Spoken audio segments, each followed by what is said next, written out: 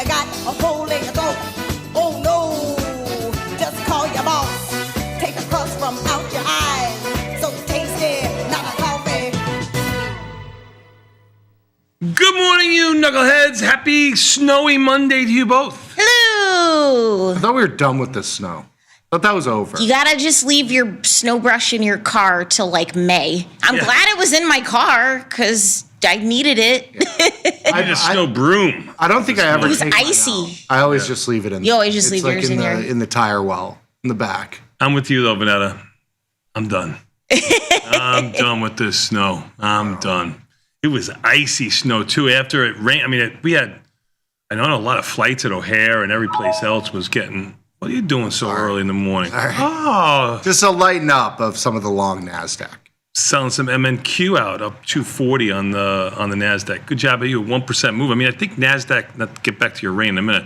What was NASDAQ down so far? This 2.5%, 3% for the last year week. Yeah. Well, we'll know when not we from go, highs, but when from we go through the research corner. At, there you go. The option jive. We'll have that at around 7:30ish. Yeah. Okay. All right. Beautiful. No, that one's 8:15. 8:15 Right before the beautiful. What is happening?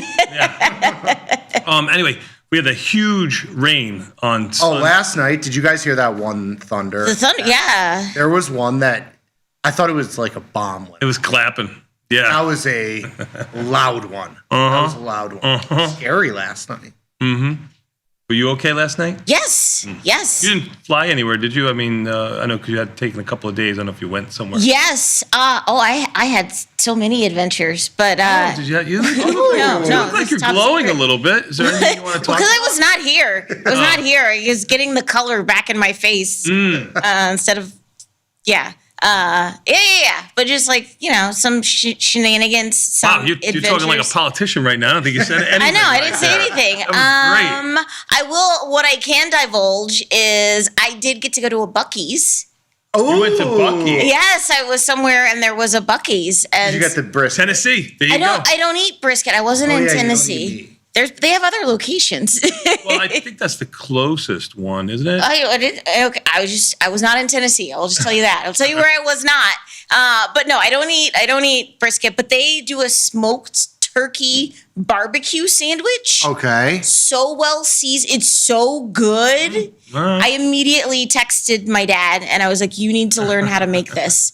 It's on my bucket list of It places to was great. go. First of all, the bathrooms.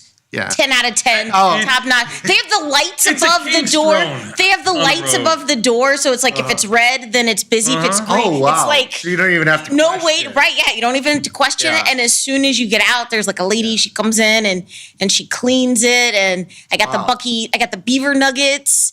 And I T-shirt? did some shopping. I didn't buy a t-shirt. I did get a mug. Okay. Because I have a Buc-ee's shirt because if you remember Luckbox, R.I.P. Luckbox. R.I.P. They did a Buc-ee's issue, and at the time, the editor Jeff, he brought back a bunch of Buc-ee's shirts. So I have a shirt. So because I like shirts.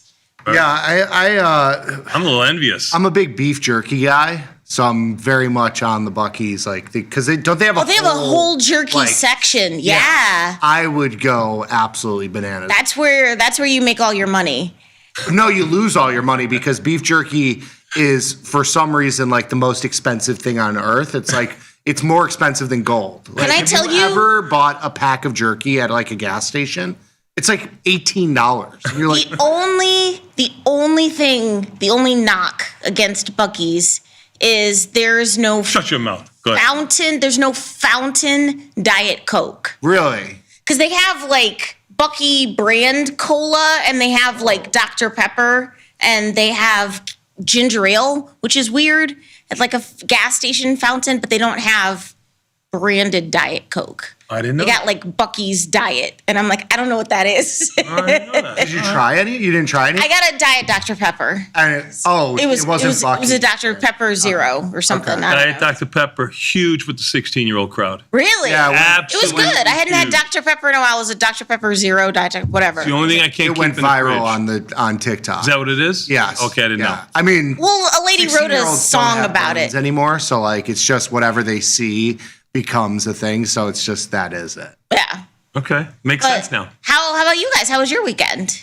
I was good. I did a proper St. Patty's Day, 7 a.m. out drinking. Wow. the Was the river. weather nice here?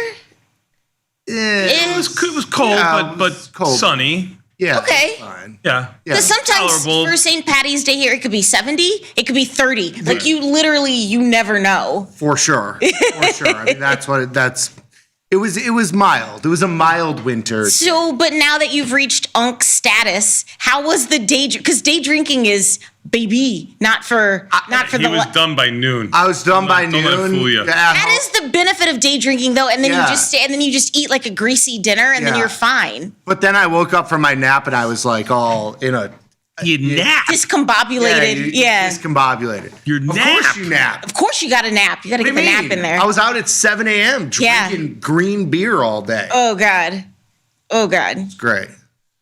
So your brother was Lizzie down there. McNeil's downtown. Oh. Oh, Spot. okay. Right on the river. So you got to see the river getting dyed and. Did you see them dye the river? Yeah. Oh, okay. I was there at 7. I was up. Well, I was surprised. So many bars and restaurants that like overlook the river, their packages started at like $250, and I'm like, who's paying for this Yeah. in this economy? That's for the plebeians. Yeah. He had an inside I'm a friend scoop. of a friend. Yeah, you know. yeah, yeah. You got a I know friend of a guy, friend I that know knows a that guy. knows a guy. Right. You know, he might own the bar. No big deal. Oh. No big deal. Just a friend of a friend. Oh, yeah, not so, you knowing a restaurateur. But I did learn a fun fact. What's that? And the number, okay, I'll put this out to both of you guys. So the plumbers union does the dyeing. Yes, that's right. Do you know how many pounds of dye they use to dye the river? Oh, I know that it's orange, which surprises That a is- lot of people. yes. Because I was somewhere and they were Orange trying and brown makes green. They were trying to What is do like their brown? own river dyeing because I was in a different place, and Okay. but they were just trying to pour like green in. I was like, everybody wants to be Chicago. Yeah. But how many pounds? Gotta be a couple of hundred. 150? No, more than that. I'm gonna I go don't know. 550.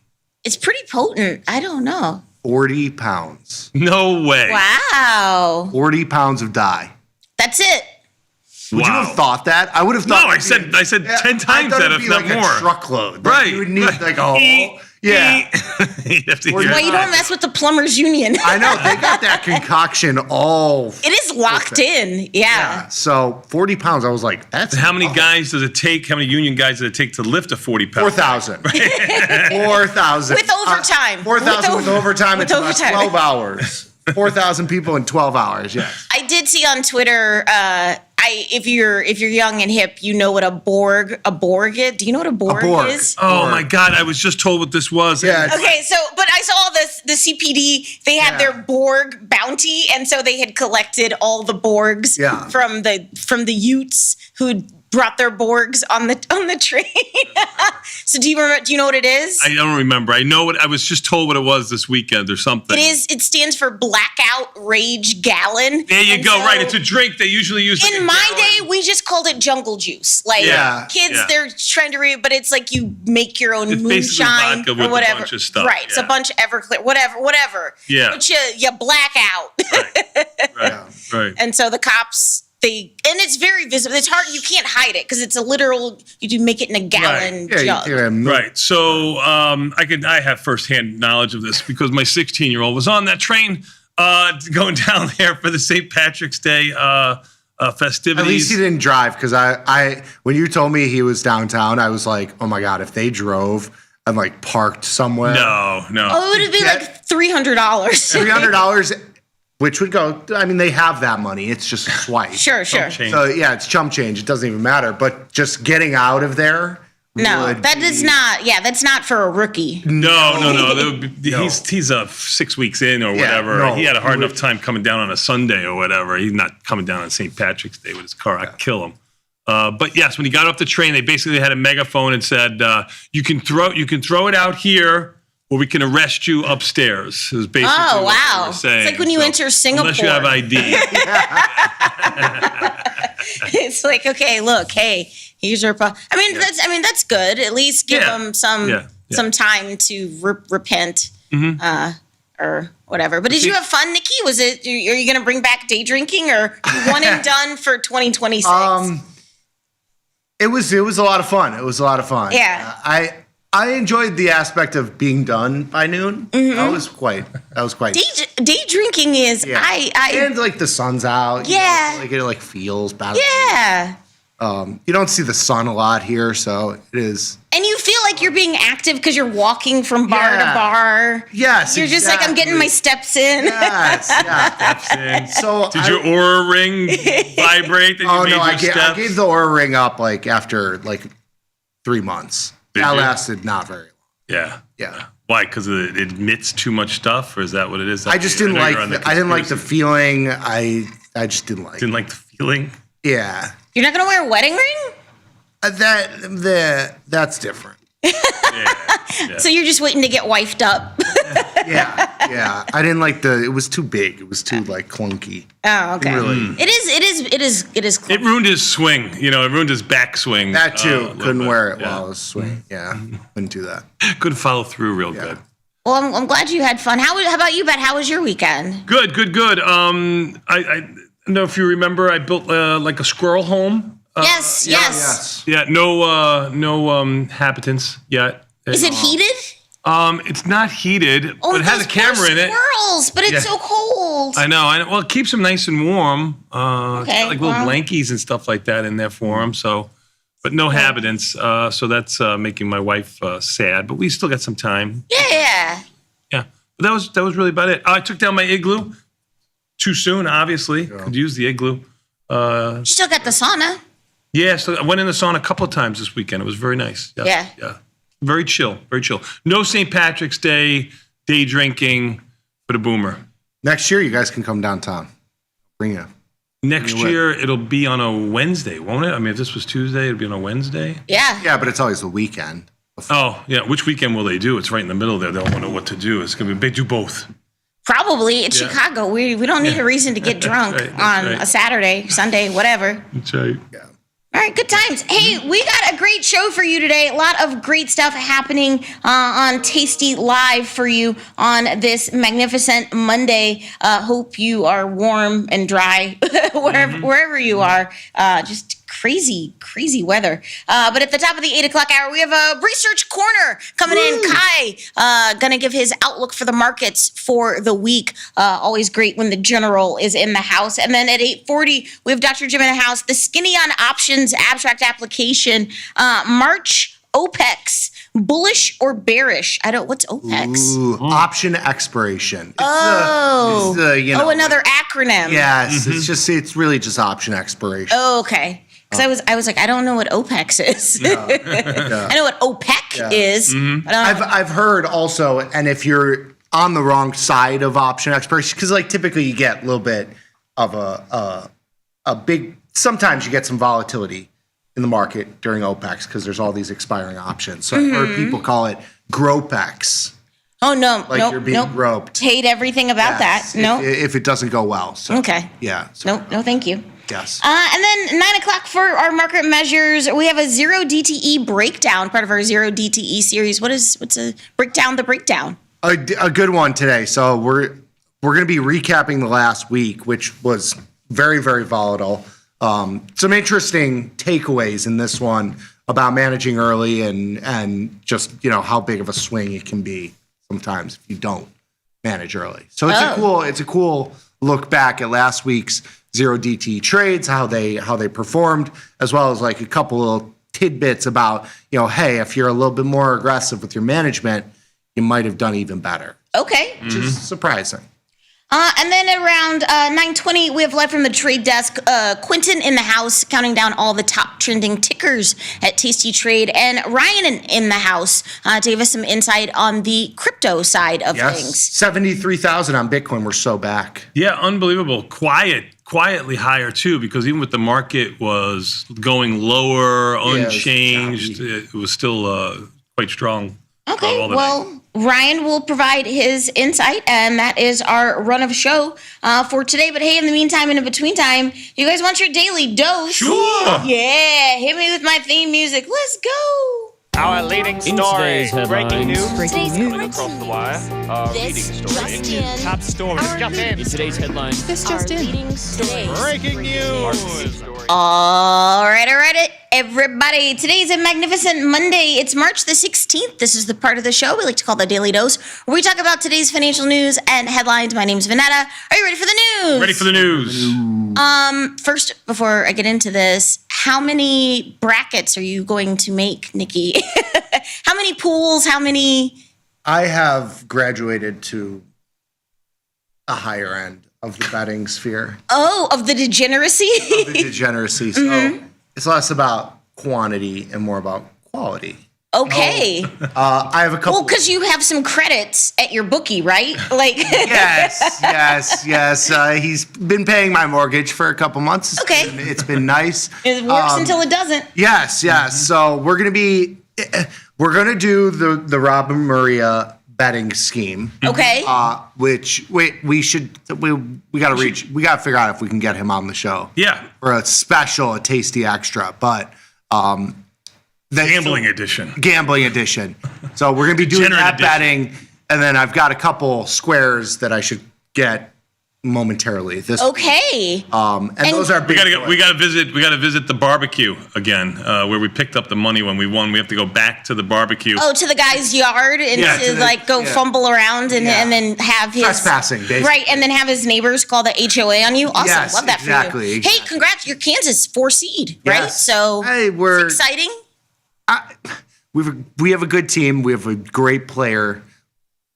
I would like to see us go Perform. They usually Perform. Yeah, point. I'm sad. I'm sad my Hoosiers didn't make it, but we're still national champs, baby. We're still number one. You're a football We school were now. almost. We were That's on right, the you're- kind of like the bubble now. You were like Yeah. before, but I'm glad Miami of Ohio did make it in, so that's exciting for them. I think an 11 seed, and also I'm going to date myself.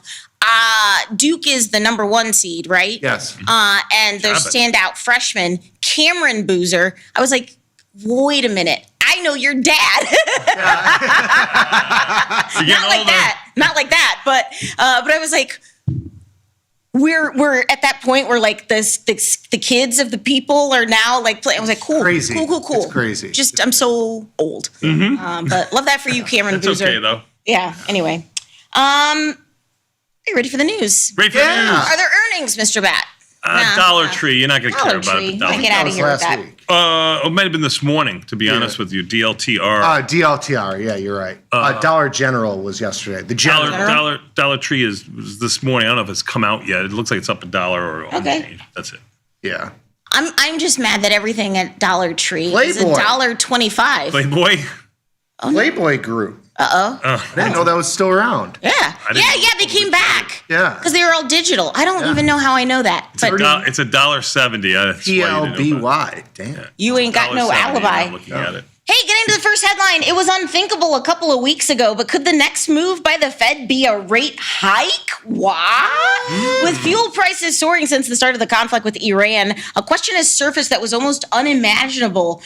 Could the next move be an interest rate hike? Financial markets are starting to think that is going to happen. Traders in derivative markets see a roughly 25% probability of a rate hike this year. Let's talk about treasuries and what you see as being the odds. Oof, 114 and change. I mean, it's a full point off of its low. 113.19 was the low where it hit yesterday. Well, But it's crazy that it's moved 5 points in the first 3 months of this year. Totally. Bless you, Nikki. It's certainly not a rate cut. I'll Right. tell you that. Yeah. So at 114 and change here, yeah, you could get you could get some talk of it's not going to be immediately. I mean, the Fed Watch tool has it at basically no chance of anything happening, but Yeah, it's subject to change. The first potential rate cut kind of comes into play in December. So Yeah. if you look at the Fed Watch tool, which is you can get it through CME, and you go through all the the expirations, which are kind of projecting that there is not a rate cut at all, but Selling premium in ZB was the play. Yeah. The Ivy rank is 39.40. Oh, wow. It hasn't been that high in quite some time, probably a year or so. So that was the play. yeah. And then there's that other one that Vecchio was talking about, the SR3 contract, which I don't really think is tradable. But What is that? it's kind of a cool one. So it's It's LIBOR, right? Isn't it? Wasn't he looking at that? no SR3. Go ahead. I can show it up here, but it's a 3-month.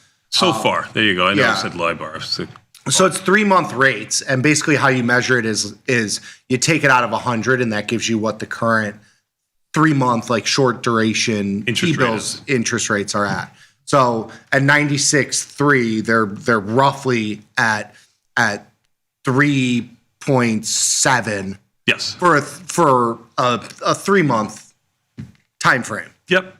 Note, a 3-month note. Yeah, I mean, you can almost look at like, BIL is pretty close to that, which is like a 1 to 3 month rate if you want to get it. Yeah. Okay. U.S. oil prices top $100 as the Trump administration threatens strikes on Iran's crude export facilities.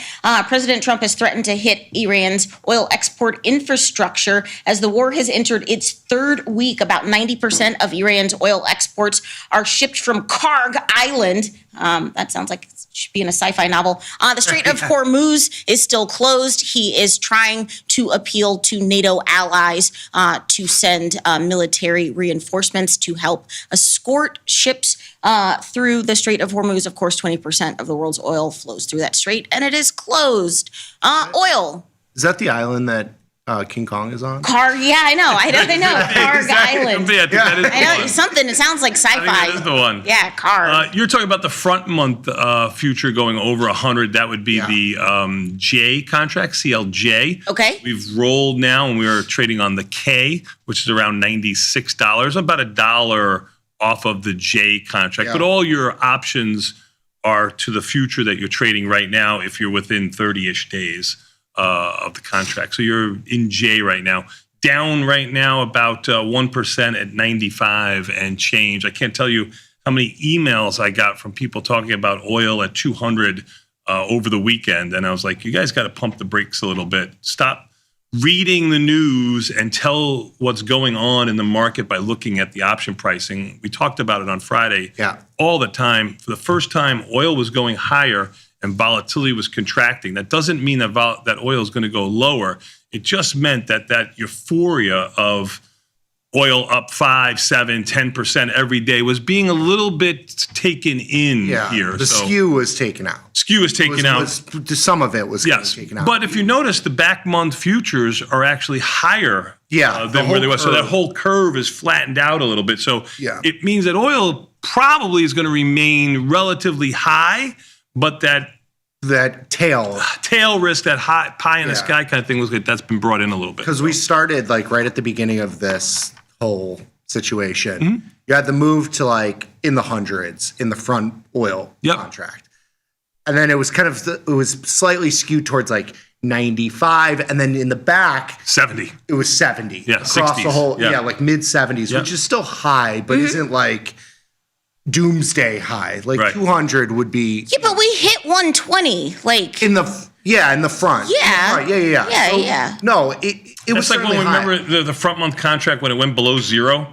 That's like going below zero, hitting 120. It's the same kind of thing. You know, you have so many factors in there, not only just war, how to get it to you, like everything in there brought that contract to figures that nobody was going to expect that they would see. And then from the volatility standpoint, it's like if you don't have, so when you have over 100% implied volatility, you need to sustain that realized volatility for the vol to stay that high. And so when vol comes down, you have a lot of people are kind of in that 200 camp where they're speculating on this upside move, and the skew is so great that those options are so pricey that when vol comes in, it naturally bids it down. Like it naturally compresses the price of the asset. So we're kind of neutral here, short volatility. But we traded it good. Okay. Yep. Just be careful. Yes, I was seeing comparisons. 150 in 08 inflation adjusted. I can't stand that whole argument. I really can't. Well, why wouldn't you adjust it for inflation, though? Do you go through life adjusting everything for inflation? Go to McDonald's. What'd you get? The Royale is $9 or something like that. Adjust it for inflation, $22. I mean, it's $9. I mean, you got to be the here and now. You can't. I mean, if you go back to 1932, it's going to be, $50. I mean, come on. That's your argument, 1932? You can't do it with everything. I mean, you can't do it. I mean, that's just a headline. That's how to do it. I mean, it's a good headline, and it's an honest headline, and there is inflation. Okay, well then do something about it now. I don't think you go out and buy the 150 calls is all I'm trying to say. Like, be intelligent about this. I actually thought selling units, buying front month and selling units, or buying at the money and selling units was the play. And that seems to be the play as of right now. A number of charts suggest the financial sector is suffering through a bearish technical breakdown, and that could send a chilling signal for the rest of the stock market. XLF, the chart has been flashing yellow light signals for the past several weeks. The ETF did bounce a bit on Friday to snap a 6-day losing streak, but on Monday, it could form a death cross. Oh, no. Death cross. I want to talk about the financial sector here, XLF in particular, and also we'll throw the dollar in there when we talk about currencies, but death cross. Death cross. And XLF, but this is bad though. It could be bad. Yeah, these stocks have definitely been hit, and there's been all sorts of headlines. You had the stablecoin headline with like the AI agents that are no longer going to use like Visa and MasterCard, and those stocks got whacked for like a week. Remember that? So there's been all sorts of stuff in this sector. We got some long delta in XLF on what's your assumption fast market, one of those last week, as well as the JP Morgan trade. It's up 30-40 cents, but just a skosh off of its lows. Let's not call this a win. Right, it had a 6-day losing streak. Yeah. Right. Yeah. Oh, it's on like a 60-day losing streak. I mean, start of the year at like 55, it's 48 or 49. Whoa. This is a very small moving product. I mean, some of the individual names. Bonds is probably part of it too. Yes. Bonds or. But even like a Goldman Sachs, started the year at 900 and change. It's under 800, so definitely have some individuals. JP Morgan too. Yeah. What about the dollar? Because that's part of our financial. Talk about that. You got the euro actually up, but the dollar has been very strong the last week or so. I mean, as strong as bigly it's been strong, right? For the last year. Yes. And today you've got a little, well, not a little bit. I mean, I guess you got euro up by about half a percentage point. So you've got a turn around in the dollar going a little bit lower as the euro and the British pound going higher. The Super Bowl for NVIDIA fans is just around the corner. It starts today, in fact, but analysts aren't so sure this event will be able to breathe new life into NVIDIA stock. The GTC, the annual developer conference, kicks off today, and it's normally been a major stock catalyst. They're going to showcase NVIDIA's AI advances in chips, data centers, its chip programming software, CUDA, digital assistants, aka AI agents, and physical AI such as robots. But again, the bar keeps getting higher and higher. I know, I love robots. Without the I know, but I love robots. I know. You said that like just like robots, like you're like you're done with that. Robots. Yeah, that's your thing. But NVIDIA, so once I guess it was kind of a mover for NVIDIA, but now I don't know what it takes to move NVIDIA's stock. What are your thoughts? NVIDIA has been kind of languishing, to say the least, but it's a $4 trillion languish. Yeah, it's been languishing in this 180 to 190 or 180 to 200 range. It's up a couple dollars this morning. Up $3, 183. Okay. So I think this is going to be an interesting move later in the day. I think he speaks at noon Central. I believe you're right. Is his keynote? It's a 4-day event, but yes, he's yes, today. Yes. I think. So that's going to be big. You also have Micron in the middle of this week, which is is the player in the memory space, and that's kind of the next kind of mover in the semiconductors. If you've looked at like SanDisk, STX, see all those. Those are all going nuts as well. So those things having moves to the upside, NVIDIA / memory semiconductors is going to help this whole market, which I think it's that left side of that chart that everybody looks at for all the stocks that have brought us here, the Microsofts, the Apples. But at some point, though, investors are like, okay, you're spending literally hundreds of billions of dollars. What do you have to show for it? I think that's been reflected in the last year or so of NVIDIA. Has been pretty choppy. It hasn't really gone anywhere. You've kind of, it feels like it's kind of priced in already, but who knows? So it makes a market. Yeah. Right. I mean, we didn't think we'd have AI agents replacing all of our jobs this time last year. So I think they've done something. And MU up $15 this morning from 426 to 442. There's a bunch of these chip stocks that are doing much better this morning. Yeah. Well, Nikki, I will report back to you. I got finally authorized to use Claude. Oh, very nice. It finally came through. Welcome to Team Back. I was checking my email when I came back, and I was Very like, nice. all right, Very I'm going to nice, yes. see. You will enjoy it. All right. Who anoints that? Who gives the? I had to go to the British office to Did you? get Wow. that, to get Wow. that, Yeah, to had get to that go to, approved. Yeah. what is Said to go across the pond. What's their FBI called? What is it? Oh, Interpol? You gotta go to. No, not Interpol. Or MI6, MI5, MI6. Right. Yeah. I had to ask the Crown. James Bond, baby. Yeah, I had to ask the Crown. Yeah. I had to ask Scotland Yard. Very nice. Very nice. Right.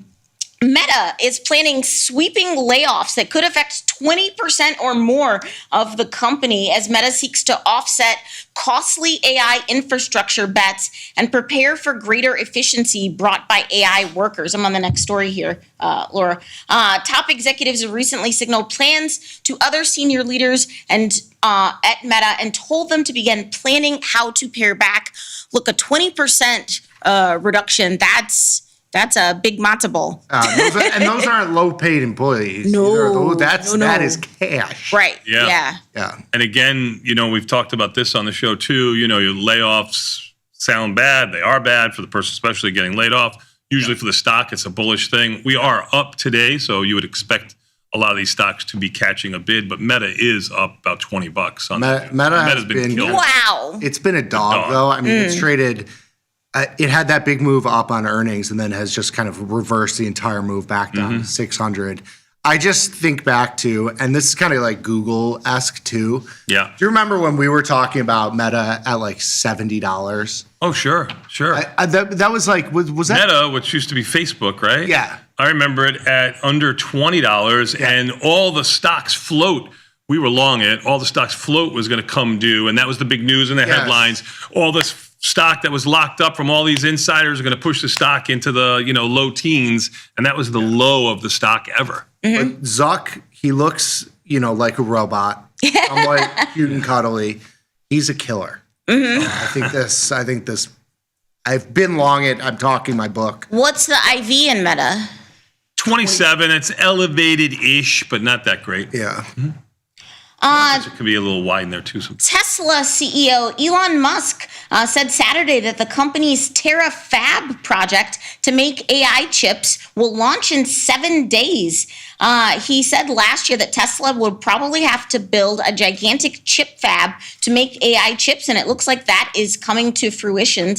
Tesla is designing its 5th generation AI chip to power its autonomous ambitions, and he says again that it's supposedly going to go live in 7 days, 6 days now.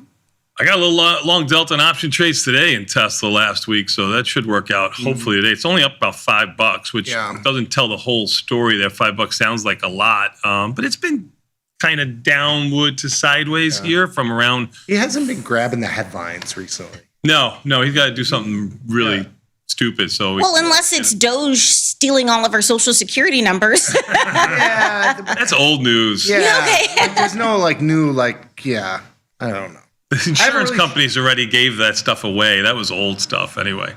Okay. Finally today for my viral video of the day, Nikki, you got to see this in person, but I never really put 2 and 2 together, but we have the single greatest green screen in the world when you dye the Chicago River. Look at what this influencer did. It's pretty funny. Check this out. Single year, Hollywood spends billions and billions of dollars on green screen. Baby girl, why don't you come to Chicago? Green screen for free. Let's roll. I mean, that's cool. Yeah. It's so easy. That is great. You're not a Sarah Larson fan? Welcome to Chicago. That's a good idea. Every single year, Hollywood Brilliant, spends Des. I didn't even think about that. I didn't even put 2 and 2 together, but it's already It's already a chroma key. You can just do your green screen. Let's get on it. I want to see Tasty Live and Tasty Trade in the river today. I want to see that on social. I want to see that. Definitely want to see that. Good job out of you. Good job out of the team. We'll be back in 90 seconds. We got more Tasty Live. We'll do a little bit of research for you, taking a look back on last week a little bit. We'll be back in 90 seconds. Tasty Live.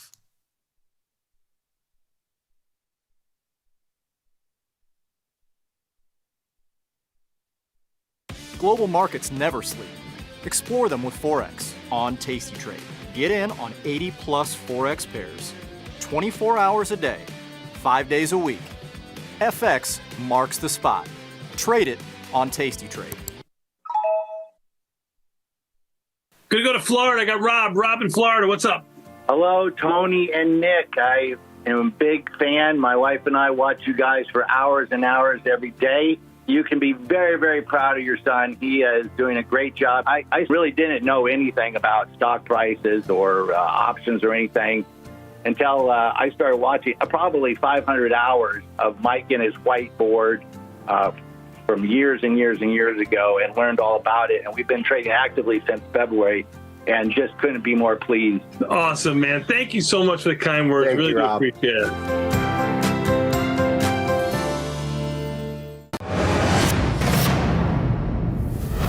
Woof! The first half of this year's market has been giving the good guys the business. It's certainly been back and forth for sure, Pete, and I'm getting whiplash over here. With good mechanics, we can see Team Tasty stay strong in the second half. Absolutely. Let's check out our starting lineup. Tony Bat Batista, the John Jay College of Criminal Justice. Number 69, because it's one standard deviation plus one. And you know, I'm the Bat. John McLaurin, Wisconsin. Number 2, because I'm Beth's right-hand man. Vanetta Logan, the Indiana University. Number 3, because that's how many shots of bourbon it takes to make it through the first hour. I like the looks of that lineup. Well, be mechanical is always better than just trying to run plays and see what sticks, Pete. When you got skin in the game, you stay in the game. That's right. Now get off the couch and get into the game. Watch Tasty Trade. When the market moves, traders need to move faster. Tasty Trade Active Trader Tool offers full depth of market visibility, one-click order entry, and instant position management so traders can react in real time. While others charge for professional tools, Tasty Trade provides them for free. Opportunity can move fast. Seize it with Active Trader. Try it now on Tasty Trade.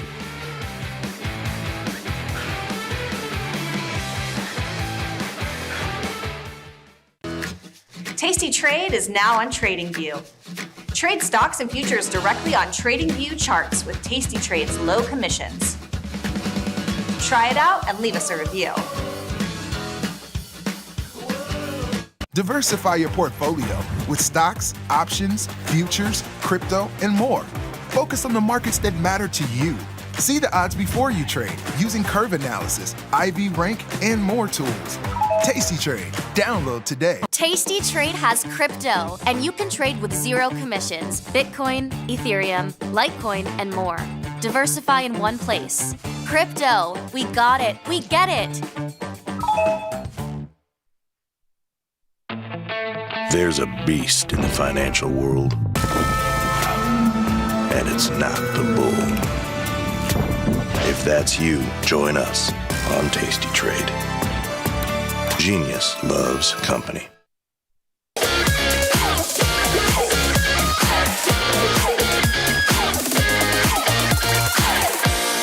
Nicky, we are back, son, and you know what that means. Time for a little bit more Tasty Live here on Monday, March 16th. But before we do, well, let's take a look at some research from last week. You want to see what's going on in this market?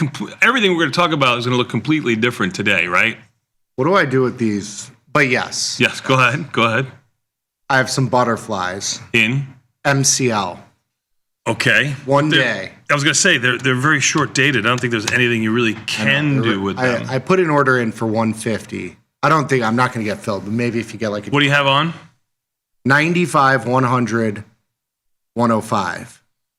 And we're sitting at 95 and change. Yeah. So 95, 100, 105. 100 is what you want. The 95, 100 call spread is going to hold a little bit of premium to it. Could go up to $5, right? Yeah. We have them on for a 95-cent credit because we did the like a 1x2. 95, 100, and then we sold the 120, and then I bought back the 120. So by mistake almost, right? You remember when you bought them? I think one of them you bought the wrong strike to make a butterfly. Remember? Yes, that was but that was oil. That was CL. Okay. This one I bought Same the business. 120, sold the 105 or the 100 105. So I have the equal with butterfly. I did that adjustment for 60 cents. So I have the butterfly on for 95 cents. Why even have anything working at this point? You just close it?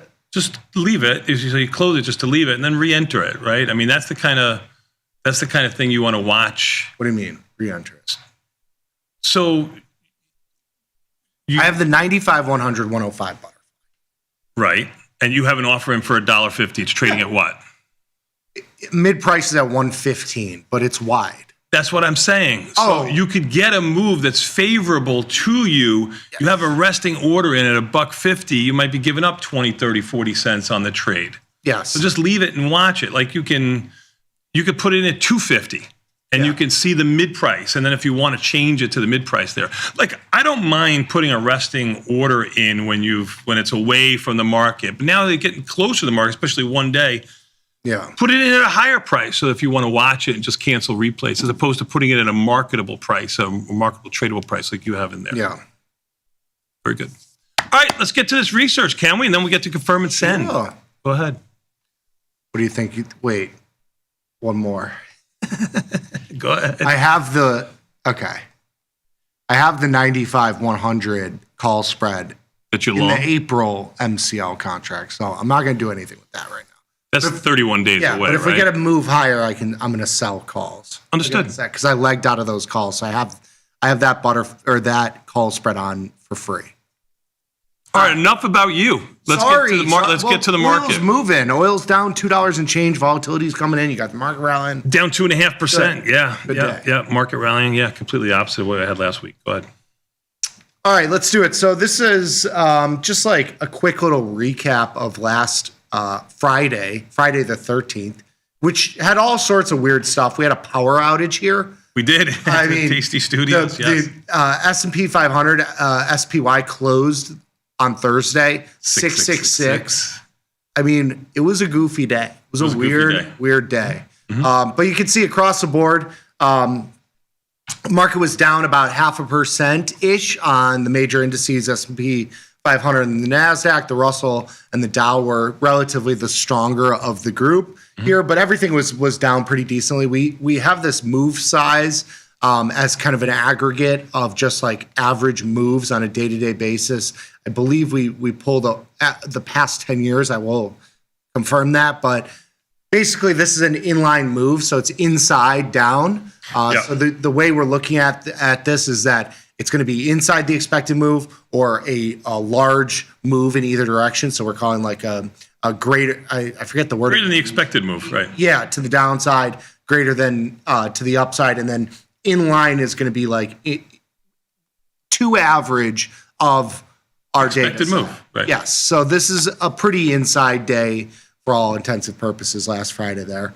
On the next slide, we're looking at just the Mag 7 stocks. So obviously these are the biggest movers, biggest weightings in the S&P 500 and just the market as a whole. You can see across the board, you had some weakness here. NVIDIA and Tesla being the weakest of the group. You're getting a little bit of a bid in NVIDIA this morning, up $3 and change. You got Jensen speaking at noon, Central, 1 Eastern, I believe, today. So definitely some movers today. Meta up like 20 and change. What's Microsoft doing? Is that still dead? And take a look at the 5-day change there, that IV change, the one on the right there. All of them lower except Tesla, which has a very low IV rank, under 10 there. But all of them going low, which you would expect in a NASDAQ type stock that has the volatility expanding on the way up, the opposite of what you would see in like an SPY or Q. And this incorporates like the early part of last week was really the highest vol that we had. I mean, we had a 30 vol print in the overnight session on Sunday. So some of this is going to skew a little bit just from the 5-day IV change, but you could see the IV ranks coming in a little bit as well too. So a little bit of a vol contraction across the market here.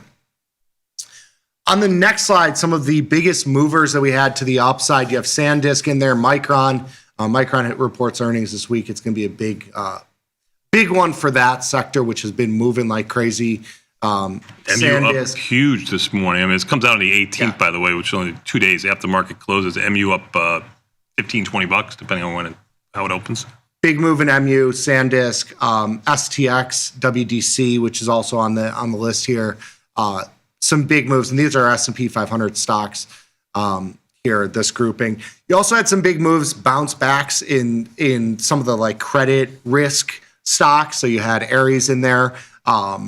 Blackstone is another one that's kind of grouped in there. Apollo Global, another one of the stocks there. FICO is in there, kind of on the AI replacing all the credit agency type things. Moody's has been another big mover in that sector. But the takeaway here is that you're kind of getting theme-driven moves, and that has been the story of the market the last year here. Yep, very good. On the downside, it's been kind of the same thing. So on the downside, you had Ulta after earnings down 14%, but that stock is like a double over the last like 6 months. Adobe, an absolute pig there. You had some of the stuff that was moving, like the secondary, or even I should call tertiary, for a nice vocab word for you. They go to the third level. Tertiary. Some of the tertiary, like kind of implications of the war in Iran, like you have MOS in there, CF, which are kind of chemical producers, which have kind of been another story that has been brought up into this craziness here. And then Meta, which has just been a dog. Meta, AVGO was down pretty nicely too.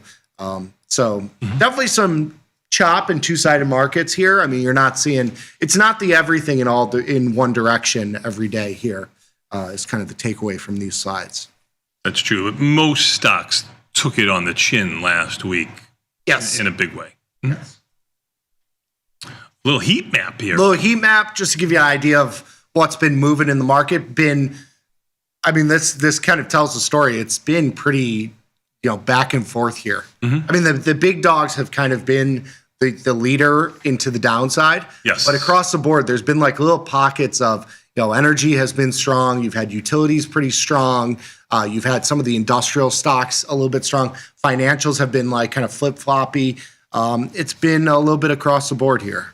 It has been. Now you're going to see this completely flipped today on the other way. Now, probably most of it will be green, especially if we end here where we're starting the day, which we have not been able to hold last week at all. We had, I think, Wednesday or Thursday when we rallied 60 handles on the E-mini S&Ps. We're up 66 right now.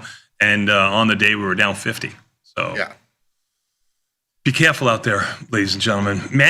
Being nimble has been something that we've been calling for all week last week. And I think that we really played. Matter of fact, we're going to do some research on that later today that shows that came to fruition. Yeah, on the SPX 0 day stuff. Is that the last slide that we have here? That is the last slide. You want to take a quick 90-second break, or you want to go right to confirm and send? Oh, we can go right in. Okay, let's do confirm and send. Let's do it. March 16th. What's the relationship between bonds and oil, and how might I trade it? Well, I think the traditional thought is that oil is going to be a metric, an inflation gauge metric. I mean, it is in basically everything. So, oil going higher, you have the thought that inflation is going to be higher. All right, well, let's take a step back for a second. We're talking oil in February, just the end of February, was $60-something coming up from the 50 handle. So we had no inflation up to February. It's just talking what you're saying. Let's just take it back here for a minute. This is all news, war-driven, warranted pricing, everything else like that. There's no macro huge view. Yes, oil is in everything. Yes, nothing's changed from February till today, which is 2-3 weeks ago. Let's pump the brakes here on the whole macro view every once in a while, and let's just trade what's in front of us here. I'm just talking conceptually. The relationship, as the people were asking, between bonds and oil. You think about inflation. If inflation goes up, rates you would think would go up. Sure. Sure. So there is that. We've seen it play out in the last week. Yeah. Bonds going down significantly. We're at the lows. Oil is at the highs. Yeah, and there's still, and if you still think that's going to continue, this small little uptick to 114 and change in bonds is nothing. And this downtick to 93 is nothing. That's the point I'm making. So nothing's changed is what I'm saying. Yeah. Yes, I totally agree with you. And I think, short term, yes, you see that kind of correlation, but that doesn't dictate what we're looking at. But it's funny how the metals have taken a back seat now because everybody's eye is on oil, and bonds. I mean, gold hasn't rallied. If you look at the two, I'd rather. And gold is down this morning by almost 1%. I would almost look to do something in gold more than oil to the upside. I just think oil's kind of exaggerated. It's almost acting like that meme stock thing. You could certainly get that huge move higher. But volatility came in for the first time on Friday, which is kind of a little bit of a signal. With oil going higher, with a little bit of a signal. We talked about it.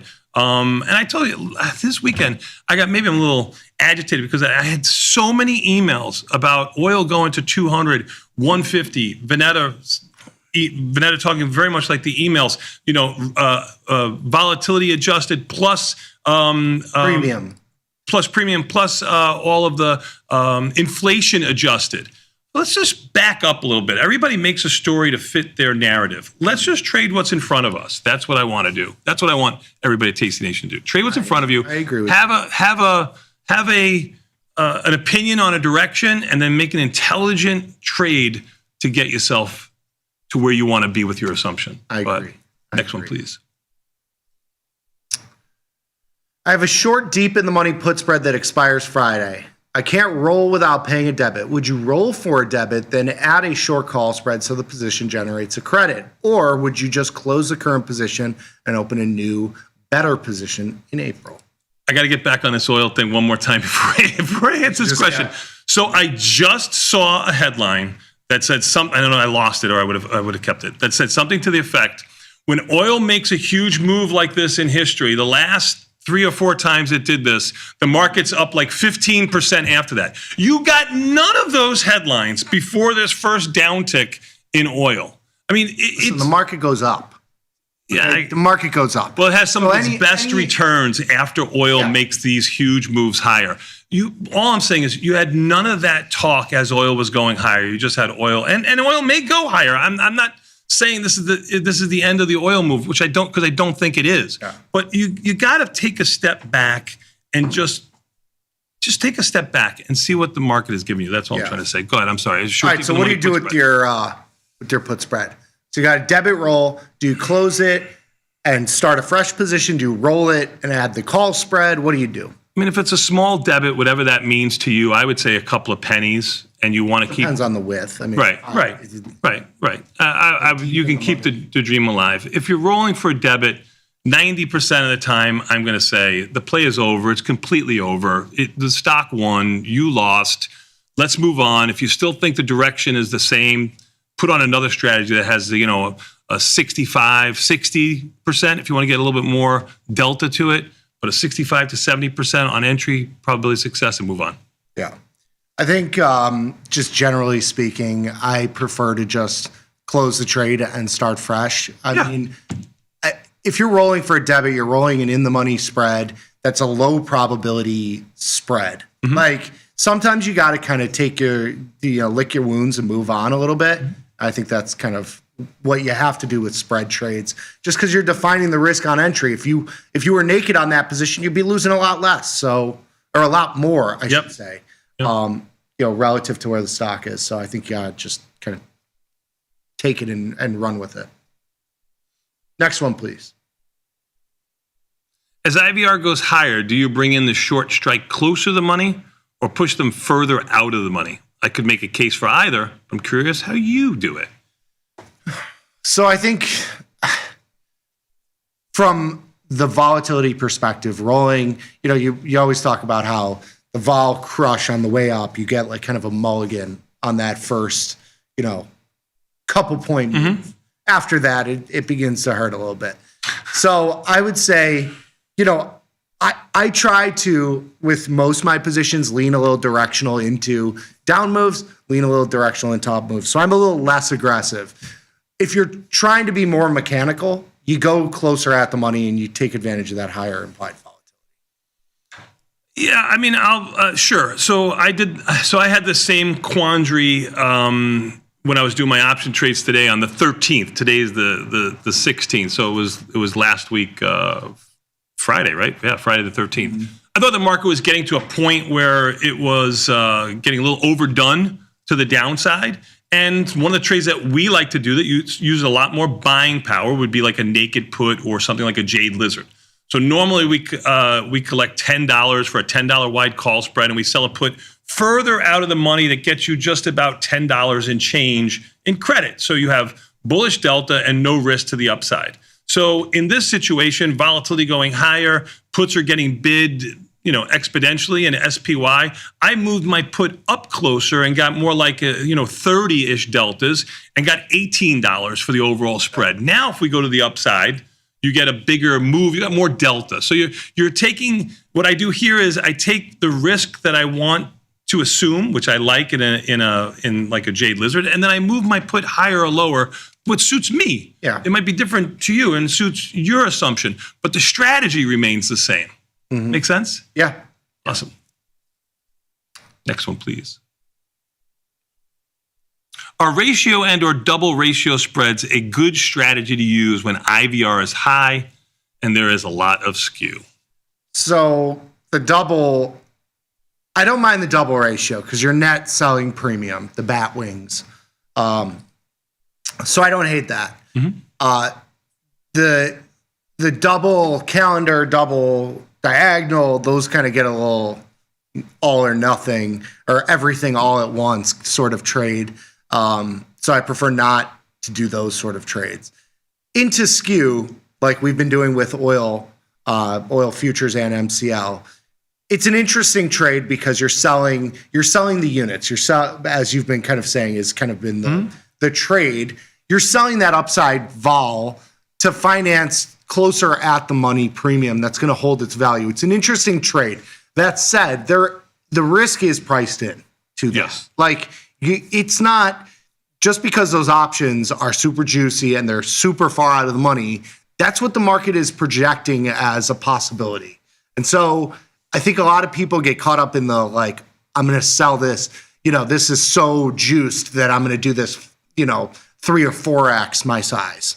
I think you run into some issues there. You got to keep size in check. It's an interesting opportunity as long as you keep size in check. So I'm going to echo what you say, but I'm going to change it just a little bit. For me, the way that we would do this strategy and have researched it, 30 some odd days, 45 days by 60, 70 some odd days, I don't see the trade at all, like putting it on. Yeah. Shorter dated, like you just mentioned a moment ago, meaning, a week or two daily, if you're looking at that, versus a week, 3 days, 14 days, I think the strategy has a lot of validity to it. Yeah. Especially when IV rank and volatility is high the way it has been now. Long dated, can't stand it. I mean, I just think, I don't know how you make pennies, like, at best. Short dated, you get a lot of bang for your buck. Yeah. Especially in a smaller size account. Because that's where the vol is. That's correct. I mean, the skew is going to be reflected across the expirations, but not to the magnitude that you're seeing in the front. Just to highlight crude oil, like the front volatility is 200%, 150%. In the back, it gets to 80, 70s, 60s. That's still high, but it's not. It's not the same. And we haven't talked about volatility yet this morning. Volatility at 24 is still high. Meaning last time we were around these numbers on the E-mini S&Ps, let's just call it 67, 40, or 50, we were a full point lower in volatility. Yeah. So volatility is still high. Matter of fact, I don't think the weekend came out on any of your options. You'll get some of that premium coming back to you. But if you sold stuff last week, you're still not getting paid the way you should be on an up move this morning. It has to be sustained, and that's what the market is pricing in right now, that we have not been able to sustain this move. So I'm going to go back one more time and say, be nimble. If you had a little bit of long delta coming into this, it's fortunate enough that we open at 8:30 at these levels. Take a little bit of the risk off the table. Matter of fact, units off the table. Take units off the table. Let's just say, for argument's sake, you had a naked put. Maybe you sell out that naked put and you still want to be bullish. You do a put spread. I think you're going to get plenty of opportunities to make trades all day long in this market in the coming weeks. For sure. Was that the last one? I think we might. One more. How do you decide if undefined risk is efficient capital usage or outsized risk? So I think, again, this comes down to sizing. In general. Well, how do you do that? Like, let's say I trade a lot of stocks, and most of them, I can do naked puts, naked calls. And let's say I have a $50,000 account and I'm using $2,000 to $3,000. I'm trying to keep it under that 5% number. I get pretty close to it. And then all of a sudden I run into a Meta or something, or a Costco. That's $1,000 stock. Now I'm using a lot more buying power. You got to use a spread. So, I think in general, just naked positions, much more capital intensive if they go against you. Mm-hmm. So you have to have the capital to hold a position if it goes against you. So I think if something is too big to where you're like, okay, I can't hold this position anymore, then you started with too many units. You started with too big of a position. Perfect. Let's take a quick 90-second break and come back. We got more Tasty Live after this. What do we got coming up next? We've got an option jive. Even the S&Ps up 62, which we haven't talked about. Let's take a look at it real quick. They were just up around 55 a moment ago. But you can see here, still at the low end of the range, 67.50. I don't know, pretty much a skosh off of that 68 and change, almost 100 handle. What's the expected move for today? Around $44. Pretty consistent where we've been, around $44-ish. Been a little bit more when the market's been going a little bit lower. NASDAQ up 270 and change. NASDAQ and the Russell are your leaders to the clubhouse. Russell up 29, a little over 1%, and Dow up 350. That's your weakest of the group, still up 0.75%. But again, everything on the low end. We'll see if there's a little dead cat bounce. Volatility hanging in there. This is the lowest it has just turned just now at 24. And here's what I was talking about. Really, the last time we were in this, 67.50-ish handle, as we were going down, volatility was closer to 24. You would think volatility would be higher, closer to 23. Now volatility closer to 24. Still plenty of volatility out there for everyone. Bonds are up 23 ticks. It's the first uptick we've seen here, as you can see, since, let's just call it the beginning of March. Bitcoin, 74,000, just trade up to 75 on the cash. You'll notice that the Bitcoin futures are up $2,700. That's more reflective of the overnight move, as Bitcoin cash is open 24/7 pretty much. Bitcoin futures closed. So Bitcoin and a lot of the other coin related, let's take a look at it, should be a lot higher. Coin is trading 202, up $7. Oil in, this is about as low as it's been. I know it's been 70 cents lower than that, but it's in by about 3%. Gold still weak, or relatively, sitting at 5,020, went under that to 49.70, down about, 0.75%. Silver gold ratio spread. Have you looked at it? I have not. Where do you think it is? It's got to be a lot higher, because silver has had a huge move down. So it's got to be 63. 60 what? 3. Right there. Perfect. 62.80 or so, and it was just 63. Okay. It's actually come down a little bit. Trade up to. I'm long both, so not great. Gold and silver. You stink. Yeah. Silver back to $80 and change. Gold up at $50, 5,020 and change. Nat gas 313 caught itself a little bit of a bid last week. It's actually bucking the oil move.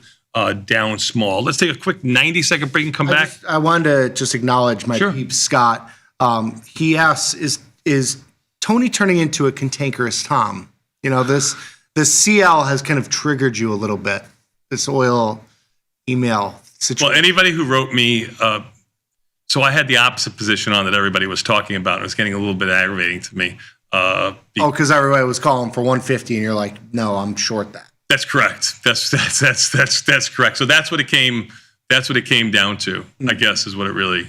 Right. I was short oil, short units. But now talked about it all week long. Now you're right. So you get to. I know, but then it doesn't taste as sweet because they ruined it for me.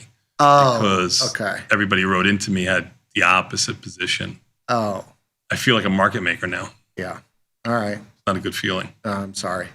Let's take a quick 90-second break and come back. We got more Tasty Live after this.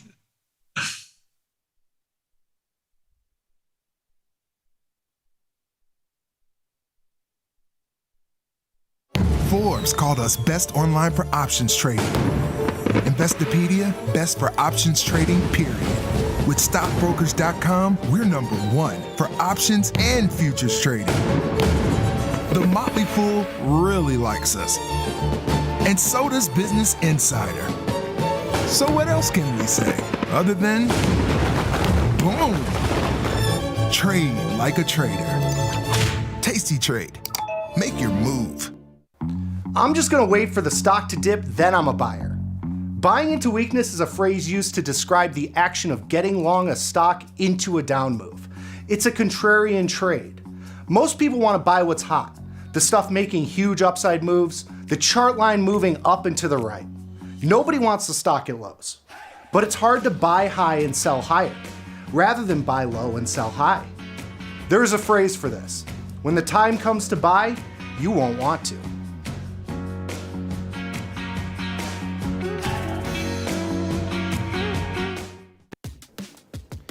Look who's back testing. Tasty Trade now has options back testing for free. Test your trades with over 10 years of data for the most popular symbols. See how your trades would have performed in the past. Look back at profit and loss and take the guess out of guesswork. Oh, did we mention that it's free? Get back testing at Tasty Trade. Global markets never sleep. Explore them with Forex on Tasty Trade.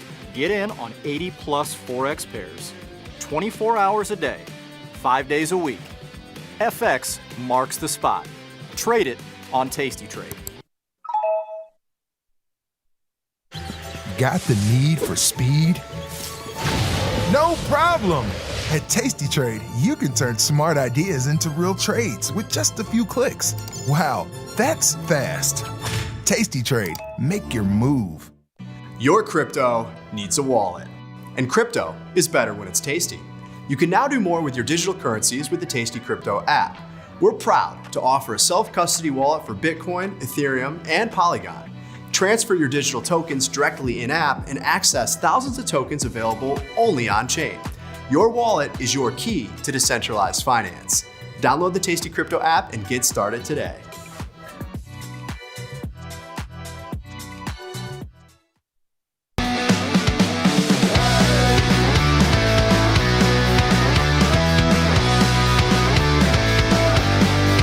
It's options. Jive. Nicky, we are back, son. You know what that means. Time for a little bit of an option jive as even the S&Ps are up 62 and change. Now, please remember, volatility is bid still at 24, and we have not been able to hold these rallies. I don't know if we have the V bottom that we've had in the past, but past history, which I just mean the last week or two, is any indication, then we're not going to. So be nimble out there. You have that delta, maybe mitigate it in some way, and hope that you're wrong. Direction.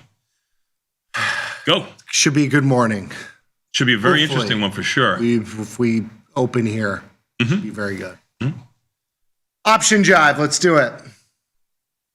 Little research corner. So oil shock continues to dominate the news here, and your email inbox. Dominating a little bit of everything. Yes. You You're just trying to trigger me again, right? I'm not going to fall for it anymore. Yes. I said what I said, and that's all that I'm going to say. You got inflation, kind of the anxiety around inflation rising with energy. Energy has been the story, really. The VIX getting to 30 on Monday. You don't get that many occurrences there. You did have a backwardation flip in volatility, which, to my knowledge, is probably, it's still slightly backwardated right now, but very, very flat backwardation, about a 70-cent backwardation currently. So we'll see if that holds here. So some of the things that we have this week, you have FOMC. You got the rate decision here on Wednesday. I think it's pretty much baked in that there will be no cuts, at least at this time for this meeting. 98% probability of no rate change. And then you have PPI on Wednesday as well. You also have option expiration later this week. Vol, I believe, expires at the end of the day tomorrow. So some vol coming out as well. Yep. Roll. Yep. When we look at the moves last week, so you had the S&P 500 down 1%, the NASDAQ down 1%, the S&P down 1.5%, I should say. The NASDAQ down 1%. You had the Russell down 1.7% and the Dow down 1.9%. It was definitely a weak market across the board. It's been 2 weeks of weakness. Usually we've seen up and then down or down and then up. Now we're having two downs together. It's been, I think, the first time this year. How are you young kids handling that? You guys all right? Oh, so scary. I mean, what are we down about 3% across the board on most of these indices from the beginning of the year? It's 1 to 3 from the beginning of the year, maybe. From the beginning of the year. Low. From high to low, we're down. Let's call it 4%. Sure. 5%. Sure. So from highs to low, and that includes today's move, which is helping. I mean, you get no. Yeah, 1% move to the upside. Yeah, sure. Yeah. So. Yeah, this is something you haven't seen. Yeah. Understood. I mean, look at it just for the week here. There's a big relative moves in the market.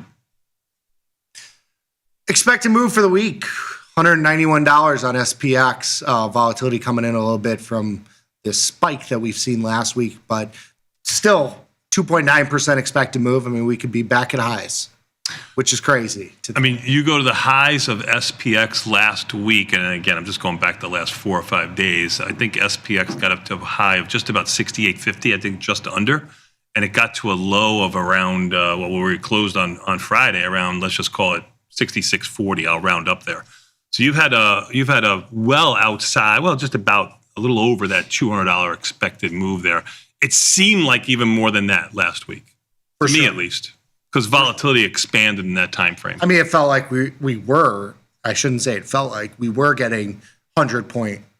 We on Monday. I think was it Monday that was a 230-point range from Sunday into Monday. Yeah, we had a low of 66.30 on the E-mini S&P's 31 and a high of 68.70. Again, just rounding 150 points. That's unbelievable. Yep. VIX at 27. Last week, which is crazy. 25 right now. Correct. In terms of IVR, you had some volatility come in here on the S&P 500. Your bond volatility increasing, euro and gold, silver as well coming in a little bit. Bitcoin coming in. Natty gas and crude oil remained high. They've kind of been not natty gas as much. Crude has really been the story that we've seen with volatility. Mm-hmm. Some of the biggest movers here. So you had SanDisk, Micron. Those were the upside movers here. MOS was another one that had a big move on the week. CIEN, which is Sienna. It's one of the stocks that is getting added to the S&P 500 along with Light and Coherence. Those stocks had some volatility as well. On the downside, you had some of the pigs here. You had Ulta down 17%, Adobe down 12% after earnings. Those were two earnings stocks. Definitely seeing big moves in both directions. Sure are. We talk about crude. Crude closed. Crude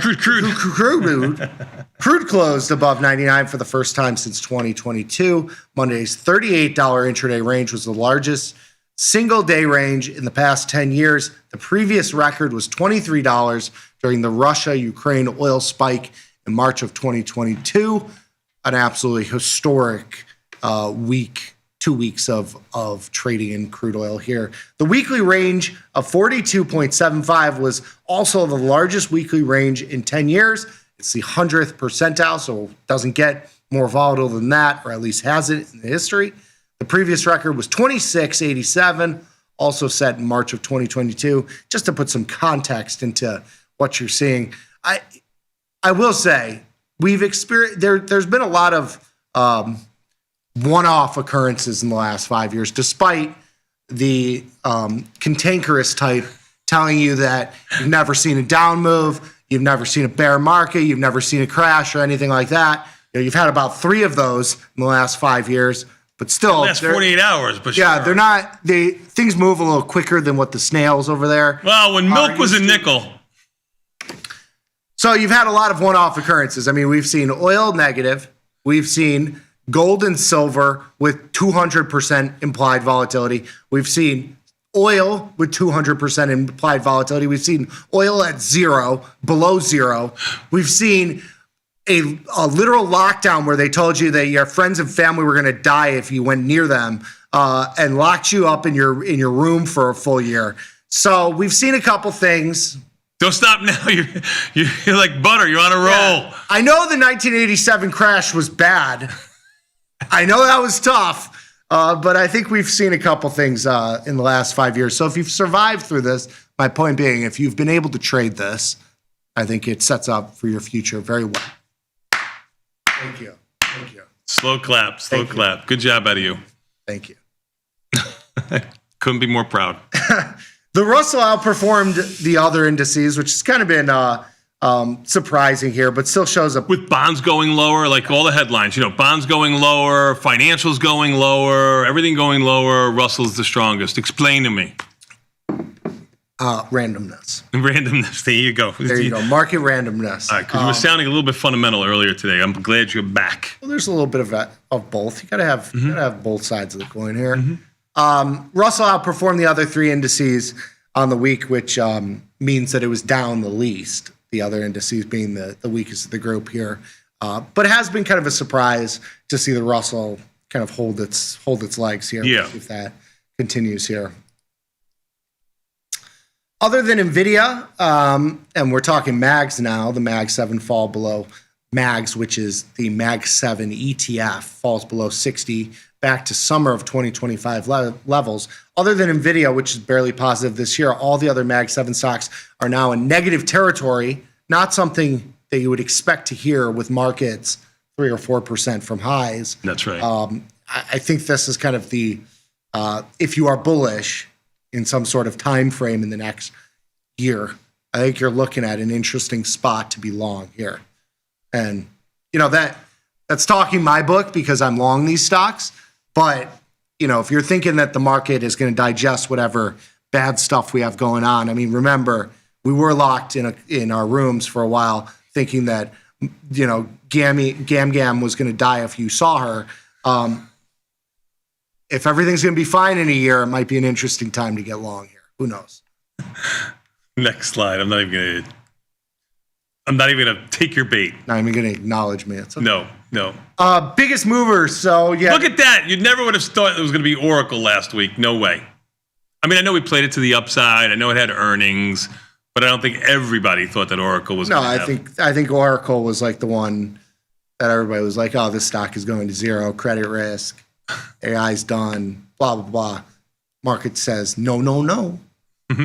Up 9%. So when you big least move. expected. Big move in Oracle. On the downside there, you had Alta and Adobe, which both had earnings as well.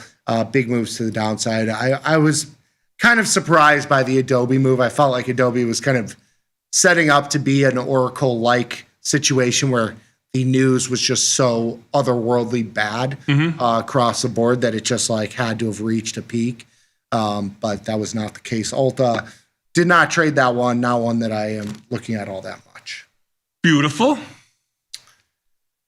I wouldn't be looking at Alta either.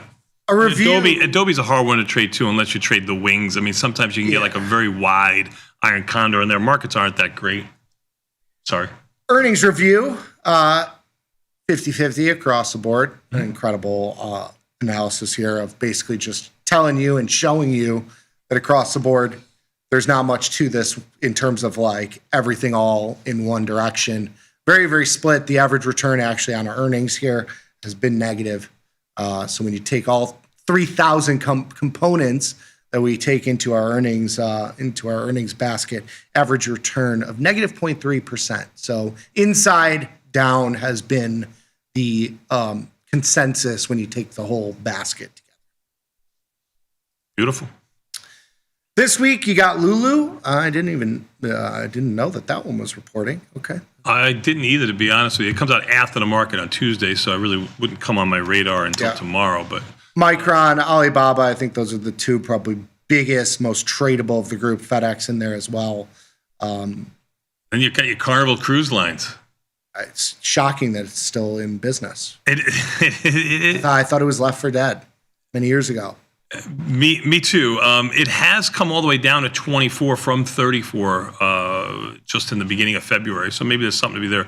You would expect with all the news and everything that's going on there, and oil prices and gas prices and everything else, that it would be getting clobbered. And it has as of late. Remember, its lows were down around 15, 16. So this is a good IV rank of 68 or 69. I think it's going to get a lot of play from people with decent markets in here and dollar-wide strikes.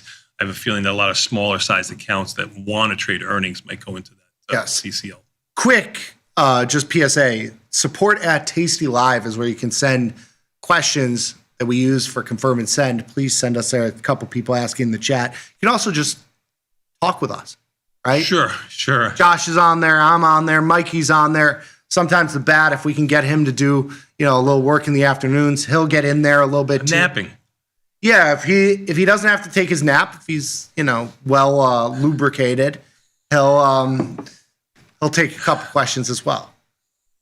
Good job out of you. Let's take a look at the market before we take a quick break and get ready for the opening bell here. E-mini S&P's up 68 and change.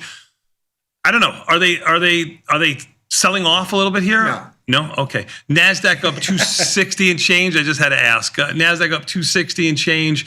Russell, which is, it doesn't look like the strongest last week, but I guess it was, up 33. It's the strongest right now. Dow up 350 and change. Volatility flirting with 24, hanging out at 24. As you can see here, still high. As a matter of fact, higher than it was or had been anytime the E-mini S&Ps were at the same level. So volatility is still bid. Plenty of opportunity out there for everyone. Bonds are up by 23 ticks to 114.14. Again, you can take a look at that chart.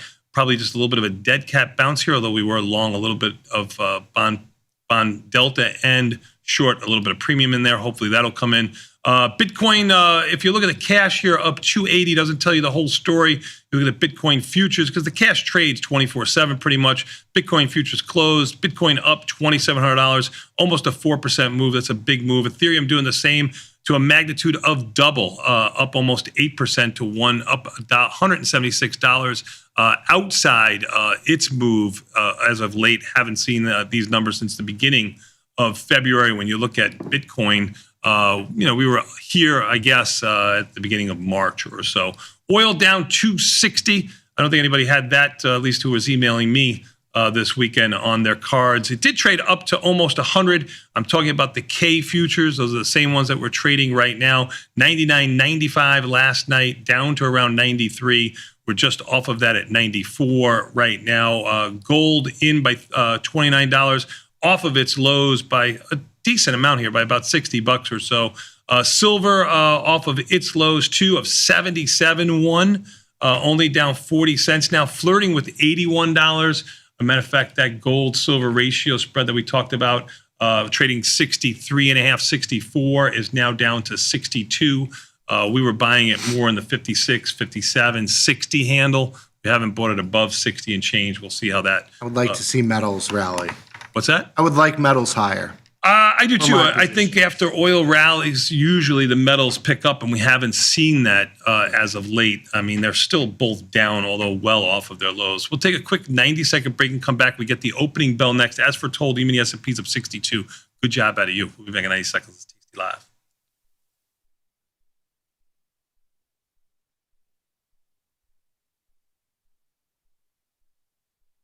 We built Tasty Trade's web platform for today's traders. See it, click it, trade it. Drill into data, find opportunity, and track the action with hundreds of indicators.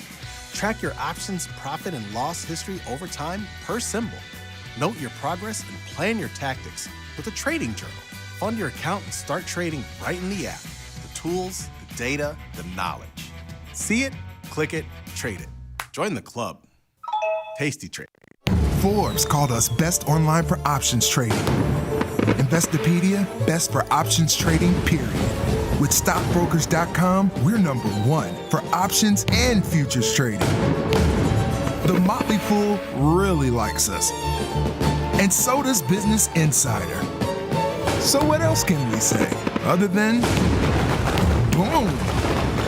Trade like a trader. Tasty Trade. Make your move.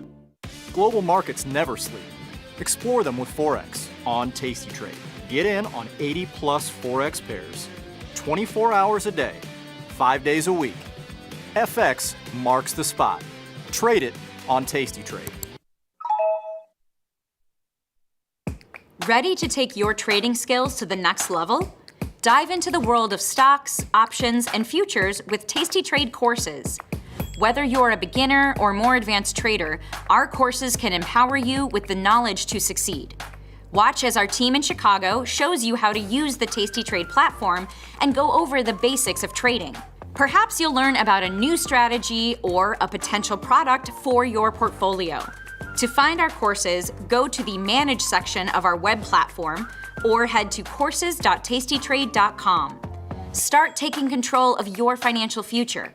Visit our courses today. Look who's back testing. Tasty Trade now has options back testing for free. Test your trades with over 10 years of data for the most popular symbols. See how your trades would have performed in the past. Look back at profit and loss and take the guess out of guesswork. Oh, did we mention that it's free? Get back testing at Tasty Trade. Beat the opening bell. Get trade ideas and market insights before the open. From the creator, Tom Sosnoff, and our chief market strategist, Tom Preston. Every weekday. Sign up at tastylive.com/newsletters. In the world of investing, a beast lurks between the numbers, ready to pounce. Some traders hide from it, some ride it. If that's you, join us on Tasty Trade. Genius loves company.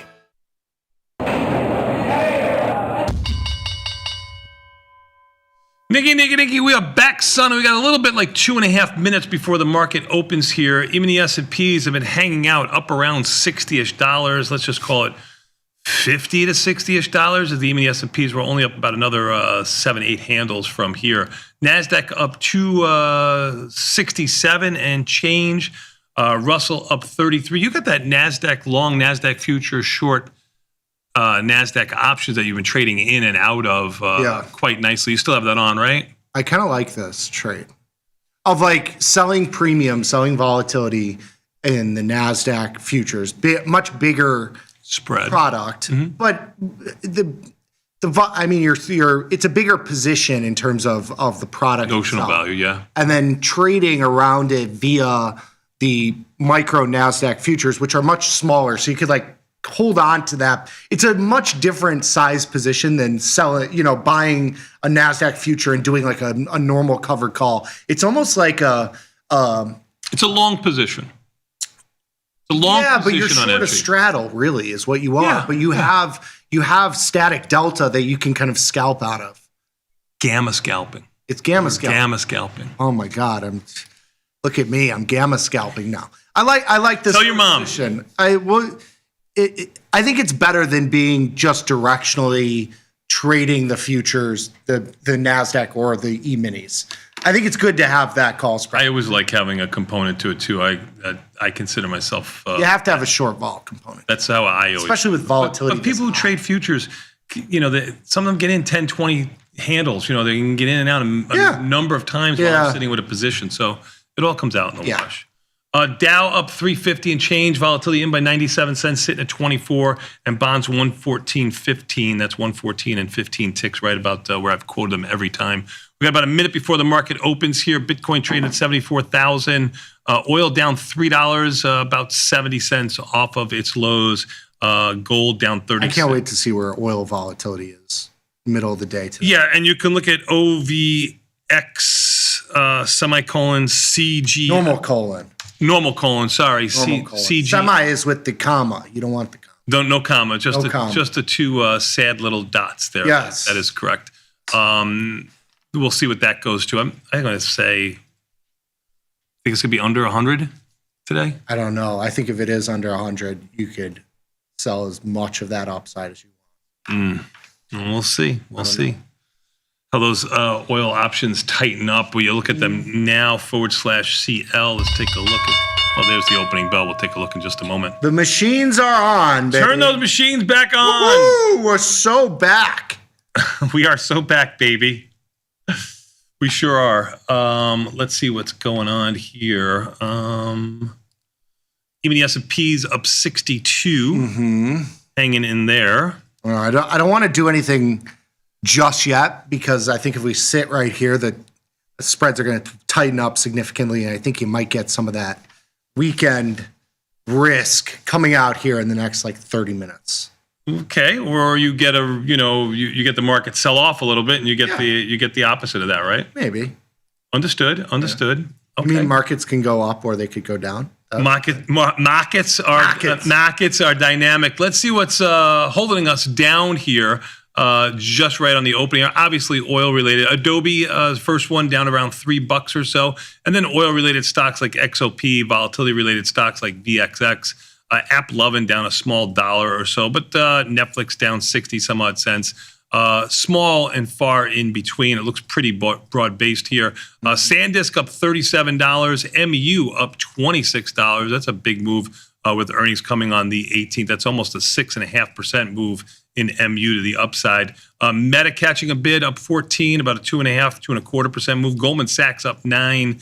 Coin up 8. CRCL, Tesla up 6 and change. It's, again, pretty broad-based. What do you think here? I think this is good. Good for the good kids. So far, so good. Yes, so far, so good. Well, we will see. Really just getting back to where we were on Friday, on the opening-ish of Friday. Taking off some of your now if you have short puts like you did, you could kind of manage those trades, right? I mean, those came in $200 from Friday. Yep. Each nice of them. One. Yep. I mean, about as good as it gets. Easy breezy there, right? Oh, and then I'm just putting in orders. So I have strangles on in SMH where the markets are wide right now. I'm putting in orders, well off the mid price and hoping they get, if you hear a ding, it's a good thing. That sort of thing here. Yep. Just because those markets are wide. I don't want to chase anything here too much. Gotcha. Where else? Taking a look more about existing positions right now than opening new positions, right? You'll get to that in a moment. Yeah. What's moving? He's up 64. That we could put something new on it. I like it. I was calling on you to tell me what's moving that we could do something in. Sure. On existing positions that you have? I think I want to do something in gold. GLD, if you take a look at that, Ivy rank of 57 is pretty good. Gold, GLD is actually unchanged. Gold itself is down around $35. Why do you have that? That's because futures markets move while gold is basically unchanged since Friday. Slightly long delta strangle. Very nice. Gold. I closed that trade that I put on Friday. I mean, at some point you just have to say, you got the move that you needed by 1% or more, and I took it off. I sold it around $18 and change. I'll put it up here on the screen for you.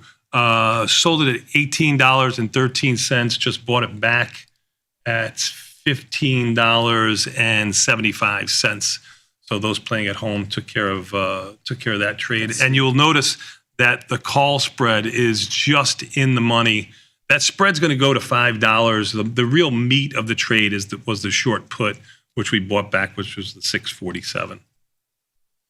Oil volatility in 10%, or 8%, 10 points on OVX. /CL.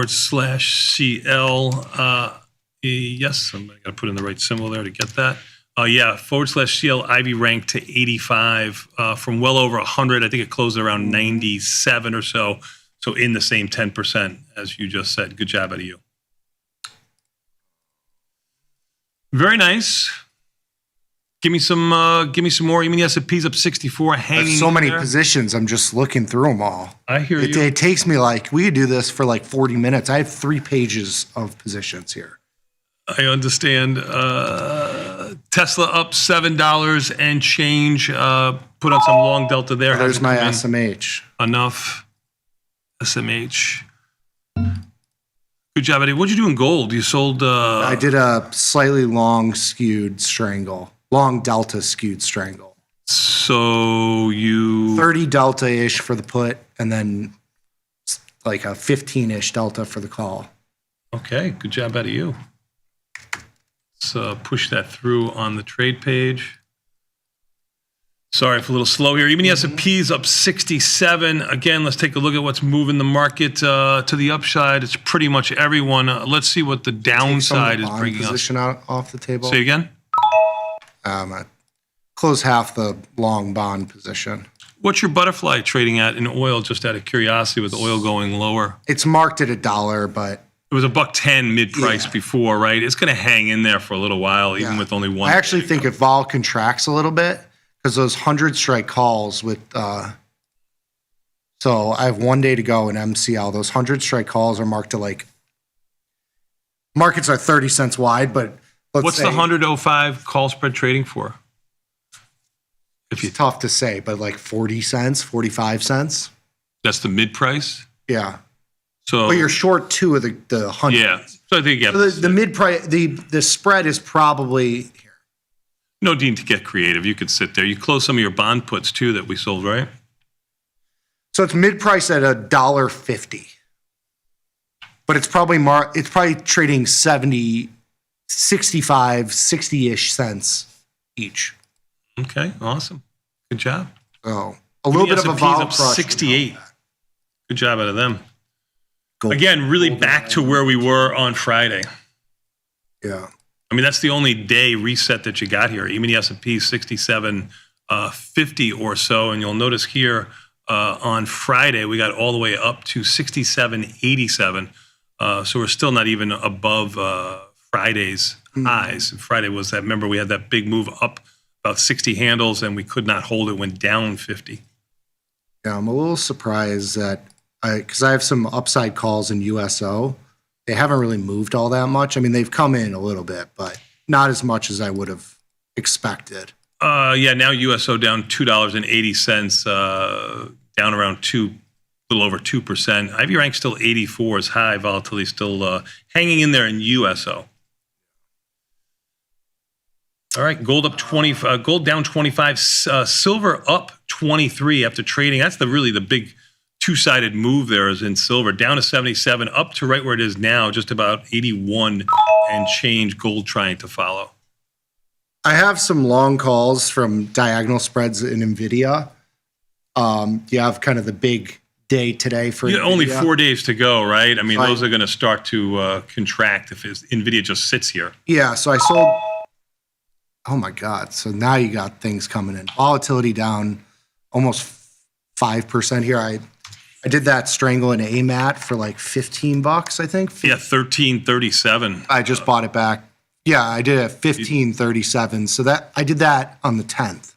So it's been a week. Yeah, great trade. I'm in 15, 20%. Mm-hmm. Good trade out of you.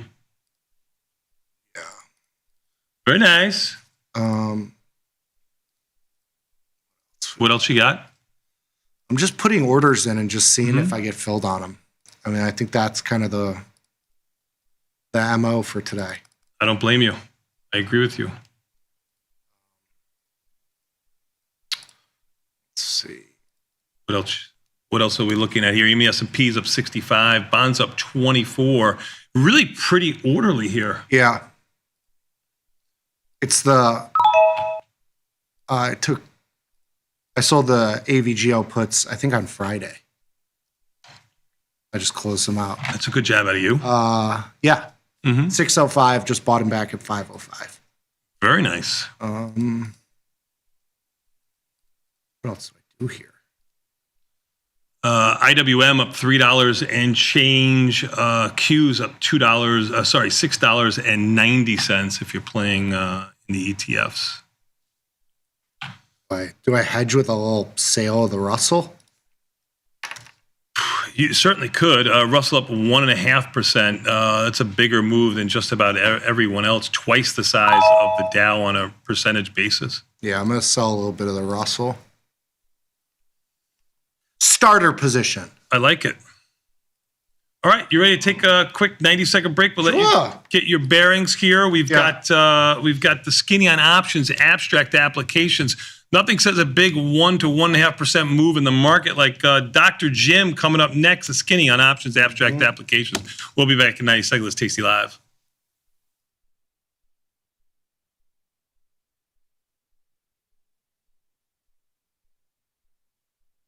Looking for market insights you can count on? Check out Option Trades Today, your go-to podcast for timely trading analysis and strategies. New episodes drop every Tuesday and Thursday at noon. Available on YouTube, Tasty Live, or wherever you listen to podcasts. Don't miss out on the trades that matter. Stick with the bat, stay ahead of the market. Watch Option Trades Today. Feel like your wardrobe is missing something? Like style, purpose, and maybe a dancing dog? Can I pet that dog? The new Tasty Trade and Tasty Live web store is now live. New merch, bold designs. Did we mention all net proceeds go to one tail at a time? Invest in the real bull market, dogs. Go to tastytrade.threadless.com. Grab some gear and help some pups. You get merch, they get a home.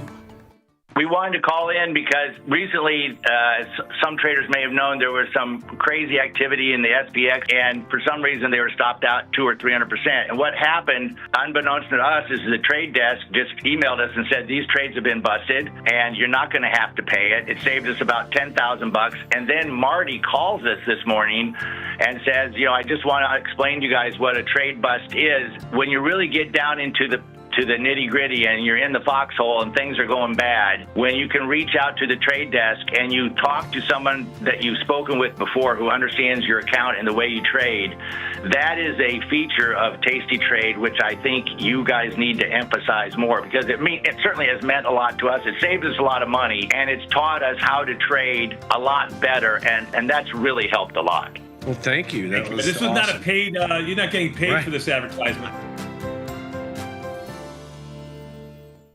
Forbes called us best online for options trading. Investopedia, best for options trading, period. With stockbrokers.com, we're #1 for options and futures trading. The Motley Fool really likes us. And so does Business Insider. So what else can we say other than boom? Trade like a trader. Tasty Trade. Make your move. Global markets never sleep. Explore them with Forex on Tasty Trade. Get in on 80+ Forex pairs, 24 hours a day, 5 days a week. FX marks the spot. Trade it on Tasty Trade. We built Tasty Trade's web platform for today's traders. Drill into data, find opportunity, and track the action with hundreds of indicators. Fund your account and start trading right in the app. Join the club. Tasty Trade.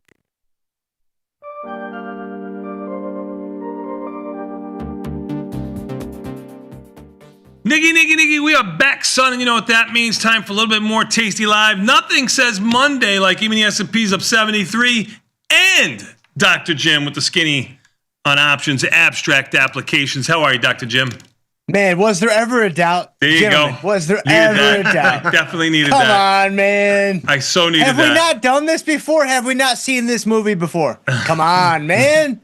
So many times. Mm-hmm. Never a doubt. Never a doubt. And so, I mean, lots of things are going on, gentlemen. You got U.S. and Iran. You got, Team USA, Paralympics. I mean, Josh is all over that stuff for us.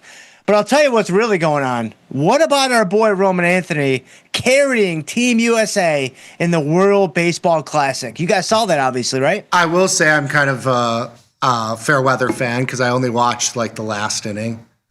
So, I mean that it was great. It's great. It was against Team Canada, right? I mean, the Dominican. No. It was against the Dominican Republic. Mm-hmm. Oh well, we beat Canada to get there, right? Is that what it was? I mean, I couldn't. Oh yeah. Come on, Canada baseball. Come on, man. Well, that's what my friends were saying. I had a lot of Canadian friends, and we only won by like 2 or something like that, I think. And they were like, "Can you name one Canadian player on the baseball team?" And not only that, but we had all the stars resting. We threw out the Batistas and the Sosnovs. Right. Like we threw all those guys out there, man. So no, it was no thing. But no, last night's game. I mean, some are saying. I mean, it was maybe the single most talented baseball game in the history of baseball. Mm-hmm. I mean, it's possible. I mean, the lineups were like. I mean, that's just stacked on stacked, and so. Yeah, but our boy Roman Anthony, man, he carried the whole team. It's crazy stuff. And then we get the winner of Venezuela, Italy, I think. In Italy. Yeah. In Italy. Yeah. Nobody mentioned that. Nobody says a word there. Well, I mean, that's it. I mean, so there's your Batista heritage right there. There you go. What do you guys got to say about Team Italy? We're trying to get citizenship. We're waiting. We're seeing if we can trace back the Batista genes to Italy. It's been quite tough. It's been a twisted journey. Yeah, we're wondering if really the Batista genes is Italian at all. That's really the question that we're starting to run into here. Might be some Portuguese in there, a little Cuban, Senegal. We got a little bit of everything in there. Who's coming back to America now? Cuba. We'll be fine. Yeah, but that won't help our our cause. No, our cause. No. You know what's funny about the World Baseball Classic though is, I mean, obviously it's 99% just MLB players playing against MLB players from different countries, right? But the coolest thing was, this was like last week or maybe the week before, when there was a pitcher for, I think it was like Czechia, or it was some country that didn't make it very far.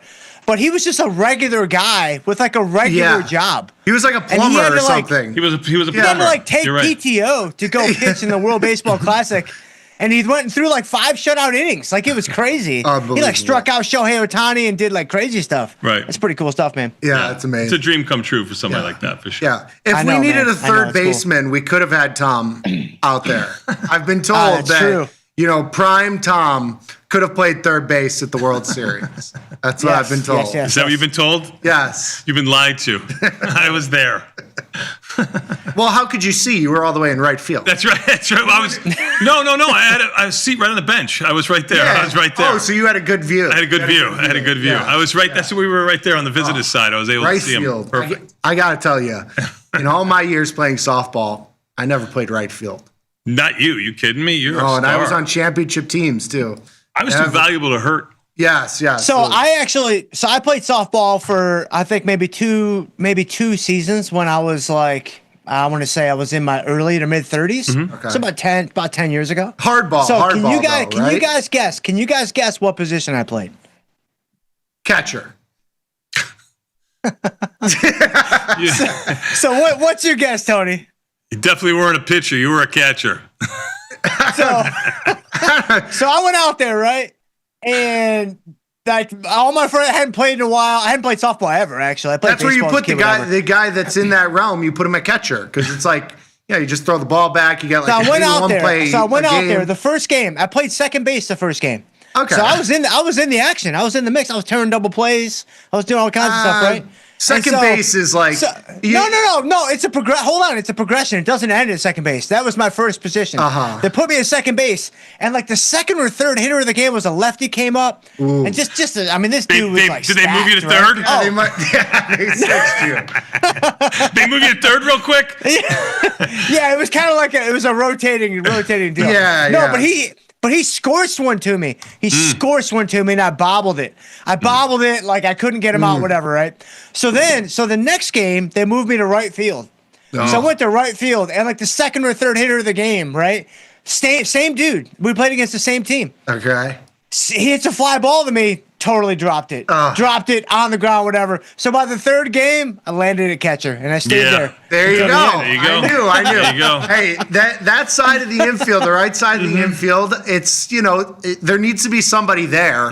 That's kind of the key is that there just needs to be a Well, body when the there. lefties come up, they get all the shots. Yeah, you got to be careful though. If you're on the ultra competitive team, they switch you to the other side. Oh, of course. Yeah. No, but I was catcher, and I stayed there. So. There you go. It makes sense now. It all makes sense. All right, cool. All right, you guys ready, man? We got, U.S. Iran, this old news, man. We got Fed on Wednesday. We got a little March OPEX this week. So you guys ready for a little March OPEX discussion? Sure. Scared. Let's go. All right, so go ahead and cue us up. Gentlemen, March OPEX, bullish or bearish? We're going to dig into the actual mathematics. What do you guys think it's going to be, bullish or bearish? Are we talking about like in general, like past? You can answer it. You can answer it either way. Just you can this answer one. it. I'll take either answer. I would say it probably leans bullish because there's a lot of leap options that probably come into play in March, like first quarter. I'm gonna agree. Okay, I'm gonna agree. Tony, you say it leans bullish? I think so. Okay, all right, fair enough. Okay. Are we gonna be wrong? I don't know. I don't know. It's almost like you guys have been doing this for a while. And so, all right, so let's learn together. March OPEX is triple witching, as we all know, right? This is when stock options, index options, and stock index futures all expire on the same day. What's going to happen, by the way, when we get like Tesla futures and NVIDIA futures? Are we going to have quad witching? Is that going to be back? Every day. It's got to be, right? It's going to be centuplet or something. It's going to be they're going to have to change it. Yeah. They're going to have to do something. That's going to be that. What do you guys think about that, by the way? That's summer, right? Do you guys think that that's going to bring more liquidity or it's going to take liquidity away? I think it's going to be more useful than the overnight stock trading. 150%. Oh, that's been a complete dud. That's been a total dud. I just don't see a reason. I mean, like, I just don't think it really has. It's ever going to have any liquidity on that sort of edge. But I do think it's going to be interesting to be able to trade the futures, like especially if you're somebody who's in a IRA type account or cash account or something like that, where you're just long stocks. You're long, 100 shares of NVIDIA, 100 shares of Tesla. Yeah. If something happens in the overnight session, an earnings, an announcement, something where the market is moving, and those stocks, you don't want to sell out of your core position that has a long-term tax implication or something like that. Using the futures is a way to kind of realize some of that move without having to get rid of that core position, which I think a lot of people are caught up on, is like, I don't want to sell the stock because I'm such a low basis. I don't want to realize that tax implication. Selling the futures, especially with the futures tax 60/40, it's going to be a huge add for people to be able to do that. I think that's going to be the use case for it for 90% of the volume. Agreed. Yeah, I think you might be right, but I think the proof will be in the pudding. We'll see because, again, the 24-hour stock trading, there was kind of big hopes and dreams about that, and that kind of has fallen on its face so far. It's a better headline. We'll see. It's a better headline. Exactly. It's better practical application, not as exactly. good. So it's almost like what I'm hearing you say. It's almost like there's a difference when you go from theory to practice. Is that what I'm hearing you say? You've done this to me before. I'm going to fall for it. It's I'm like going we to need fall for it someone again. to take us, man. It's like we need a tour guide to kind of guide us along that journey. Our shepherd, our option if shepherd. If only there was a Jim. man. If only there was a guy, potentially a catcher on the softball team that could help us. But anyway, I digress. So conventional wisdom suggests that these weeks, along with regular OPEX weeks, have a slightly bullish tint to them. So what is the mechanism behind this slant, and will it be enough to overcome the geopolitical tensions abroad? And so far, a good start to the week, obviously, in terms of market strength, but we are heading into triple witching. Also, you've got the Fed on Wednesday. Right. So let's kind of see. All right, so hit us on the next slide there, Laura, Paul. Thank you, guys. So we kind of talked about this a little bit not yesterday, but last week with the gamma squeeze discussion. There's a similar type of philosophy and phenomenon happening here, but it's obviously extremely relevant for what we're talking about here this morning. It's important to remember that the counterparty to our trades is not interested in taking directional risk. And so they're going to hedge any directional exposure to remain mostly neutral, which again, we talked about this a bit last week, but everybody can't watch every single show, gentlemen. So people might be, tuning in for the first time or the first time in a while. So if you have a trader coming in with a long call, the market maker is going to be short that call. And so to hedge that short delta that the market maker picks up from the short call, they're going to buy some stock. And then obviously conversely, if a long put comes in, the market maker is going to be short that put. They're going to be bullish delta from that short put. So they're going to sell stock to hedge that delta exposure. And as we talked about last week, there's other ways you could do this, of course, but this is the simplest way to kind of hold it in our minds as we kind of learn about this. And again, remember that most retail is going to be buying puts to hedge kind of long stock exposure, like what you were saying, Nick, just a minute ago. Most people, IRA, cash account, even just regular accounts are going to be long delta. And so the most common way to hedge that exposure is with a long put. But a shameless plug for my brand new show, Calculated Risk. We just went through the 4 most popular hedging strategies over the weekend, and that is my least favorite strategy. And I gave all the reasons why that is my least favorite strategy, buying puts against long stock. It's a tough one, especially when volatility is this high. That's what I'm saying. Probably the worst. It is absolutely the worst. And so I'm curious, why do you guys think it's the worst? I know why I think it's the worst. And if people want to know, they need to go watch my show on YouTube. But you guys, why do you guys think it's the worst? I mean, you're doing it at the height of volatility. You're doing it almost from a fear perspective of protecting delta. It's the worst. I mean, it's the worst entry. Yeah. You always want the puts at the worst possible time. Like nobody wants to buy puts when the market's going up and volatility is contracting. Everybody's looking to buy protection when you have that big downside move. And it's the worst time from a value perspective because you've already had the move materialize because volatility is increasing, or you likely already had it. Some of the move, but then that volatility component goes against you. It's just a hard game to play. It's either you're doing it. It's like the side bets at the casino. You can't just pick and choose when you bet that. You have to kind of bet it every time to see those probabilities that play out, which are always against you. Because that's correct. The odds are always against you. But it's the same sort of thing. It's hard to pick and choose. It's so wishy-washy. That's actually a really good analogy there with the casino side bets because the odds are always against you, and with a long put, it's the exact same. Yeah, because you're paying for all that inflated implied volatility. You're paying all that volatility skew.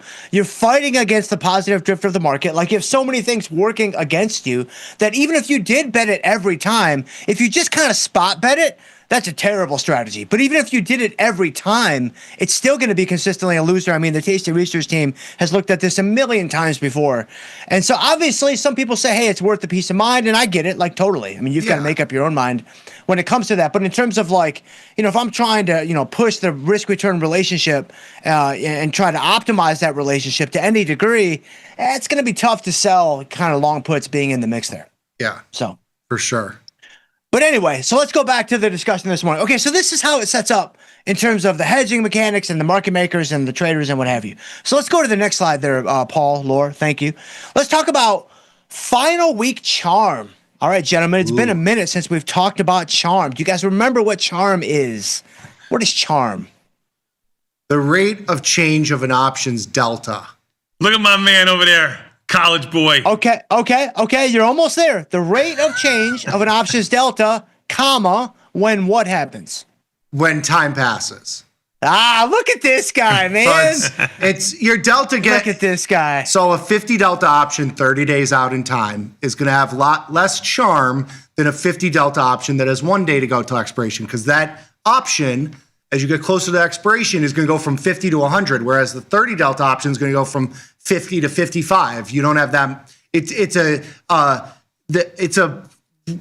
reflexivity of gamma, right? Like it's a gamma, but it's a part of gamma. It's a rate of change of gamma.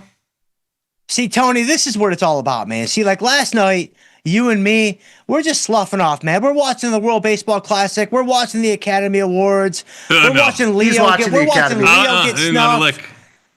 We're watching Timothy Chalamet get snuffed. We're doing all this. You know what Nick's doing? He's Kate hitting the Hudson books. getting snuffed.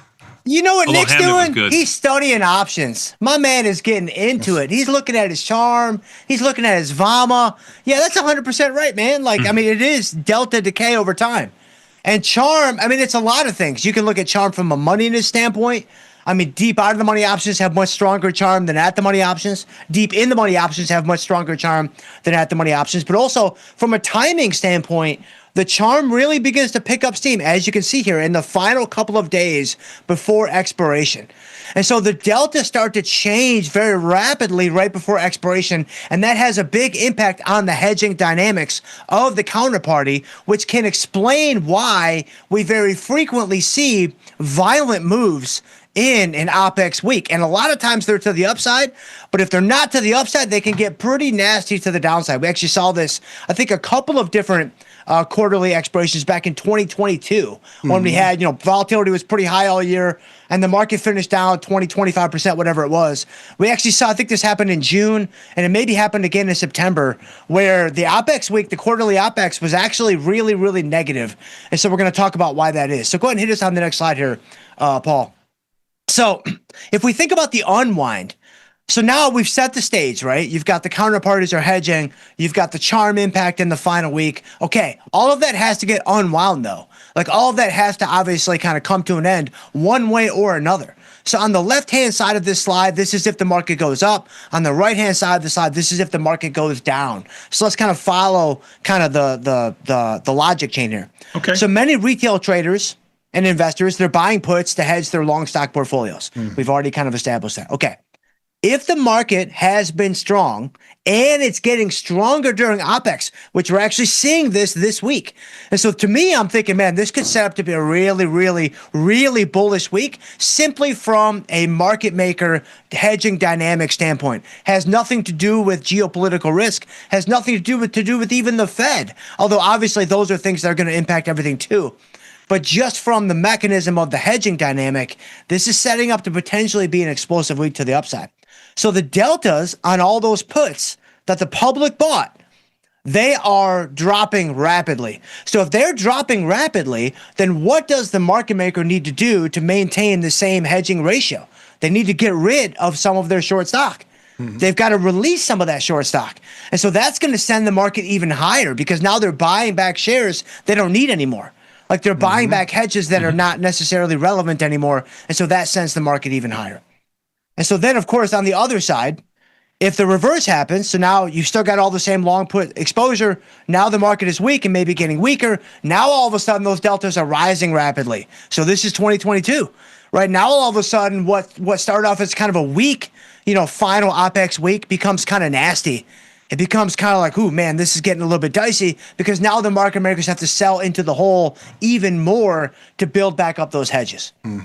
And so when you think about the unwind, this is it. And Tony, we talked about this a bit last week, but from a hedging standpoint, when you were in the pits, I would imagine you kind of had to be on your toes those final couple of days, that expiration day. Is that right? That was the big one, my friend. 100%. That was the big one. And so were you changing your hedges all day long? You had to, right? Yeah, you had to. Some of it was by, trades that you put on because you were taking the other side of what everybody else wanted to do. Some of it was out of, necessity. But the most of the time you were looking to do it as an offensive thing, 100%. But I would imagine too, and I'm curious what this looked like with, obviously standing in the pits and with it being such a competitive environment. Sure. Because you had to take the opposite side of everybody, of course. I would imagine to some degree you're adjusting your quotes to reflect the inventory changes that you need. Is that correct? Oh, 100%.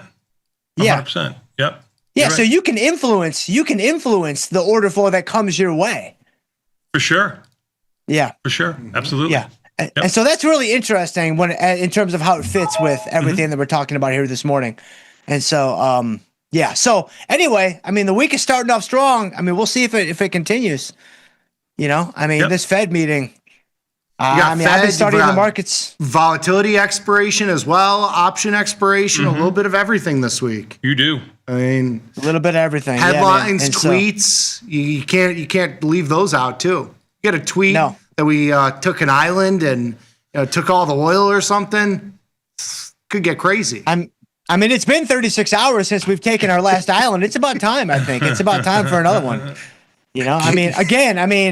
Trump is playing real life Risk. Like he's playing Risk in real life, which is amazing to me. The game board, right? Of course.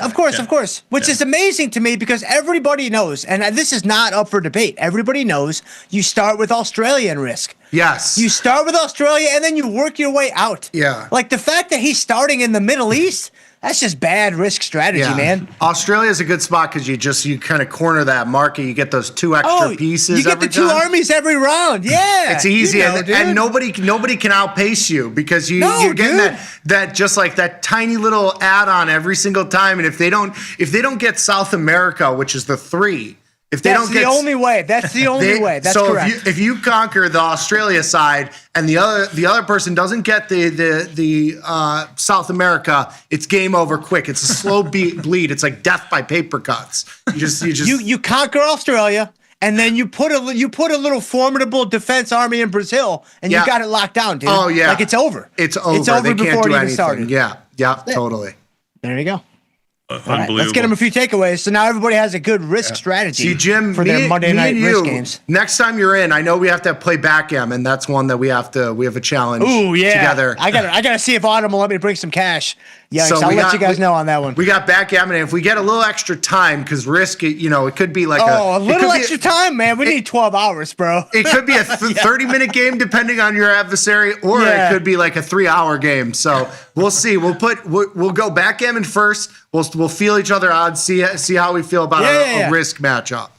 Well, no, if we're playing a risk, it can't be a 2-player game. It's got to be like 4, at least 4. That's true. You know what I'm saying? Yeah. Man, I mean, I'm sure you're the same. I mean, I still have friendships that I haven't talked to guys in 20 years because of risk. Like we played a risk game 20 years ago, and it's just we can't. And they're still we can't make it work, dude. No. Because once you form those alliances, it's like, I mean, friendships take a hit, dude. They absolutely take a hit. It's true. Anyway, so all right, triple witching comes around 4 times every year, and it often creates market volatility as options move closer and closer to expiration. The hedging dynamics of the counterparties must change quickly, which can often produce big up weeks and even big down weeks as the quarter expires. Good job out of you, my friend. Good job out of the market hanging in there at 81. Look at volatility now down to 23 and change. It's coming almost a full point. /VX back to the area we were when the E-mini S&Ps. Oil volatility 104. Down 11, almost 12%. Big move in oil volatility. IB ranked down to 80 in /CL. No matter how you look at it, volatility coming in there too. Good job out of you, Dr. Jim, for a Monday. Probably one of your best jobs on the market overall. Bonds haven't moved. They're up 26 ticks, though. That's a decent sized move to the upside. Gold down 23, silver up 11. You just mentioned oil 92 and change after trading under 92 just a moment ago, down 4.5%. We're going to take a quick 90-second break. Thank you so much, Dr. Jim. We'll be back with more Tasty Live after this. What comes up next? We got a market measure Kai coming in, right? Yep. We'll be back in 90 seconds. It's Tasty Live, 0 day.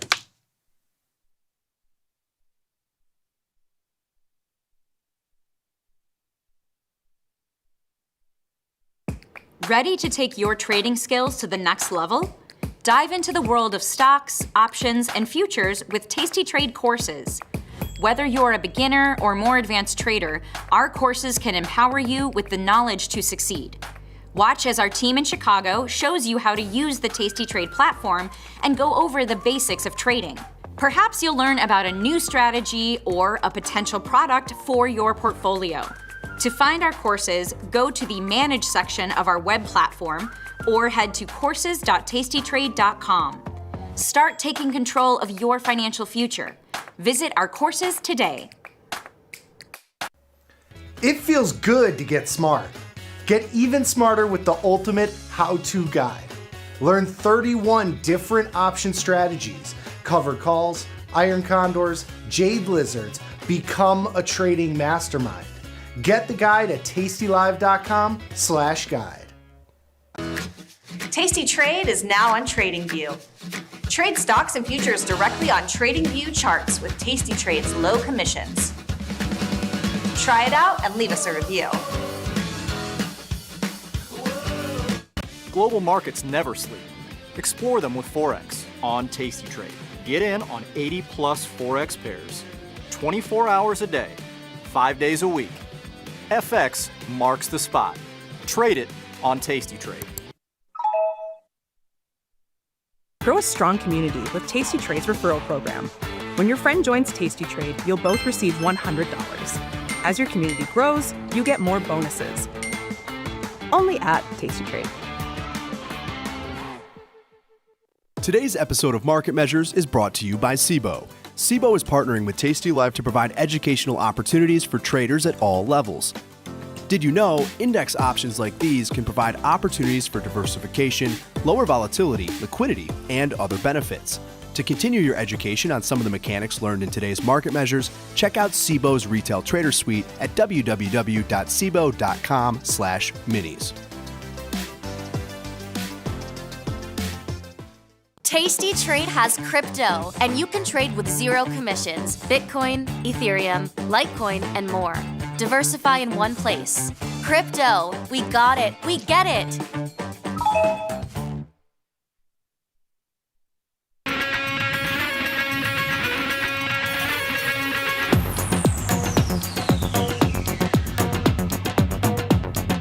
Niggy, we are back, son, and you know what that means. We've classed up the joint a little bit here. We're talking about our market measure sponsored by the CBOE, a weekly zero-day breakdown.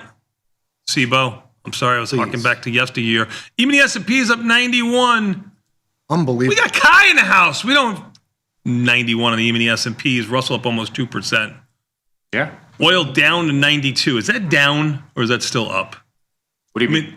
Well, I mean, I know it's just high. It's still high, right? I mean, $91 is. It doesn't matter if you don't have position in it. That's correct. That's correct. True. That's correct. True. You're right about that. You're right about Most that. of the time, I don't even watch it, right? If you don't have position. I know it's kind of crazy over the last 2-3 years. The things that I am watching now: gold, silver, oil. They were not. You've become quite the dynamic man, haven't you? Well, it just markets move and things change, and there's semiconductors. Semiconductors were not something that we were talking about pre-COVID. No. And it's crazy. It's interesting to see how the AI responds to the markets and also the trading strategy. In the daily on daily basis, I type in try to ask what are the biggest risk for today or this week. Right. And today, the AI prompt actually sent me a specific sentence. Actually, got my attention. It says for crude oil, it's a great day. You probably consider sell the premium because IV is elevated. It was like, what? I ask again. I say, where did you get this? And actually list a bunch of stuff we're talking about on a daily basis, or more kind of prone to the selling high premium when the IVR is higher. You actually use those terms. Sure. I'm surprised. Well, we get very granular into it. I mean, that's why I was saying, is oil really down today at 92? It's still very high relative. Volatility is still high relative. We get very close to the fire and watch it day to day, trading it every day. So our high isn't as high as what it was, but volatility, oil, still high, still opportunity bound. I'll give you one more thing. The big problem, though, is that the AI is replacing us. The AI is replacing us. But literally 4 or 5 months, I need to type and explain what IVR is from Tasty Trade or whatever the other platform. Now he actually give me the answer. Right. I'll give you another. You should have them check out or take a look at. April volatility was 28 late last week, Thursday, Friday, for sure on Friday. May was 24. So vol has come in April by 4 vol handles. Makes it advantageous if you're looking to, maybe you don't like the amount of delta you have. Just rolling from one strike to the next will reduce your delta by about 10-ish%, maybe 8-ish% overall. So the same strike might have about an 8 delta difference. And you're actually buying back cheaper volatility relative, even though it's the front month's going to decay faster, and putting into the back month, which is still high relative. So that's interesting, yeah. There's opportunity abound. All you have to do is that's how the backwardation converted back to contango, or the other side is that's correct. Yeah. That's correct. Unbelievable. And interesting is to see last Friday, the VIX 1D actually jump up to 30 handle. Yep. Yeah. We haven't seen this for almost a year. Yep. Anyway, weekly 0-day breakdown, Kai, talking about it, sponsored by the SIBO. Thank you so much for coming in and talking about this. Yeah, so we skipped last week for some special topics, talking about 8:30 versus 9, and we're probably going to take a look at it in this segment too. So this one, we try to catch up the performance in the past 2 weeks. So 10 full trading days data here. We're going to see what happened. So first, let's review what happened in the market. Market definitely was kind of terrible, right? Easy. That's a nice way to put it. Yeah, it was, Kind it was of a a tough terrible. week for sure. Yeah, so it was the SPX down 3.6%, almost 4% in 10 trading days. So 7 days was going down, and the VIX actually surged to intraday 35, which is the level that we haven't seen since last April again. For a lot of the IB, we haven't seen this since last year. Yeah.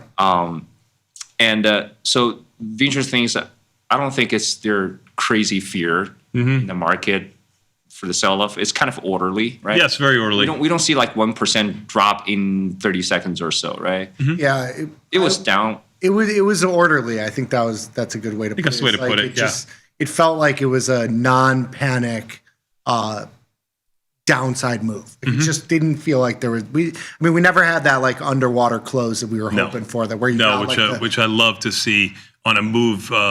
Underwater would be a move when the market's going lower, and then you get more movement after the market. Equity markets close, and you get an underwater close. I like that as kind of a short term. Like, hey, it's gotten overdone here. Yeah. We're due for a bounce kind of thing. That's panic. I love that. I really didn't get that too much. Although Friday's sell-off on the end of the day, down 50-something on the EMA was pretty you substantial. had vol increasing, but the oil was the weird one because oil volatility. That's because this is all news-driven with oil, and I hate these kind of markets. Go ahead. Yep. Okay. Yep. So because of the market behavior is a little bit different in the past 2 weeks, so we have a decreasing prices across all equities, and we have increasing implied volatility. So I want to take a look at the historical volatility in the past 2 weeks on daily basis versus the implied volatility to see if there are any difference or any unusual things we can find, right? Because that's very important for our daily trade. Yeah. The realized range versus the expected Implied, range. yeah. So let's go to the next slide. So this is the VIX 1D versus the historical or realized volatility. We converted to annualized so they can make it more comparable. Okay. So the orange line or yellow line is the VIX 1D, and the blue line is the realized volatility. So you can see in every single day, the implied volatility is much higher than the realized volatility. And VIX 1D actually jump up a lot compared to VIX because we're actually in the backwardation for a couple of days. Actually pushed the short-term the VIX up even faster than the 30-day VIX. And that's just that volatility I was just showing you a moment ago on the monthly implied. Right, exactly. Yep. Yeah. So on March 6th, I think it's Thursday or Friday, the week before. So when VIX 1D jumped to 33% almost, right? The realized volatility is only 7%.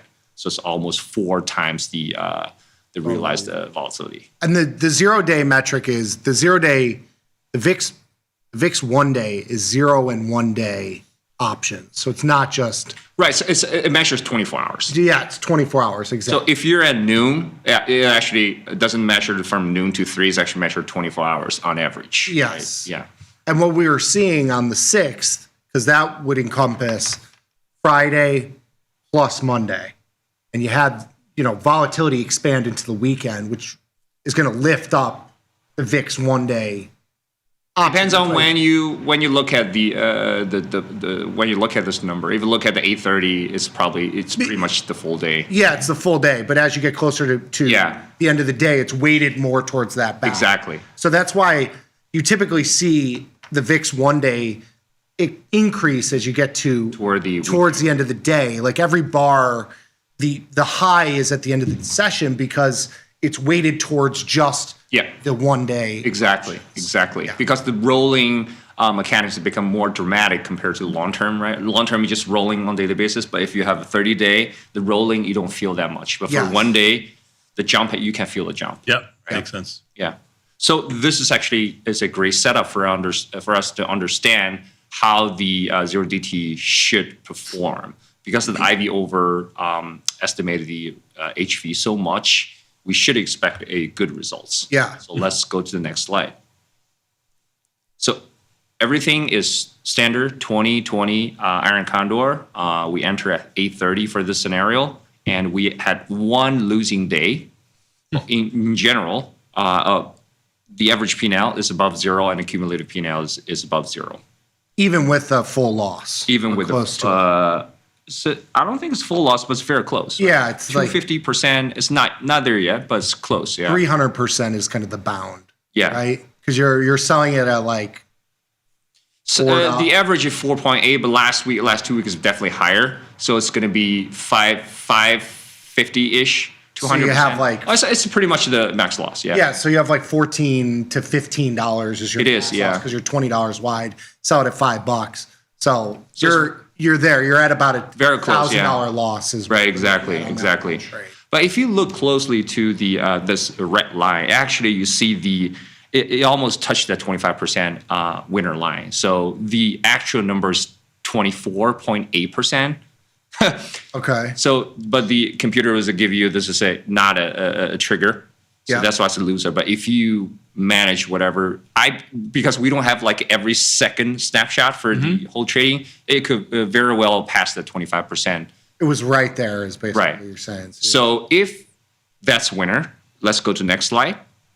All 10 trades should be a winner, and the average P&L is way above the average of $88. We have like a 189.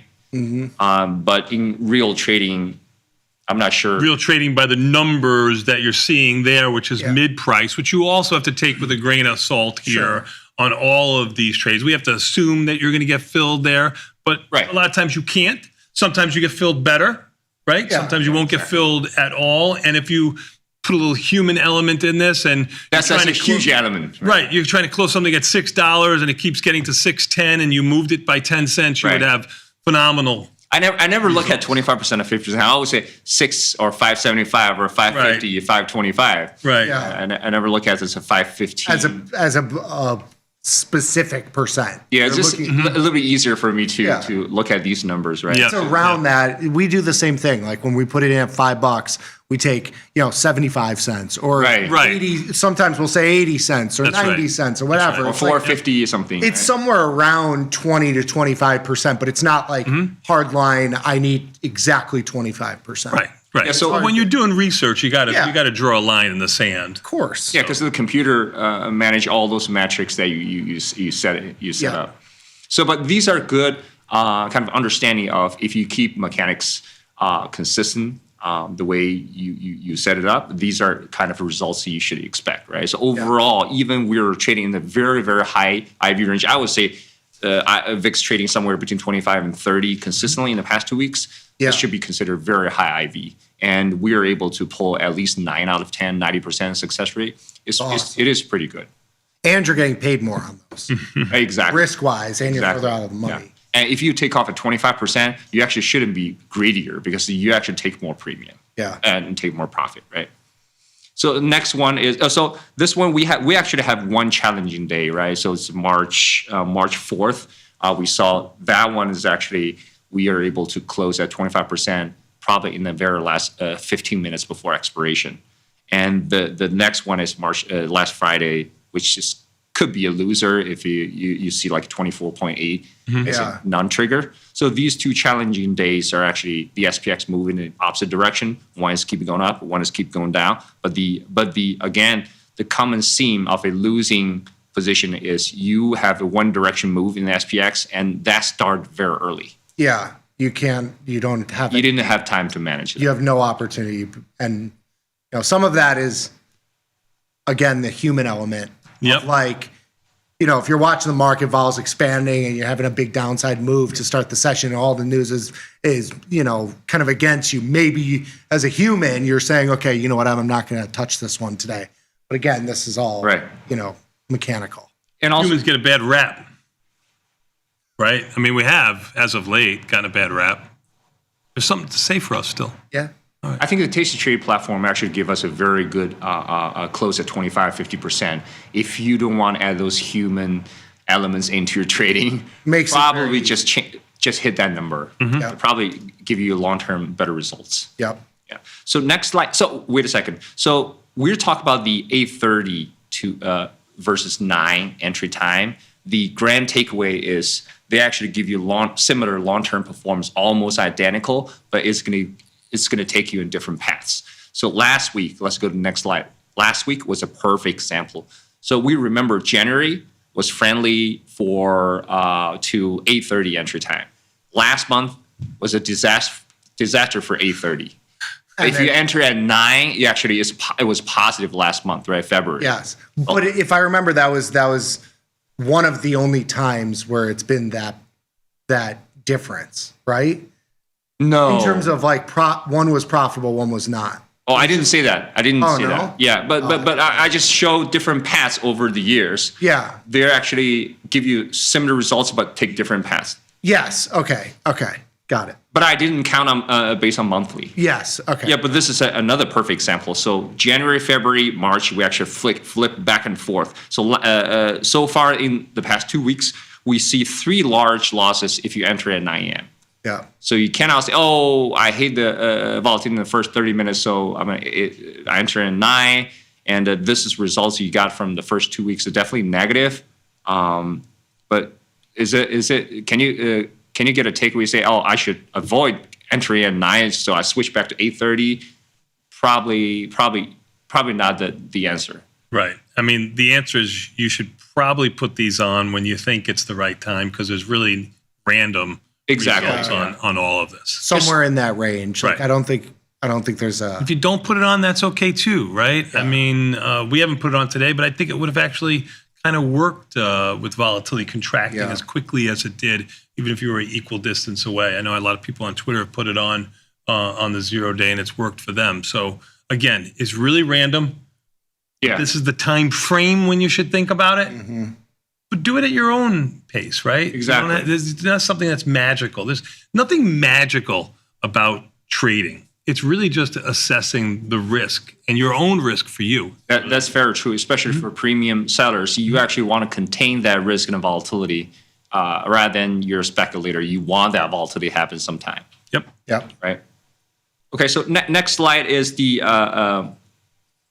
time and duration, the SPX span beyond your short call and short put strike. So even though the volatility is so high, but we already have that conclusion based on the IV and HV difference. You should expect most of the time the SPX stayed in between those two strikes. So even though the IV is high, volatility is high, but the percentage that the SPX stayed in between the strike is actually better than the long-term average, way better. That's because volatility is, even though it's high, it's overstated.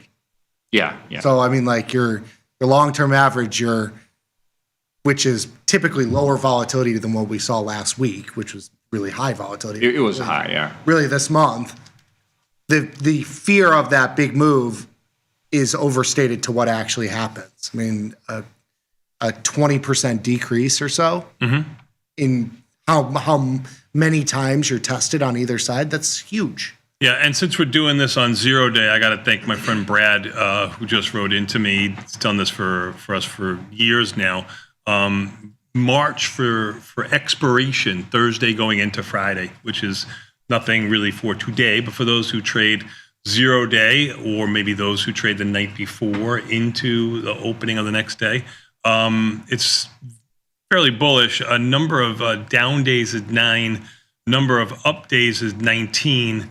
The average down is almost 15, and the average up is around 8. So candles on SPX. That is correct. That is okay. Correct. So the downside is fewer and far in between by almost a 2-to-1 or 1-to-2 margin. Less downside, more upside, but the downside is twice as much as the upside. Oh, that's interesting. When it does happen. We probably should take a look at the expiration in triple witch and all these. That's correct. 0 DTs That's too. correct. Yeah. Yep. Definitely for sure. Thank you. The last slide. So for traders that's interested in only directional move, put in the naked put or put spread, this is an interesting results that the P&L for put spread is actually exceeds the iron condor. We rarely see that. Most of the time, iron condor outperform the put spread with the same delta because you actually collect more premium. Yeah. You collect more premium, and the success rate is about similar. So that's why the iron condor outperformed the other put spread normally. But last 2 weeks, put spread worked better because they all hit 100% success rate. Even for that very bad day last Friday, we saw the huge down move. All the put spread were able to taking 25% profit within 10 minutes. Wow. I think we have a very short rally at the beginning. That short rally, catch that, if you catch that as a 10 minutes, you got 25% across all different kind of delta. So I tested 30 delta, 20 delta, different widths, 25% in 10 minutes. So that's why they didn't even have a lose. Yeah. And the skew probably helps too, because you had big pop and volatility. So the put spread was probably juicier than it usually is. Which, if you get that bounce, you're getting that higher profit and quicker. Very, very fast. Right? Very fast. Right. Yeah. Really cool. Awesome. Very nice. Good job out of you, my friend. Excellent job, actually, to be quite frank. Even the S&Ps are up 80 handles. They were just up about 10 handles higher than that. NASDAQ up 315, Russell up 37, Dow up 500 and change, now up 1% with the rest of the market as the Russell's the lead in the clubhouse, up 1.5. Volatility in by $1.73. That's a 23.20 off of its lows of 22.90. I have to imagine with even the S&P's up 90 and volatility contracting by 7% here, that the low in volatility for the day is in. What are you thinking? You think you have a little bit more contraction? Yeah. I can see it in your eyes. Okay, well, we'll see. I think you're right. I think you're right. Oh, it's okay. It's a guess. I think you're right. Bonds up 27 to 114.18 have been hanging steady there. Bitcoin selling off a little bit off of its highs of around 24.7 or so, down to 23.5. Oil in by $3.30. It too is off its lows by about $1.50 or so. Gold down 44. Silver down 40. Silver is actually one that's had a bigger mover higher, even though it is still down 0.5 percentage point. We'll go across the board and take a look at what the movers are. App loving to the downside. CF has been down all day long. Not something we really trade. Oil related, obviously, down $3.50. That's USO. Adobe down $2 and change. That's really about it. You forgot to mention that, which is very important for your positions, is yen is up. Yen is up. Yen is up. You are right. About 0.5 percentage point, a little bit less for the first time ever in history. Yeah. The yen is higher. Let's take a quick 90-second break. We'll talk about, all the things at Tasty Trade that are trading today with our Tasty Trade representatives. We'll be back in 90 seconds. This is Tasty Live.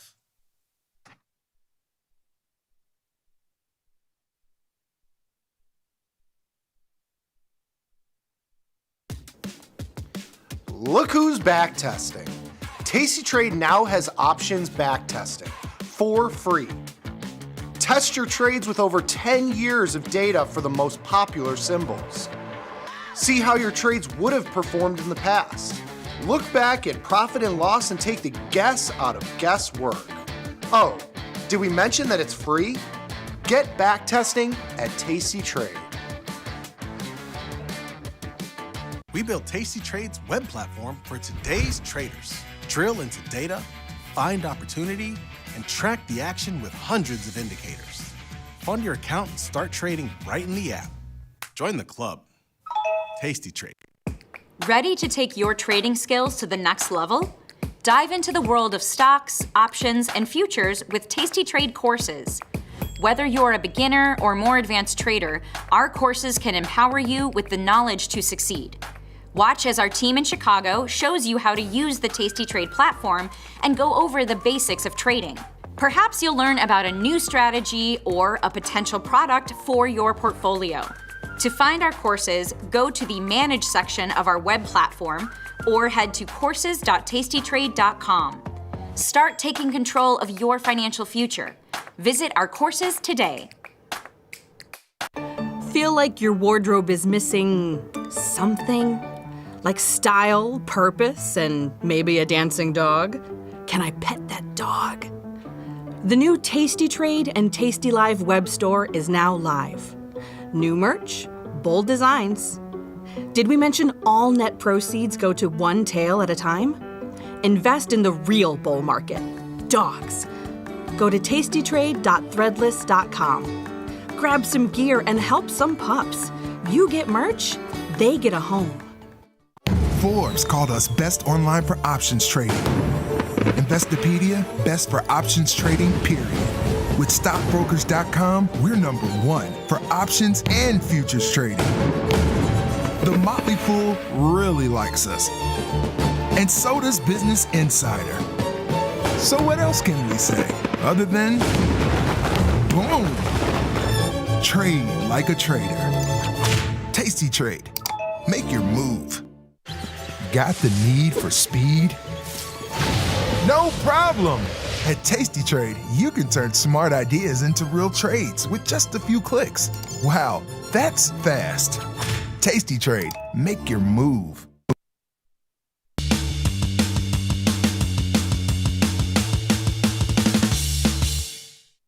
Nicky, we are back, son, and you know what that means. Enough out of you.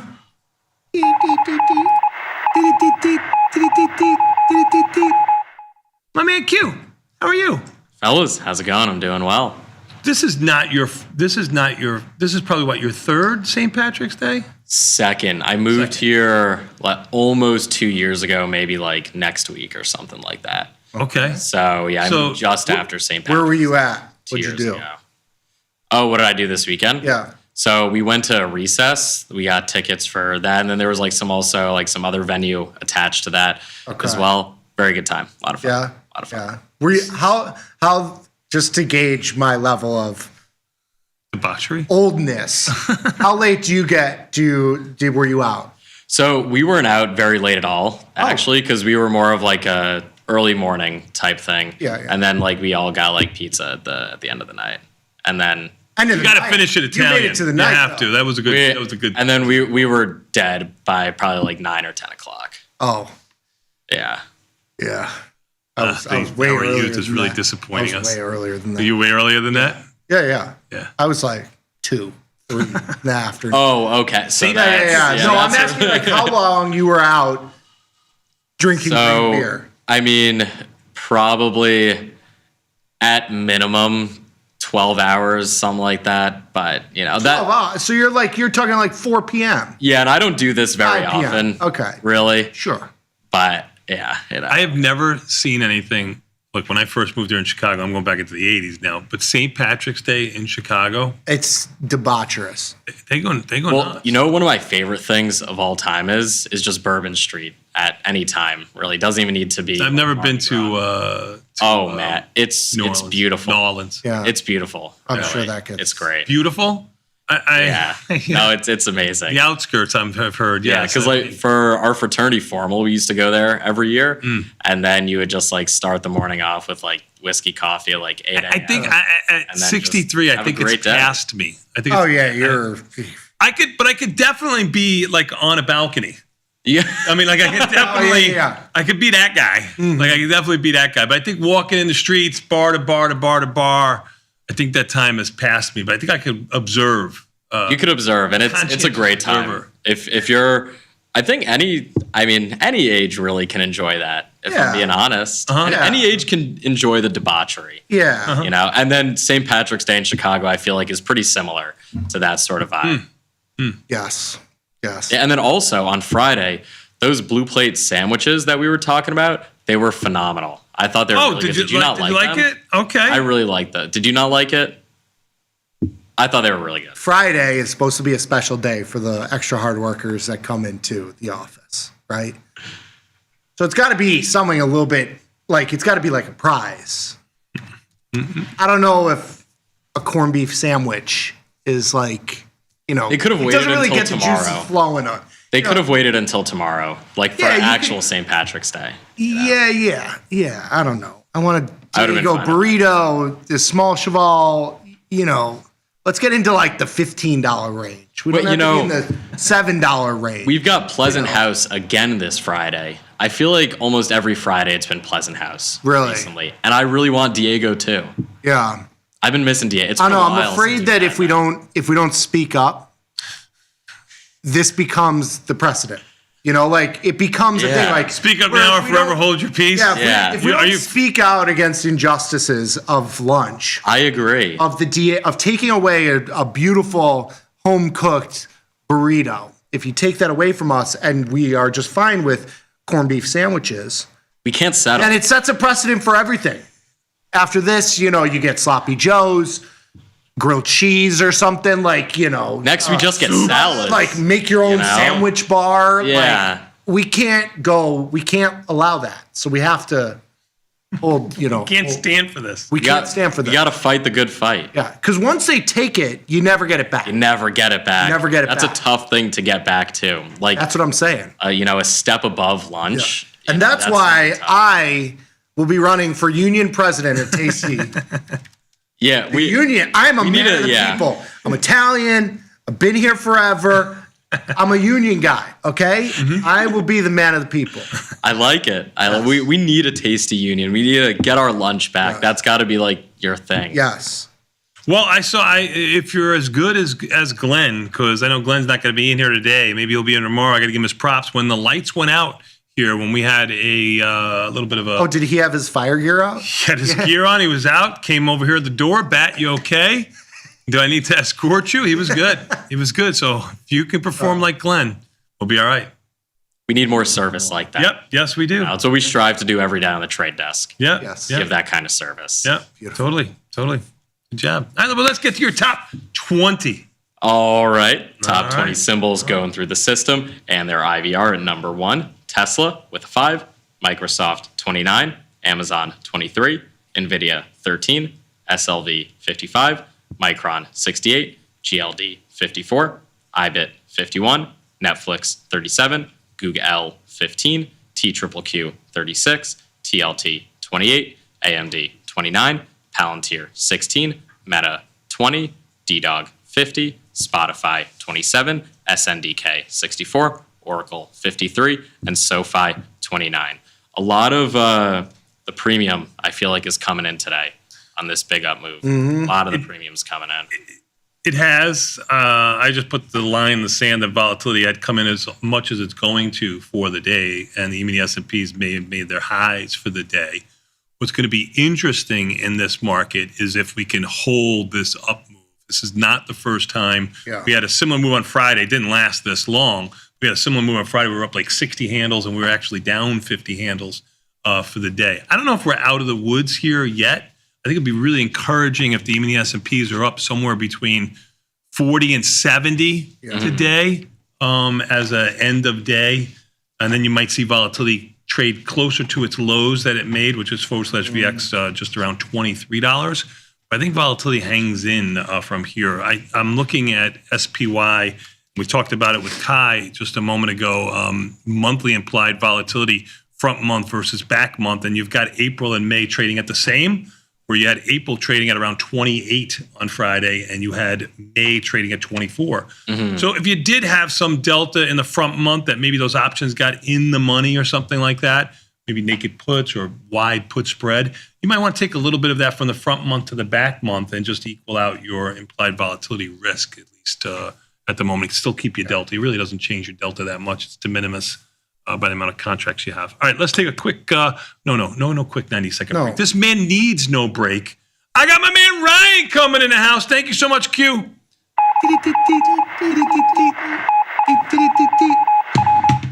I couldn't, actually, we got you in here late because Bitcoin was up to 74 earlier. I should have had you in here when it was on its highs. It's around 73.2 right now. But Bitcoin was the really, I don't know. The front runner over the weekend. What's that? It was the front runner. I was going to say the star of the show to the upside. Yeah, Bitcoin up 2 in the order percent right now, 73 and change per K. Might have a recovery underway. I mean, I still think you've got to get above 75,000. You got to convince me here. We've been at these levels close before. on the future, 74.7. Yep. So until we see that, I'm not entirely convinced. I'm kind of with you, Tony. I don't know if we're out of the woods just yet. I mean, it's nice to see volatility come in. Things were a bit extended.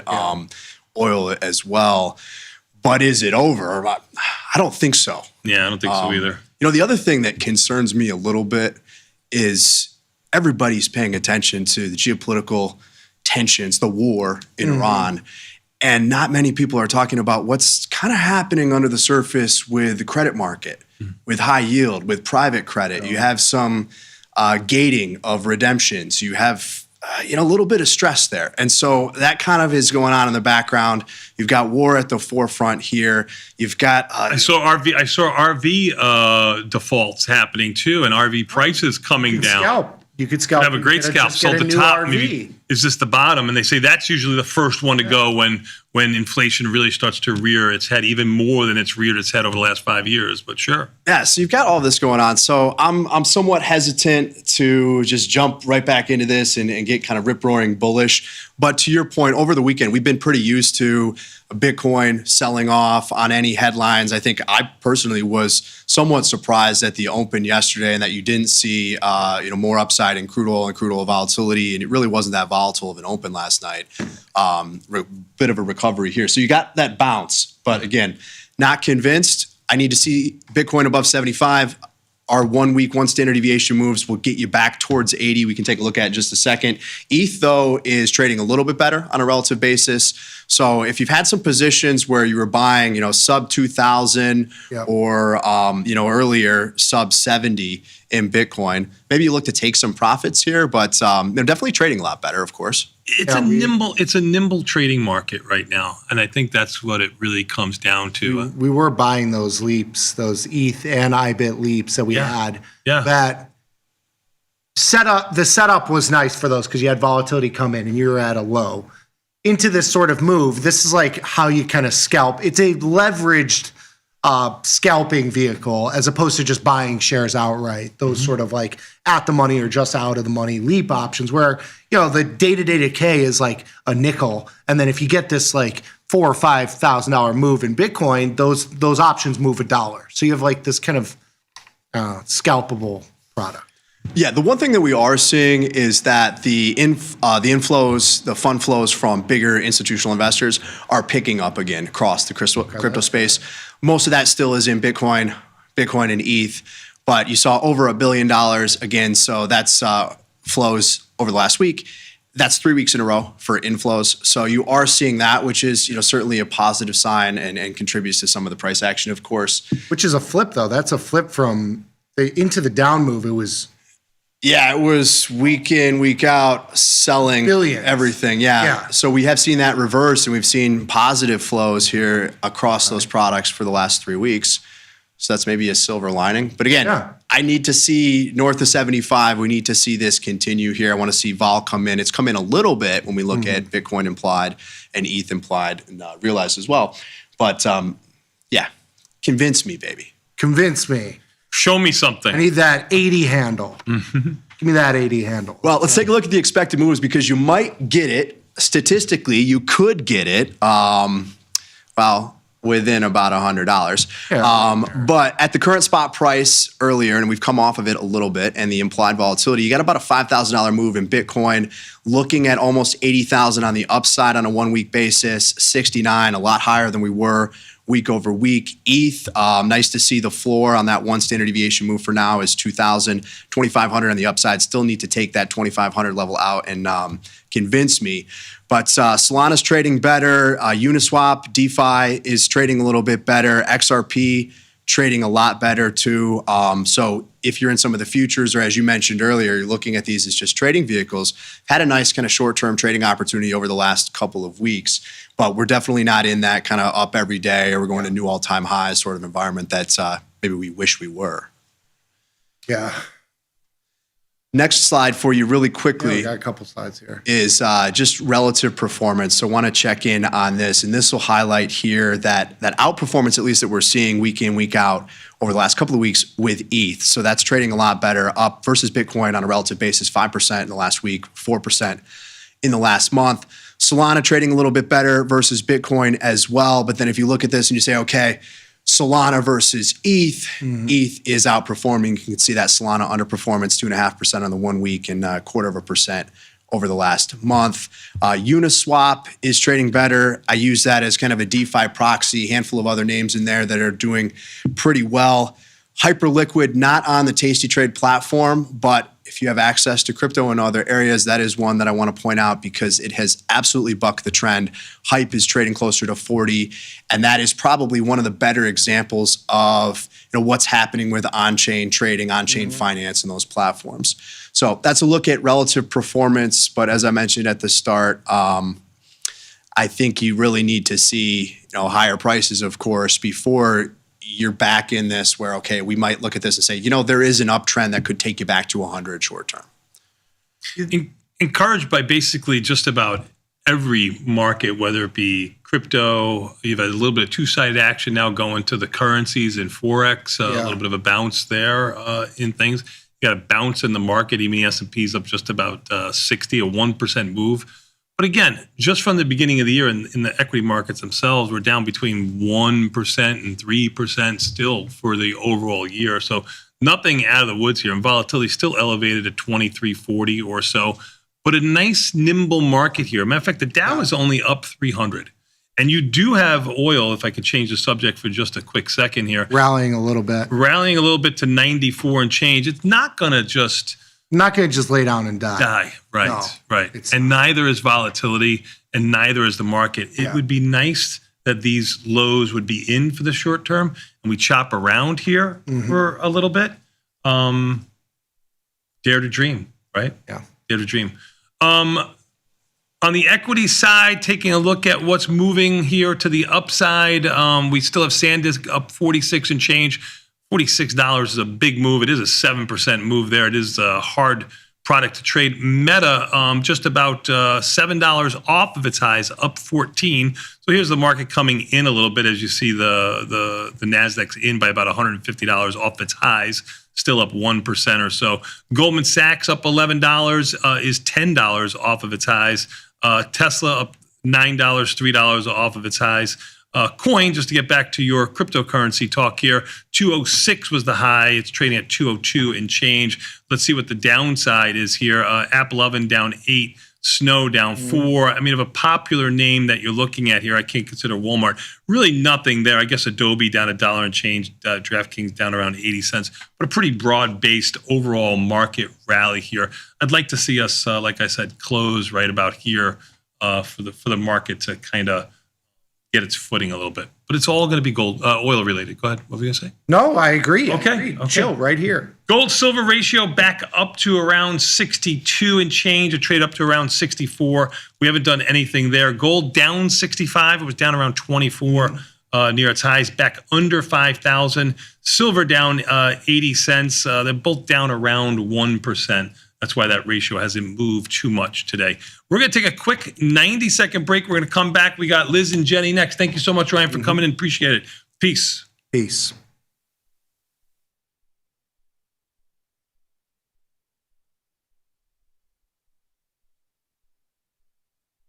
Forbes called us best online for options trading. Investopedia, best for options trading, period. With stockbrokers.com, we're number 1 for options and futures trading. The Motley Fool really likes us. And so does Business Insider. So what else can we say other than boom? Trade like a trader. Tasty Trade. Make your move. Look who's back testing. Tasty Trade now has options back testing for free. Test your trades with over 10 years of data for the most popular symbols. See how your trades would have performed in the past. Look back at profit and loss and take the guess out of guesswork. Oh, did we mention that it's free? Get back testing at Tasty Trade. This is Chicago. We invented the skyscraper, the Italian beef, and the standardized options market. Cboe is not only the birthplace of options, it's also where Liz and Jenny got their start. In an industry first, 2 female former floor traders broadcast live from the floor. Hear the sounds of live market action and feel the electricity as they present real-time trade ideas and research-backed market studies live from the SIBO's SPX pit. Watch Liz and Jenny live from the SIBO, only on tastylive.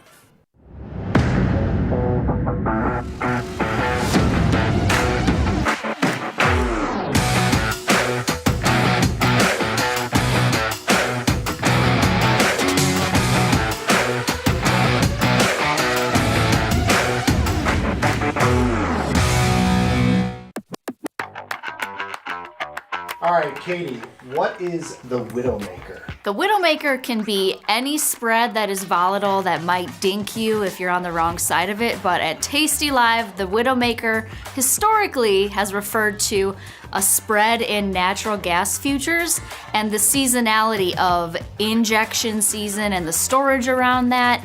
So it's typically a calendar spread that has the propensity to move between the March and April natural gas futures contracts. What does tendies mean? Tendies refers to ordering chicken nuggets at a restaurant when you're out watching the game with your boys or your girls, but tendies in the options trading world or the trading world refers to profits that you are taking on a position. What is an offer? So the offer price is the price at which you can buy an option at, the bid being the price to sell at.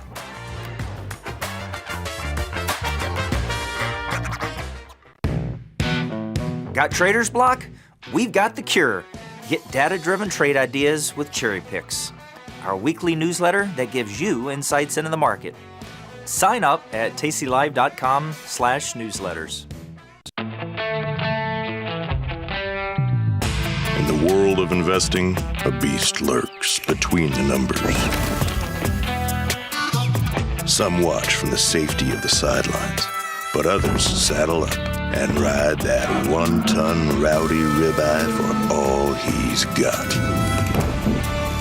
If that's you, join us on Tasty Trade, named best online broker for options trading. Genius loves company. Golf play, normal distribution, reduced speed, increased standard deviation for a wider angular strike. If you think like a trader, we've got your back. Tasty Trade. Join the club, genius. Tasty Trade has crypto, and you can trade with 0 commissions, Bitcoin, Ethereum, Litecoin, and more. Diversify in one place. Crypto, we got it, we get it. Global markets never sleep. Explore them with Forex, now available on Tasty Trade. Get in on over 80 Forex pairs, 24 hours a day, 5 days a week, with the Forex platform that adapts to your style and speed. FX marks the spot. Trade it on Tasty Trade.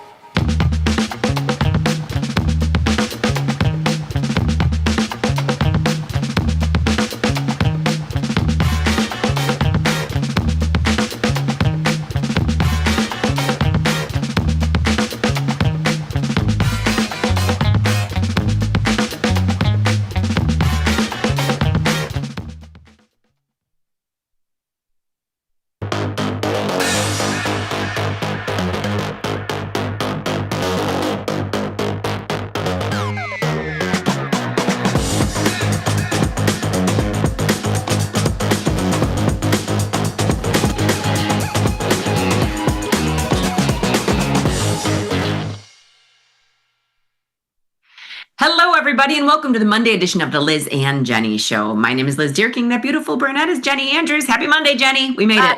Happy Monday, Liz. Happy Monday. You are, I know, busy. You had JD home for spring break for a couple of days. JD is home. He is leaving tomorrow, and we have some people that are stranded at our house as well. So I'm going to have a gaggle full of boys here soon. And it's so funny. I don't have enough. I forget how much food boys eat.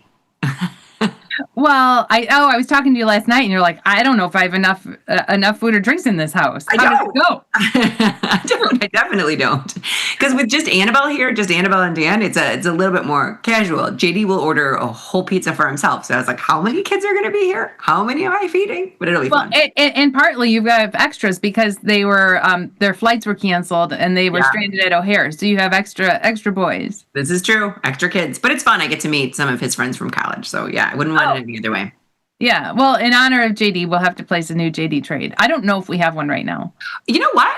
Let me go to the platform. Let's jump in, Jenny. This has been a kind of a crazy market, right? I mean, it's keeping its wings up today. It's not like Friday where we opened up and then shot down like a slingshot.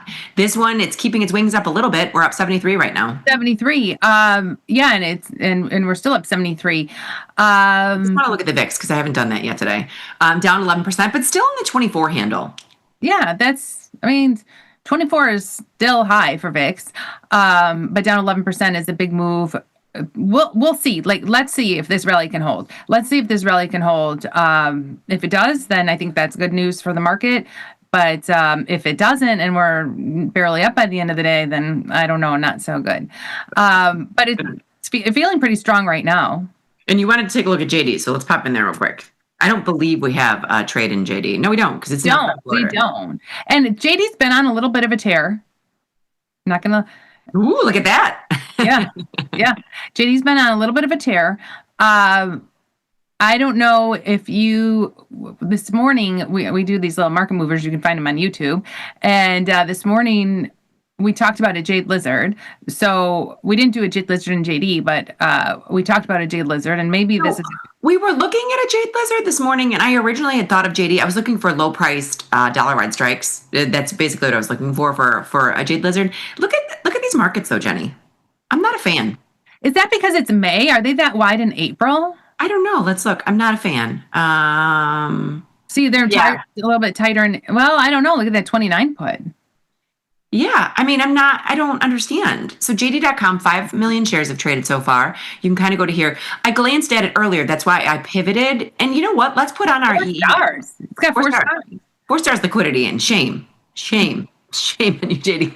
But while we're here, let's do this. I want to pop this in because we talked about it today. Let's put in our Jade Lizard in EEM. Yeah, if you saw us on Market Movers and you're tuning in here we're gonna take a look at that Jade Lizard again. If you didn't see us on Market Movers, this is it. And for our regular viewers, they're just quick little pieces on YouTube.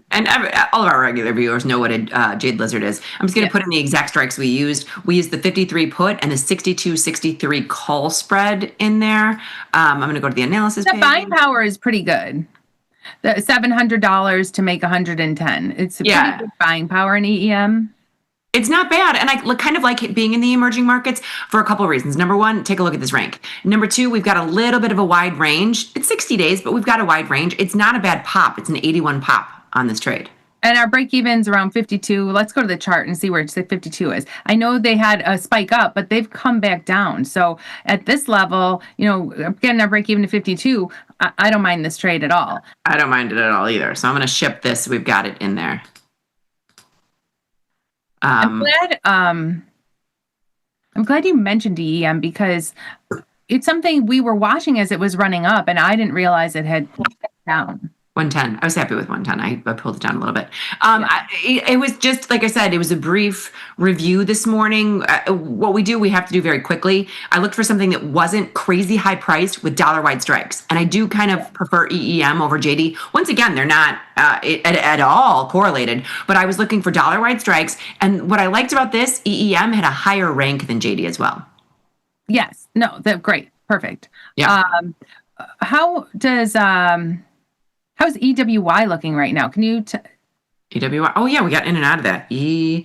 EWY. And this is South Korea. And I just want to see, so their chart looks similar, right? Looks similar, like had that rally up and then pulled back, 68 rank. So another option. Another option. I just want to take a look at this. So I'm going to open up I'll open up the 60 We went with the 60-day. Take a look at this, Jenny. I have implied. I like $1 and $1 on a strangle in E. No, I do like $1 and $1 on a strangle in this. So this one was a little bit different. So the Jade Lizard. First of all, I'm gonna, just because I did it on the other show, I'm gonna actually do something here too. If you would like to see more on the Jade Lizard, go to shows, go to tastylive.com, shows, come on over here to the Liz and Jenny strategy series. It's right here. There's the Jade Lizard. We talk slowly through it. It's our baby. And it has been for a very long time. But I'm going to go back here because what I was going to say is the Jade Lizard takes advantage of all skew. And EWY, I wonder if it is an EEM too. The implied volatility is going up instead of down. Well, you know, as I look at those markets, they're so wide. Look at the 170 call, 180 at 330, 145 at 215. These markets are just too wide right now. They are too wide. What's the stars on this? 3 stars. Right. It just, they do look wide. I know we were in and out of a trade in EWY. I think it was an April trade. It was an April trade. I'll pop it out and see what it was. Activity. It was just a strangle. EWY. Oh, we did get filled on something too. It was a strangle. We were in and out in 4 days. The 100, 165. Let's take a look, just because it's fun. I mean, we've been out for a while. Let's look at May 100, 165 and just see. I just want to see where this one is. Oh, it'll be cheaper. 277. It's going to be cheaper, 277. So we sold it for 5, got out of it at 438. It's now 277. All right, well, let's go to April, or let's go to May and look at those. 100, 165. It's still $30 down, $30 up. There we go. There, I just literally, they hit this fancy feature right here down here. I hit expiration plus until I got to the regular May. It's about the price where we sold it. Right. And now that Strangle's trading to something. When you think about return on capital here, using 1,300 to collect 550, it's much better return on capital than the Jade Lizard for $1 using 700. It's a decent return on capital, right? You're collecting. No, if you were going to do, it's definitely more. But this is a higher price product. If you were going to do a Jade Lizard here, you can't because you have $5 white strikes. Yeah. Right. I mean, you could sell the 105 and then make a $5 wide call spread and not quite collect the $5. Let's say the 155, 160, and you'll be just shy of $5. That's not bad. It's not bad, but I'm not afraid of the upside here. Are you? A strangle for 60 days isn't bad. Let's just do the 105, 165, 622. It's like in the grand scheme of things, let's talk about when you said I'm not afraid of it. Let's talk about like worst case scenario, right? If we're collecting $600, our break evens are around 170. Whoops, where is 170? Can't even see it. and like 120 or in 105 or no, 95 because what are we at? The 100 put? Yeah, we were at one. This one, I think we're at the 105. Let me go back to the trade page. We're 105.65. So we're just break even about 100. About 100. So let's say EWI falls back down to 90. We'd be out $1,000. Right. But you know what your recourse is here, right? So to me, it's pretty interesting. This is an ETF and it's pretty high and it's still got a high IV rank. And it had the pullback. I mean, I'm much more comfortable getting in after a pullback than when it's at the very top. Oh, but I have a hard time when you're on an upward trajectory. If I see some type of, kind of give and take, I'm a little bit more comfortable. Let's do it. Liz? We'll see if we can get filled. And that's all you ever have to say, and you get filled immediately. You're getting the certified badass card. Woohoo! We're up $11. I'll take it. Just kidding. So no, but in honor of CoreWeave, I'm also going to put a GTC in for this, and I'm going to, because it's so far out in time, I'm going to say 25%, which would be what? 25% would be $150. So she's saying in honor of CoreWeave. I don't know if you mentioned this, but I wasn't paying attention. Our GTC and CoreWeave hit today. Yes. So, and it's nice to have the GTCs in because you can get hit. So I will pop out the side. Now, Go to on some of those, you get hit quick on a move. On a strangle, we're not going to get hit on a move because we're selling both sides. But no, you won't get hit on a move unless there's some serious ball crush. Serious. Because we have 60 days left. CoreWeave, we got filled at 8:30 this morning, right on the open. Right on the open. And let's take a look. Hopefully, price improved. Let's look at CRWV. So that was April. We could go out to May. We had the short 75 puts in CoreWeave in April. We could go out to May, and we would move them. I mean, those 75 puts are $8. Those were a roll. I'm fine with the 60 puts for $3. What did we have? We had the 75? 75 puts. Mm-hmm. Yeah. Oh, look at them now. We got filled at $3.95 on the open. Yeah. That's what I was going to say is I'd rather get $3 and sell the 70s. Yeah, sure. Move it. We paid $3.95 for those. We can get $3.30 for the 70s, move them down $5. Or go to May and sell the 60s. Like, I'm fine with this. This is dealer's choice, right? When your April 17 has 32 days and the May 15 has 60, our sweet spot is 45. So this is, you can kind of pick and choose what you want here with CoreWeave. Yes. So to Jenny's point, she's saying you can go to the 6th. You can go. This is just going to be on for a longer time, but this buying power is real nice. CoreWeave is always, and I don't know why. I don't know why CoreWeave always has a really good buying power. I just because it's fun, I want to go to I want to take it down by $5 and still collect $3. All right, sure. Okay, something else. I feel like we're flying through trades. It's only 12 minutes after 10. We've only been on air for 12 minutes and we've already got Yeah, but you know what though? I mean, this is what you and I do in our own accounts. We fly through trades. I know, but in this account, I don't want to run out of money. I know. It's like slinging trades. Next week she's leaving for spring break. I know it's right. I'm just going to leave you with a mess. It's going to be awesome. I do want to take off our ETHA. ETHA, we bought a call. Take a look. There we go. Look at that. Okay, I like it. This is, we're getting the move we're looking for. Oh, look at that. It doesn't look at all good.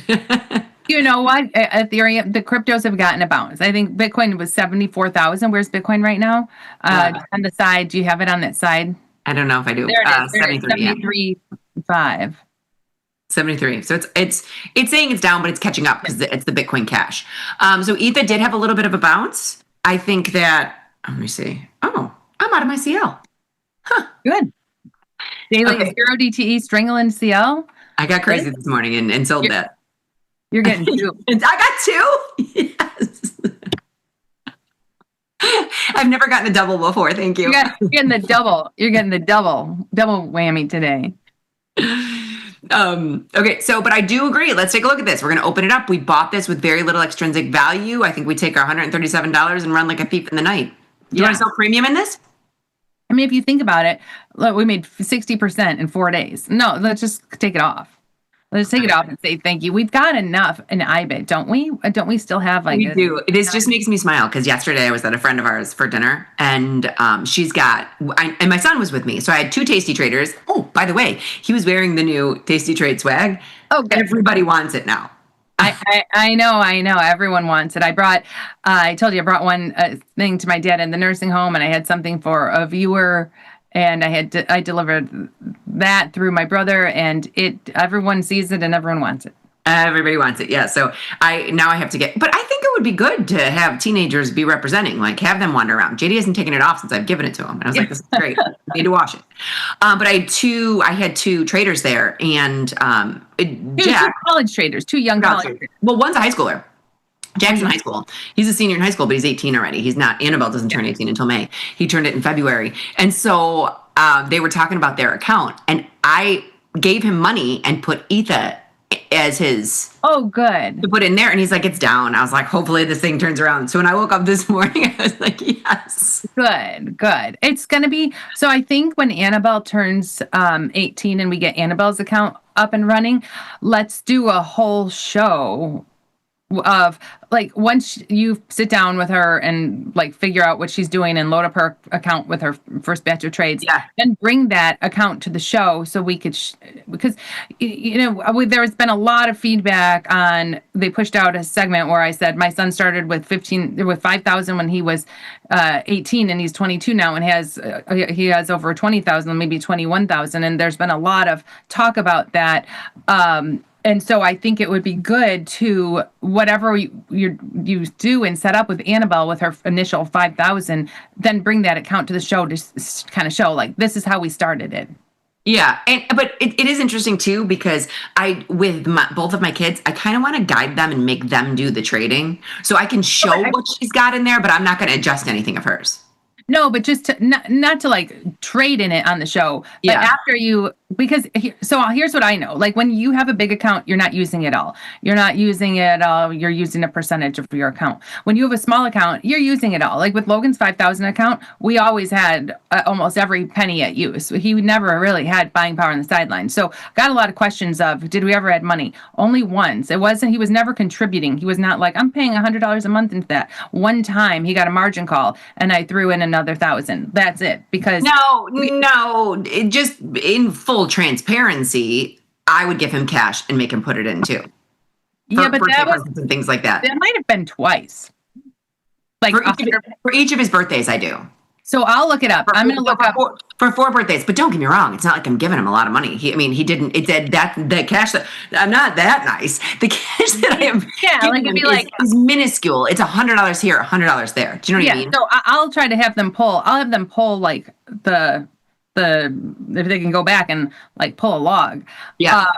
Because I don't know. Sometimes that you might zell him and. He's not putting it in. He might just go buy that. Like he might not put it in, but he just might go buy that stuff anyway. Yeah. You know what I mean? So I can try to look that up.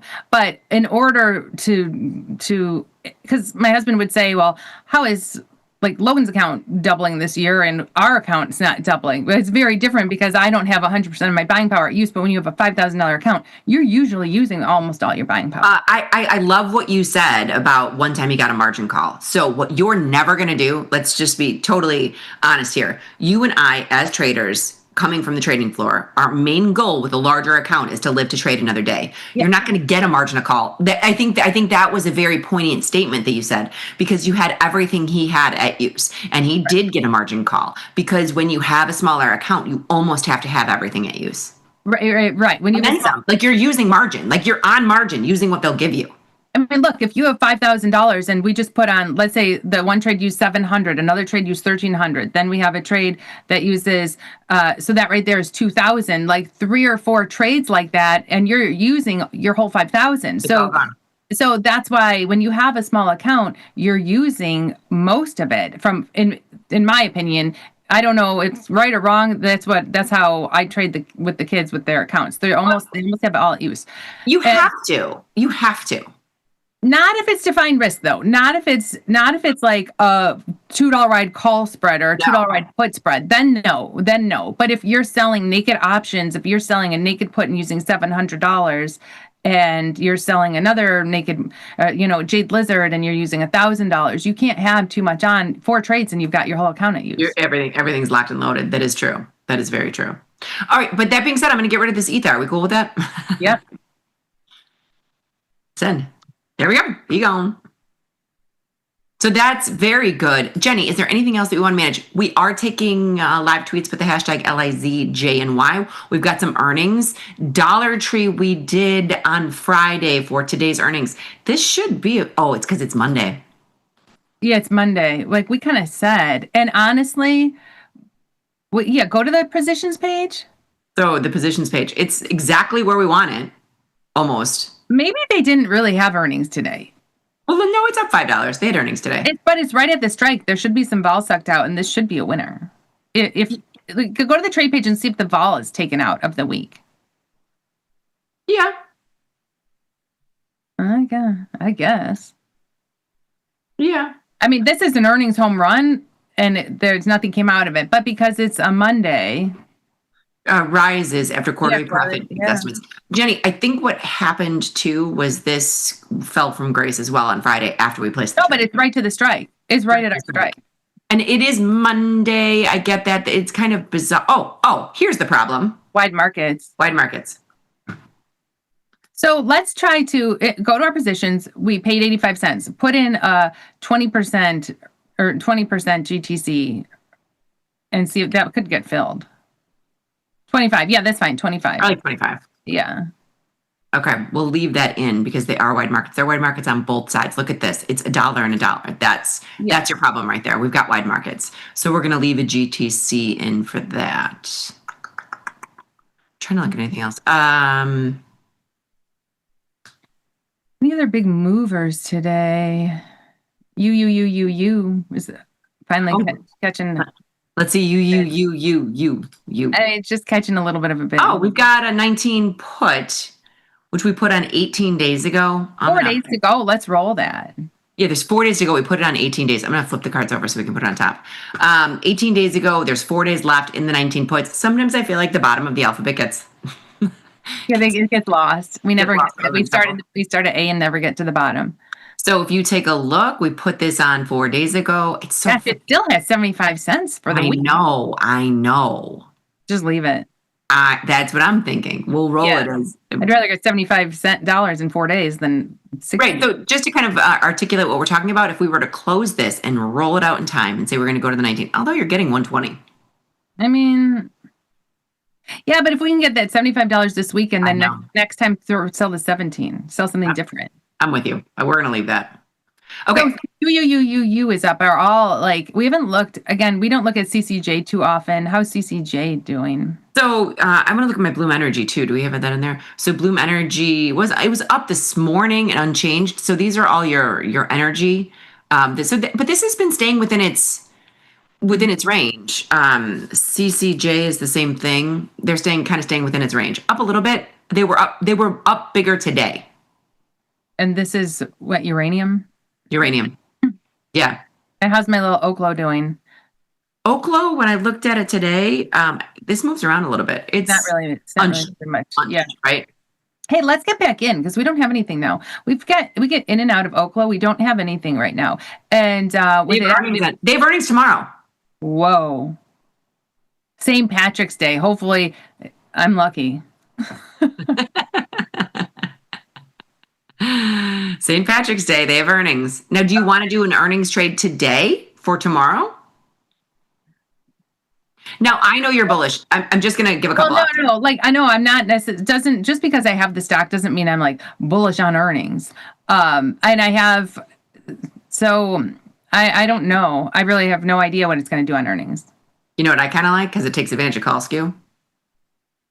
The buffer trade, because you can go all the way down to 53. The buffer trade is buying it out of the money or buying it at the money put spread and then selling a covered call. Jenny and I can synthetically do that by just selling the in the money put. That is synthetics 101. So that's the buffer trade, meaning that Oklo can go down to 53 and you don't lose any money, or you're just long it at 53. Yeah, what's your loss? Go to the analysis page because it's weird because I'm not collecting as much. Hold on, let me get to the green bar's only going. I just want to see what the loss is in between. Sure. Go in the in between and see what the loss is. I can't get there. Move it to the right. Move it to the right. To the right. There. Stop. 64. Okay. Yeah. There you go. $4. That's not bad. It was so hard. Okay. So it's not bad now, but we could do that tomorrow too. We don't have to do it today. But that has been, I do kind of like, and I'm not saying you're bullish, but this, you will make money if you are bullish, but it's a stock that I don't mind getting in at 53.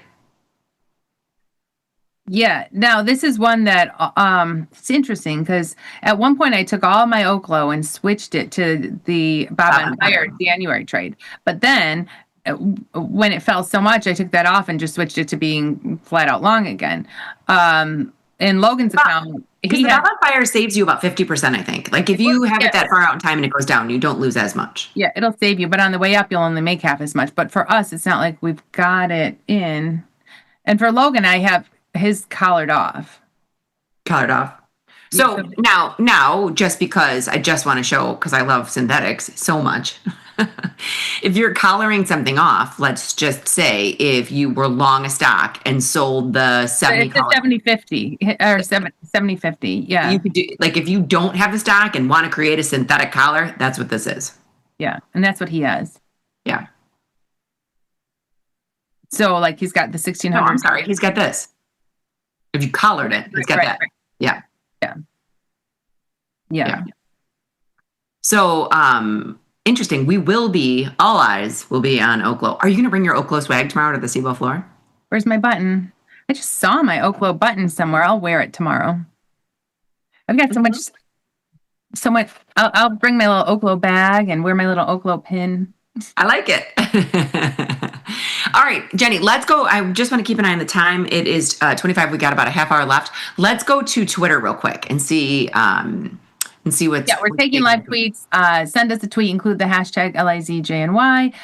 Bob on Fire has sent us earnings today. We've got Path, Dix, Lee, Dollar General, and Futu. So Dollar Tree went up. What's Dollar General doing on Dollar Tree's earnings? Let's take a look. Dollar General. Sometimes they move in lockstep. Suppose we're almost up 80. Yeah.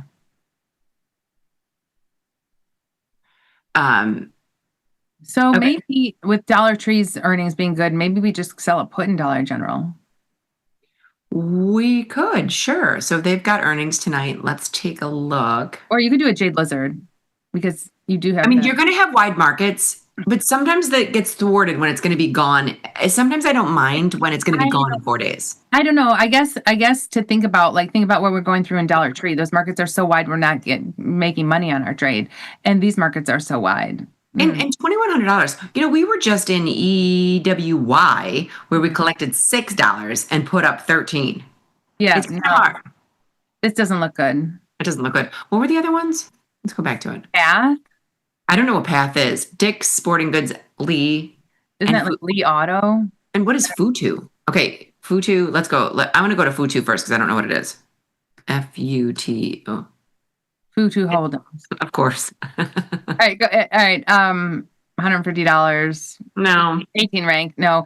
Lee, L-I, and Dick. L-I. Hold on. I'll do that first. Yeah, Lee Auto. $18. Look at the chart. Let's see. Whoa. See what we can get for a put like way out in April. Nothing. No, nothing. Nothing. When you open this up, if you go to the 4-day, if I open up something like this and I see that there is absolutely nothing to get, this is when, I might buy an option and take a shot on earnings. If you cared about it. Do you care about Lee Auto? Not really. I know, that's what I was going to say. I understand taking a shot, but this is one of those where I don't really even care to open it up tomorrow to see what it does. But I would never even, sell an option for like 17 cents. I'm not going to sell a put. No, gosh, no. I kind of agree with you there. And then GKS, just to look at Dick's, I want to take a look at it. They have earnings and then a dividend, and it's a $190 stock. So honestly, I appreciate Bob so much for sending us the earnings, but it's not going to be. I mean, we're kind of coming into the tail end of it. I wanted to show you something else today, Jenny. We'd kind of touched on it before, and we will keep an eye on earnings, and we'll keep going back and forth. But so we've usually pulled up, when we're at the SIBO, we pull up high volume because it's fun to look at. And then the other day when Chris Vecchio had someone on, I pulled up the SIBO data for the call put ratio. So the call put ratios are right here. What I find fascinating about this is I just want to show people where to get it, okay? So I'm going to come up here. You go to the SIBO.com, free for everybody. It's home. You go to options and market statistics. It was kind of hard for me to find. So then when I got onto market statistics, I scrolled down and here is your call put ratios. I'm going to refresh this, Jenny, because I love that this happens where it'll filter in. So if you can see right now, 9 a.m., which was opening, you can see it was calls over puts. And you can see that in the ratio. And this is for just totals. You can see the index and the other ones too. And then at 9:30 a.m., it still calls over puts. In index options, it was puts over calls at 9:30 a.m. At 9 a.m., it was almost equal. I know. So, and if you go to the index, it flipped at 9:30. At 9 a.m., it's equal. And then at 9:30, and that's when we had the little dip, it was puts over calls. So I find it kind of fascinating looking at these. And then your equity options, which would be your Meta, your Microsoft, your Amazon, your plain equities, have been a tale of two cities as well. The plain equities have been calls over puts in both scenarios. I'm gonna refresh too, so we can see. Get the new hours. Yeah, and then you can see it.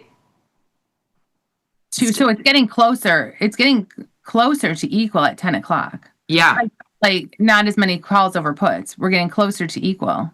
But the index options at 10 o'clock, the puts have taken over the calls. Because you can see at 9 it was 0.84, then 0.89, now 0.93. We're getting closer to 1. Yeah, we're getting closer to 1. And take a look at your index options, because that's what up here is the total of these two, your equity and your index, right? So if you take a look down here, your equity options have been heavily calls over puts, but your index options keep getting closer and closer or flipping to your puts. And if people didn't watch that video with Chris Vecchio and his guest, I would rewatch it and see, she talks about what she's looking for with the put call ratio. I've never traded that way. I've never really watched this, but. Well, and then, we're aware of it. Like, I know Frank will usually tell us calls over puts or calls leading puts, but it has not influenced my trading, but maybe I'll start keeping an eye on it more. No, it's just fun because there's a wealth of information on this SIBO website. And a lot of times you and I we've been trading for so long. And I know I think it's a recent discovery for me. So I keep saying it, but we have a lot of years of experience under our belt. So things that people look at aren't necessarily what you and I would look at. So we're looking at feel of the prices and how you just opened up the auto and said, I'm not selling that. There's no real reason behind it. If somebody was like, here's the data, it says it's an X amount % for this. You're trading more by feel because you've been doing it for so long. You know who else has been doing it for so long and who's the master trader? Who? Go to Twitter and refresh. Wait till you see his position he's got going on. Oh, okay. Twitter, refresh. Well, Top down? Yeah. Oh, you're not. Let's see. Retry. Hold on. Man. Can we take it off full screen for a second, Paul? Are we off full screen? Yeah, we're off full screen. Okay. Then I can just log back in. I need to real quick. It's either the master trader is either going to be Ajit or it's going to be Jack Tucker. Try again. David Poon. Mikey! Look at that position. Only a master skilled trader can get a position to look like that. Built a forest in MCL. Can we close at one of these peaks? Okay, so I'm going to click on it so I can see this a little bit better. This is where we're trading right now. This little green flag is where we're trading right now. Mikey has built himself even in the gullies, he can't lose. It's still green. Well, this is CL, and I don't know, Mikey, when this is all MCL. Expiring. What? It's MCL. Yeah, I just don't know when it's all expiring. I don't know. Is this today? Is this? It says on Tuesday. Oh, on Tuesday. Okay. But that's a nice little forest you built yourself. Yeah, Mikey, you've got yourself in a good position. He does. And Frank comes in and says, Futu is a Hong Kong-based tech firm. Okay. Thanks, Frank. Futu was on the earnings list. Futu was on the earnings list, and we were looking at that. But have you ever traded Futu? I remember hearing of it. I feel like we've done this before. I typed in Futu, and then it says Futu Depository, and then we look at something else. Mikey, I love this. I'm retweeting it. I'm very proud of your forest. I wonder how long it took to build that. I know. Let's take a look at our oil positions in honor of the Polish warrior. You want to know what? We closed everything. Okay, so here's what I'll say about oil. When I went to bed last night, I don't know what you saw, but when I went to bed last night, it was like, oil's up, oil, like scaring the world. And I went and got my hair colored early this morning. I was out, it was still dark out when I went over to get my hair colored. And when I walked in, now the lady who I go to, she watches the market and she's interested in what's going on. And when I walked in, she's like, what do you think is going to happen with oil? That's all she was worried about. And I said, Kathy, what do you mean? No. What are you talking about? I'm just kidding. It's not even what the news I read last night. And I guess if you look at the bar for today, it did get it did get as high as 100. The news story was oil's over 100 again, scaring my neighbor Kathy while she was trying to sleep at night. And But that is a news story, and I'm not saying it's clickbait because it's true, it happened. But that's what's happening, and that's whether they're talking about. And I'm sorry, I'm not geopolitical by any stretch, but that's all they're talking about is what the price of oil is going to be on every network. I know, and it's been it's the hot topic. It's what's going on in the world right now. But to scare my little 67-year-old neighbor who can't sleep at night because she's reading all these headlines about oil and and she's worried about what's happening in the world. I don't know. I get it. It's a terrible thing going on, but I hate that my little 67-year-old neighbor is scared when she hears all these news stories about it. So I got to tell you, I was telling Jenny, I was like, I kind of went crazy today because I opened up, I was looking at CL and I wanted the big dog because they do have 1 day, 2 days, things like that. So Mikey's got the MCL on for tomorrow, but I opened up the 0 day and I just wanted to get, 20 cents and 20 cents. And so I did. Now, granted, it's already off, but this is big. Like, these are really big options. So if I sell this for 16 cents, that's $160. Yeah. If you come up here and you sell this, it's $370. This is something that I did wrapped around here. I mean, I tried to stick with the round strikes, and I'm already out for 50% because it's the 0 day. Okay, so let's go back to when I can't remember his name, Joe maybe.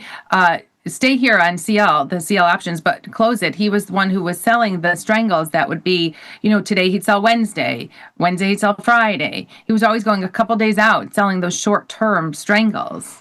So if I'm going to go to Wednesdays would be the 18th because the 2 day. Right. Tomorrow. So you're going to go the 2 day. And so I'm going to see how far I can get. Do you remember what his price point was? Oh, wasn't he? I want to say he was like 30 cents and 30 cents. Yeah, it was.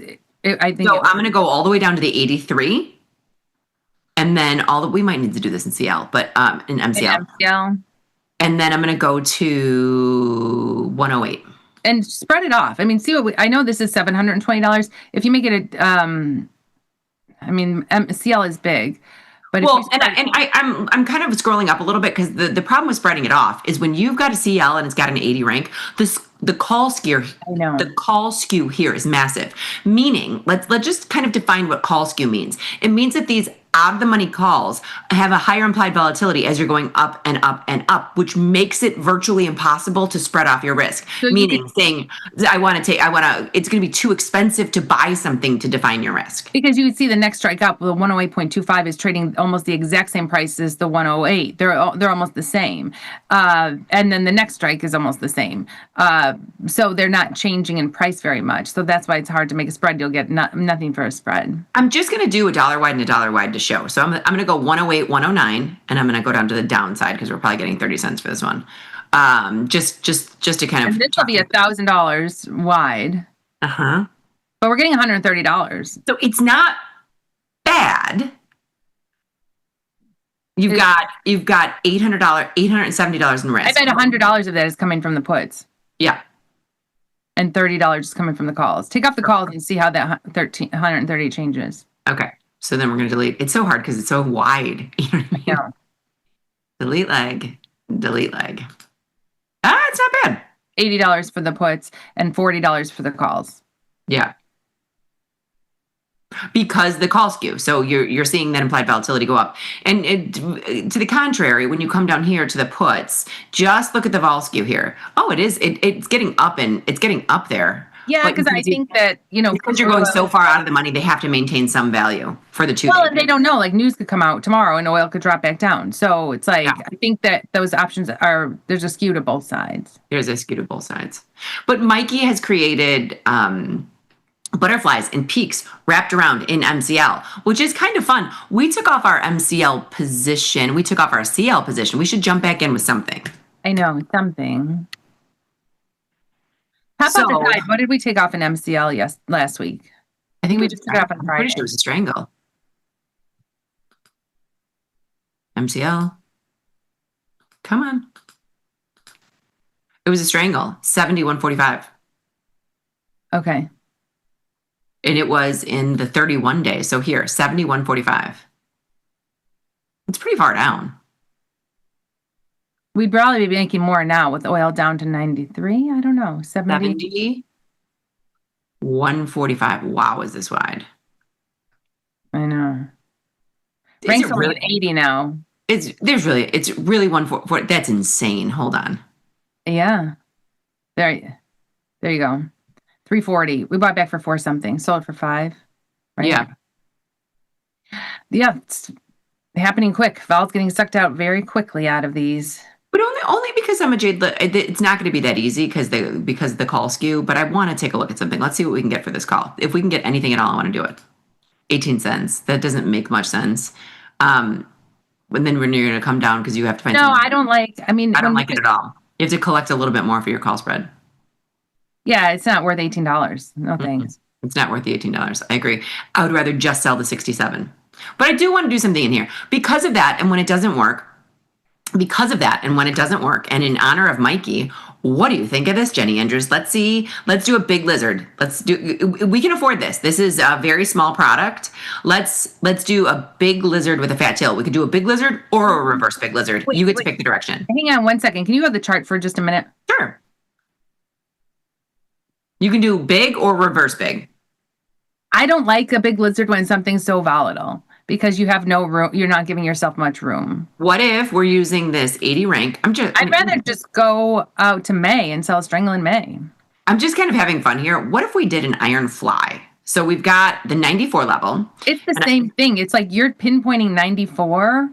That's what Mikey did. Mikey had like a bunch of different butterflies. Yeah, but I think Mikey got into them by like buying a call spread and then it went moved, selling a call spread, or buying a put spread and went moved, selling it. I think Mikey liked into them all because he didn't pay for anything. He got them all on for a credit.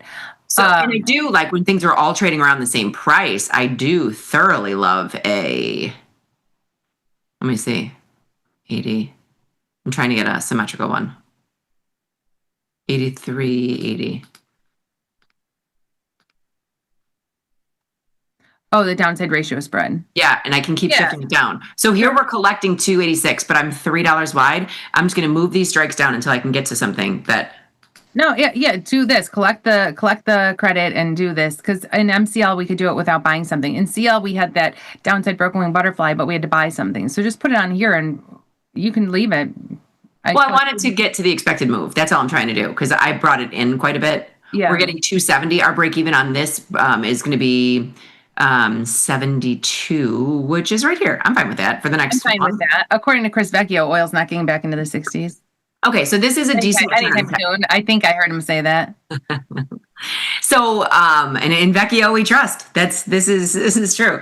So this is a high pop trade. So we've got it's a 75% pop. It's decent enough where it's $3 wide, and we're taking in 229. So it's a decent return on capital for what you're putting up. We're putting up almost $1,000. MCL is small. This also affords us the fact that if oil does go up, we could butterfly this off.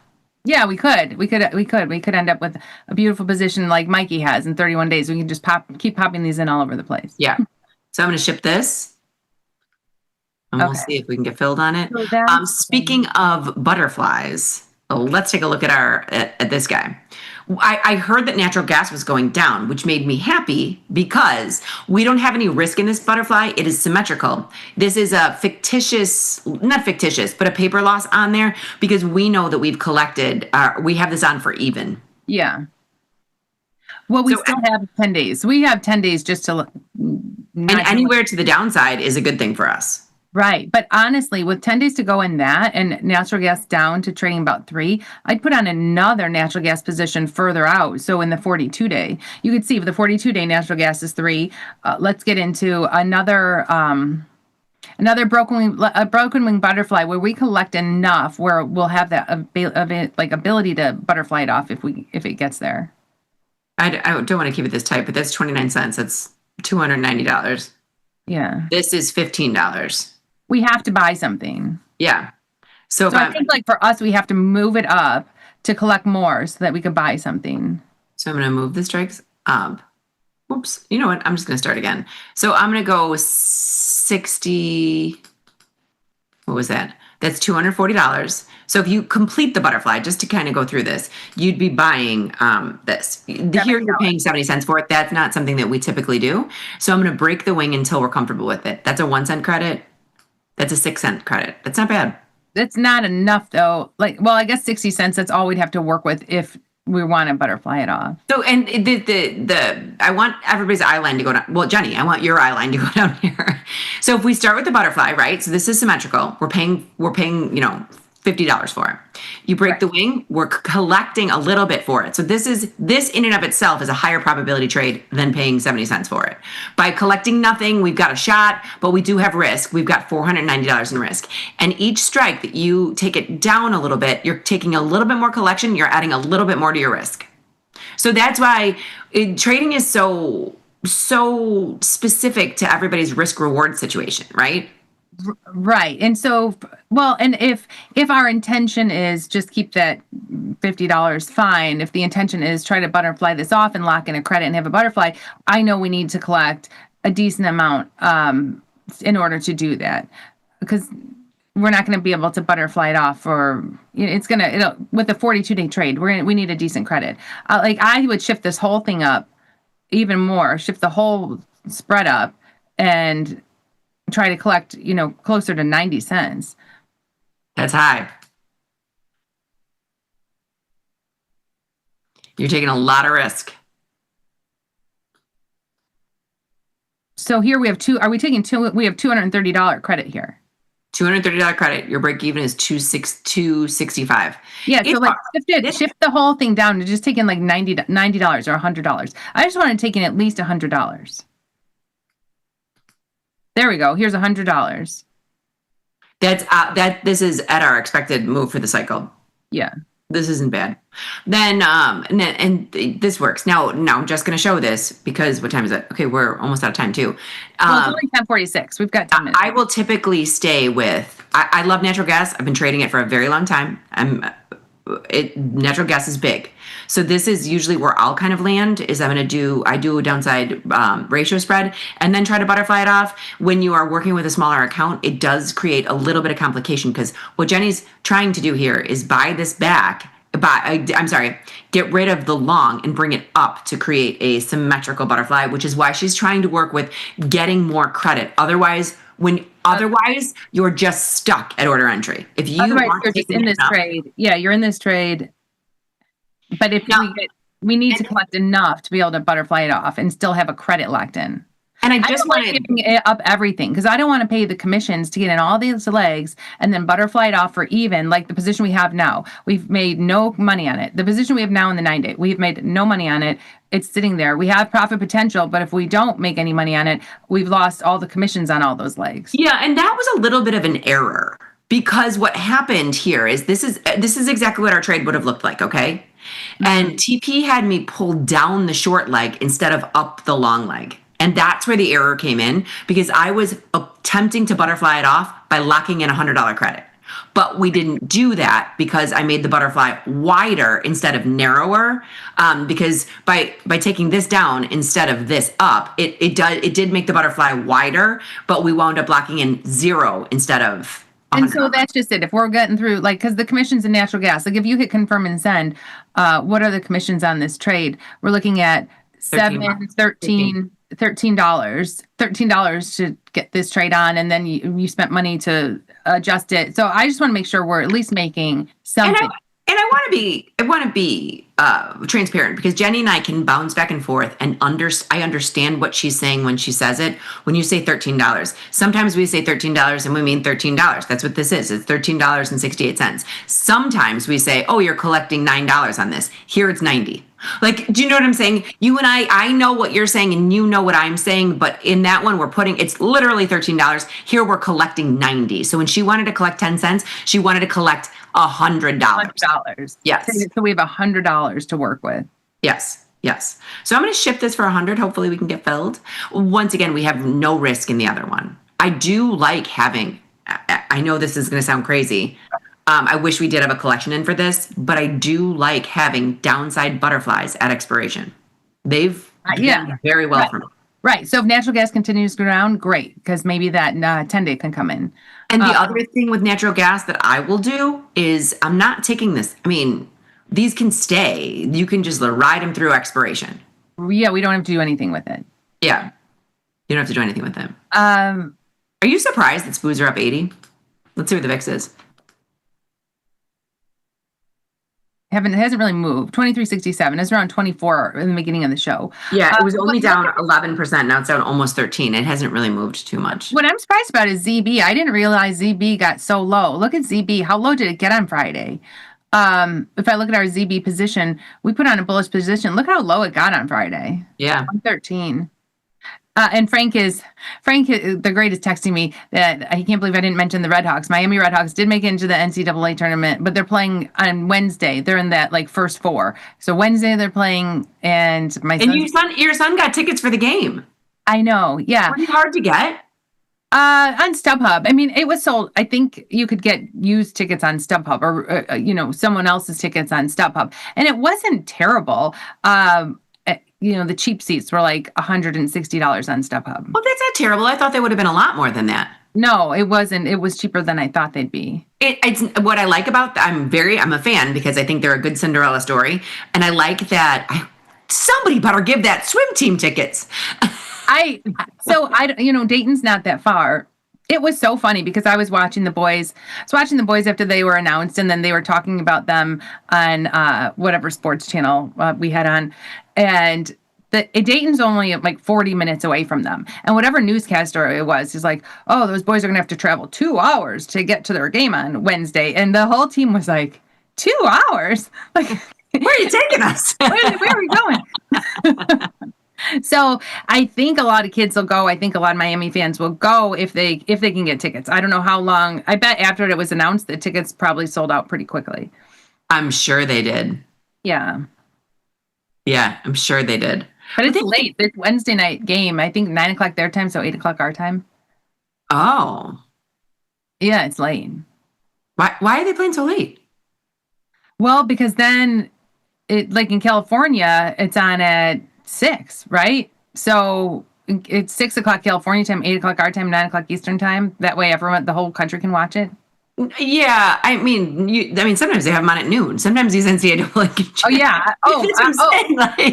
They really want everybody to be able to see the Miami Ohio game because sometimes they're going to play at 2. Do you remember when we were on the trading floor? They would be on all day, every day.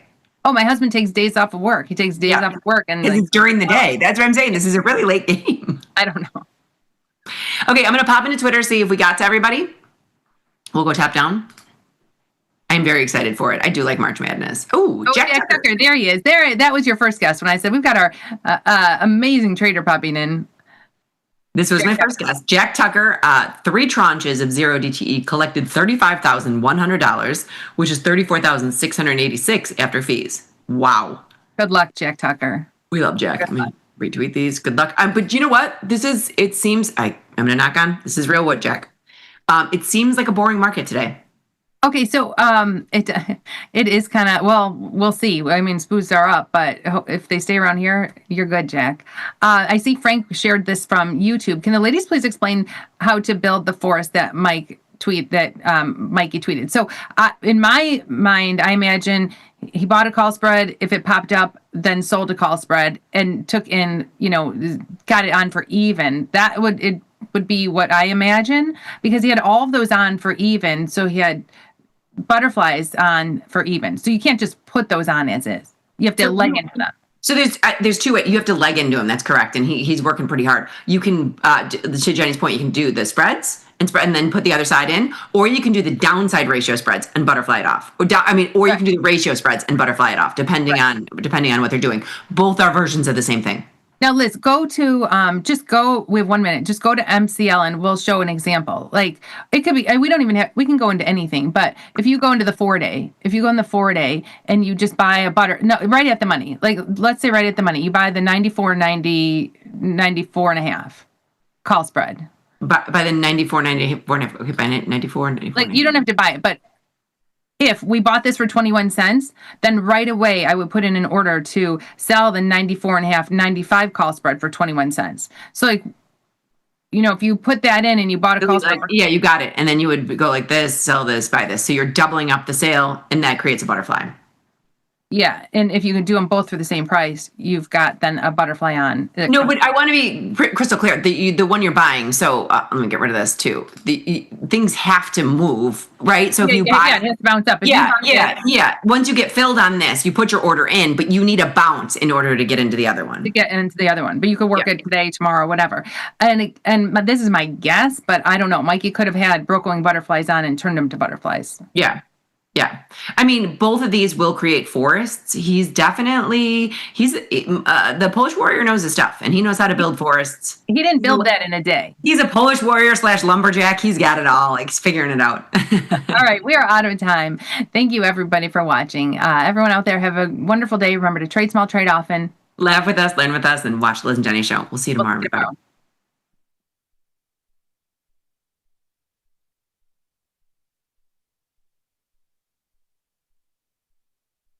Forbes called us best online for options trading. Investopedia, best for options trading, period. With stockbrokers.com, we're #1 for options and futures trading. The Motley Fool really likes us. And so does Business Insider. So what else can we say other than boom? Trade like a trader. Tasty Trade. Make your move. Ready to take your trading skills to the next level? Dive into the world of stocks, options, and futures with Tasty Trade courses. Whether you're a beginner or more advanced trader, our courses can empower you with the knowledge to succeed. Watch as our team in Chicago shows you how to use the Tasty Trade platform and go over the basics of trading. Perhaps you'll learn about a new strategy or a potential product for your portfolio. To find our courses, go to the Manage section of our web platform or head to courses.tastytrade.com. Start taking control of your financial future. Visit our courses today. Feel like your wardrobe is missing something? Like style, purpose, and maybe a dancing dog? Can I pet that dog? The new Tasty Trade and tastylive web store is now live. New merch, bold designs. Did we mention all net proceeds go to one tail at a time? Invest in the real bull market, dogs. Go to tastytrade.threadless.com. Grab some gear and help some pups. You get merch, they get a home. We built Tasty Trade's web platform for today's traders. See it, click it, trade it. Drill into data, find opportunity, and track the action with hundreds of indicators. Track your options profit and loss history over time per symbol. Note your progress and plan your tactics with a trading journal. Fund your account and start trading right in the app. The tools, the data, the knowledge. See it, click it, trade it. Join the club. Tasty Trade. Beat the opening bell. Get trade ideas and market insights before the open. From the creator, Tom Sosnoff, and our chief market strategist, Tom Preston. Every weekday. Sign up at tastylive.com/newsletters. Grow a strong community with Tasty Trade's referral program. When your friend joins Tasty Trade, you'll both receive $100. As your community grows, you get more bonuses. Only at Tasty Trade. Got the need for speed? No problem! At Tasty Trade, you can turn smart ideas into real trades with just a few clicks. Wow, that's fast. Tasty Trade, make your move.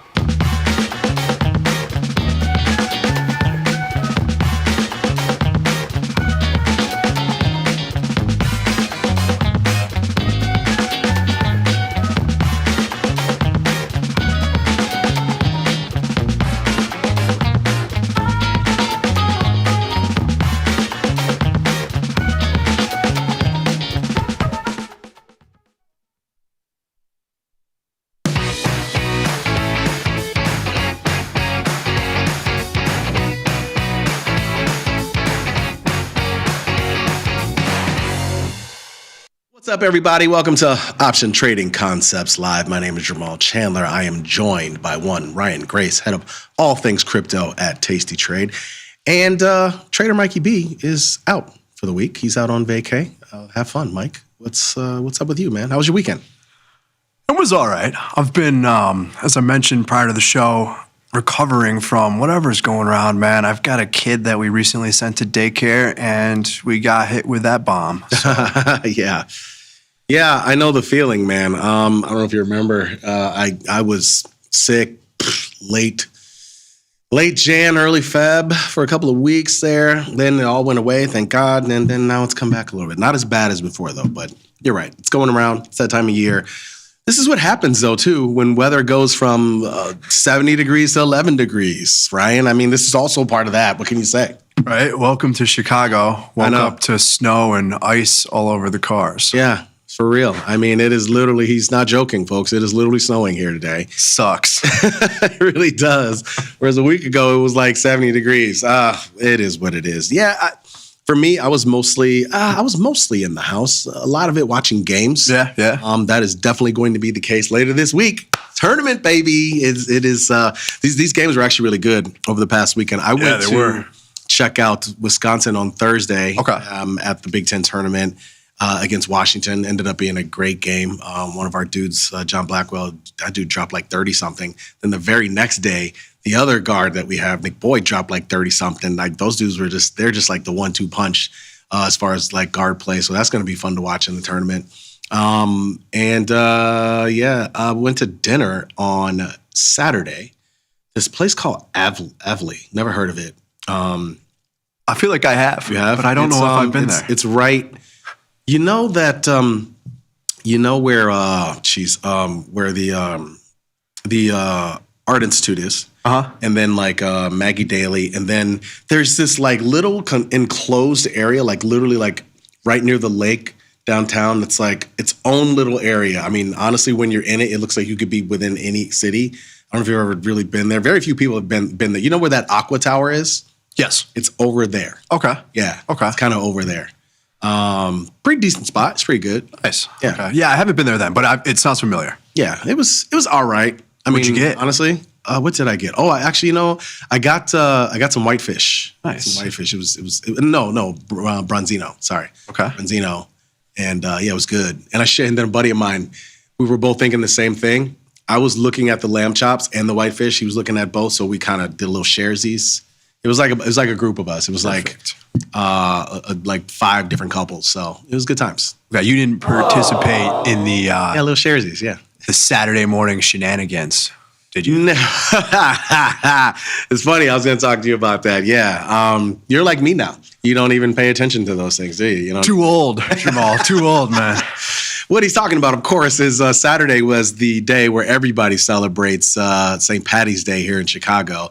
Of course, the real day is tomorrow, but the stuff happens over the weekend on a schedule like this. When it's on a Tuesday, the stuff happens on the weekend. Of course, I didn't participate. Didn't even go near it. As a matter of fact, when we were heading to the restaurant, which is downtown, a lot of them were like worried, like, oh my God, we're going to be. I was like, honestly, I think the area where we're going is insulated from all that. And it was. Yeah. But yeah.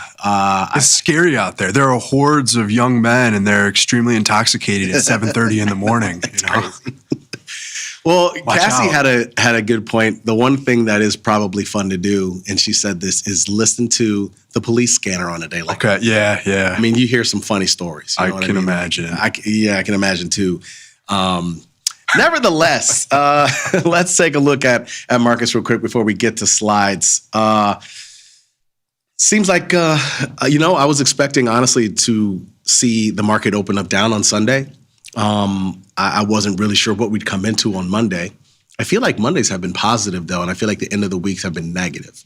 I could be wrong on that. Check me on that if I'm wrong, chat and anybody, but it feels like that's been the case. And so we've been dancing between 6,700 and 6,775, if you will, seems like. The market's generally positive. Most things are up today. You're seeing a lot of broad participation. I would say about the only things that I can tell from just based on my sheets are oil is down and I guess maybe consumer staples a little bit, very little bit. Costco's a little bit negative. Walmart's a little bit negative. see if XLP is negative. It's slightly positive. So those are weaker, but it would seem as though a lot of the things that we have mostly seen down turn around today. So it's like a turnaround Monday. Usually happens on a Tuesday, right? Turnaround Monday. I would also say the fertilizer names are down. The things that are largely affected by the Strait of Hormuz seems to be in the negative today, which is why markets are up. I don't know what you've been looking at, but yeah, really the same thing. I mean, I'm with you. Slightly surprised that you didn't have a little bit more volatility around oil last night into the open, and equities as well. But to your point, yeah, you've seen volatility bid, you've seen the sell off into the weekend, kind of preparing for whatever headline we're going to get. And you did get some headlines after the close on Friday that you would have thought could have had more of an upside impact on the price of oil. But at the same time, you look at where we've traded over the last week, and arguably short term has become a little extended as we head into OPEX this week. We've had volatility at, not necessarily at extremes, but kind of flirting with those levels if you move any higher. Had persistent selling in the S&P, and eventually you were going to get that bounce. So I think the bounce is on.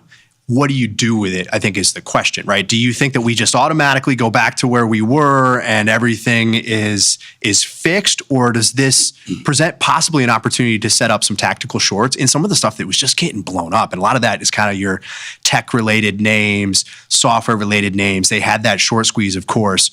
But how do you think about, this bounce that you get these? This is what's going to happen in a very volatile market. Are you looking at this as now maybe post OPEX, it's time to get long again, or we might go to new all-time highs? Who knows? I mean, anything could happen, of course. Or do you look to kind of reestablish some shorts? How are you trading it? that's exactly it. And realistically, it all comes down to certain levels, right? 6,700 seems to be something that we're dancing around now. Again, we talked about the channel of 6,800 to 7,000 for a while. Well, now that channel is lower. And I think 6,800 is the top of the channel. Now it's around, the low level is 68,650 or something like that. So right here, again, we're always in the middle. And that's my problem, Ryan. Like, I feel like over the last several weeks, whatever the channel may be, we're in the middle, and I don't feel the need to do anything in the middle. I want to see a real move up to 6,800. If it's there, then I think about fading, because I know my positions are doing well enough and I'm long delta enough that if I fade that area and we go higher, I lose on those shorts, it's fine. I'll still have long delta and I'm pretty good. So that's why I'm not doing anything here. I think right here is a trap, to be honest with you. 6,700 is the trap. And so that's why I'm not touching anything. If we somehow get to, 6,800 within the next couple of days, then I'm probably looking to get some shorts. But until that point, I don't think I can, really. I don't think I really want to. I would rather wait. I do have a couple on. I think I have a short call spread in SPY and a short call spread in Qs. Those are the only two, really. I also have a long soybean spread, which, again, it's another way of getting short, right? Like, this thing only moves when the markets are down because of the fertilizer situation and the Strait of Hormuz. And so that's my other way of sort of getting short. And I talked about that a lot over on Friday when I was on with Nick and Tony on This Week in Stocks. I think those are other ways that you can sort of offset any longs that you have in the market, in the equity market. You can do things like this. You can get long some soybeans, or, it's in multiple ways. Like, again, these names like CF, I don't necessarily know if you want to get long the individuals. It's really up to you whether you want to sell a put spread in this. But just know you're going to lose on that on days like this. And I'm fine with that because I'm actually winning on a lot of other things. Yeah, I'm with you. I don't think there's a ton to do here. I think patience is the play. You've got a 1% bounce in the S&P. You're still red on the month, or maybe the last week, the last month here. And I think you kind of wait and see what happens, right? I'd want to see the VIX back closer to, let's say, 20. That might give you a chance to reload on the upside on a short, or go into certain sectors, go into certain individual names. But I do think that you could see a little bit more to this for now. Though that said, I think this was the theme of the discussion on Tasty Live earlier. You're not out of the woods just yet, as we like to say. Yeah. I've been looking at a lot of research, and oil vol is the highest on the board. Yes. Even higher than gold now. Gold/silver, it's higher than that. And so I actually think that that's a great, I'm already short silver via SLV. I might start to get, double down, if you will, because I think silver and gold have kind of calmed down some. The dollar story is still another interesting one to me. It is down today. I mean, what do you think here, man? It hit par this past week. It's just below, but I mean, what do you think, man? Is this thing primed for even more takeoff, or is the fear kind of over?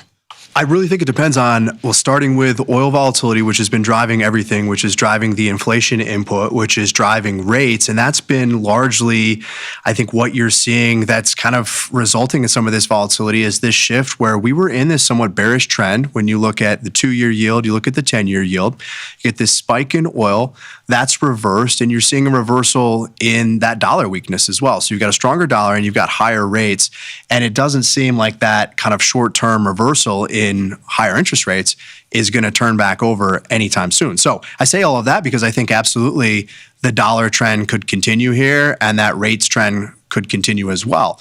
Now, if we do all of a sudden see just a collapse in oil prices off of these levels, and they went up so quickly, I suppose anything is possible, and you start to see that, I wouldn't necessarily say inflation fear, but the idea that these higher oil prices are going to drive persistent inflation into the future, if you see that roll over, and that's coupled with some slower growth, then I do think you will see rates start to price that in, but I don't think that's a positive for equities, right? That is that kind of scenario where if growth and inflation slow down coming out of this somewhat stagflationary environment driven by the oil price, I'd be very concerned about that.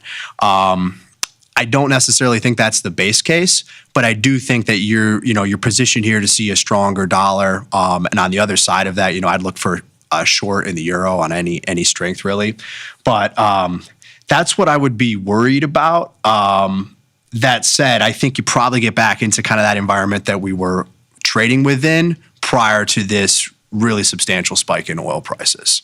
So I think it could continue after that very long-winded explanation. I think, I wouldn't look at this and all of a sudden say, okay, you're going to see a massive reversal in the dollar here and it's going to go back to the lows. I think it could continue to trade higher. I think it could too, man. Like you said, I mean, another part of that calculus is the 10-year yield. I mean, we've seen the move there. That's another area, obviously, that has seen some vol increases is rates and bonds. And yeah, I mean, that 10-year yield, man, 4.2 and change. I mean, they're both in these interesting inflection points, right? Like you can see it. They're just coming out of these rounding patterns and it's like, it's right there. It's right there to really take off and explode. So I guess we'll just have to see, man. I guess we'll just have to see. In the meantime, let's talk some crypto. Yeah, let's look at crypto because that has been, I suppose, in recovery mode. It's been resilient is the term that we've used over the last couple of weeks here on the show. Trading higher here today, maybe to everyone's surprise. We got used to this just selling off. It's looking good, Brian. It's looking good. It's looking better. It's looking better. But yeah, I agree with you. I mean, you're seeing a short-term kind of flip in the price momentum that we track. I talked about this earlier this morning. I still think you need to break above 75,000. You need to hold that. Ultimately, for the trend to shift back to bullish, you need to be back above 80,000 in Bitcoin, about 2,600 for ETH. So these are definitely trading a lot better, but you're still well within that range that you've been chopping within. You go back a couple of weeks and we were here with Bitcoin prices and we were lower and we were under 70.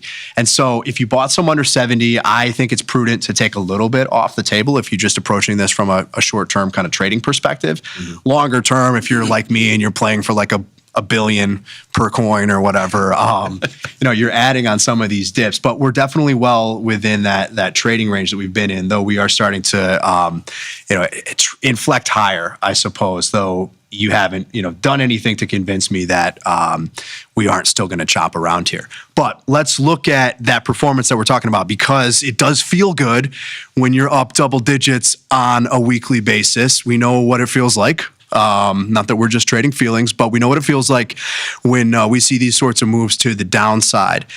And regardless of whether it's going up or down, I mean, this is pretty characteristic of just how volatile some of this stuff is. You typically get these 10 to sometimes 20% swings in either direction, regardless of the token that you're looking at. But Bitcoin up 12% on the week, ETH trading better, up 18%, Solana's there, XRP, Litecoin, even Doge up double digits. And you're seeing that translate to positive performance on a 1-month basis with the exception of Bitcoin Cash. That said, trend has still been somewhat bearish in here, red across the board when we look at that 3-month trend. And then when you look at year to date, how is everything trading against Bitcoin? Bitcoin's down 16% year to date, or it was when we ran these numbers. Everything else is worse. It's still, until you see that 3-month trend change, and you get out of that negative weekly price momentum in terms of how we measure this against exponential moving averages, that's why I'm saying I don't think anything has changed. I want to see this get back to kind of neutral territory. I want to see us trade above some of the levels that we haven't been able to break higher from, which is about 75,000 short term with Bitcoin. But really for that trend to change, it's more 80. But nice bounce here to start the week. And again, if you were following along over the last couple of weeks, it was red any way that you looked at this from a price momentum perspective. So can we see this translate into the weeklies and ultimately, back into that kind of structural monthly trend, which we're definitely not in today, but that's the sign I would be looking for. I think that you want to see lower rates. I think you want to see a weaker dollar, and you certainly want to see less volatility across assets. And we're not there. So I wouldn't be surprised if, again, you continue to kind of chop in a somewhat violent nature here in crypto. But that's a look at the performance dashboard. If we jump ahead to the next slide, we can take a look at our expected moves, which are definitely trending in the right direction. If you're bullish, vol has come in a little bit, but IV still elevated here. Your ranks, I think, are skewed to the downside, because if you go back to February 5th, February 6th, we had massive spikes in volatility. I think implied for Bitcoin got to like 96%. ETH was 100%. And so that's going to throw off your IV rank a little bit. So even though you have an elevated implied vol on a longer time frame, you're going to measure against that on a 1-year basis. And even over the last couple of months, you're going to see that looks like it's low. I still think you want to see Bitcoin implied back into the 40s and that trend moving higher for price before you feel a little bit more comfortable, you have some conviction in any change here. ETH vol still elevated at 76% and realized is at 68% on a 30-day basis. So what does that get you? For Bitcoin, it's going to give you about a $5,000 one standard deviation weekly move, but against the spot price, which is higher, we have a higher expected range. So that's 69,000 to the downside and almost 80 where you need to be for that trend to change to the upside. ETH, you're looking at 2,500 to 2,000, which is better given that there's no longer a 19 or an 18 on that ETH low of the range. Solana vol, realized vol has come in a little bit, but that can change in an instant. Uniswap's trading a bit better here, pushing towards a $5 top of the range, and XRP also trading a lot better too, which I think we've talked about some of the ways that you can get exposure to XRP and others via the micro futures, which will let you lever up a little bit. But yeah, again, these ranges, of course, reflect the positive price performance we're seeing on a 1-week basis. Vol still is elevated though, so be prepared for some larger swings in there. But I think it's encouraging, Jamal, to see that, not that you will, but you could, statistically or probabilistically, you could get back to 80 on Bitcoin. Mm-hmm. All of these have a weekly expected move greater than 10, around 10%, a little bit greater, except for Bitcoin.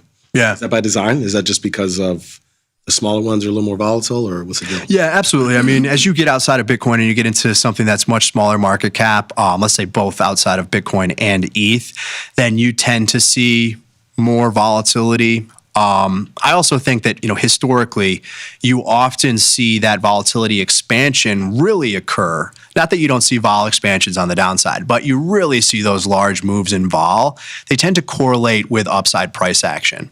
So we don't get to, a north of 100% volatility unless we're just ripping higher. You're up 30% on the week or whatever it might be, which we're not seeing those sorts of moves, but that's where you get that positive correlation with volatility. And I think you will get, of course, as you're going to have a higher or greater spot price at the time, you will see those much larger expected moves in that environment. But it's been, again, it's been kind of subdued, even though your implieds are kind of elevated.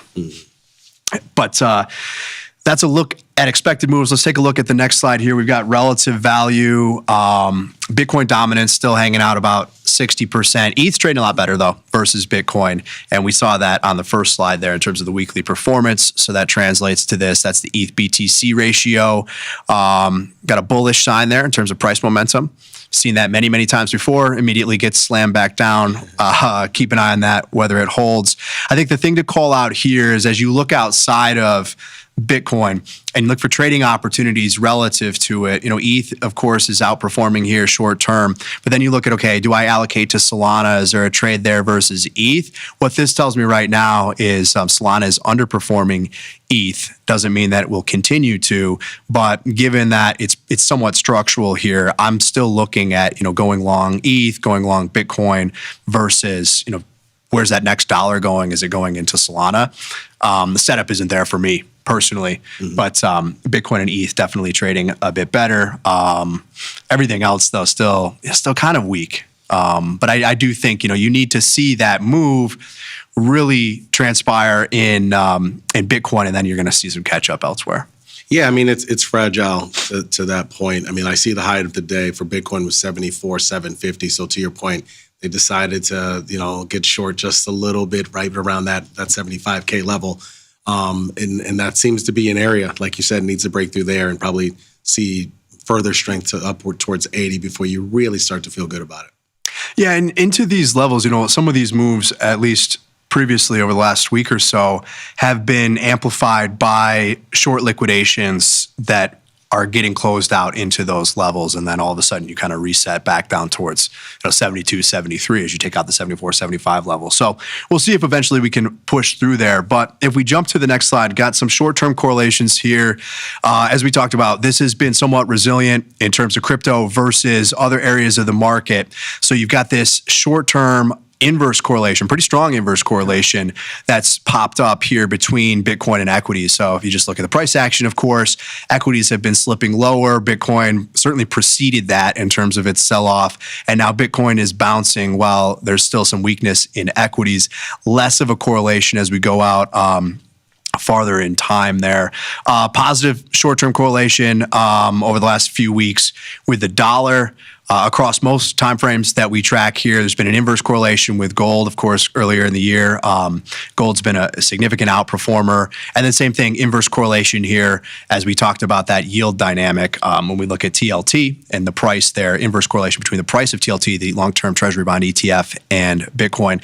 And then, a little bit of a positive correlation, at least short-term. Like, I don't know how much you read into it. Typically, there's a strong inverse correlation between equity volatility here via the VIX, and crypto and Bitcoin. Short term, that's flip positive. I don't read into it too much. It's pretty much non-existent on a monthly basis. Yeah, I mean, it's basically, to your point, I mean, it's showing how market's been weak. Obviously, VIX has been up within that time period. Just so happens Bitcoin's been up. Yeah, I mean, that's fascinating, really. Wow. They're kind of doing its own thing for now, which is what it maybe should do or has done over longer term timeframes. And again, I've talked about this before, but maybe this is a stretch, but maybe it's reading through a lot of the noise and you kind of play this out and you look at what Bitcoin is as an asset, and we use it as, we use the analogy of digital gold as a way to kind of describe it characteristically or financially. But I think this really benefits from an environment where you get lower rates and you kind of come out of that short-term volatility, right? If you play this out, let's just say that things deteriorate from an economic standpoint, or you get some sort of credit crisis, or you get a financial crisis. What's the response to that? We know what the response to that is going to be. And then the response to that on a lag ultimately tends to result in asset price inflation. If we decide to, or the monetary authorities, as we like to say, the Fed, decides to take interest rates to zero and expand the balance sheet and quote unquote print a bunch of money, maybe not immediately, but I do think you see ultimately higher asset prices, and Bitcoin on the margin tends to really just be driven by that, right? People will say there's no intrinsic value. Sure, but how do you think about what intrinsic value is in this system?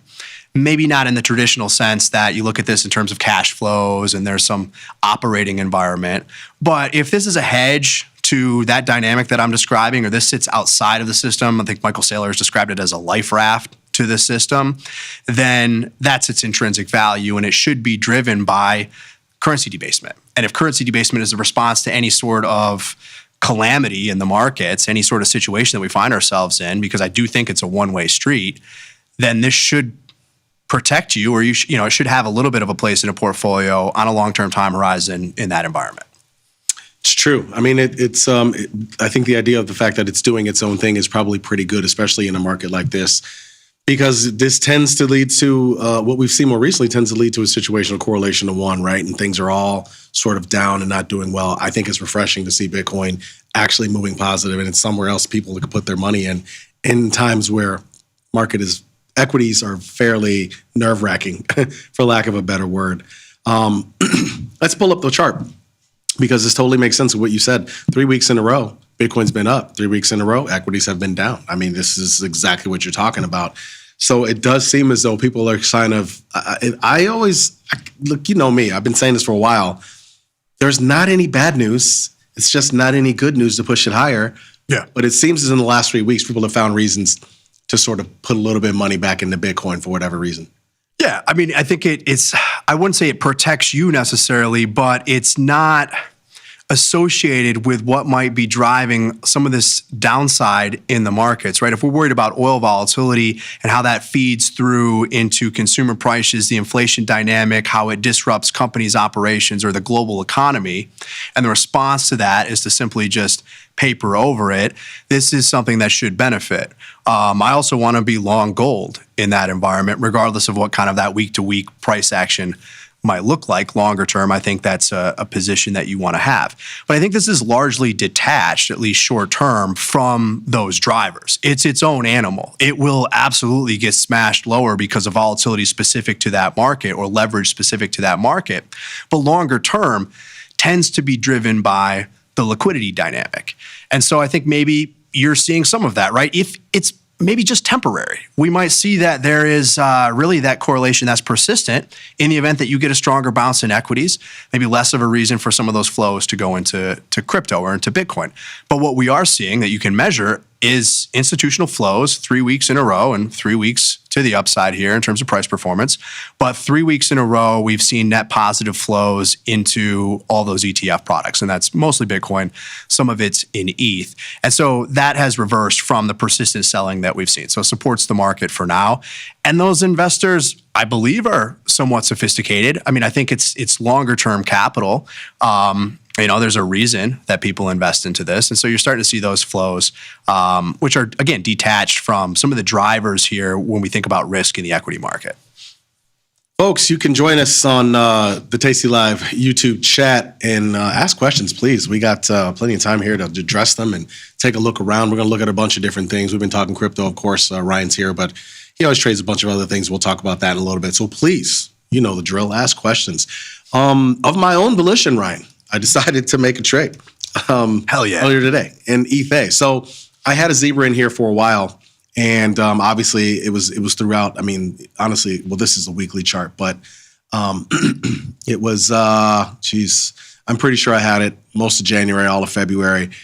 And finally I decided to ditch it about a week to 10 days ago. But again, seeing some of this strength made me get back into it today. So I went further out, went to June, got the 15-17 Zebra trade on. Again, just gonna see how this performs. But because things I've been seeing I felt like I've kind of seen a little bit of a bottom.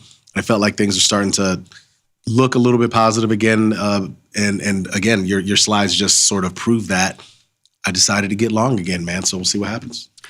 Yeah, I mean, you look at Bitcoin and you look at others outside of it, this whole market blew up over the last 4 or 5 months. And either you get that final flush lower, which some have called for, which take you to 50, take you sub 50, it's entirely possible. Or this time around, maybe the drawdown is not as deep. And so a 50% move to the downside, you kind of want to step in and at least give it a shot. So I think, if you've been able to kind of wait some of this volatility out in the crypto space, and like you said, you kind of step in with the trade now, it looks like, who knows? But structurally, it's trading in a way which maybe it's forming a bottom here. To put a bow on crypto, there's one question I know H. Montero had in the chat. Question for Ryan. I read in this book, people start securely uploading photos to a blockchain to preserve originality from AI. Are they doing this to attract a new user base? And if so, could that boost the blockchain's market cap in the future? Deep question. Yeah, it's a good question. I mean, I guess just a couple quick thoughts based on that. I mean, when you look at what's happening now, right? You get onto X or Instagram or any social media platform on the internet, I suppose more broadly, anywhere online, it's becoming more and more difficult to tell what's real and what's fake, what's AI generated and what's actually true. And so I think that blockchains play a role in the future or maybe now in helping to determine if you tokenize some of this stuff, what actually is real. And you can have some association with it where that is stored on the network, it's confirmed and secured on the network versus something that's just created via AI and we now know that it's not real. So I think that there's some role that it plays there. But I also think that if you look at, what are these? They're just distributed databases. You can store anything on a blockchain in terms of digital information. We use them right now mostly for financial purposes, but you have decentralized storage and you have that concept that's continuing to evolve. And so I think that you're going to continue to see more of that and absolutely plays a role, in this age where AI proliferates. Somebody asked the question, what's happening? Basically, they asked the question, what's happening next? So I decided to put in the chat. I'll let you guys decide. What happens next in Bitcoin, 100K or 50K? Let us know. So far, 50K is winning, 70%. There you go. Yeah. You gotta love throwing a poll to the people, man. You gotta love it. Absolutely. It's funny. Speaking of AI, we were on the floor. Mike and I do the show one day a week on the floor on Thursdays. No show this Thursday or Friday, by the way, just so you guys know. Mike is out all week, and then I'll be out Thursday and Friday. But we do the show on Cboe Floor on Thursday, and somebody in the chat thought the background was fake. They thought the background was fake. Oh, wow. Yeah. And you know what? I mean, I could see why, I guess. I mean, these type of things are happening. So to prove to him it wasn't, I had to shake a guy's hand who was walking by. Literally. I was just like, let me shake your hand. The guy was like, what's going on? I was like, no, I need to shake your hand real quick. This guy thinks we're faking it. It's pretty funny. That's awesome. What else are you looking at besides all this crypto stuff? What else are you paying attention to? Yeah, I mean, I'll run you through fertilizer stuff. I know you're into that kind of thing. I've been, looking at different commodity longs, and that changes if we do see oil prices completely roll over and you get this growth slow down. And let's say that what we're seeing in the credit market or private credit and some of the gating of redemptions out of these funds and the concerns there around software, if that really starts to blow up, then I think you have to rethink this view. But in the meantime, if you are in an environment that's more stagflationary in nature, commodities tend to do well in that environment. And so what I've been looking at, and it's been more sideways recently, but looking at copper, I've been in some of the agricultural commodities as well. I had a position in wheat that I took off at the end of last week. Still have a position in corn, though that's reversed a little bit here. I like nuclear, like that long term, but in terms of the trading vehicles that exist within these ETFs or the individual names, I like that short-term volatility. So I've been in things like Cameco, CCJ, just selling puts when it pulls back. And then the same thing on the upside, you're just selling calls there, but kind of with a bullish kind of tilt to it. In my head, I still think of CCJ as being like a $50 name. Yeah, it was up to, almost 150, not quite 150, yeah. But yeah, CCJ, some of the other nuclear names that have been somewhat blown up, that stuff like Oklo, SMR, NewScale. Yeah. URA is an ETF that'll give you exposure to a handful of those names. Yeah, but when you look at the holdings too, and I think this is also something everybody should do when you're looking at these ETFs. XLE is a good example of this, right? You find out that half of the ETF or a third of the ETF is just one or two companies, and so you can maybe smooth out some of the vol in the ETF, but sometimes it's not as liquid depending on what you're trading versus the individual names, which is odd to say, but that tends to be the case at times. But you look at URA and, CCJ is a larger holding of that ETF. But that's a theme that I like. I'm holding some stuff that I'm a little skeptical about at the moment, which has been a lot of the Bitcoin miners making the AI kind of pivot, the AI trade. I mean, I think that persists, but in this environment, I don't really want to be long some of this longer duration tech. I'd much rather be concentrated in a handful of things. That to me is gold. It was energy, but we'll kind of see what happens there. It's less broad-based equity exposure at this point. I don't have a long or a short. I was long the Russell for a while, and then that flipped, and I've dumped it. But that's kind of where I'm at right now. I would like to buy energy lower, but kind of hesitant. So we'll see. I know a week ago today, I think oil traded 77. I think. Wow. Right. What's today? The 16th on the 9th. Yeah. That was last Monday was that day, right? When they came in and then it was like, oh, this is just about over. And then it dipped. I thought it was 77. It might have been 79, whatever. Actually, it was. Sorry, because this is the K contract. So it was April still at the time. Yeah. Dipped there. It was such a buy. And it's just been trending higher ever since. That was crazy. Well, actually, it was really this one. I think it was on Tuesday. I can't remember. Either way, you're right. It has been lower. I don't know if we get those levels anymore. I think if we get those levels again, I think it might actually be over. It might be in a slow way. We'll see. I mean, I'm of the mind that this thing is going to take longer than, they're making it out to seem, I think. I mean, and again, I don't read all the tea leaves. I didn't even watch 60 Minutes this week. I don't watch that kind of stuff. I just pay attention to the price action, and the price action seems sticky here, above 90. It seems very sticky. It doesn't seem like it's changing. It doesn't seem like it's going away, and the amount of rhetoric just seems to be more and more and more. And to me, in my experience, in times of being in markets, that usually means that something's going to hang around for a while. So that's how I view it. Yeah, I'm with you. I think you get, you're kind of sticky at these elevated levels, but I don't think you're going to go back to 120 anytime soon. It would take some sort of additional shock beyond what we know and what's been priced in, and it seems like some of that is starting to reverse, or there's some work that's being done towards that. You hear these calls for $200 a barrel of oil in the Strait of Hormuz being completely shut down. And that just is not the case in terms of the shutdown. I don't think that's in anybody's best interest. Is that the card that could be played? Maybe, but I'm going to take the other side of that. And I think if you do get those spikes in OVX and that extreme oil volatility and extreme price action where you can go in and not just trade, let's say, the front month contract, but if you want a smaller size position where you can trade that volatility at those extremes, I would look at those MCL options, the micro crude oil options. And this is WTI, it's not Brent, so you have to kind of understand the difference in that dynamic there.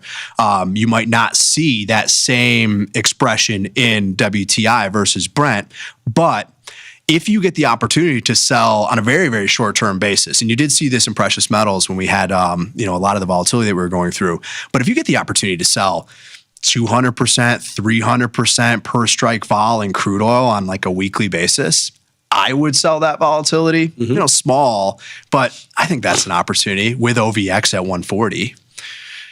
It really would take some it's possible, but you're pricing in extremes, and I think most of the time you want to sell the opposite of that.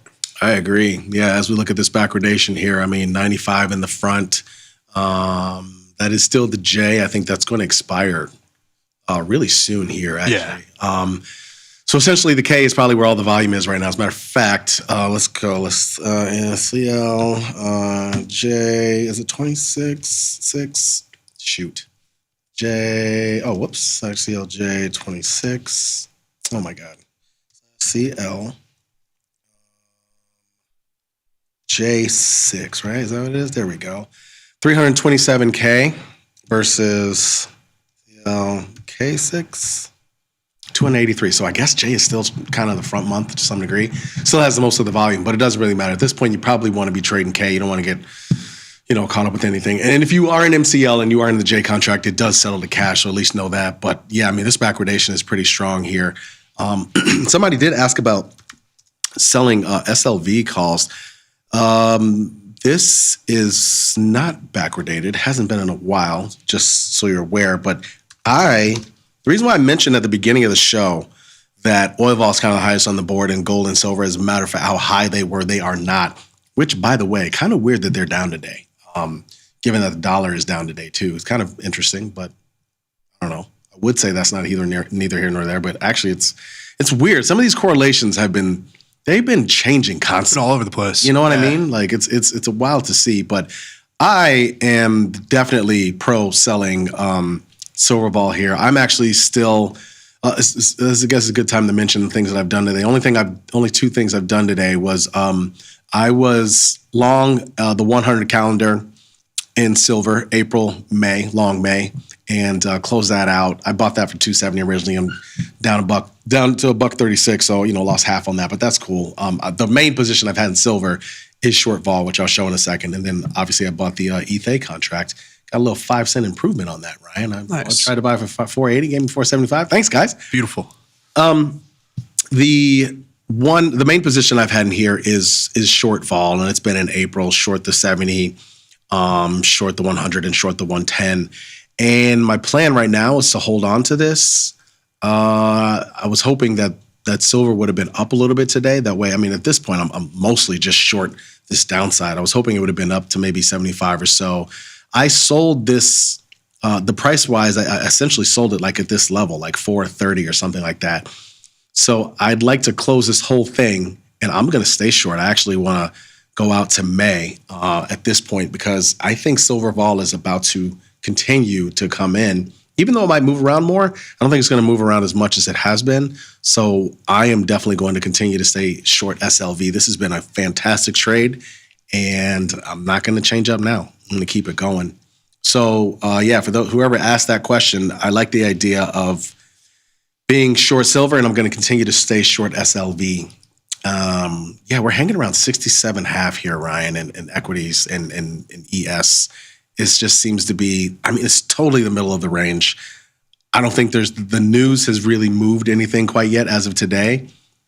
We kind of sold off on everything right around like the 9, like about 20, 30 minutes after the open. I'd say about 30 to 40 minutes after the open, and we're just hanging out here.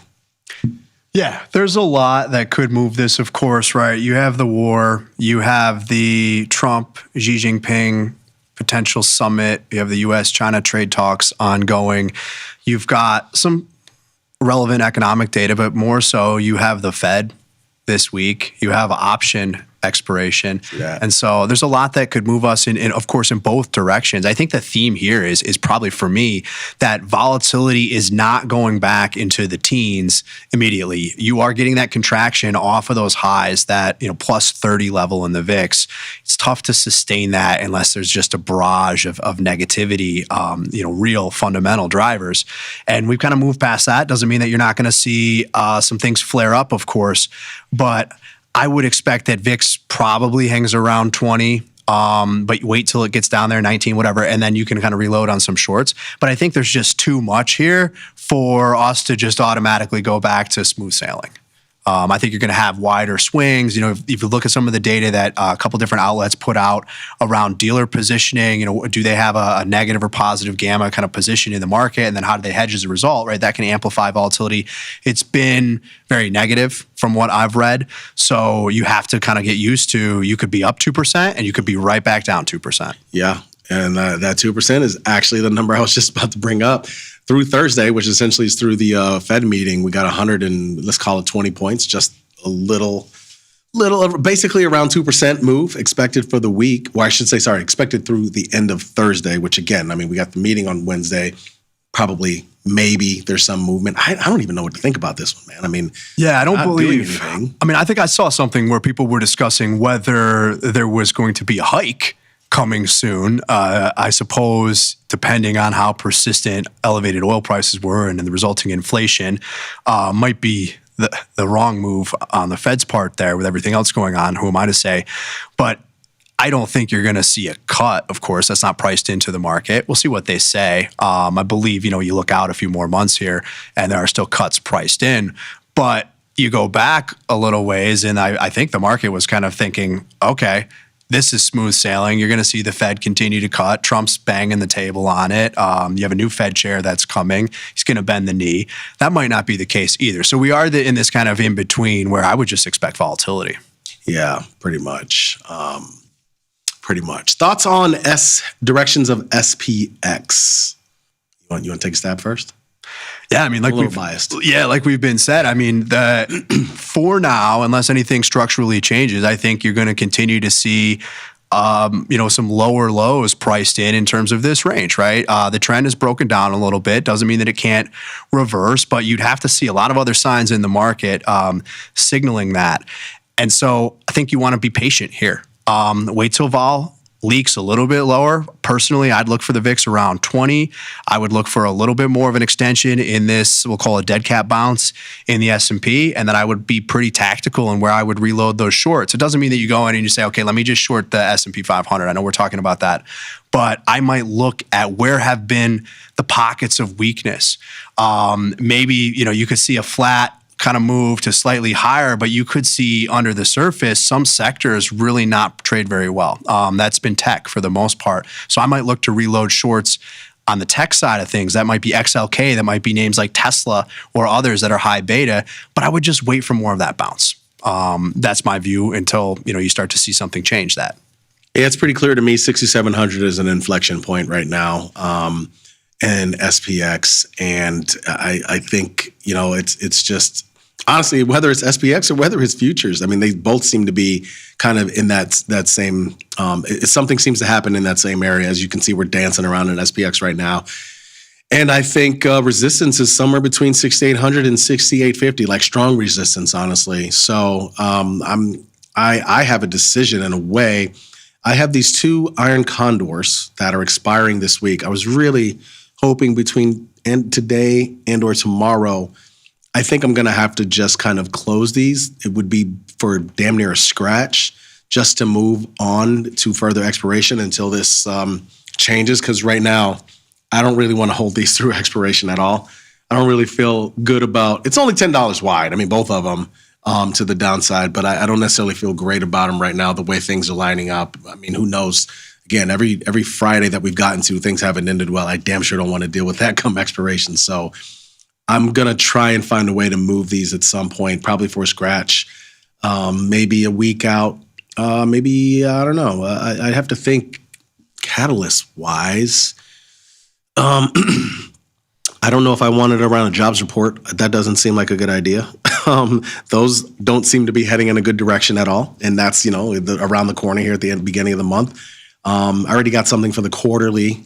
Actually, I don't have an iron condor for the quarterly. I got a call butterfly for the quarterly here, which might be optimistic. But again, I put it around 6,850, 6,900, 6,950. With again, I think when you get to 6,800, 6,850, there's going to be that sort of push and pull. And if for some reason things are a little bit positive, you could probably see a breakthrough, but I just don't know when that happens. That's why I put it for the end of the quarter.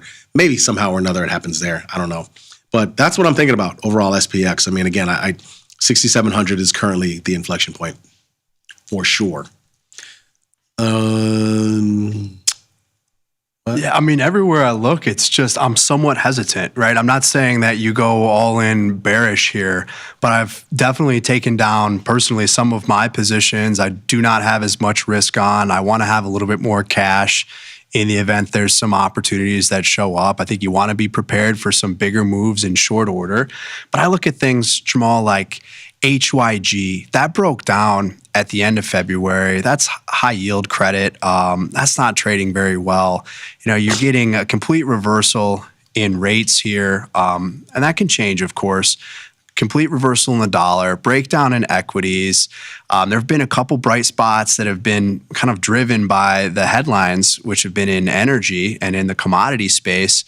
But at what point does if that persistent inflation feed into more of a slowdown and some demand destruction? That's the question. And so I've just am somewhat hesitant. And until we're out of, we have some clarity, I suppose, I'm not really looking to add a ton of risk right now. I hear you for sure. Somebody saying they heard about an SOS strategic supply. Wait, they heard about SOS strategic oil supply as a coin. Do you know anything about that? Is that a thing? No, I mean, all of this trash pops up. You can launch a token in 5 minutes. I don't think it has nothing to do with anything real. I wouldn't touch any of that stuff, but I haven't heard anything about it. Yeah. Somebody's saying, I heard all of the, I noticed all bullish spread strategies in equities are more expensive. Why is that? Well, let's take a look. I mean, let's say, it really does depend on where you're looking and what stuff you're looking in. I don't know about all equities. I mean, something like, I guess, a call butterfly in SPX, likely downside is easier to do because, again, you're able to sell the middle for a little bit higher. I mean, if you're selling 2 in the middle on the downside, that's more expensive than selling 2 in the middle on the upside. So just from the skew standpoint, that's probably part of the reason why. And now that's just for SPX. Can't say that for everything because there are a lot of things equities wise that might be bid to the upside right now. So it just really depends on what you're looking at. What's that funky thing in the bottom of my chart? Yeah, you know what? I just kind of I'd never really had this as much, but I was trying to find something, and this is IV percentile. So yeah, it's just I kind of this is the first time I've ever really messed around. Did you ever mess around with this before? I'd never really messed around with this thing. No, I haven't. In terms of that specific script. Yeah, I'd never messed around with this thing. I was just I'm always trying to find different things to look at the bottom. I used to look at the volume for years. I mean, years and years and years. I don't really do that as much anymore. I guess mostly because most of the things I trade are very, very liquid anyway. I've really subscribed to that. I used to love trading like mid-cap names. Yeah. I used to always love trading mid-cap names. And I think part of that was the reason why I was definitely paying more attention to volume now. I mean, I know everything I trade has at least over 1 million, so I don't really pay much attention to it. But I was just trying to find something different. I found this thing. Yeah, it's kind of interesting. This gives you the rank and the percentile, so you can kind of but the rank doesn't really match up. That's what's weird. Like, I don't know. The minimum IV rank, I guess. I don't know. I should probably ask somebody more about this. But I don't know. I just kind of like looking at it myself. It's showing, I guess, the minimum IV rank and then the IV percent. But the part I like is like, IV percentile, 88% of the days or 223 days out of 252 were below. Like, that's kind of interesting. And of course, most of the stuff is going to show that right now. I mean, this is a good example. Of course, this thing is way over CF. Yep. Vol-wise. I guess that IV rank does kind of match up. And again, I don't know how fast these change, but I kind of like it. Again, you can look at this. It's IV percentile. So yeah, take a look, check it out, mess around with it, do what you want, shoot holes through it. That's actually part of the reason why I put it on. I want to shoot holes through it. I do that a lot. I'm sure. I like looking at things like, does this thing even make sense? And maybe that's just the trader in me. So yeah. Winding down the show here, guys. Again, ES is up basically 1%. Seems to be wavering a little bit. Overall, 10-year yield down 1% today. That's pretty big. Dollar also down today. So anybody who is took a stab at getting short dollar, that's probably working out for you a little bit today. How long do you hold it? I don't know. Do you hold it a full trading day? Is it going to change? It's been changing a lot recently. And of course, looking at volatility here. Matter of fact, I'm tripping. H contract expires this week. Right? Should. Pretty sure it does. Keep that in mind, guys. Tomorrow is the last day to trade March VIX options. Personally, I mean, you don't necessarily always want to hold VIX options through expiration. It can get kind of weird, especially at times like this. Like if you are long some VIX calls and you're expecting, a spike, and say that spike actually happens Wednesday afternoon, you're SOL. You're not going to be participating on that spike. So keep that in mind. Because again, the options, the last day to trade them is going to be tomorrow at the close. You'll be done. And then the future will expire in the morning and your options will, go according to that price. So things can be weird, right? Like it could literally drop tomorrow morning and then we could reverse on the day, markets go down and then VIX goes up. You won't be able to participate through those March VIX options because those will have already settled in the morning. So keep that in mind. But yeah, that's another added thing this week. VIX expiration, options expiration, Fed meeting. Yeah, it's all setting up. I mean, I've kind of been talking through more of a bearish narrative, I think, but have you seen anything going around where, and historically, you've kind of bottomed out in March? You get these pockets of volatility at the beginning of the year. Yeah, these big I heard OPEX. about it. People anchor in Chris the COVID period, right? Massive put positions. And I think we have a similar setup here, Jamal. Could we be looking at 7,000 on the S&P in the face of all of this. That would be wild. That would be wild. I mean, look, on the other side of expiration, anything can happen. I will say that for sure. One last thing before we go. I know somebody's asking about the year-long M&Q strangle. Yeah, I mean, it's been interesting. Right now, I have I'm up to $1,500 collected on it. Obviously, today is a good day. There are scary days, and there's days when we've been down, and I'm in this thing. I was actually thinking about, do I want to reorganize this in one way or another? But as of now, I'm just holding the same strikes that I have. Yeah, my put's in the money. I'm at the 25,500 strike, and still short the 27,250, which honestly has really nothing left to it. I probably could roll this up, and I've entertained that idea. Could I do it up against 26 and change? I probably could at this point, especially. I mean, I could probably do it against the 26.5. This is a 15 delta, and I just don't want it to be 1,000 points apart, because honestly, that is the next big move, 1,000 points, and then all of a sudden my short call is in the money, and I don't really want that. I do want to be long delta this thing via the short put right now, so I'm staying put in the strikes that I have. The next move, again, this is in the 45-day window, which is awesome. It would be nice, like Ryan said, if all of a sudden things move up. I got deltas to go. I'm good, dude. Like, I'm good. I think the next move for me at some point is to roll this out to probably May or end of the month May. I'm not sure yet. I'll decide. But as of now, I'm sitting pat. Do I like it? Would I do it again? I do like it. I like the way it's working. Again, this has been somewhat of a volatile market. This is one of the things that's really testing this type of strategy. But to Mike's point, who introduced me to this idea, the more credits you select, the better it'll work out for you. So that's the show, guys. We're all done and dusted. Of course, you can always reach out to us on Twitter. You can follow me at Jamal Chandler. You can follow Ryan at Ryan Fred Grace. And of course, you can follow Mike at Trader Mikey B, and give Tasty Crypto a follow as well. We'll be back here tomorrow at 11 a.m. Central and talking over the same stuff. I don't think the Iran war is going to be over. I think things are still going to be going on. Oil's still going to be elevated. But the rest of the stuff, you'll just have to tune in and see what happens. See you guys later.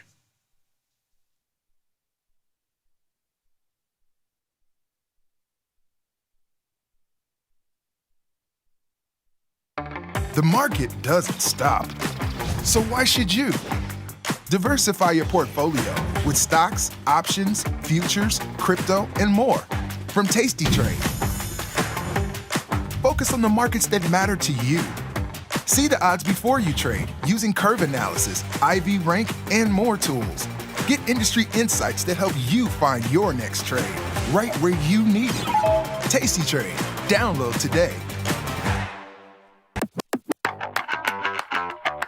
When somebody says tape action, what do you think of?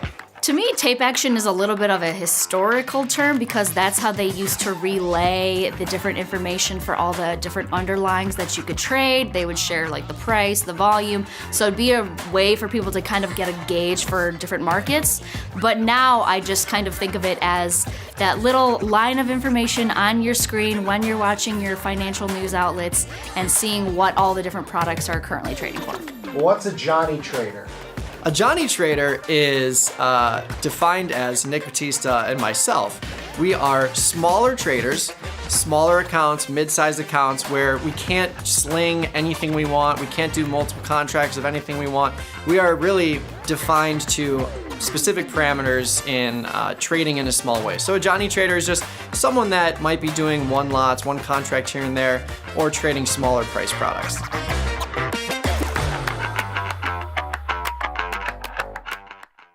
Your crypto needs a wallet. And crypto is better when it's tasty. You can now do more with your digital currencies with the Tasty Crypto app. We're proud to offer a self-custody wallet for Bitcoin, Ethereum, and Polygon. Transfer your digital tokens directly in-app and access thousands of tokens available only on-chain. Your wallet is your key to decentralized finance. Download the Tasty Crypto app and get started today.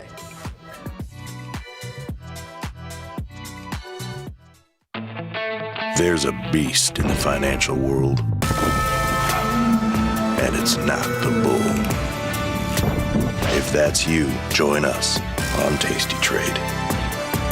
Genius loves company. Grow a strong community with Tasty Trade's referral program.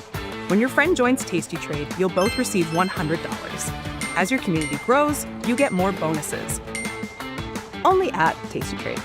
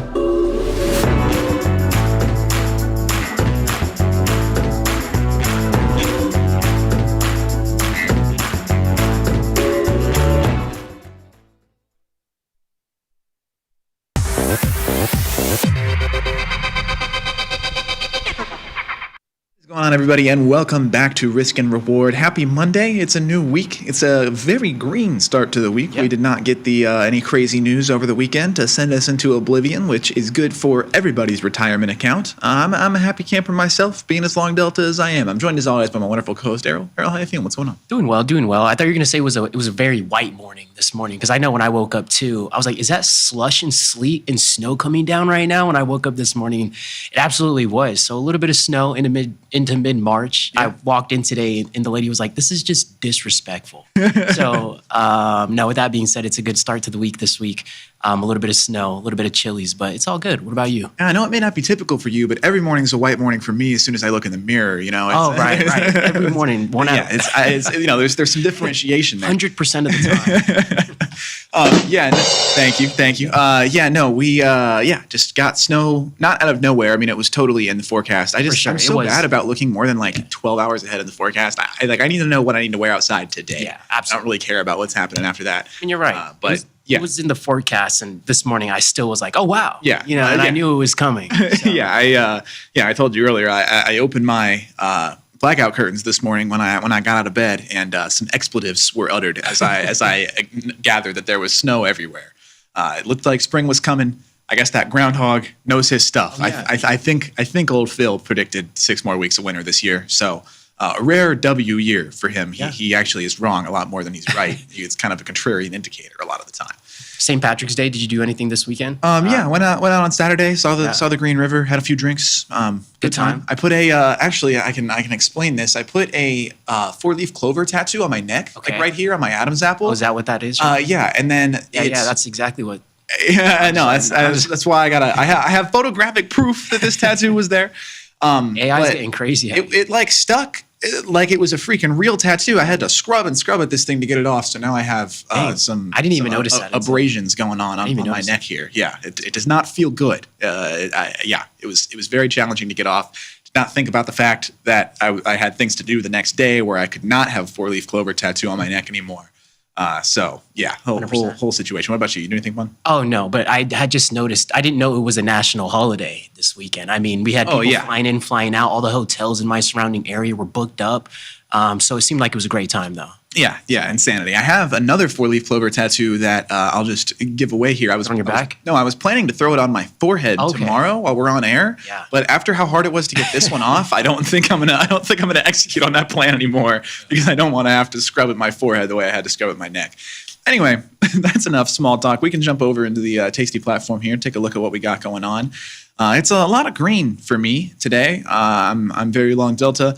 Meta having a really nice day. Opened higher, has been moving just a little bit lower. I have all these longs on in Meta, and this one, it's just going to come down to where the Plinko balls happen to fall at the time of expiration for this first expiration cycle. I have this 640, 650 short put vertical, 32 DTE. And we just keep just moving around that range. It's like every single day, these are where they need to be and then not where they need to be. We were over 650 for most of last week. We cratered all the way to 600, and it's looking dire. We open higher today. We opened 635. I think we're good. We're back down to 625. It's this whole song and dance we have going on here with Meta. But if we continue in this channel, it's literally just going to come down to whether I can get lucky more or less on this. Closing higher or lower than 650, because it's just really consolidated around that range pretty aggressively. Everything else is so long dated that I'm not super worried about it, but I am monitoring those. Yeah. So that's the biggest winner in my portfolio today. New addition since we were last on air. I put on some Baxter International here. I picked up 235 calls, huge leaps. January 21st, 2028? Because it's 2026 now. Yeah, so January 21st, 2028. I think the first 2028 expiration cycle to enter my account here. I liked it. It's a good sign. That means the world should still be here in 2028. Yeah, this was predicated on Congress loading. There was one guy, I forget which of the three guys that I covered that it was. If anyone wants to go check out my most recent capital cash from last Friday on Tasty Live social media platforms, feel free to do so. But this thing has just been terribly, terribly beaten down. This actually is included in the S&P 500, unbeknownst to me. It is a whopping 0.01% of the S&P 500 index, but it just has been on a straight downtrend since 2021. Just look at this thing. As I scroll, it just goes higher and higher. Highs up here in the 90 range in 2022. Yeah, 2021 was pretty much a sideways year, and then since then has just ripped straight down. Still in the S&P 500, still fundamentally established. I don't think they're going bankrupt. And with Congress loading 6 figures worth of shares on Baxter, I decided that was enough of a indication that I should get involved. So did scoop some calls there, pretty cheap, and yeah, giving them a long, long time. The 35 level is all the way up here from a chart perspective, so it would be a long way to go. But with 670 some odd days to expiration, I think it might be in the equation. Congress tends to know their stuff. There's some pretty good traders in Congress. Aside from that, VIX shorts are beginning to pan out. And where are we at on oil? I actually haven't checked this today. Still at the highs on oil. So interesting to see that. I kind of thought as we, especially if we got a day like today where, we open up 1% and have held that level and VIX starts collapsing, that would lead to oil coming down as well. But no, holding pretty strong at these levels. I suppose I'm happy to not see it higher, but do still have that oil short on down here, hurting me a little bit today. And I forgot I got even shorter last time we were on air. So those are pretty much unched. Got some time on those though. Yeah, but that's pretty much all the updates for me today. Just got a lot of long delta that's moving well. Crypto caught a nice little bid last night. We can just look directly at Bitcoin here. I noticed this moving up late last night. I just checked my account real quick before I was going to bed and saw that Bitcoin had moved much higher, but we're testing that 74 level now.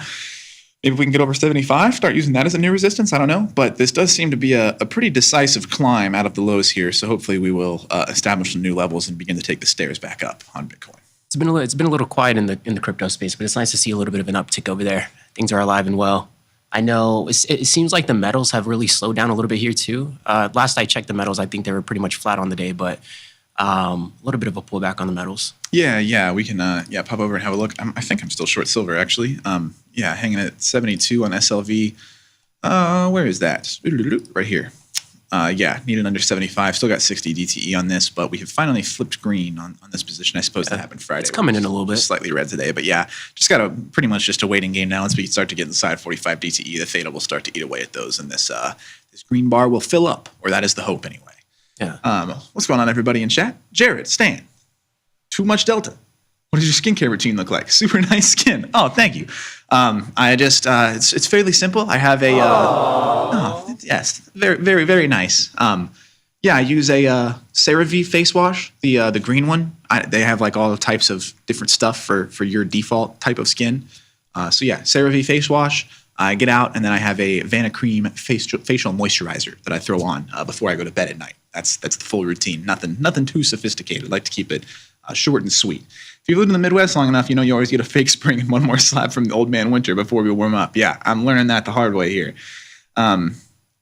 Hey fellas, Frankie invited me to see the studio in Chicago when he's there in the summer. He said Errol will be there. Job security. There you go. You're good through the summer. Just in case you were worried about that. Miss Lady kiss Gussie on the neck. Nice. I wish I was so cool. No, it was a 4-leaf clover tattoo. Here, let me we can probably get this up on air here. I'll shoot this over to the production team here shortly. We can turn that around. My Archer and Joby puts are in the money. I guess I'll take assignment and sell calls on the vertical takeoff companies. The vertical takeoff companies. Like I suppose they are just VTOL companies. That's a good way of putting it. Archer, the rocket companies. That's what we'll call them. I mean, they're more helicopter companies. There we go. Straight up, literally. There's propellers in the equation. Also have some 10 AAL put. Suddenly I'm into airplanes. I like it.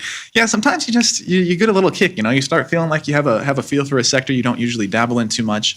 But yeah, Archer and Joby both moving down. But these companies both are just like so news cycle dependent. Like it just takes one good little bit of breaking news, and suddenly these rocket like 50% in a day. Yeah. So yeah, when they move, and when they're not moving, they really don't be moving sometimes. Yeah.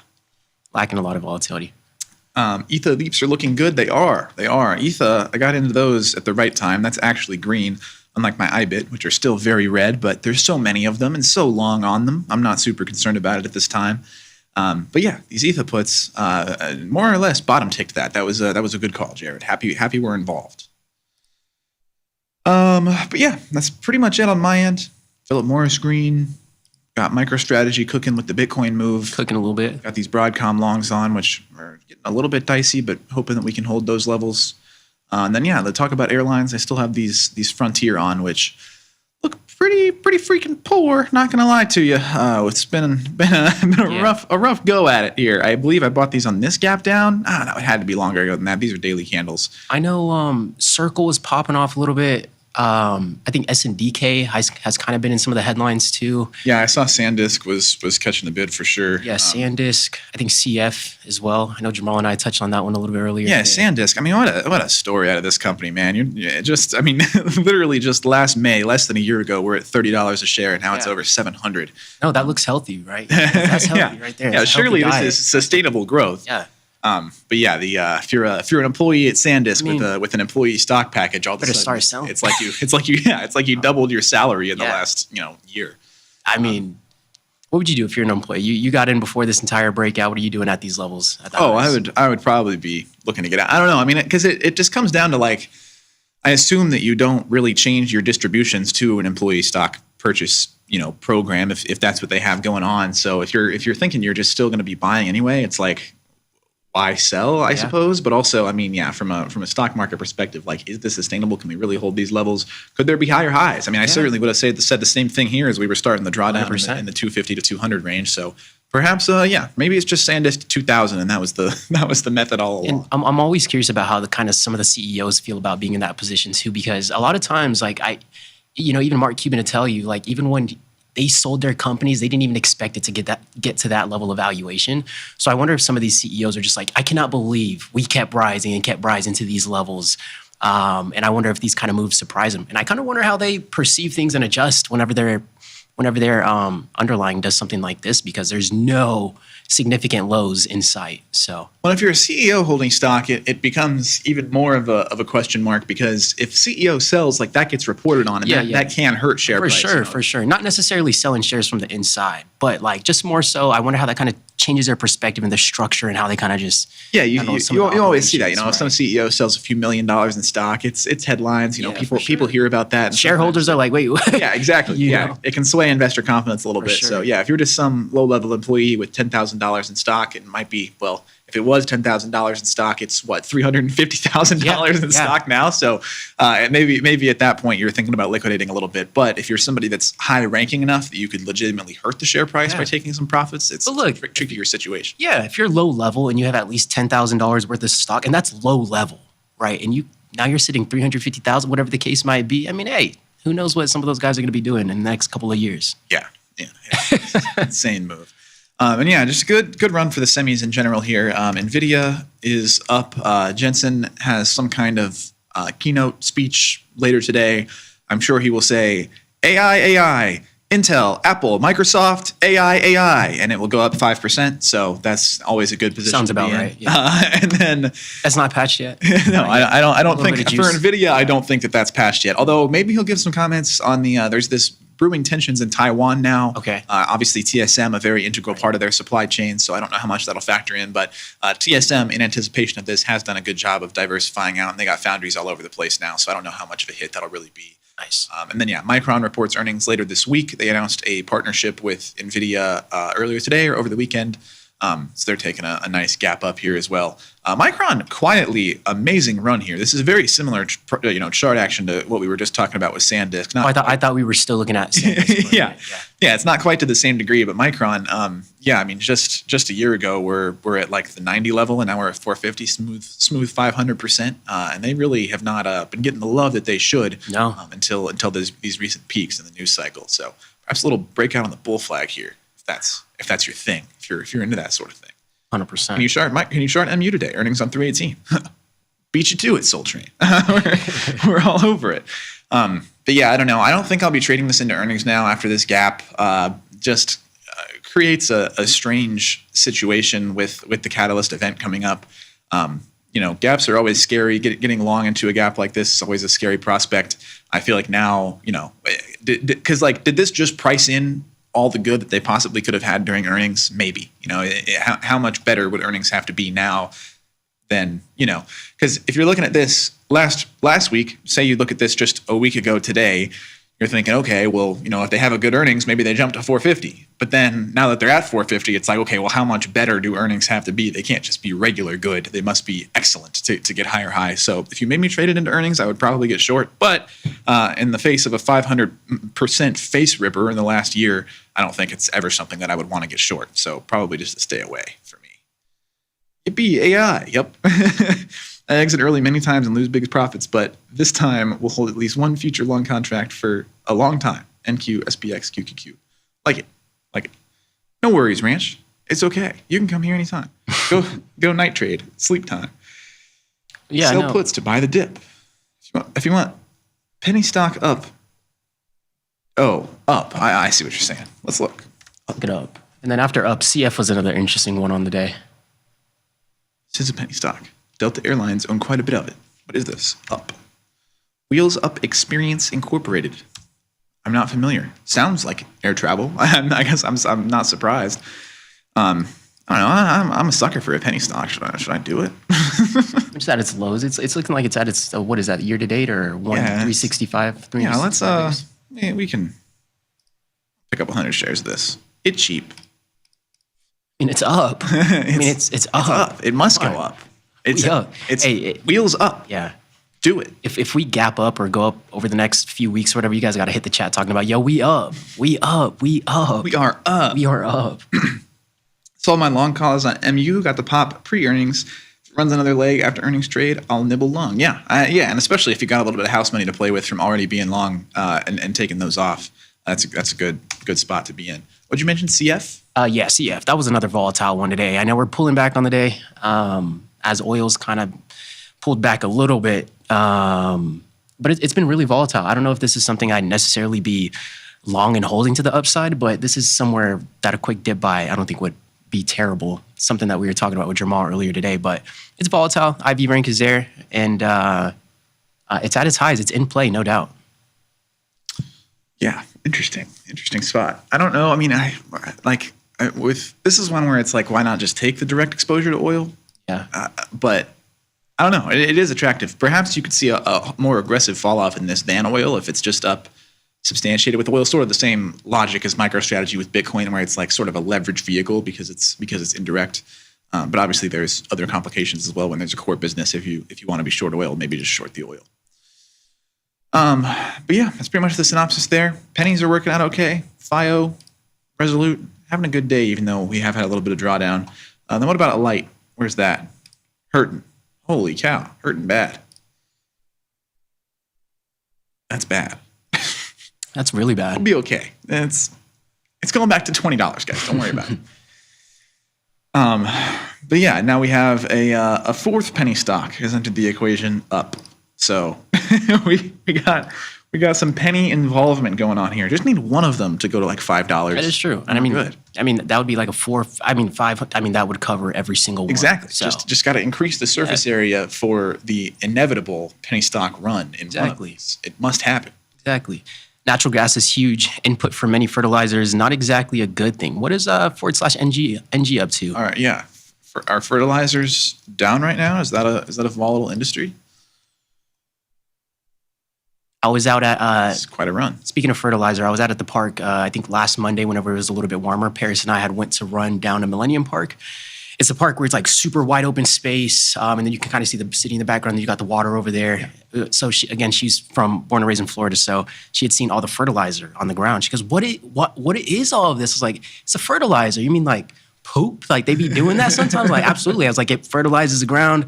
You got all the aeration holes, coming out. And it was just kind of funny growing up in Colorado. We're used to that, right? Not so much in Florida, apparently.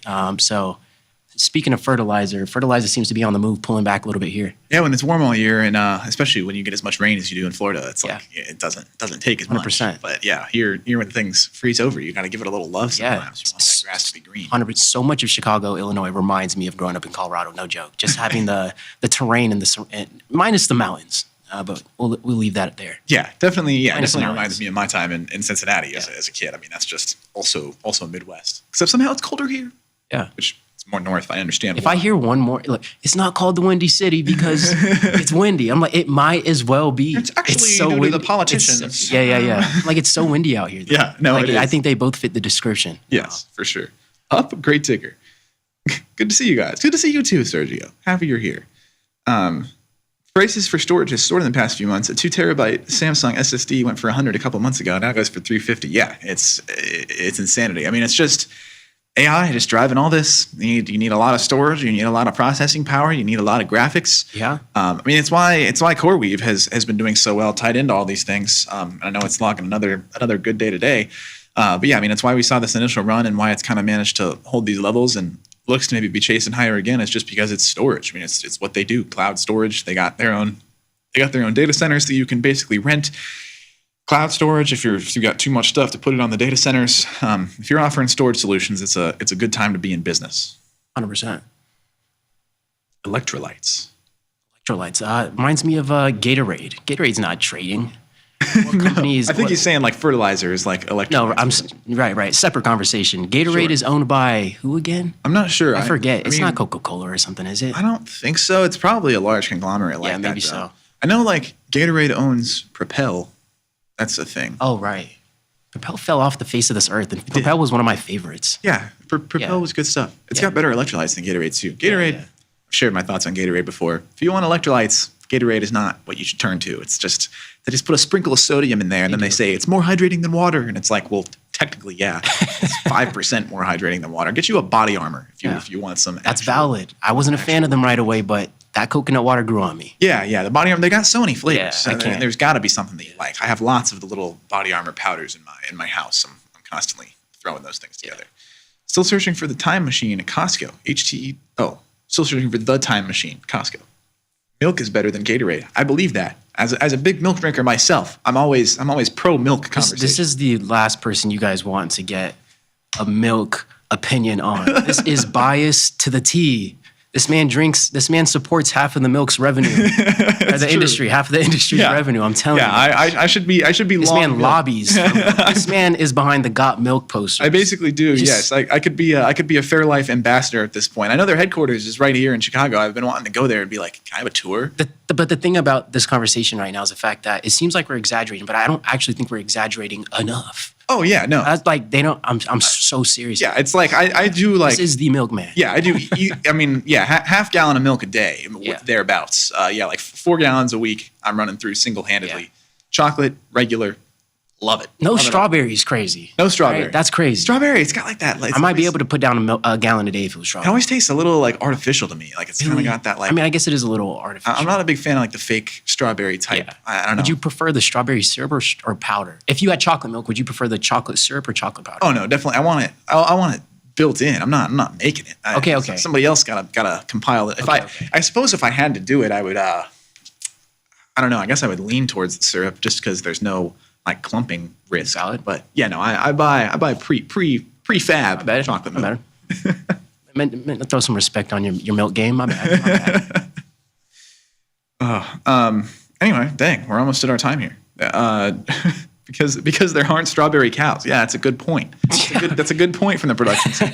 Chocolate milk comes from chocolate cows, so you don't need the But the strawberry milk, it tastes artificial because there's no strawberry cow. I got some chocolate milk. Now all I hear is he needs some milk. Imagine the milk mustache, how amazing it is. The mustache does, it gets in the way sometimes with the milk. You gotta lift it up as he drinks it. For sure. Yeah, I've never gone to that degree. I just tolerate it, and then at the end, got a napkin off. But such is true when I eat or drink pretty much anything. So it's the price you gotta pay. Valid. But I know we're about at our time here. Sorry, I gave you no time for Trading View. All good. You got a lot to talk about. Milk and semiconductors. Oh yes. Strawberry cows. If we thought about using milk to cool the semiconductors to conserve water, it's right here, guys. Get at me. I'll make this happen. Fertilizer messes up the Everglades and causes massive algae blooms. Oh, there's a good little ecological fact for you. Can't do fertilizer in Florida for that reason, I guess. Had a chocolate shake yesterday with my Whataburger. Whataburger does have good chocolate shakes if they mix them right. Sometimes they don't. The chocolate doesn't get like sufficiently mixed, and you kind of got pockets going on. Whataburger, I love Whataburger, but their milkshakes not towards the upper echelon. I would say chocolate milkshake tier list like McDonald's, Chick-fil-A, or S tier. I don't know. Whataburger's probably like C. Is a Frosty from Wendy's a milkshake? Is a hot dog a sandwich? These are the questions we'll have to revisit tomorrow. Cereal or soup? Cereal soup. But no, that's going to be it from my end on the day. We'll see how the markets pan out for the rest of the day. Yeah, that's all I'll have as well. I hope up goes up. I'm up 5 cents right now. So I'm rich, basically. Imagine if I had just bought 1 million shares, I'd be up like so much right now, and I could just get out. It's that easy. All right. That'll do it for us today. Thanks so much, everybody, for coming to hang out with us. We really appreciate you taking the time. We never take it for granted. Errol and I will be back here same time, same place tomorrow, 12 o'clock noon Central Standard Time. Be sure to stay tuned for Futures Power Hour coming up next. We'll see you guys next time. Peace.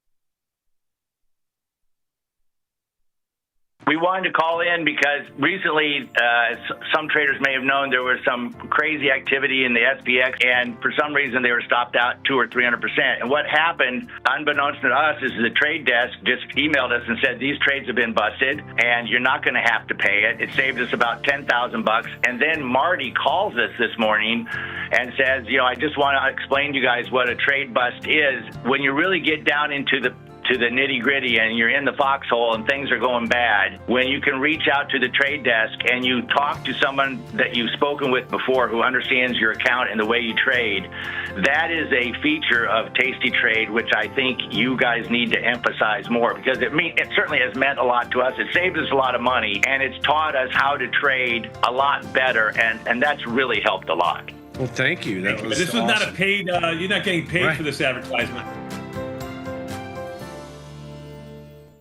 If your trade's not going how you expected, it's not necessarily that your assumption is wrong. Maybe it's just not right. Yet. Rolling is managing a trade by closing your position and opening another one like it for a credit all in one order. The cool part is that you can change the expiration to get more time, or you can tweak the strike for a higher probability. Usually we want to roll the expiration instead of the strike. Remember, duration over direction. Exactly when and how to roll trades is a learned art, and it can be a little bit subjective. Usually we only roll if we haven't changed our assumption, and we almost never roll winning trades. If you have changed your mind, don't roll.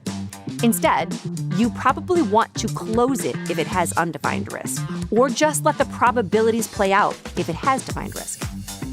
So before you cut your losses, consider rolling the expiration, or maybe even the strike. Pretty simple.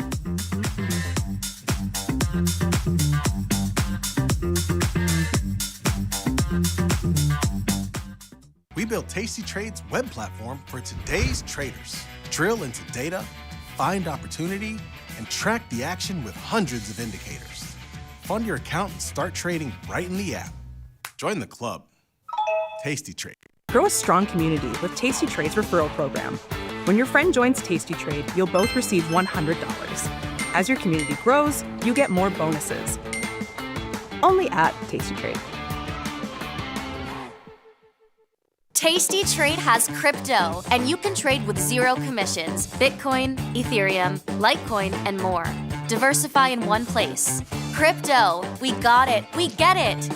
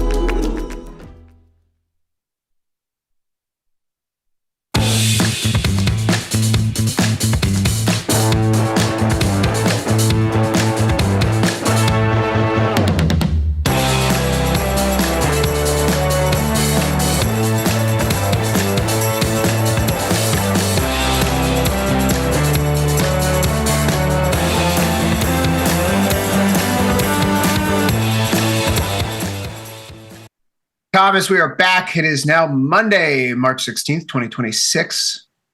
It's Futures Power Hour, sponsored by CME Group. I'm your host, Chris Vecchio. He's Thomas Westwater. Thomas, you have a nice weekend? Yeah, it was all right. We kind of had, it was in like almost the 70s here this weekend. Now we're waking up to snow here in Chicago. So we're being whiplashed by the weather, but we have it in sight a few more weeks and then we have spring weather, I'm sure. So I'm holding out. But yeah, all ice and snow right now. You mentioned the whiplash. I saw actually last week in DC over a 24-hour window, they went from like 82 degrees down to 31. So it was a 51-degree swing. That's the largest single-day temperature swing for the area ever. And that's probably jarring. You're dealing with it. We've dealt with it here. Snowing again here in New York after it was just 78 degrees a few days ago. Please stop. Please stop, Thomas. But, you know, that's the season we're in. The market's in a bit of a season right now. The war may not be anything that anyone asked for, but I don't know if you're a fan of The Wire, Thomas. As Slim Charles once said, once you're in it, you're in it. So we're dealing with it here. The headlines are one thing. The traffic through the Strait of Hormuz is another, which hope springs eternal. Iran has made the clear distinction in the last 24 hours that the shipping lanes are only closed to its enemies. You see, they've actually mined a particular portion of the Strait of Hormuz where they basically control the only navigable waters at this point in time. So Iran controlling the Strait of Hormuz is allowing some goods and ships to make their way through. A Marshall flag U.S.-owned vessel ran the straits yesterday. We see today that 2 Indian super tankers have made their way through. So some items are getting through. It's not alleviating all the pressures here. The Thomas, international pressure is building for a coalition, whether or not Germany or Japan or Australia participate. It looks like a no based on their public comments. Maybe the Gulf countries and the UK will, based on a document passed around. So the market today starting the week on a more hopeful footing. We opened up lower in equities, higher in oil. Oil has since come off. That a pullback in oil is yielding, cornucopia of benefits across the board. You're seeing grains come in. You're seeing stocks bounce. Bonds move up higher. The growth metals are even moving up a bit, and Bitcoin continues to rally. So here, At the start of a Fed week, Thomas, where we have a little bit of a reversal from on Friday, the question is whether or not you're thinking this is a dead cat bounce or something more to believe in. Thomas, you're our commodities guy here. So, Josh, we can go right to the screens. We're searching for off-ramps. That's very clearly the vibe as this war evolves on a day-to-day, minute-by-minute basis. I point out searching for off-ramps because something flickered across my screen today. This is a map of the Strait of Hormuz. This was taken at 1:23 p.m. Eastern time. So this is as close to the show start as possible. Not for nothing. While the number of ships passing through the straits has only increased marginally, Mr. Westwater, the number of ships sitting on either side of the straits has started to crop up, which, from a risk perspective, those feel like sitting ducks. From another perspective, I don't think these ships would start moving into a place where they could potentially transit the straits unless they were aware that maybe some margin of safety was coming down the pipeline. So help us sort through this right now. Given everything that you've heard, what's the latest and most important news that traders should be paying attention to as it pertains to this war in Iran? Yeah, I mean, the thing is with this going on is there's so many takes like across the spectrum of what's going on, you know.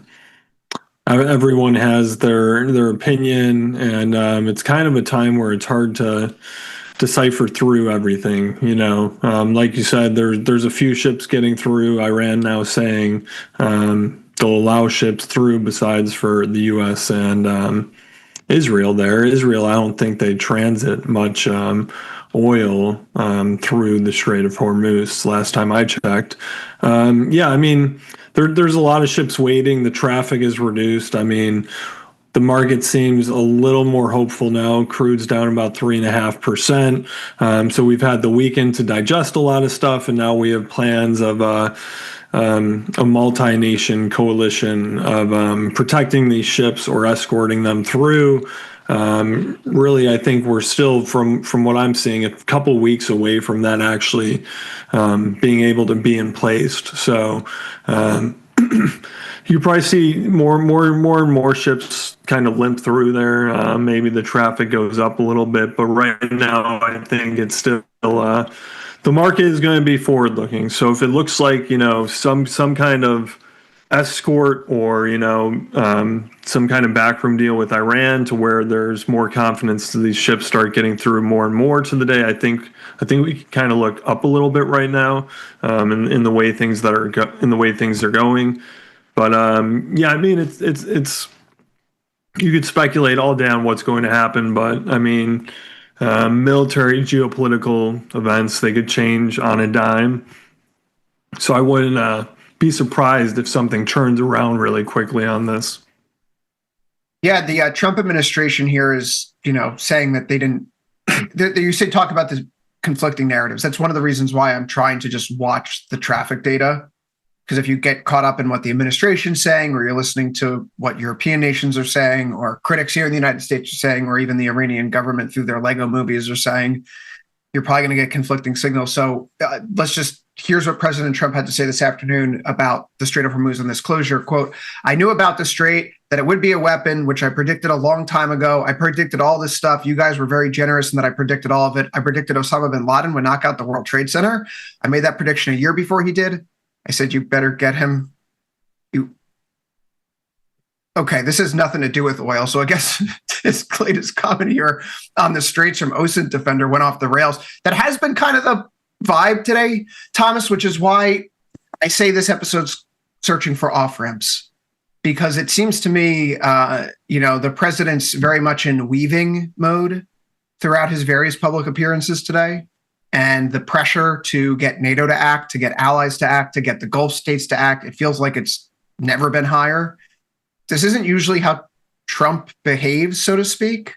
It feels like we're close to the precipice. But then again, right when the war started, we outlined that we had, 21 to 26 days of munitions in that neighborhood.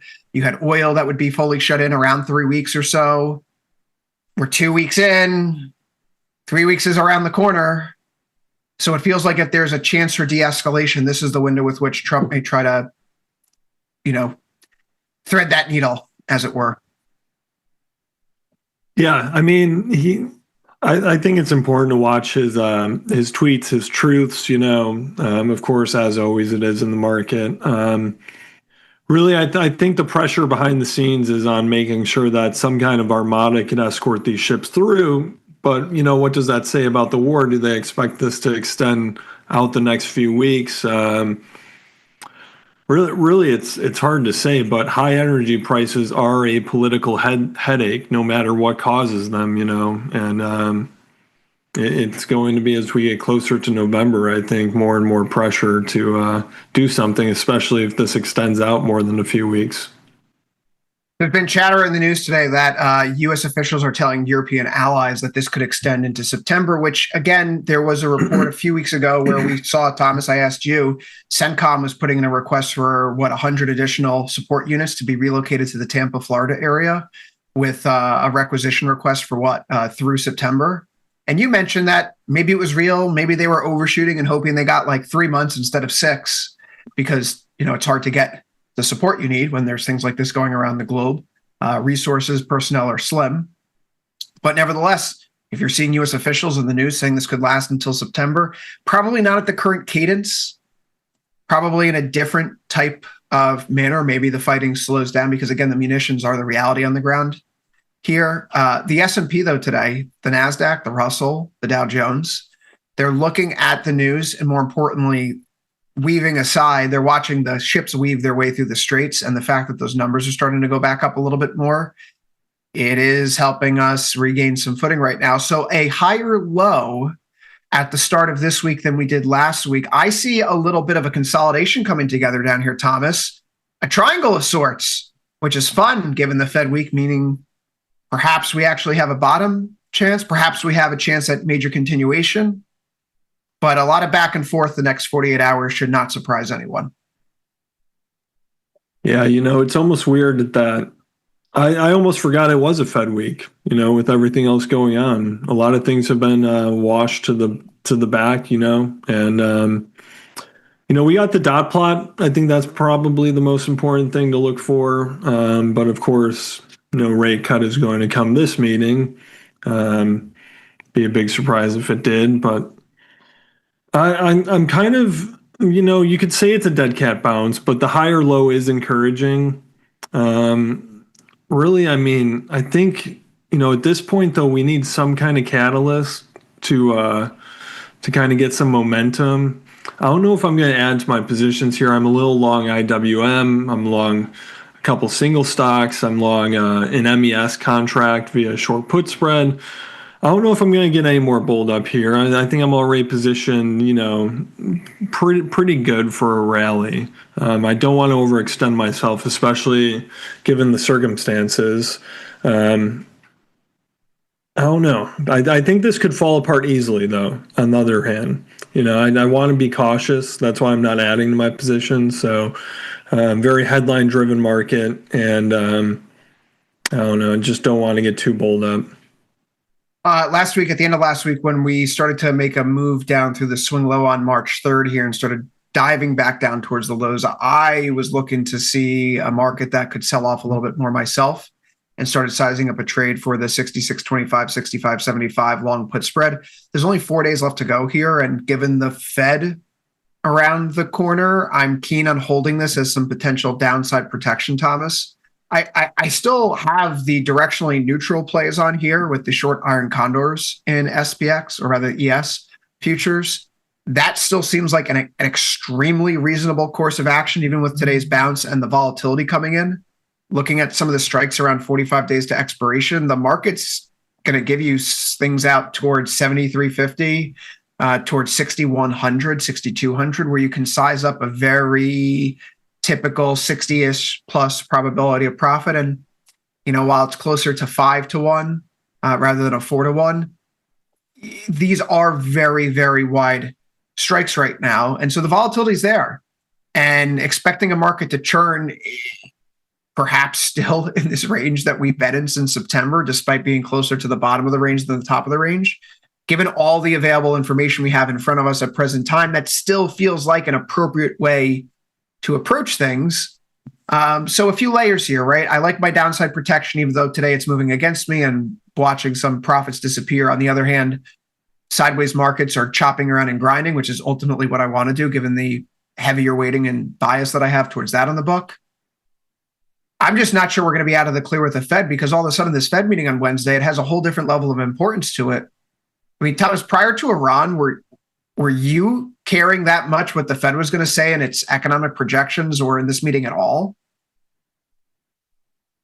I mean, not caring more than usual, I guess. I mean, Right? now that I mean, I think they're looking at the same thing we're looking to, month to month data, and we don't have a clear picture yet. So we're in a waiting pattern, holding pattern. But now you have Iran and you have this bump in oil, and the bump in oil is sticking around, and it's been sticking higher for the past 2 weeks. So Fed officials, they're probably thinking, and they're talking to their contacts in the oil and gas industry, and they're getting an estimate for what the timeline will look like for a disruption. It feels like all eyes are now on the inflation side of that Fed forecast that's coming up, whereas just a few weeks ago, we may have been paying more attention to the labor market indicators, if only to suss out clues for when the cuts would be coming, maybe as early as June, given the prevailing weakness in the labor market. Lest we forget, the most recent non-farm payrolls report was minus 92K. So all of a sudden, Thomas, I was going to say I don't care as much as going into this originally prior to the war. It's another Fed meeting. Sure, new projections are interesting, but what are they really going to tell us that we don't already know based on everything the Fed's been saying? All of a sudden, the Iran war breaks out and we go into a Fed communication blackout window. So when we get to Wednesday, this really will be the first time that we've heard from Fed officials and their feelings on inflation. They can't comment on the war because it's about inflation and that has direct implications for monetary policy. So, I mean, it feels like that is going to be, if we can survive, there's an uptick in traffic through the Strait of Hormuz and the Fed gives us the clearance, that's when you get a market bottom together.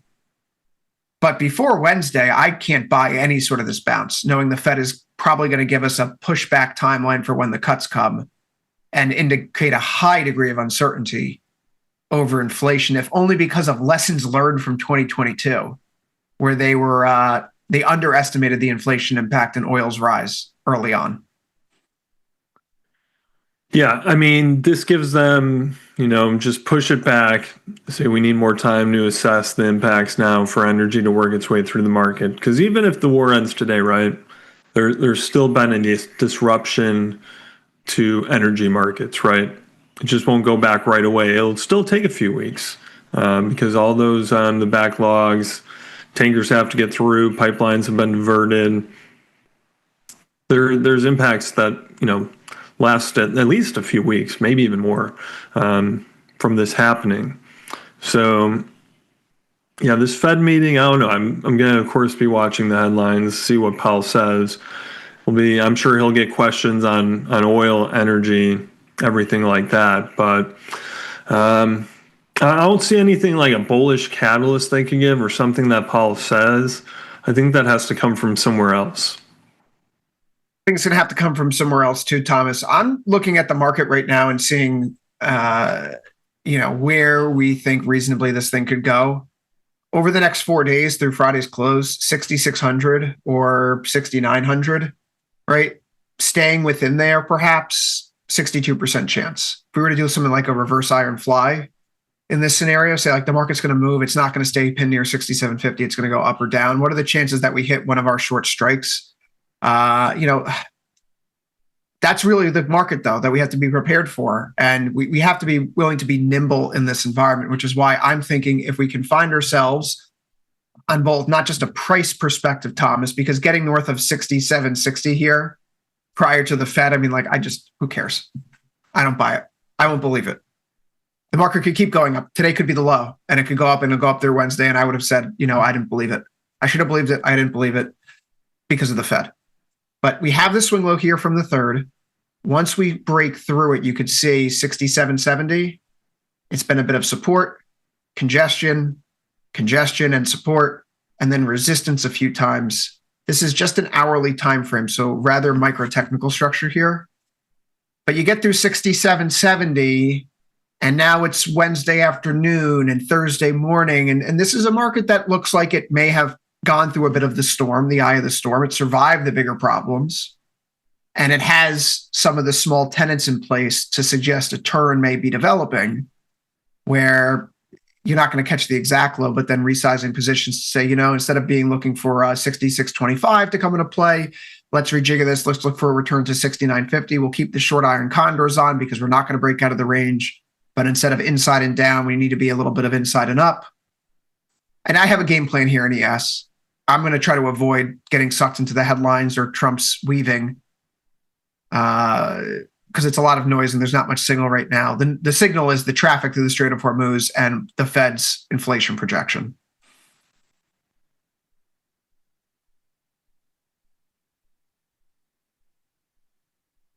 Can you just unmute there, buddy? Yeah, thanks, Chris. I think for me, are you in an iron condor, or is that how you're doing it? Short for these guys, just because the market's giving so much, and right at that very standard tasty 45 in, 21 out, I've been peppering the short puts below 6,300 and the short calls north of 71, figuring 7,100 is the top side of the trading range for the past 6 months.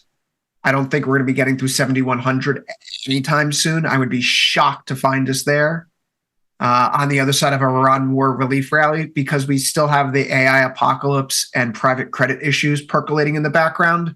That was keeping this market burdened, unable to punch through 7,100 prior to that. And neither of those situations have improved or gotten materially better, even though they're well out of the focus of the market right now.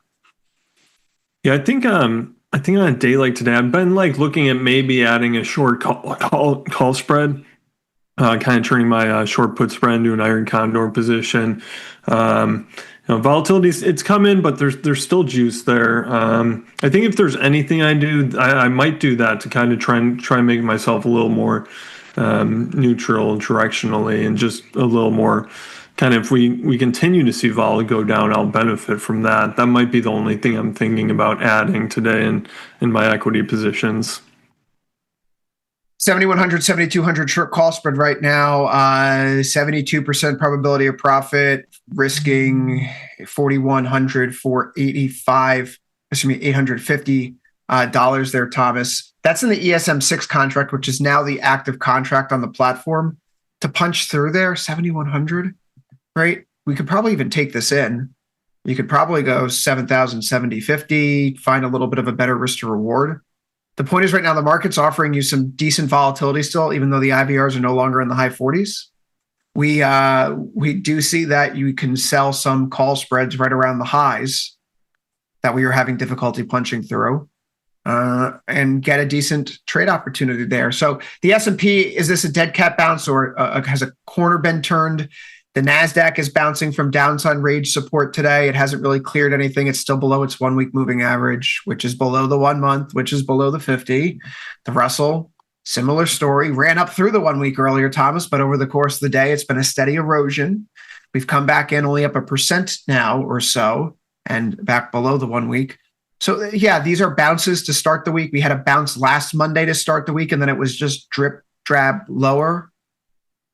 I suppose that's not unexpected. Fridays, everyone clams up, freaks out into the close. And the things didn't get materially worse over the weekend. Those positions are lifted. You get a little bit of a rally on a Monday. And then the chips get reset again. And we wait for things to get better. And they don't all week. So then we have to then go back into a defensive curl by Friday because we don't want to have anything too risky on over the weekend. This is the war trade. We saw this in October 23, November 23. We saw this in the start of the Russia-Ukraine war.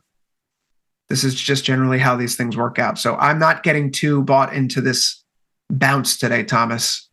If anything, it may be an opportunity to size up some new short delta or directionally neutral opportunities close to the midpoint of some of these broader trading ranges. Yeah, I really don't like the Russell being pressured downward by this 5-day EMA you got on the chart, especially the intraday buying above it has been given up pretty quickly. I don't know. I do have the IWM position, so I wish we would continue to get a rebound here. But for the Russell, I don't like it out of the three that we have. The Russell, the S&P 500, and the Nasdaq. Just don't think these companies are going to be insulated as well from an energy crisis. I'm very much with you, and they don't have the balance sheets. They don't have the moats.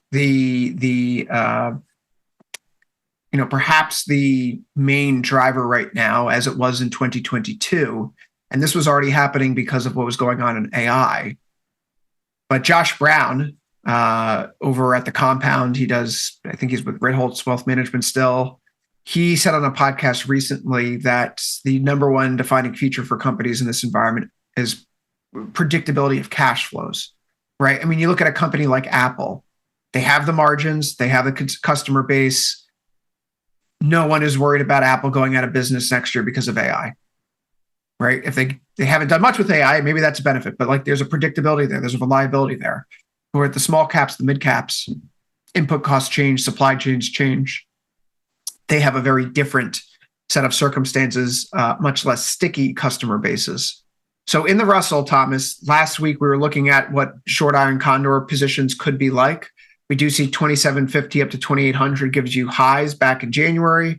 We go out and look at lows here from November, and those are close to 2300.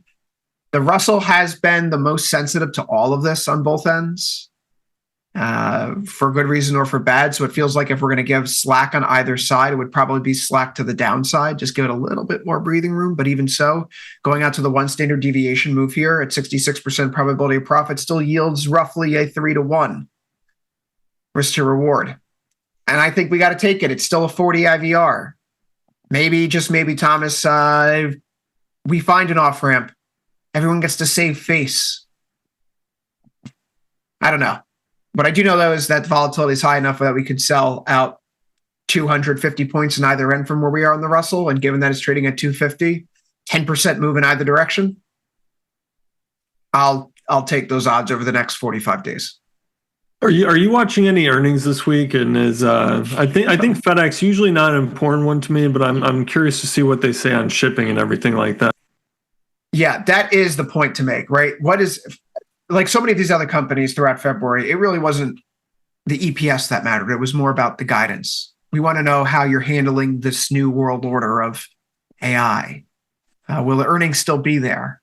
You could have bad earnings, but you give good guidance. The market was very forgiving. So with FedEx, we're now going to see what they have to say about the Iran war. It would be, if they don't comment on it, Thomas, that would be a statement unto itself, right? They don't even think it's worth mentioning to their investors as a primary concern. Or heck, this is going to be great for our shipping volumes. People can't do things by boat now. So they're going to be using more of our planes to fly things in and out. And sure, that brings material risk of drone attacks, but hey, you can't ship as many things by plane as you do by boats. They're going to need a lot of our planes. Okay, that's going to be the spin. Jet fuel costs going up, hedging operation. I mean, that's all very interesting. Yeah, I mean, we got a couple other little ones. I mean, Micron Wednesday after the close, Alibaba. I haven't been trading Alibaba at all. I did last year a good amount, but I don't know. We got Oklo tomorrow, Lululemon, DocuSign. I mean, nothing huge, but I mean, maybe the Micron is the most important thing for the market with the AI narrative this week. Yeah, Micron coming up as well. The memory names like the SanDisks, the Seagates of the world, the Microns, they've had an unbelievable run, Thomas. I think we can turn our attention at this point in time, noting that this is a bounce. It's maybe at range lows. Are we punching through any significant levels yet to have the faith? Not quite. NASDAQ, S&P, Russell rallied into their 1 week moving averages, rallied into former pivot lows, sold off, and that's where the rally stopped so far today. Something to keep in mind. Something to keep in mind indeed. Bonds, are they bottoming here? Oil breaking is certainly something that's helpful for this conversation. We see the notes are bouncing back, and it's a familiar refrain, Thomas. Where are notes trading right now? To their 5 EMA. Haven't advanced past it. ZB, would you know it?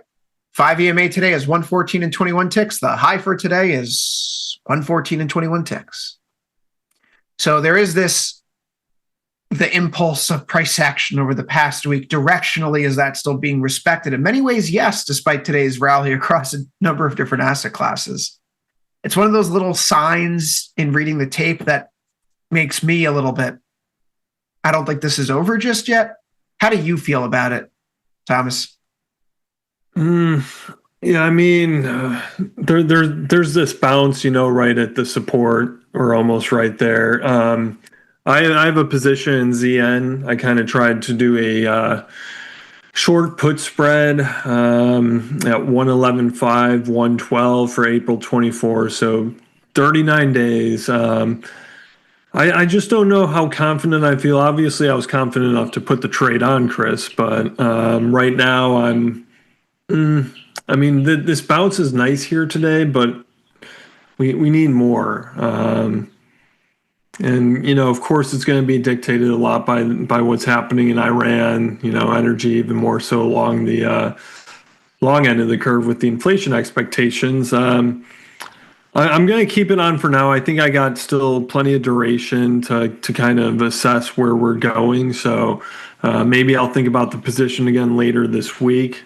Right now, that's the only position I'm going to get into in bonds. Usually don't touch ZB that much unless I'm high conviction, just because ZN is a lot easier for my account to handle. So that's where I'm going to stay right now. Let's just go through an exercise here. Let's say today is the end of it. Let's say the high that we saw at the start of today's session is the end of the road. So we're going to pop on over to oil real quick, just to make a point. The high for today is 99.95 in CLK6. If we wanted to go out to closest to 45, we'll call it, well, in CLK6, it's 31 days to expiration. Okay, so let's go 100, 102. Go 47, we'll go 42 delta. So we'll go 100, 105. So we're going $5 wide here. Risking 3,600 to make 1,400 on 66% probability of profit. That's just on the other side of today's high. Okay, seeing if maybe this is it. Let's just figure this out. Counterfactual thought experiment. We go over to ZB again. If we wanted to call the low in ZB today against the lows that we just saw, okay, that would be 113.5. All right, we could go down to 113, call it 114, 113. 60% probability of profit. Let's see, 112, 113, 67. So that's a little bit closer. If we wanted to call today's low, the most recent lows in bonds or the highs in oil, you could take a smaller stab in bonds than you would in oil right now. In oil, Thomas, to call the top here and sell a call spread against the top, you're looking at 48 delta, 42 delta. So I'm going 5 delta wide. I'm trying to mirror that in bonds by going about 5 delta wide. It's about a max loss of $3,600. In ZB, saying that this is going to be the low, right? Oil prices aren't going to go up. The inflation pass-through is done. That concern is not going to be there anymore. Instead, it's about the economic slowdown from the energy crisis. The haven flows come back into play and normalize. Risking 750 to make 250. So on one hand, you're not getting the 2-to-1, close to the 2-to-1 like you are in oil. But if you're wrong, it's going to be a much smaller loss. If ZB breaks through 113, odds are that oil has burst through 100. And I think that if we're bursting through 100, I'd rather be sitting in a position where the loss would be a little bit smaller at $750 than bigger, closer to $3,600. And again, you could tinker with the spreads. But again, I was trying to mirror 5, 6, 7 delta wide on each. So I think that's where treasuries play the interesting role today for people who are just coming into this. If I wanted to short oil, it may be more cost effective to do something like sell a put spread in ZN or ZB than sell a call spread in CL. Do I sound nuts? Am I overcomplicating this?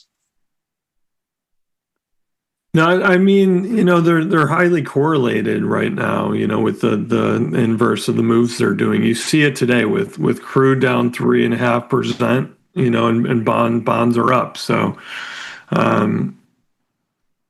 I think it's all about the inflation expectations and how they tie into the energy. So I think you can, if you have a view on crude oil, but you want to play it in the bond market, I think now is the time where you could actually do that with a high amount of confidence. And it's interesting for the market to work like that, because if you could get a more efficient trade, elsewhere, but you're expressing pretty much the same view, I mean, why not do that? Notes may turn the corner if they get through 112. You get through 112 here, Thomas, you're firmly above that 1 week moving average. And then you start to get through some of the swing lows that you had last week in notes when we were trying to bounce. And moreover, then you get a much cleaner looking Morningstar candlestick cluster set up here, which would be that 3 candlestick pattern, big red bar down, a hammer, a doji, something of that ilk where there's some wicks on either end and a relatively unchanged close. And then ultimately a big green up bar that subsumes at least 50% of the first down red candle. Those criteria would all be checked.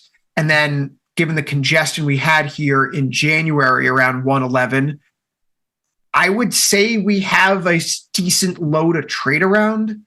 And if notes and bonds are bottoming, given the recent environment, it would stand to reason that oil has topped, or at least oil has calmed down enough where this inflation concern has crested in the short term. And that could simply mean notes go back to 112.5 and then we get another move to the downside.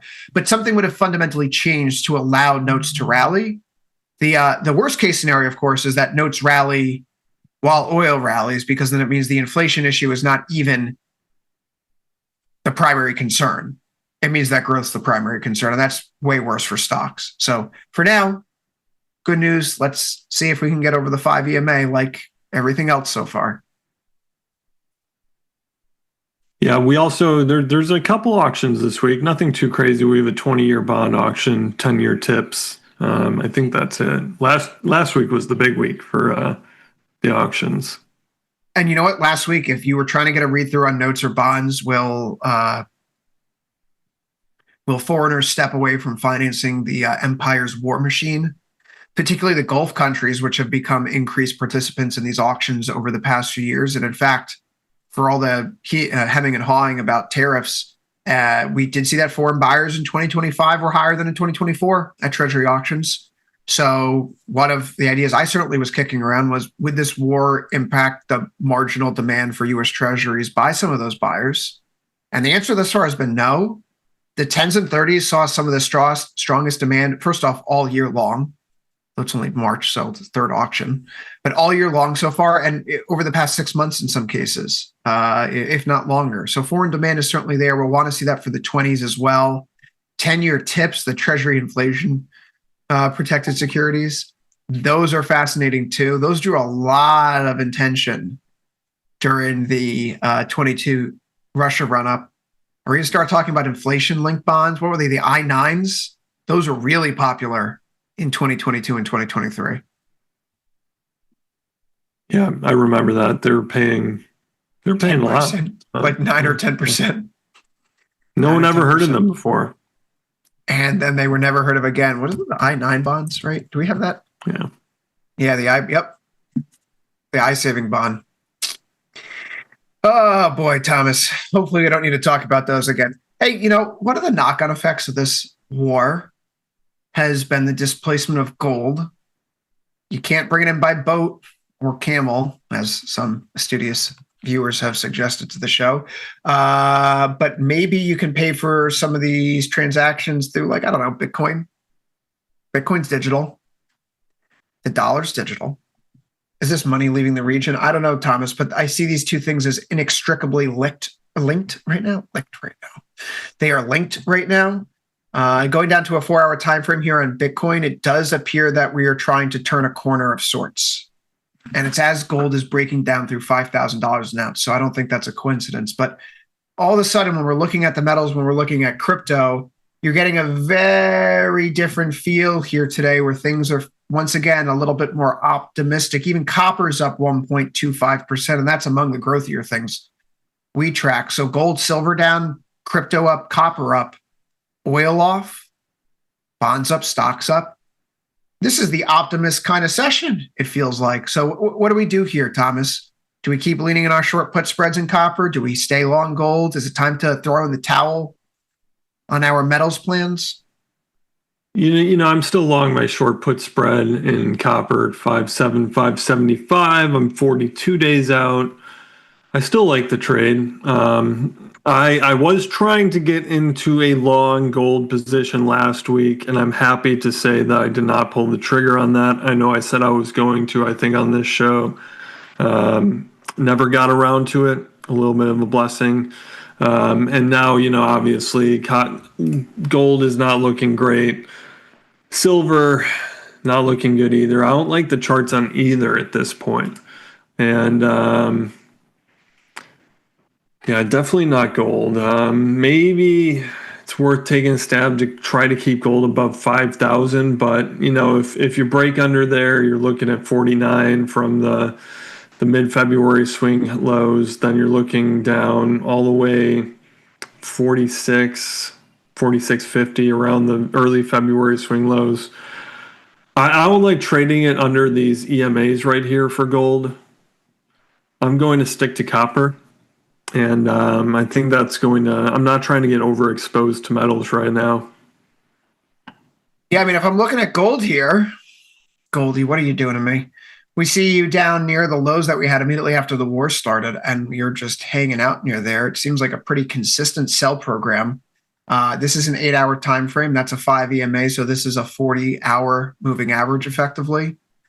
40 hours or getting close to 2 days. That's, a 2-day moving average, Thomas. That's even a 1 day. 6 times, we can go to 6 times 4, or 5 times 4, 20 to 24. When you look at the 4-hour, when you look at the 6-hour chart, this has basically been the 1-day moving average. The 24-hour moving average has been keeping gold pinned to the downside. So that's kind of what I'm watching here before I try to do anything else. Otherwise, left shoulder, head, lower right shoulder, then the left. Starting to look a little toppish, losing momentum here. Failure abound below 5,100. All the boxes have been checked for this thing to suffer. Not a good place to lay out new capital. Volatility continuing to come in. That's never good. We want vol going up. What about what's happening here in silver? It's feeling worse. It was in the feeling worse zone. I'm in the feeling better zone. I still kind of feel worse. I think we needed to be up here above this trend line to feel better, because trading is not just a function of price, but also time. And now we're trading around, below those lows, below the trend line. So this is, you say the feeling worse zone. The silver and gold, listen, if we're looking for an optimist outlook for today's action, gold and silver suffering on a day when bonds are up, oil's down, and stocks are up, that is as good as you're going to get in terms of a cross-asset mix. Heck, the dollar's even down. The agriculture's down, Thomas. Wheat, soybeans, you're worried about knock-on effects to the supply chain like I've been complaining about here. You're not too upset about what you're seeing. This is supposed to be cathartic. My blood pressure should be lower. So we're not going to be too upset about maybe silver and gold falling apart in the context of everything else. But this is why we look at the start of the show at that Strait of Hormuz traffic, because these ships all of a sudden all congregating, all becoming sitting ducks together. I don't think they do that unless something's going on. And then you look into the corn down 3%, soybeans down 5.7%, wheat down 2.5%, oil off, what is it now? 3.9%, now down to $39 or $93. Puzzle pieces being assembled. Copper up. Nice. Not going to get too bought into it just yet, but from an optimist point of view, these are the silver linings that you want to see, and they're coming out in spades.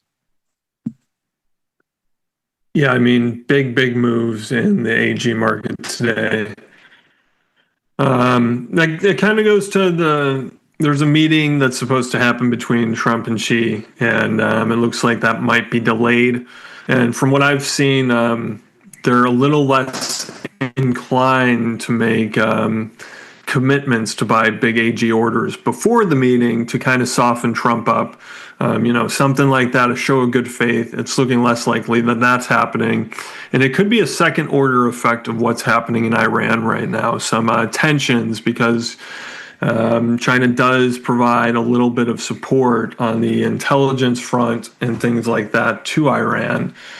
So the market is not liking that because it's less likely we'll get a big commitment for orders. One thing I think with if you're trading soybeans or corn is, the fertilizer prices, and those are priced in New Orleans. And there's not a futures market for them, but there's a couple companies that quote the prices. They are rising, not as much as in the U.S. as they are everywhere else almost. Places like Australia are come in seeing a lot today. Yeah. For what it's worth. That is, again, another one of those signs, the optimist view, CF, IPI, Nutrien, Mosaic, 5% losses right now. So chain reaction here. Yeah, we haven't had an official announcement yet, but just keep it. The market's not lying to you. There's something going on. There's something going on here that may give us a reason to be more optimistic. One possible trade can come out of this if fertilizer prices stay high. Last year, farmers did pretty good on their corn. They might, it's a tumultuous time. They might want to go for what's safe. However, the planning decisions need to be made, like pretty much you're making them right now because you're ordering your supplies. If you don't have fertilizer yet, you're ordering it now. One thing about corn is it's very nitrogen intensive. It takes a lot of nitrogen, a lot more than soybeans. So if you're a farmer and you're really worried about fertilizer prices and you think they're going to stay high, and you have to make a decision right now because you have to buy your stuff because in a few weeks you're going to be, taking delivery and going out to the field. Maybe you don't plant as much corn because you're worried about you'll need, that fertilizer price is going to eat into your margins. Maybe you plant more soybeans, which doesn't need as much fertilizer. So now there's less corn yield. Maybe that's a trade where you go long corn and short soybeans. I wrote an article, it's on the blog if you want to read a little bit more about it. But at the end of this month, we're going to get the prospective planning report. So we're going to get some more information about what farmers intend to plant this year. That's before the next WASDE, which, so it's an interesting time in the grains market with these products. Brazil having a huge soybean harvest. That's another thing feeding into all of this. So yeah, I don't know. I'm long corn. I'm also long soybeans. Today's definitely hurting with the soybeans position. Corn, I can tolerate it with a short put spread, 435. Yeah. I don't have anything in the greens just yet, but I am absolutely looking at this pullback as an opportunity to get in. Corn has a 50 IVR. Soybeans have a 50 IVR. Corn has an 88 IVR here. And yes, the war has certainly helped. We can see as the price of oil was going up in the past 3 weeks, the grains started to follow, and then the supply disruptions certainly come in and look like they're going to have a bigger impact. It's not so much oil ships that are making their way through the Gulf right now. It's other container ships. So, look, this is good news. I would be happy to be wrong about my recent foray into bear territory. Love to be wrong about it. So we're seeing today the signs that maybe I am wrong. And maybe we have much less to worry about. But you know what? There's that Fed meeting on Wednesday, Thomas. There's that Fed meeting on Wednesday, which is why I'm just not too keen on putting the cart before the horse here. So let's actually talk about oil itself specifically now, which is sliding into session lows as the show goes on, $92 and change, as it were, following Trump's latest press conference, which we tried to review at the top of the show, although the comments here, he's really just talking a lot. And so finding things directly from the straight, not so much. We do see that in the next few minutes, we're going to have NVIDIA CEO Jensen Huang coming on to talk from his conference. So that may draw some attention away from oil temporarily. Trump saying that Macron has been an 8 out of 10 on the Hormuz coalition, which is not perfect, but it is France, which is, a comment. Thomas, oil here, 92.30, and it's whipping around. That's an IVR of 80 today. That's really fallen off the board, especially this morning once U.S. equity markets opened up. What do you take about this contraction in oil vol, which is now down 2.5% over the past week? And I point that out because this is the first time since the war started that we've had a 5-day IV index change that has showed up red here on the screen. Every other day until now, it's been giving you a positive rate of change over the past 5 days. Chris, I'm still in my iron condor, and I'm going to stay in it because when I got in, I could get really wide. It's between 68 and 110. So at 92, I feel pretty fine here. Listen, anything can happen, but it looks like we're going to make a serious effort to get ships through.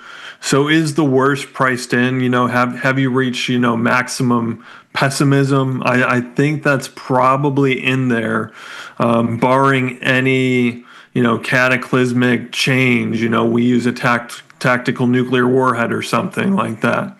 I don't know. I think, to get back to 110 or above there, we're going to have these 5% up and down days while this is going on. And that's not too crazy of a move even for today. It's some of the geopolitical premium, whatever you want to call it right now, is coming out on some positive, forward-looking sentiment. But I think just continue to expect a little more volatility. I mean, that's the way I'm looking at it. A 4%, a 5% move, it's kind of nothing right now. Where I could see us hanging out around anywhere from 80 to 100 as this conflict goes on realistically. That is very much my view here as well. I do have a short-term call spread that, I was hoping for a better price to take it off last night, but the markets are real wide. Now, at this point in time, if I were to try to liquidate this guy here, I could still take it off for a $300 winner. Given everything else I have going on, I'd prefer to stay here because if we do get a sharp move higher in oil, then some of the directional neutral stuff may not work out so well. But to that end, Thomas, thinking of the longer dated, we're still at 31 days now in the CLK6 contract. Two sides of this. Call spreads that were available up above 122, 124. We could liquidate them here and pull out for a $40 loss. Says a lot about the shape of the market still that can't even monetize this, even though the price is $30 lower from where we were. Maybe I didn't pay that great of a price for it, Thomas. And that's the importance of working your orders. Some other things going on here, is it worth cutting some of the short put spread sides of this market? I don't think so. Yeah, market's coming in, coming down. But at the end of the day, are we going to get back down to $62, $64 oil anytime soon? I don't think that's going to happen. No, not in the next 31 days. So if the market wants to continue to give us opportunities to sell some things down here, Thomas, I don't think we should dismiss it. 61, 64, 62, 64, 63, 64. We're going to have to be a little bit choosier with where new positions would be portrayed. But as it were, timing the next swing higher in oil, it's, I think, a little bit more difficult than saying we're not getting back down into the low 60s, the levels where we were prior to even the February lows in this market over the next, say, 31 days. I don't think that's a far cry in the slightest. Yeah, no, I don't know if, have you ever considered, I don't know if you've traded before. Have you traded heating oil futures? I have not. Right now on the platform, there aren't any listed options, and I prefer not to play them directly if I could avoid it. Why? Why do you bring this up? I mean, it's just the distillates, kind of, I don't know. I was looking at it, but it's something, I look at when I consider crack spreads or something like that. I was thinking about playing maybe refiners. I always try to get if there's other exposure to the energy market, but you're right. Without those options there, it gets a little, the liquidity, it's taking an outright position there is a little risky for my account. So I don't do it. I was just kind of curious if you ever speculate on those products, HO or RB.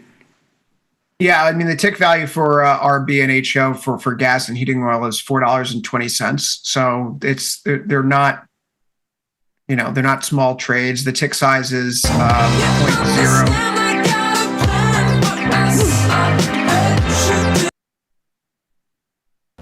Tasty Trade's active trader interface Are we back? makes futures markets your arena. Maybe we're back. Built for the bold, not the bored. I'm going to keep going.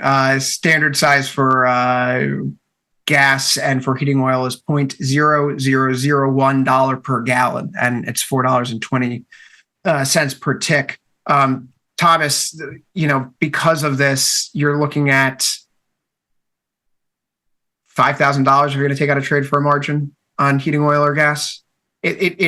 It's not necessarily the most approachable product for smaller retail traders because, again, there are no listed options, so you can't go risk defined.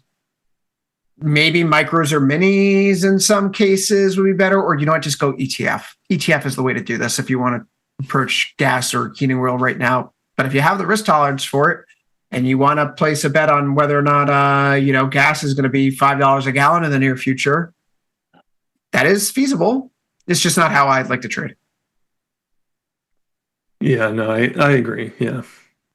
All right, so we wind this down, Thomas. We are going to pop on over into the world of FX quickly. The dollar departure from its recent trading range has been denied, and you think about all the puzzle pieces coming together for today. Is this simply oil pulling back and no one else buying the story, or is this a move that's gathering pace over the course of the session, suggesting that maybe, just maybe, something meaningful is happening? Again, refer to the tanker traffic. Tanker traffic is starting to go back up, and ships are amassing on both sides of the strait, which logically, would you put yourself in those waters if there was high risk of a missile attack or an Iranian boat coming over and strapping a magnetic mine to your hull? Probably not. Dollar down, rejected at the November highs here. Euro, pound, everything up. Dollar yen intervention talk percolating last night as well, because dollar yen rates, Thomas, they started to get into that 160 neighborhood again. I think it's going to be difficult for the BOJ or Ministry of Finance to effectuate a significant intervention effort as long as oil prices are up and yields are running higher. But if there was a truce or ceasefire declared in this war, that would be the opportune time for the BOJ or Ministry of Finance to note an intervention. So dollar yen 160, don't dismiss it. It is the most important thing to watch in the currency space, X these broader liquidity demand flows, but dollar down everywhere on a day where oil is off as well. We turn to the calendar for tomorrow. It's not listed here, but for this evening in New York and Chicago, you're going to get an RBA rate decision. They are expected to raise rates by 25 basis points to 4.1%. Feels like 2022 again, Thomas, when those central banks that sit at the tip of the supply chain, the commodity currency central banks, start getting hawked up a little bit before everyone else does. Meanwhile, the Fed, just like in 2022, is still saying, we could think about cuts, just not yet. Later, until, will we talk hikes soon? Some housing data out tomorrow morning for the US too. With that said, we're done here. Dr. Jim Schultz is coming up next with From Theory to Practice. Stay tuned. Thomas, thanks very much. I'll catch you later today. And everyone else on Overtime, 4 Eastern, 3 Central, you're watching Tasty Live.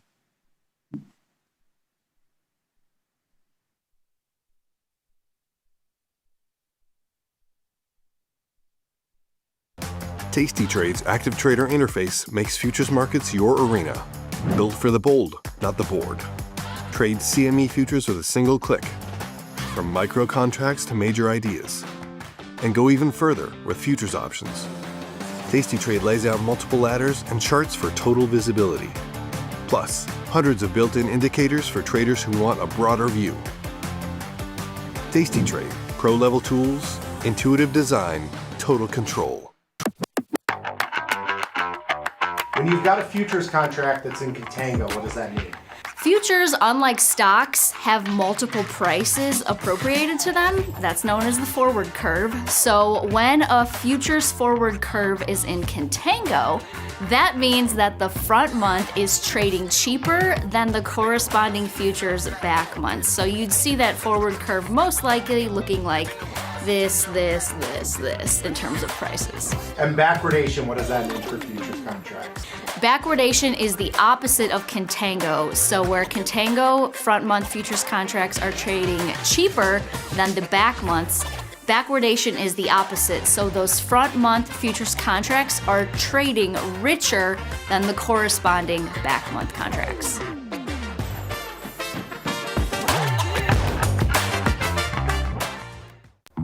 I'm just gonna wait for the stock to dip, then I'm a buyer.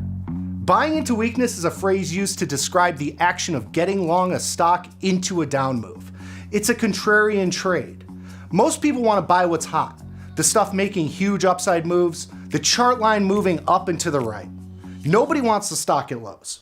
But it's hard to buy high and sell higher, rather than buy low and sell high. There is a phrase for this. When the time comes to buy, you won't want to.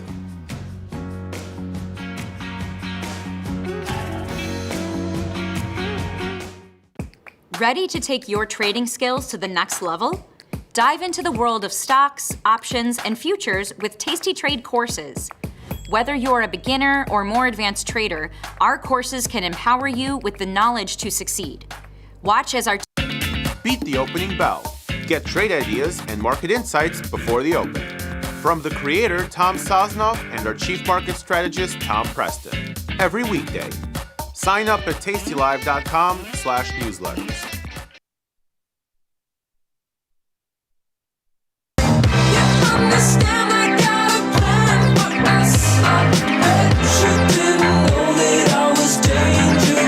I'm Jim Schultz, and this is From Theory to Practice. Welcome to the show today. Welcome to the broadcast. Man, welcome to the Monday edition of what it is that we are trying to do. I'm so glad that you guys are here because it is only because of you guys that we can do what we do, whatever that might be. And so thank you guys so much for being a part of my show, being a part of all the shows on the network.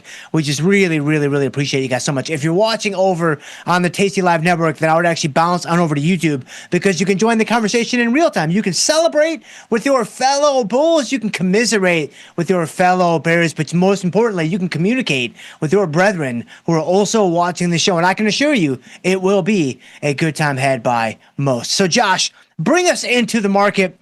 Guys.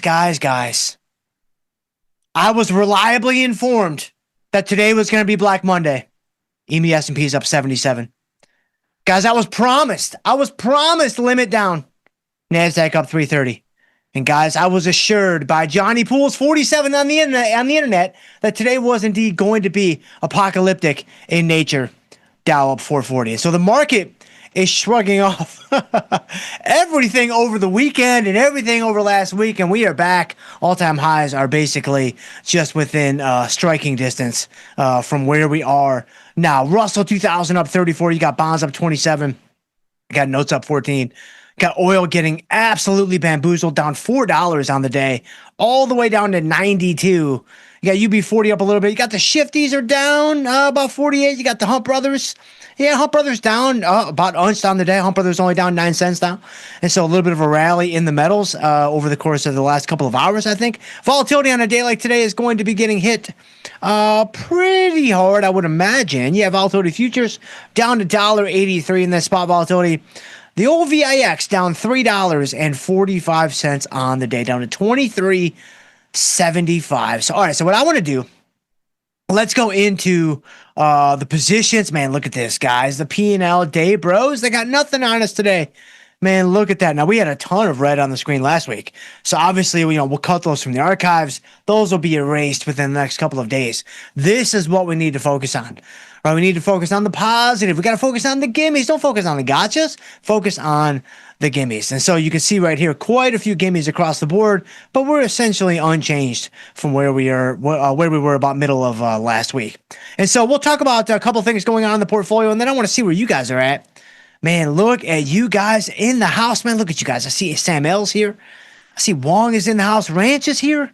Man, Ronak is here. Andrew Fansler in the house. iPod Touch. iPod Touch is here. Man, this is your time, iPod Touch. I mean, not today, obviously, but basically any day prior to today. Catch That Voltage is here. And, man, I see Ordenu and Sergio. Man, I appreciate you guys so much. Let's go ahead and let's get to as many of you guys as I can, right around the halfway mark of the show. If you're brand new to the program, welcome aboard. I'm glad that you're here. I typically get to the questions around the halfway mark of the show, and then we kind of see where the wind blows us from there. But let's go ahead and let's see where the wind is currently blowing us here in the portfolio. So number one, the oil position. We'll just go top down and we'll kind of see what's what with the relevant things going on. So oil, obviously, we are inverted on our strangle here. We did this, it was about a week ago, maybe?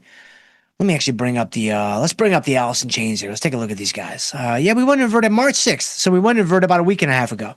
So this is when we finally waved the white flag and we went inverted on the strategy. Now remember, when you go inverted, your best case scenario is the stock finishes between your strikes. Like your best case scenario is the stock is somewhere between your strikes. Anywhere between the strikes actually works for you in the end. The more centered it is, the quicker it's going to work out for you. But generally speaking, if it finishes at 86 or it finishes at 66, that's effectively going to be the same for us if we were to hold it all the way to expiration. Now, we're probably not going to do that. We're probably going to manage this guy at around 21 days to go, just like we would, any other position that is undefined risk in nature. But just to understand like where the risk is and kind of where positions are headed, it's very helpful to think in terms of, what does the end game look like? Like Avenger style, what does the end game look like? What does Thanos have planned for us? Like, is he going to snap his fingers and this guy's just gone? Man, I sure hope he takes our losses with him if he does that. But when we look at this position, anything between 87.5, which is the put strike on the top, and 62.5, which is the call strike on the bottom, is going to be good for us. So right now, we have oil at 92. But again, the internet assured me that it was going to be 102, 202 this morning. And so 92, I feel like we may have cheated death a little bit here. So for MCL, we sit tight and we do nothing. So that's MCL. Now, MES and MNQ, these are our two short puts that, again, I know it's hard to do. And, sometimes it can feel like, man, this is crazy. We should do something, anything to kind of remedy the situation, take some risk off and what have you. But we've got two short puts on and they are still out of the money.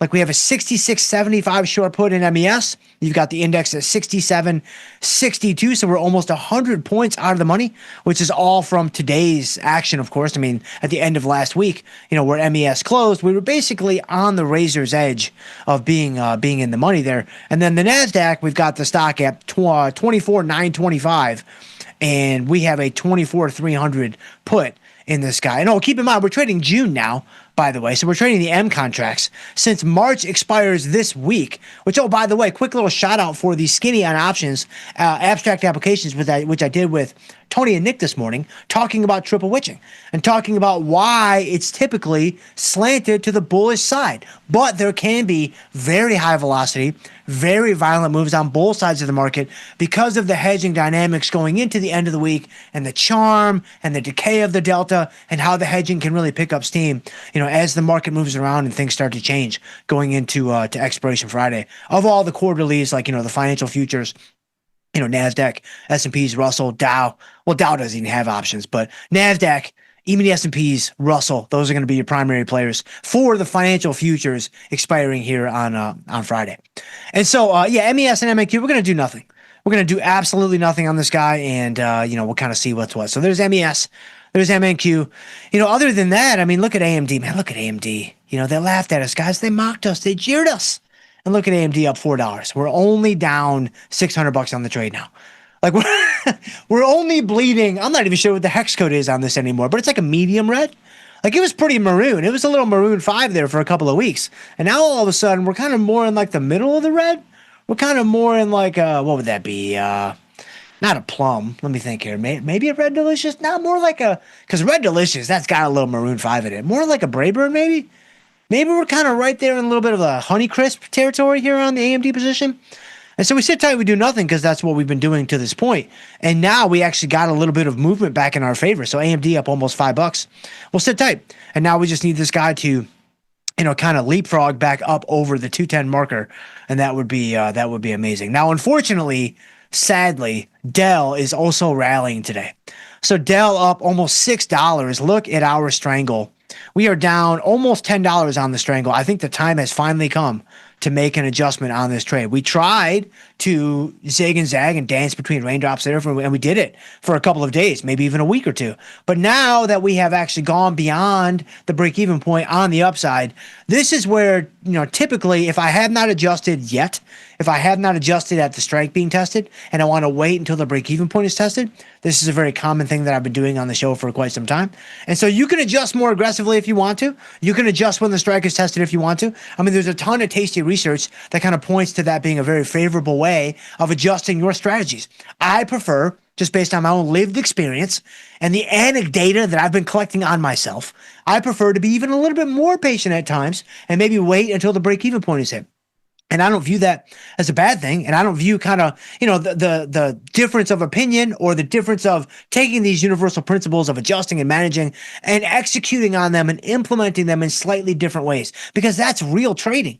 That's actual trading. And I think that's a strength of the Tasty Network, because we're all not just falling in, kind of rank and file, same PowerPoints, exact same things. We're all just spouting off the exact same 5 things in the exact same way. We're taking the same 5 or 6 universal principles, and then we are applying how we see those principles playing out in the marketplace. And that makes some of us bullish. That makes some of us bearish. That makes some of us more aggressive with our adjustments. It makes some of us less aggressive with our adjustments. But I think in the end, you guys win. Now, it does kind of, require that you blaze your own trail forward through the forest, but I think that's good.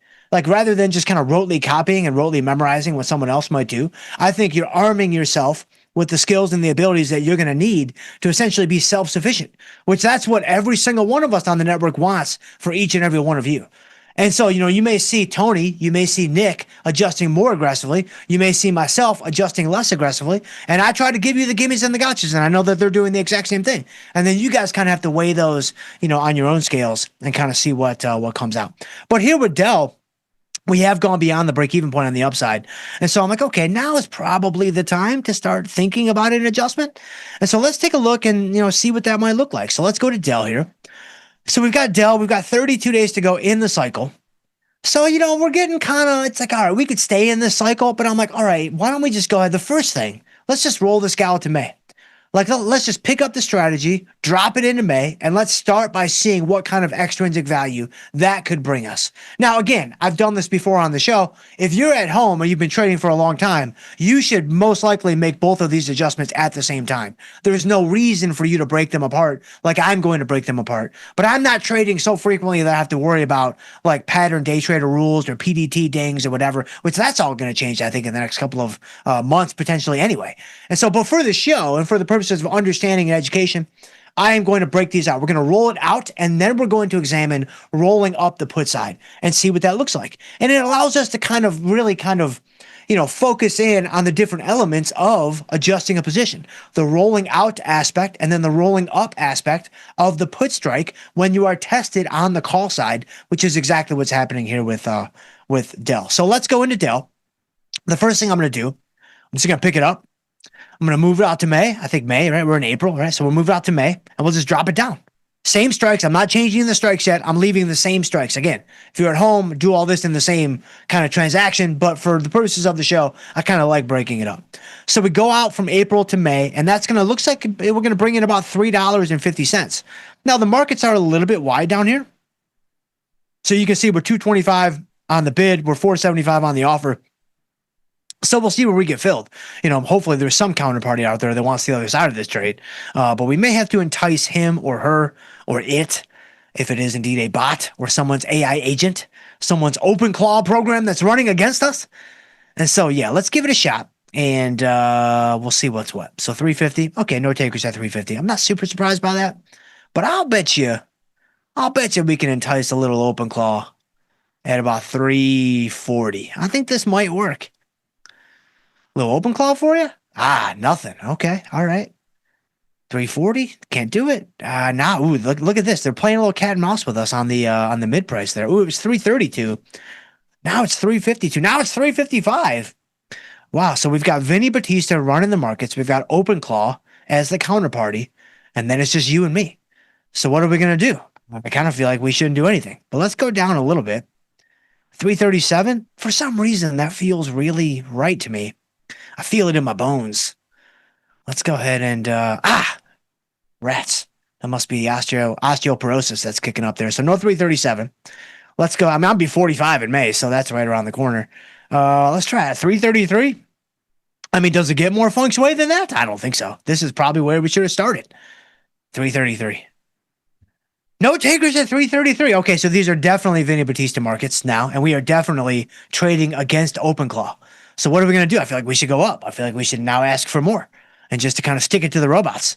Which, oh, by the way, check the tapes. I've been pro robots from the very beginning. So when they scrape these tapes later on, couldn't be a bigger fan of the robots. Let's go ahead. I don't know, 329 now? Are we going to do 329 on this roll? Man, we finally got filled. All right, so we broke them down. We broke down Vinny. We broke down Open Claw. And we just, we got it done. Okay, so we rolled it out to May.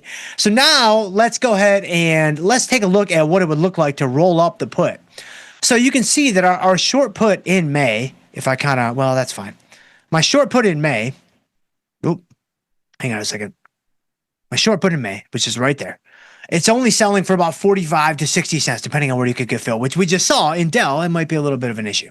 But anyway, so that's not really selling for very much. So I'm kind of thinking, let's go ahead and let's roll it up a little bit too. We don't need to go like bonkers crazy with the roll up here. We can go ahead and maintain a bearish tint and a bearish slant to the position, which I think from a mean reverting price standpoint, don't tell anybody that we said that. But in the event that prices should potentially mean revert, which we all know that they do. If they were to do that and accommodate us, I want to be positioned for the markets to go down a little bit. And so let's go ahead and, let's roll up the put, but let's not go crazy with it. I'm kind of thinking, you can see that we're short about 62 delta on the call. We're only long about 3 delta on the put. That makes sense because it's not worth anything. Let's try to pick up, maybe 17 or 18 delta or so. What if I roll up from, let me just grab a different color just so we can clearly differentiate between different lines of thought and reasoning. So here I've got a 3 delta. I'm net short about 60 delta, right? Hopefully you guys can see that, right? I'm short 60-ish there, and I'm short 63-ish there, and I'm long 3-ish there. Net, I'm short 60 delta. So let me try to pick up about 17 or 18. I'm going to cut my directional bias by about 30%, which that's typically where I like to live when it comes to directional bias reductions on strangle adjustments. So that means if I go up to let's go up to this 21 delta. So what if I roll all the way up? Ooh, 135. That feels tight. Nah, hold on. Let me grab a third color just because we can. Let's go to the 130. So I'll go to the 130. I really want to stay outside the expected move. I don't want to find myself to where now all of a sudden, I've pigeonholed myself into the strangle and I'm super tight, even though I'm collecting a lot more and I'm bringing in extrinsic value. And that's all well and good. Don't get me wrong. But I still like to be a little bit patient with the adjustment here. So let's go from the 100 strike on the put up to the 130. It looks like we're going to be able to pick up another $3 for doing that. So I'm just looking at the price differential between this price right here, 45 to 60 cents, and then this price right here of about 330-ish on the mid price. So it's gonna be a little under $3, I think. But that's pretty nice, man. We just picked up 3 something on the roll out. We're gonna pick up 275 or so on the roll up. That's another $6 that we get to put in padding, which that helps the overall premium collection, but it specifically helps my break-even point on the upside. Now, obviously, what am I giving up for making this adjustment? Because it's always there, right? You found a gimme, you better be looking for that gotcha because it's there too. The gotcha is now I have less room between my short strikes. That's a big gotcha. Also, my break-even point to the downside in the event that the market reverses and I get whipsawed, which absolutely does, will, and can happen many, many times if you trade long enough. The break-even point on the downside is not nearly as favorable as it is right now. And so that's what you're giving up, right? You're protecting against the runaway train. I'm protecting against that one-sided move that just will not give up and it will not relent. And what I'm giving up in exchange for that protection is kind of all the amenities that I had on the downside. Like I had pool access, I had 24-hour gym access, all that stuff is gone now. Like now we got to go to the gym between 10 a.m. and noon, right? Which we're all working between 10 a.m. and noon. And so we can't do that. So anyway, I digress. So let's go ahead and let's roll up this put from the 100 strike to the 130 strike. And yeah, so it's 271 on the mid price. I'll see if I get filled there. I can fill there 271, but we can give it a shot. These are still vintage markets, so I don't think we'll get filled, but we can do a little bit of discount. Look at that. We got filled at 271. So we broke him down and he just wasn't ready to come back and step into the batter's box. He just wasn't ready yet because we beat him up pretty badly there on that first fill on the rollout for Dell. So, all right, there's Dell. And, obviously adjusting strangle is a big part of what we do. And so that's one of the things I love about From Theory to Practice. I'm a little bit biased potentially, but doing all of the trading live on the show, like 99% of it. From time to time, I may close an order off air, but then don't you worry. If it's a winning trade, we spend the entire next week of shows talking about that one singular trade. So you guys don't miss anything. But I do like the fact that, we're doing all the entries live on air. I'm doing all the adjustments live on air, and I'm talking through them. And we just spent, 9, 11 minutes on one strangle adjustment. And now, on the one hand, that's 9 or 11 minutes of your life that you're never getting back. On the other hand, maybe we learned a couple things. Maybe there was some value there in terms of adjusting strangles if it's not something you've done before. And there you go. So there's Dell, and that's that. And then going on down the list here. Home Depot's coming back a little bit. Disney getting hurt a little bit. That's good for our long put spread that Amelia May put on for us last week. Hood's looking fine. IWM's looking fine. Meta's looking fine. Man, look at Starbucks. Ooh, look at this short call in Starbucks. Exciting times, man. Look at this. It might expire out of the money. Man, the do nothing strategy. Has it ever lost? Has it ever lost? I mean, it's currently losing in AMD, but aside from that, have we ever gotten hurt on the do nothing strategy?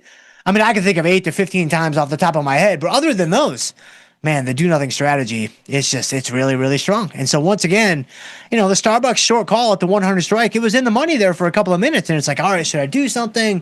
Should I make an adjustment? Like I'm getting a little nervous. I'm getting a little anxious. It's like a lot of times you shouldn't do anything. Like a lot of times, the heavy lifting has already been done. Like now you're just doing down sets. Now you're just doing pump sets. Like now you're in the mirror with the good lighting in the corner of the gym that you love, and you're just getting a few, just pump sets. That's all it is now at this point. You got the tank on, it's shoulder day, couple pump sets of laterals, and you're out the door. I mean, this is basic stuff, man. Basic stuff. And so there's Starbucks. We do nothing with Starbucks. Look at Snapchat up 8 cents. Snapchat up 8 cents. Man, there it is. Unbelievable stuff. Very, very good stuff. And so, wait a second. Hold on. SoFi? I was going to be done and go to you guys, but then SoFi caught my gaze here.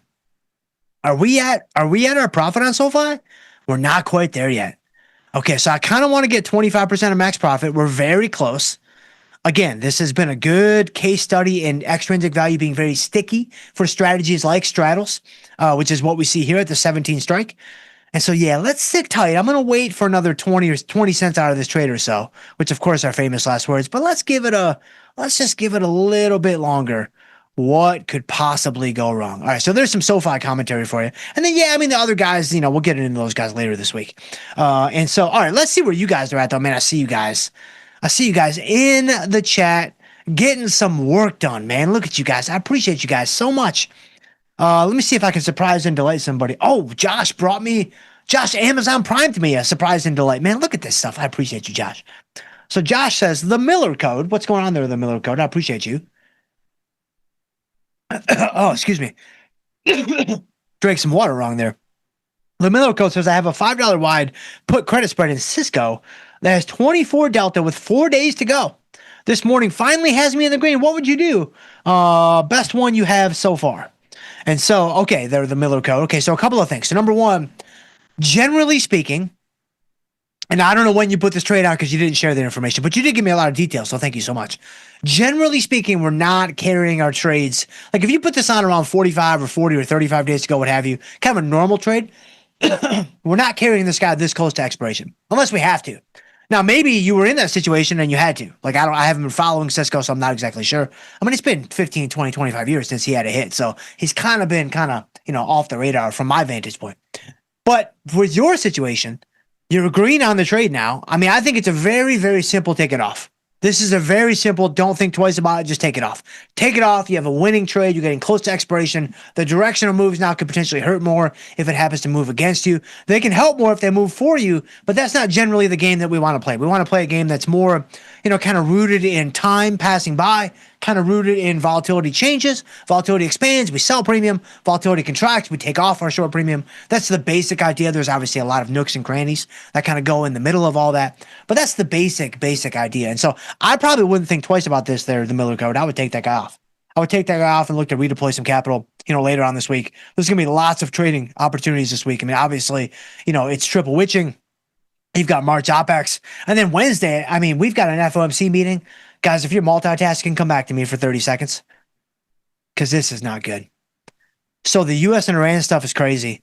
So, all the administration stuff is crazy. All the other stuff is crazy. But all I know is that this FOMC print that's coming on down the chute on Wednesday, I've never seen anything like it before. I've been trading for almost 20 years. I've been studying the markets even longer than that. What we are up against on Wednesday, I mean, we're talking everything. We're talking the number. We're talking the presser. We're talking the tie color. What we are up against this Wednesday, this is not good. That's all I can say. You've got 48 hours. You've got 48 hours to get all the materials in your driveway that you need to make it through something that could be very, very apocalyptic in nature. And so best of luck to each and every one of you out there, but it's not good. And so, but I hope that helps there, the Miller code. I appreciate you very much, my friend. Let's see. I see iPod Touch in the house. I'll surprisingly delay some iPod Touch. iPod Touch, what's up? Dr. Jimmy, are you ready for the St. Patrick's Day Massacre? Man, let's go. Is that tomorrow? Is St. Patrick's Day March 17th? I think it is, right? You've got the Pi Day, which is obviously March 14th. And then I'm pretty sure St. Patrick's Day is March 17th. And so that would be tomorrow. And I'm ready, iPod Touch. I am ready. You have successfully called 14 of the last 2 big drops. And so I am ready. Like you wouldn't even believe, my friend. And so thank you so much for letting me know. And so guys, if you are bullish going into tomorrow, you're going to be just fine. And so I appreciate you though, iPod Touch. I know you're a good sport. I appreciate you very much. But let's go back to the beginning. Let's see where my beginning people are at. I appreciate you. Let's see. Sergio in the house. Let's go, Dr. Jim. What's up there, Sergio? Appreciate you very much, my friend.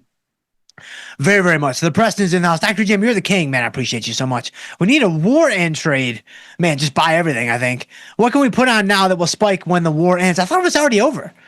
Thank you for all that you do, man. I appreciate you. Hasn't Trump already claimed victory like 6 times? Like this war ended 5 times already. Like obviously it's still going on, and we got maybe weeks and months and years ahead of us. But essentially, I've been reliably informed by the administration that it's over. Like it's over. And so I don't know that we can get another chance to place a war end trade since the war is obviously completed. And by completed, I mean we're maybe 20% of the way there, maybe 30% of the way home. I don't know, but I mean, I would think you just buy everything. I would think you're long whatever. You're long the market. You're long metals. You could probably even buy a little ZB, to kind of play the fixed income side of things. I mean, that's probably how I would play, the war being over. But I do kind of think that we could be in for some turbulence for the next, and I'm not even talking about the war, but I think, volatility's gotten a little bit of an uptick.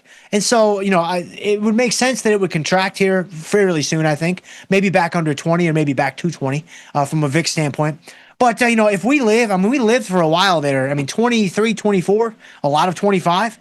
We lived between the VIX. Actually, hold on. Don't even take my opinion for it. Let's look at it.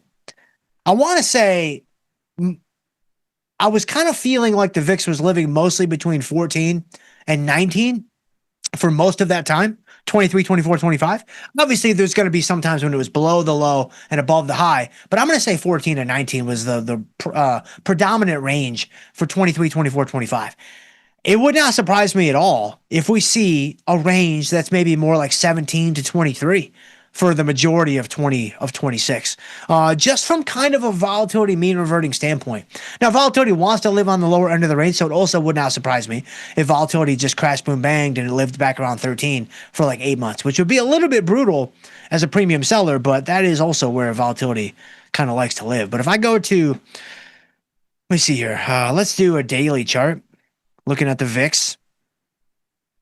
Let's go back like 5 years. That's all we need, right? Let me go back to like 23. Where's 23? Is that 20? That's 22. Okay, yeah, it's over 20. You can see that, right? But if I go into, is this still 22? It's 23. Okay, so this is 23. Hold on, let me, wait. No, let's do this a different way. Let's do a monthly chart. This will help me. This will make it a little clearer to all see on one screen. And so this was, let's see, where's 23? So 23 starts right here. So you can see there's 2023. So basically this whole area, right? Now, obviously, you got these two guys. But again, VIX HQ, they told us we couldn't even use those. These aren't even real. These are like phantom prints that you see in the after hours market. It's not even real. Like VIX HQ, they tweeted, they sent letters. Like they did all that they can do, that the VIX interns made mistakes on the calculations and were not allowed to use these prints. Yeah, of course, you were sitting on your VIX calls that didn't open up and you got, left kind of, holding the bag. But nevertheless, the interns make mistakes. And we know that on our own show. And so if you look at the majority of it, though, you're living, you've got, maybe I was a little bit off. I don't know. I'm just scanning some months here in 2023, 12 to 17. You've got 12 to 19. You've got, 15 to 23 in October. Okay. So you got the seasonality bros kind of kicking up there. November, 12 to 18. December, 11 to 14. Seasonality bros win again. And so, I guess it has been a little bit lower the last few years, but I think maybe my range is a little bit off. I would not be totally surprised though if the range kind of shifts up for a little bit. We've had kind of glorious times of, abundance in the marketplace. So maybe things start to kind of revert a little bit. And now all of a sudden things are just a little bit choppier, but I don't know. And neither does anyone else. And so take that for what it's worth, but I would just buy anything there, the Preston. I think you'd be fine. And by that, I mean, I would have your hedges in place. Andrew Faisler, what's going on? Hey, Dr. Jim, Roman Anthony coming in clutch yesterday. My man. Just like the viewers for the algo. That's correct. Man, you guys are doing some work on that algo, and I appreciate you guys. Yes, Roman Anthony, he is the face of baseball. He carried the whole team, him and all the other amazing guys. Like Sammy Skeens was amazing. Bobby Witt Jr. was amazing. Like, they're all amazing. Mason Miller came in throwing like 115 miles an hour. And so some crazy stuff last night. But yeah, it's pretty exciting. It's some pretty exciting baseball for sure. And so Wolf Wolf is in the house. What's going on there, Wolf Wolf? Appreciate you. Orgdenu, what's going on there, Orgdenu? Hello, Dr. Jim. For us that are capital disabled and can't roll credit put spreads, would you recommend turning it into an iron condor? Okay, so if you can't roll a credit put spread, do you mean you can't roll it for a credit? That's what I'm assuming. Because the capital that you may or may not have in your account is not going to be relevant to rolling a put spread, like or any vertical spread for that matter. And so the rolling aspect is maybe you want to roll for a credit and you can't do that. That makes sense. You know, you've got to pay a debit. You don't want to add the risk. Of course. I mean, I don't think you should do that. So should you consider turning it into an iron condor? In my humble professional opinion, no. Because that makes it really, really difficult to, make money on the overall package. For all the same reasons that, putting an iron condor on entry can be a little bit slower than traders, realize. I personally prefer, if you are bullish on a stock, sell a put spread and just give it time to work. Let the probabilities play out. Give your thesis a chance to come to fruition. If you're bearish on a stock, then sell a call spread and then do all the same things. Now, if you wanted to leg into an iron condor and that was the plan all along, then that's different. But if you're kind of thinking, I was bullish and now I want to turn this into an iron condor, part of me feels like you're going to be chasing your tail. Part of me feels, and I'm just speaking from experience here, and I'm just kind of pulling this out of my back pocket. I don't have a market measure. I don't have an options jive that I can give you that backs this up with like hard stats.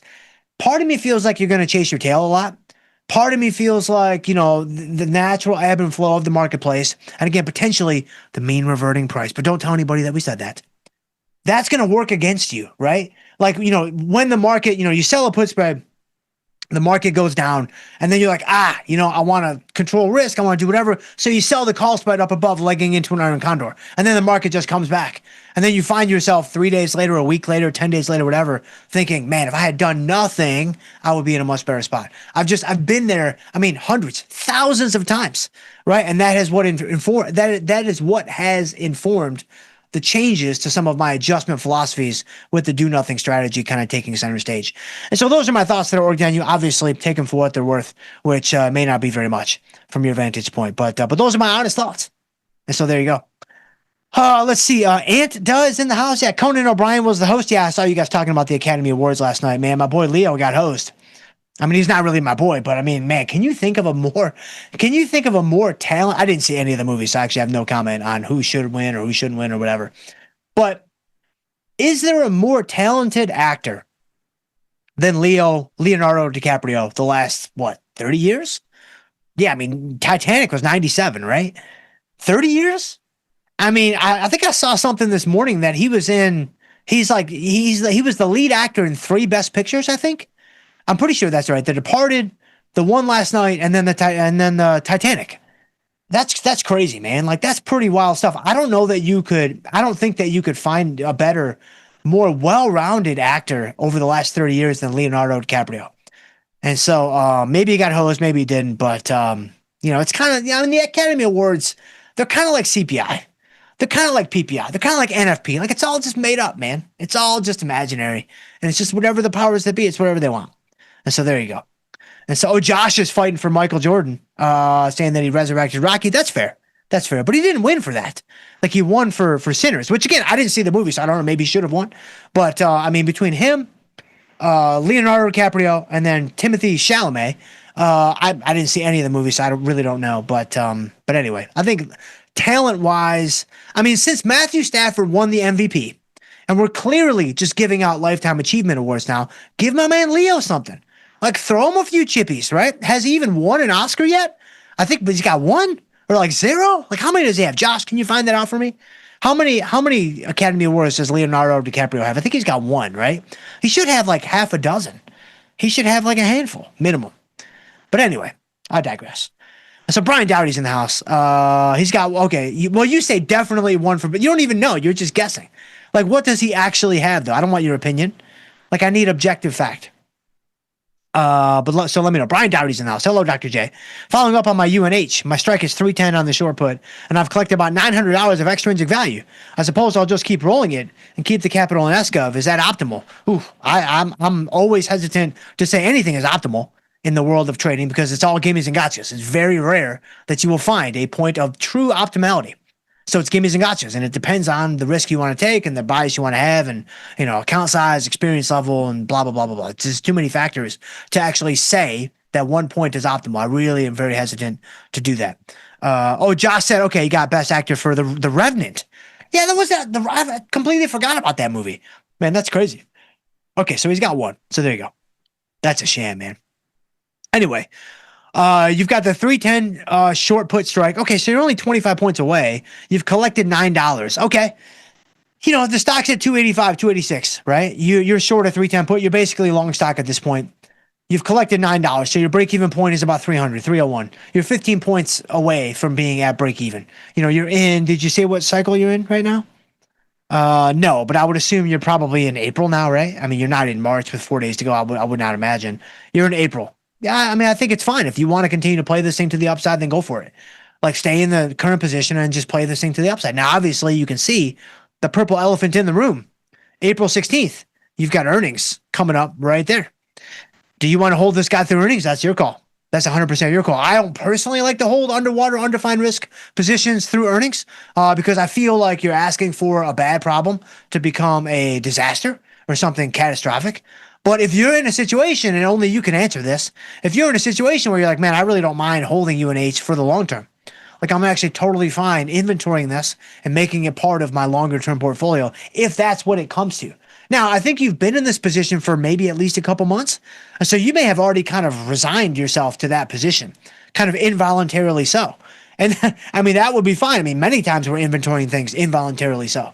It's not too often that we're like, oh man, I'm super pumped about being 40 points underwater on this UNH position or the Snapchat position or what have you. And I'm just going to, toss it in the stock drawer with everything else.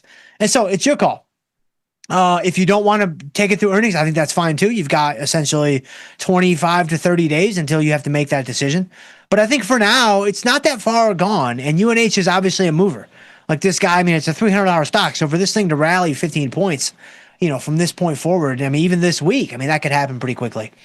And so as long as you're okay with, the overall size, you understand the risk, and you're okay being bullish, I mean, I would probably sit tight. I don't think I would sell a call against it. I mean, let me just look and see. I mean, if you go into, so you've got the 310 put, you've got this guy right here, right? So, I mean, the lowest strike call you would probably sell at this point would be the 310. You could go inverted. I don't think you're at that point yet. Personally, I wouldn't do that. And so 310, yeah, I mean, yeah. I wouldn't sell a 320. It's too tight for my liking. And so once you get to 330, 340, there's no premium left. So now once I get down to these guys, I'm only down to $2, $1.25, what have you. So I actually like sitting tight. If I'm going to stay in the position, I'm going to be bullish on UNH. I'm getting t-shirts. I'm getting hats. I'm getting bumper stickers. Like, I'm just doing all that I can do to push the stock higher. Right. And so I think that's the move right now. I think that's the play. And so that's what I would personally do. And so Robert Darcy's in the house. Robert Darcy is flat at 67.62. Can't wait. Like watching molasses. I don't know what you're referring to there, Robert Darcy, but if you're just talking about selling premium in general, you are correct, sir. You are very, very correct in a lot of ways when it comes to that.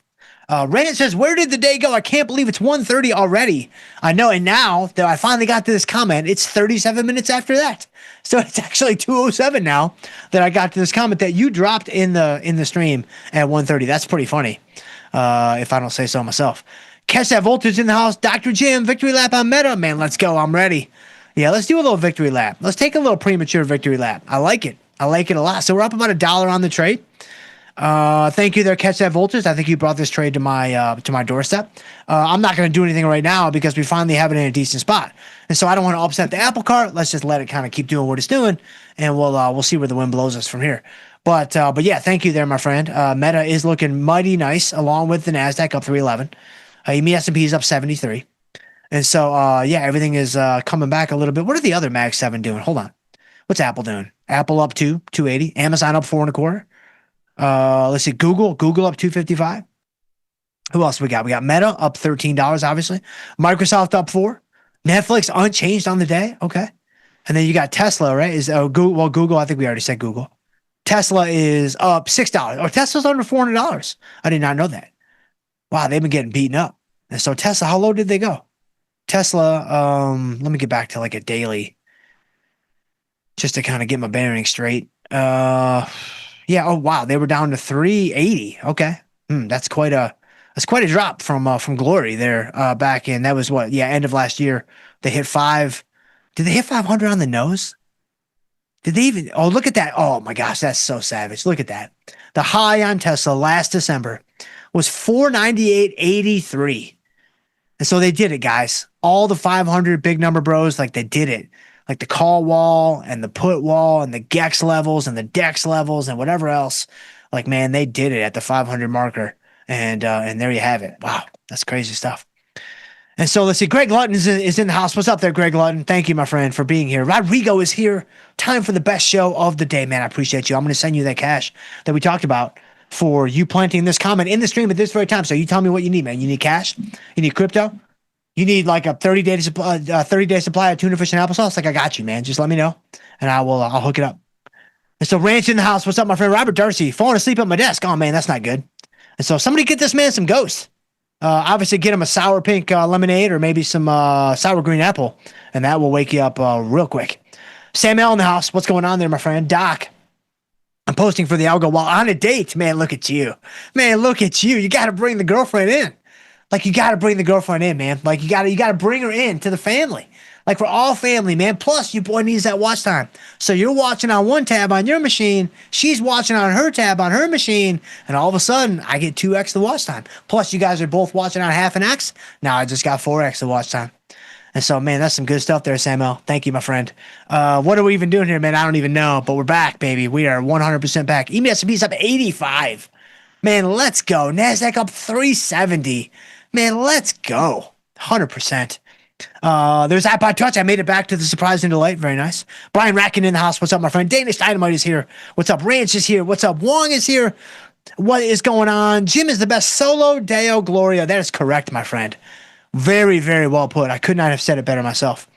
Emmett Morrison, Dr. J, Dell is broken. It keeps going higher and higher. Do we sit in the bathtub of filth or make an adjustment? Yes, we made the adjustment, Emmett. Hopefully you had a chance to see that. And I think it makes some sense. You know, it broke through the break-even point on the upside, so I think it was time. Let's see. Ronak, Doc is the real jock, man. I appreciate you, my friend. Thank you. Andrew Fansler, what's up? What's up? Bathtub of filth. For sure, either way, that's true. Even though we made the adjustment, like, we did not exit the bathtub of filth. Like, let's make sure that we call a spade a spade. Like, we are still very much in there. We got the pillows. We got the blankets. It's going to be a minute. And so let's see. Colonel's in the house. Colonel says, Dr. Jim is happy as long as the Banana Natty straights are unencumbered. That's correct. That's correct. I need safe passage through the Banana Natty Straits of St. Pete. Like, as long as you can guarantee my safety as I traverse the Straits of Banana Natties off the coastline of St. Pete, everybody's happy. Nobody gets hurt. And that is 100% what I'm here for. And so, man, I can't believe it, but the show's over. And I got to go. Man, it's so fast. You guys have no idea how fast it is. It's so fast. Man, look at Neo Mage. Look at Ashfan here. Jared Kramer. Absolute beginners here. Ryan LP. Man, I appreciate you guys so much. Bigga Bees is here. Man, look at Bigga Bees. Bigga Bees, new listener, checking things out. Thanks for all your quality comment, man. Bigga Bees. You got a surprise and delight at the very end of the show. It's never happened before. So thank you so much for being here, my friend. I hope that you come back. But I do have to go. If I can ever help you guys in any way, please shoot me an email. I'm jschultz@tastylive.com, or we can connect on Twitter. I'm at jschultzf3. I would love to hear from you guys on there as well. But stay tuned. We do have Tim Knight coming up next with Trading the Charts. In the meantime, guys, trade them small, trade them heavy, and stay generous. We'll see you guys tomorrow.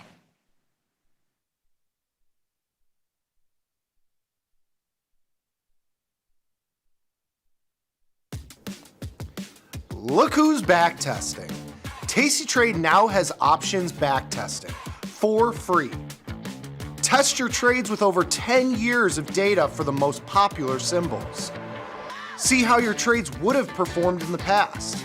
Look back at profit and loss and take the guess out of guesswork. Oh, did we mention that it's free? Get back testing at Tasty Trade. Okay, cowboy, here's an earnings event. Keep an eye out for them when you open your trade. They're fast, they're loose, and they can take you for a wild ride. But that's no reason to steer clear, because you can be your own personal earnings event if you take the bull by the horns. What makes earnings events so special?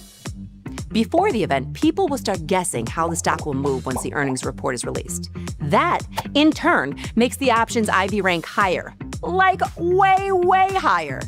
The nearer the event, the more the speculation, the higher the IV rank. Then right after the event, IVR goes the way of the buffalo. If you sell high premium options right before the event, when IVR is really high, you can take advantage of inflated prices and lock your profits when volatility disappears. Only if, and this is a big if, the stock doesn't move against you. If it does, well, sometimes you eat the bear and sometimes the bear eats you. Earnings events can hit you hard. They can also pay off big and fast if you play your cards right. Pretty simple. Got the need for speed? No problem! At Tasty Trade, you can turn smart ideas into real trades with just a few clicks. Wow, that's fast. Tasty Trade, make your move.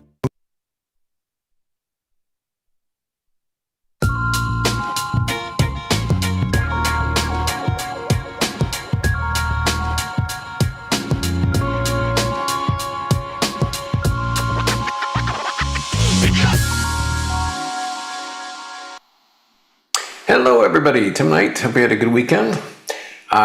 Today is some things in common with Friday, but they're not quite. So Friday, as you may recall, the market rallied, and it had been rallying all through the night. And about half an hour into the trading day, it stopped, and then it just sort of slid all day long, and it closed near its lows. And it was painful for me, as I alluded to. I actually did a video about it that evening because I had some pretty aggressive short positions that would have worked out just great if I hadn't been a panicking. Is that the term these days? Yeah, and so I kind of had that scar tissue in my mind this morning because we were green this morning too. And I thought to myself, don't do what you did on Friday. So I've been a little more steadfast, although the difference is it didn't go up for the first half hour and fall all day long. We're still quite green. Now, it's somewhat helpful for my own state of mind that I'm not quite as aggressively short now as I was on Friday. I came into Friday literally 210% short and beat a hasty retreat back to 100 and so forth. This morning came into the about 160% short. So short to be sure, but not wild-eyed, and certainly nothing that was going to expire today, which on Friday I did have something that was going to expire. So very green day and a very on-edge market. About 3 minutes ago, I saw a big pop take place in equities. I'm like, oh my God, I got to show you what going on. And then whatever it was, everybody shrugged their shoulders. It went the other direction. So at the moment, we're up about 1.25%, 1.33% on all the big stuff.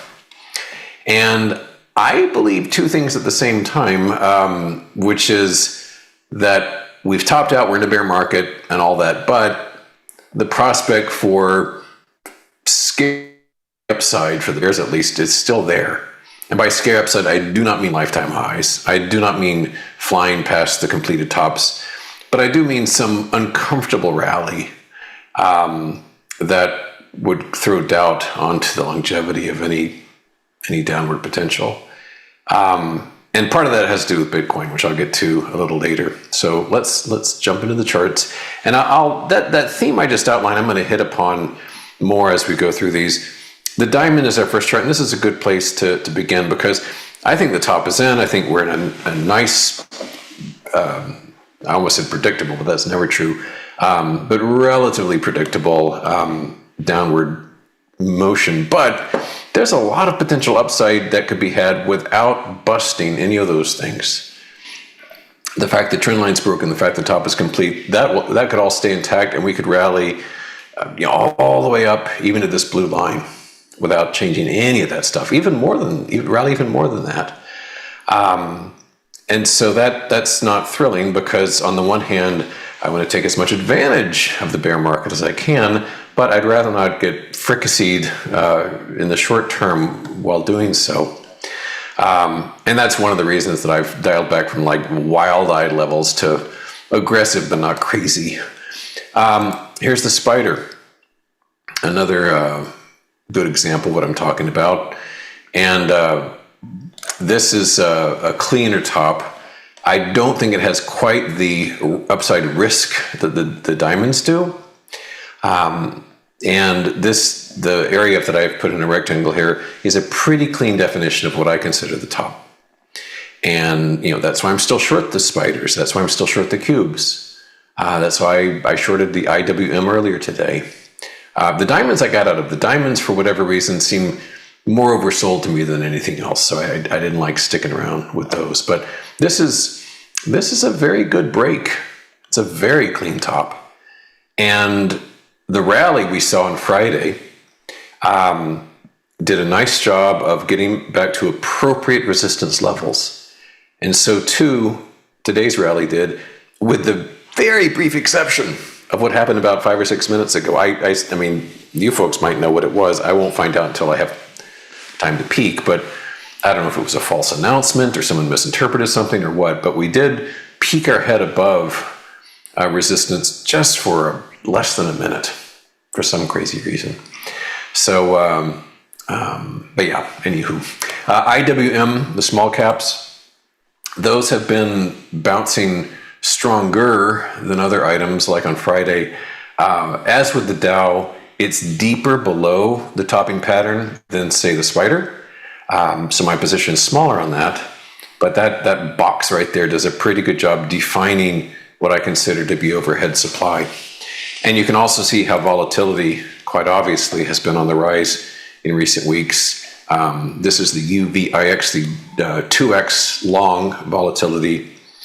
And in this instance, we've got a cute little rounded bottom there, and we had a nice pop and a retrace, and now we're just kind of hanging out above that pattern. If something huge happens, we could absolutely see this thing just blast higher to the lower teens or something like that. I'm not banking on anything like that, but I'll say as we stand here now that this is if this was, say, a stock, if this was just a straight up company, an equity, it looks like a great buy because it's a well-formed bottom, it's a nice breakout, it's a nice retrace. We're at much more reasonable levels now than we were, back here last Monday at the open. And so as a chart, it looks very, very bullish. And it's volatility, so that's actually bearish for the market as a whole. Here's EFA, which is a big equity ETF outside of North America. It's way, way, way below any sort of really meaningful resistance. I mean, perish the thought, but we could rally all the way up to this gap without changing the bearish nature of it. If we did rally all the way up there, it would be an amazing setup because we closed the gap and we're just below the trend line. That would be the ideal place to go bonkers shorting it. But I don't want to do it here, and I would rather hope we don't actually get up here, because if we do, it's going to be just a global rally of some import. But that spread here, that risk reward, that it's a risk reward ratio I don't like, and so I'm not touching it. So that's EFA. Closer to home, here's the cubes. This is still not finished its own pattern, but it's a bigger, badder pattern than the rest. The tech stocks have been quite robust relative to some of its compatriots. We have been grinding away in this range for many months at this point, going all the way back to September. And I imagine at some point this pattern will complete, but it's taking its sweet time doing so. It would help if semiconductors would break down. I mean, this chart here looks awfully like NVIDIA. And, NVIDIA is the largest of those stocks, and it's obviously the largest of the key sectors, semiconductors. But its own reticence to break down is reflected in the sturdy nature of this chart. So the NASDAQ has not completed its top. It is range bound and very hoofy about the whole thing. There are instruments out there that one can use to take advantage of a potential breakdown. QID is one. This is the ultra short against the cubes. Naturally, it hasn't broken out either. And so I use the words broken out instead of broken down because this is an inverse fund. It's getting close, and it's got good volume to it, and it's just kind of grinding away. But were it to break out of that box, I think that would be an exciting signal. Even more saucy is the SQQQ, which I believe is the triple leverage flavor of this. And it's also box bound and has the prospect of a breakout from that, which would be tremendously bullish. That is to say bearish, because it's triple inverse. As I mentioned, semiconductors remain quite important. Hello, get back to the chart, mister. SMH is the ETF focused on the semiconductors, and it broke down below its trend line 2 or 3 weeks back. Very nice setup. At this moment, it's got a cute little shooting star pattern for the day, as you can see, little darling thing. And I think that there's so many bearish setups, and it's sort of like this wonderful firecracker you've got, and nobody's quite lit the fuse yet. You can see the potential. You can see how cool it would be if it actually happens, but somebody light a match, will you? Hasn't quite happened yet. So that's SMH for you. Just pregnant with potential. SOXL is a leveraged version of that critter. I believe it's the 2x version, but unlike some of the others I've shown, not inverse, it's just plain old 2x long. And it's up heartily right now, almost 7%. It's also got a cute little shooting star to it, and quite obviously it's going to be more volatile than plain old SMH. I'm awfully curious to see what happened before the show, because we're still green across the board, but we have been sinking a bit. I see we're about 30 points lower on the ES than we from the peak, from that weird tippity top to where we are right now. So it's kind of intriguing. Meta is a company that I had personal and intimate relations with last summer. Some of you slopers have an idea what I'm alluding to. And my perception based on that experience was pretty bearish. They had an announcement. They've had recent announcements which line up exactly with what I thought / predicted last August, which is that they're going to completely eat it on their AI effort. And that's certainly panning out that way. And that they're heading for an iceberg in general.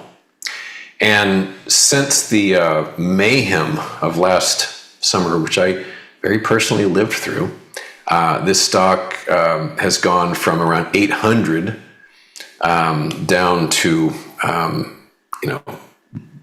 the low 600s. And this morning, actually on the heels of some news over the weekend, that they're gonna, because they've overspent so much on the talent, as it were, and equipment for their AI effort, they're going to start laying just regular people off. Plus, I'm here to tell you, based on my observations from Meta, they don't work that hard. Kind of lumber in near lunch, have a nice lunch, maybe chat with some friends, and then head home. And so there was this notion about this big layoff coming, like 20%, and that's just the beginning. And so it popped this morning, so I got some puts on it, and rather long dated ones to September. And there's the price gap I've drawn right there. So yeah, I think Meta's going to be in a world of hurt sooner or later. Crude oil is down over 4%. The crazy peak we saw last Monday is still intact. And I don't have any particular, it's ironic, I guess, or not ironic, but unfortunate that I don't have any strong disposition toward where oil is going. And it would be nice if I did, because oil has probably way more to do with equities than, say, Jerome Powell does now. I mean, the Fed, in normal times, the Fed meeting 48 hours from now would be like the biggest thing in the world. Now I don't think anybody cares. It's like a non-event. They might as well not even show up. Everybody's focused on Iran right now. So crude oil, there it is. I don't know. It's all at the mercy of what happens with the Strait of Hormuz and the geopolitical mayhem that's going on right now. As a chartist, I can tell you that if we do plunge, that this line here represents very strong support, but that's around $70. So that, there's not much tradable there, I don't think. And quite obviously with oil so strong in recent weeks, oil-related companies are doing quite well. XLE, another lifetime high. And XOP, I might have misspoke on Friday. I might have called it a lifetime high. It's not. It's been strong. It's a multi-year high, but it's not a lifetime high. There are much, much higher prices that have been had on XOP. So I had like 12 more symbols to do, but I'm out of time, so I'd better say goodbye. And I'm going to find out what on earth is going on out there. So anyway, hope you're doing well. And I'll be back here tomorrow, and I'm going to recycle some of those symbols I was going to talk to you about. So see you then. Bye-bye.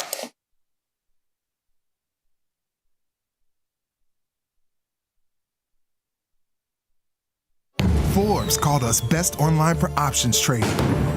Investopedia, best for options trading, period. With stockbrokers.com, we're number one for options and futures trading. The Motley Fool really likes us. And so does Business Insider. So what else can we say other than boom? Trade like a trader. Tasty Trade. Make your move. Your crypto needs a wallet. And crypto is better when it's tasty. You can now do more with your digital currencies with the Tasty Crypto app.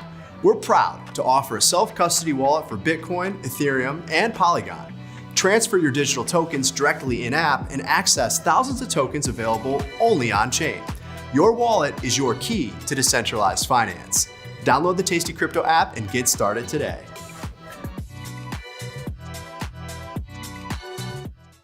Global markets never sleep. Explore them with Forex on Tasty Trade. Get in on 80 plus Forex pairs, 24 hours a day, 5 days a week. FX marks the spot. Trade it on Tasty Trade. Ready to take your trading skills to the next level? Dive into the world of stocks, options, and futures with Tasty Trade courses. Whether you're a beginner or more advanced trader, our courses can empower you with the knowledge to succeed. Watch as our team in Chicago shows you how to use the Tasty Trade platform and go over the basics of trading. Perhaps you'll learn about a new strategy or a potential product for your portfolio. To find our courses, go to the Manage section of our web platform or head to courses.tastytrade.com.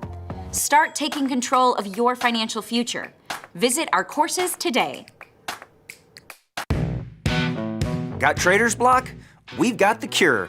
Get data-driven trade ideas with Cherry Picks, our weekly newsletter that gives you insights into the market. Sign up at tastylive.com/newsletters. Got friends? Get $250. We'll give you a bonus for each qualified person you refer to Tasty Trade. So spread the word and earn rewards. Terms and conditions apply.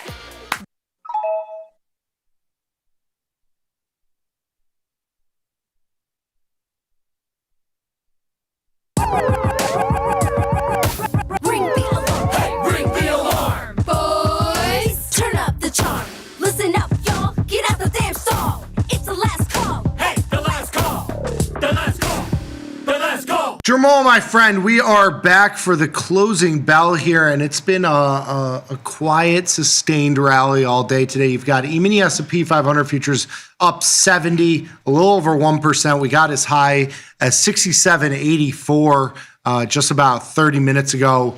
Jensen speaking at the GTC conference there, kind of catching a bid in a lot of those big name stocks. You got the NASDAQ, the leader of the group, up 292 right now. It was up to about 25,000, I think was the high tick of the session, 25,035, but it only stayed there for about a second.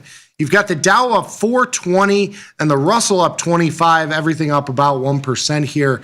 You've got oil selling off a bit, /CL 93.12, had a nice little move in volatility today. OVX CGI is the volatility index, 16 points to the downside here, about a 13% vol contraction into Friday's vol contraction as well, which has been a nice reprieve for anybody that's been trading on both sides of the oil market. Volatility itself, 23.25 here, down $1.62, about 6.5%. The VIX at 24 and change here, just off the lows of the session. It got into the 23 handle for just a moment here. Bonds catching a little bit of a bid from that 114, 113 half-ish spot here. Catching a bid of 27 ticks. You've got gold and silver both weak, kind of surprising me here. Gold down $45, near 5,000. We've kind of bounced off that level a bunch of times. Silver down 25 cents. It got to 77. Much more volatility in the silver market. And then Bitcoin, risk on, baby, at almost 75K here. I think we did 74.7 was the high of the futures spot here at 74 and change. It got up to 75 in the spot, or in the spot market was up at 75 earlier in the session. ETH as well, catching a bit of today, 2,300, up $71 right now. Been kind of a risk-on moment here for the market. What say you? How's the market feel to you today? Tricky is the real answer, for sure. I would say Bitcoin and ETH are probably the most interesting moves because they are, well, first of all, let me say, nothing is new highs or new lows, right? Nope. We're probably, for equity, for a lot of equities, we're kind of in the middle of the range. And when you look at SPX, you look at, we were at 25,000 for a little bit, probably in the Qs and MNQ, whatever, or NQs. Futures, and then we're at 67.50 in ES futures. So we're just kind of like right there, exactly where we could, where we could still fade back down towards lows, but we're not near term highs, which I would say is 6,800, 6,850. Gold is weird, and you're right. And that, to me, a weird one, tells you that we're headed for a type of week, right? Like, we got the Fed meeting, even though nothing is expected to happen, but that's a catalyst for this week. We got VIX futures expiring on Wednesday morning. And we got, obviously, options expiration on Friday. So I don't know about you, but this is gearing up to be somewhat of a how do I want to say it? A strange week. I don't really necessarily want to put on too many positions. Sure. As a matter of fact, the one thing that I made sure to do today was a couple of iron counters that I had in SPX that were going to expire Friday that were essentially the downside put spreads were sitting around 6,700 and 66.65, like 10 points wide. Sure. I was like, I got to get out of these. I don't want to. You got bailed out today. It's I was able to close them for a scratch, and I just moved further out. Like, I don't want to deal with this heading into not only a VIX expiration, but also options expiration. I'm not trying to deal with that, so I moved those further out. But I don't know. I mean, nothing's really, screaming new highs, new lows. Vol is still sitting at, VIX is still in backwardation in the VIX futures complex, and that's still sitting at 23 and change, right? Like I said, you can see we're like off the lows in SPX and ES, but we're still kind of down there. Nothing new has happened on the front of the Strait of Hormuz, et cetera. Oil is pulling back here, but it's still in the 90s. Yeah. I don't know. I bought gas this weekend. I'm not happy about it. $3.99. No, it stings. It stings. You know what I mean? It is what it is. Dollars up today and gold and silver are down. That's just weird. So it's kind of a strange day in a way. I hear you, and just to highlight the dollar DXY, dollar index coming down a little bit, just across the board here against most of the currencies. The euro was a little stronger. You think we get a continuation into tomorrow of this in the market? That would be fun, actually. We've been talking about oil volatility, and it peaked into kind of the middle of last week. I think oil is obviously the mover of the market. I think to your point about your SPX position is more of what I think traders can do tangibly to manage positions as they come. Yeah. I had some puts that I sold in the Qs last week, SPY last week in puts as well. AVGO, there's some things that have moved bigly in the last couple sessions to both directions. Stuff that you were tested on that's now a scratch or a small winner. Stuff that you put on at good timing that is now a 10, 15, 20% of the max profit. Yeah. you got to be in and out of these positions. Yep. Like, you can't be marrying this market. I think it goes to exactly what you're saying. Do you think tomorrow we get more of this? I do, but I've tried to trade into both directions here, scaling into longer positions when we have these downside moves, taking positions off into this upside move. I'm still leaning net long, but I'm not nearly as long as I was coming into today. And I think that's been the story of this market, more so than the day-to-day bullish, bearish narrative. It's more about, taking what the market's given you. And I think that's kind of exactly what you did today. It's what I've been trying to do all day today, is been taking off risk, changing the risk, right? So if you're short put spreads or short puts and you get this move today where vol contracts and you get the upside move, you take the puts off and you roll into calendar spreads or diagonal spreads, stuff where you don't have the same amount of downside risk. You can still participate in the upside. You kind of take advantage of that vol contraction by closing out a short vol and rolling into something that's more neutral to short vol. I think that's what you've got to be doing in this market, because it's certainly questionable whether we're up 100 or down 100 points tomorrow. It can go either way, and vol is telling you that is priced. And if we are, it's a 50-point move to 6,800, and then it's probably going to get faded. You know what I mean? Or if you're lucky to get to 6,850, it's definitely getting faded. There's no way we're going to head above 6,850 and sustain that move prior to the Fed meeting, let alone prior to expiration. So you're right. I think you have to be nimble in this market. That's what I've tried to do. Either, push some risk further out. Yeah. Because again, I don't want to be short any put spreads near the money they're right near the money. I don't want to play that game for the next couple of days. They were big losers. They were big losers, exactly, for the last week and change. So I was like, I got to move these out. Yeah. And and again, I can still collect as much, if not more, on a similar type of iron condor. So I did that. I think that's the thing. You got to risk manage a little bit. SLV has been one of my best trades, by the way. Short SLV, it's been the best. I actually closed out the April and moved out to May, and I'm still doing a strangle. Like it's a great trade. I'm going to keep it on. I'm going to keep that going. I think I probably need to do that. I did that in gold today.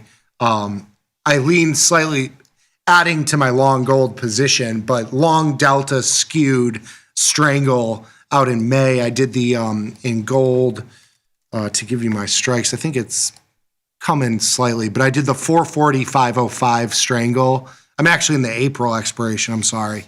I probably could push that out to May, maybe into this. I'm staying long. I'm staying short SLV until this thing. Short vol. Short vol. Yeah. I'm staying short vol and here back until this thing is like down in the 50s or 40s. And I think the vol is going to start to come in more now. Oil vol kind of chopped. Oil vol is high. I don't know when that's going to come in. That one's a little bit more question. Yeah, it's going to take a while for that to come in, I think. So just hold on to your butts on that one. I got a couple of iron condors in there, and right now, my upside is in the money, and I think we're going to be managing those positions for some time. But gold and silver, yeah, I think that vol is starting to come in based on what I saw.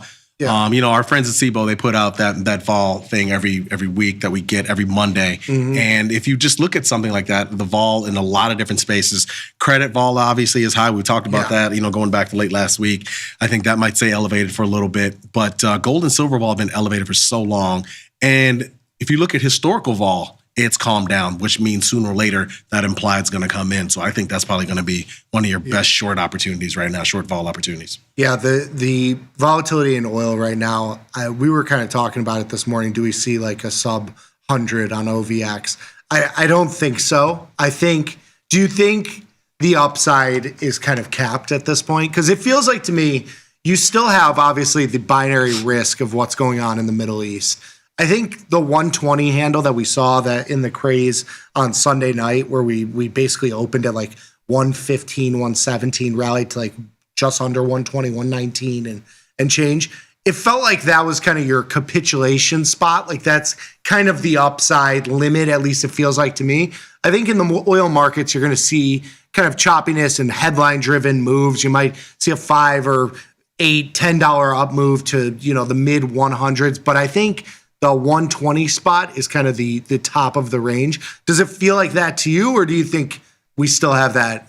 Because I was seeing stuff all weekend, 150, 200 is the 200. Nobody knows that.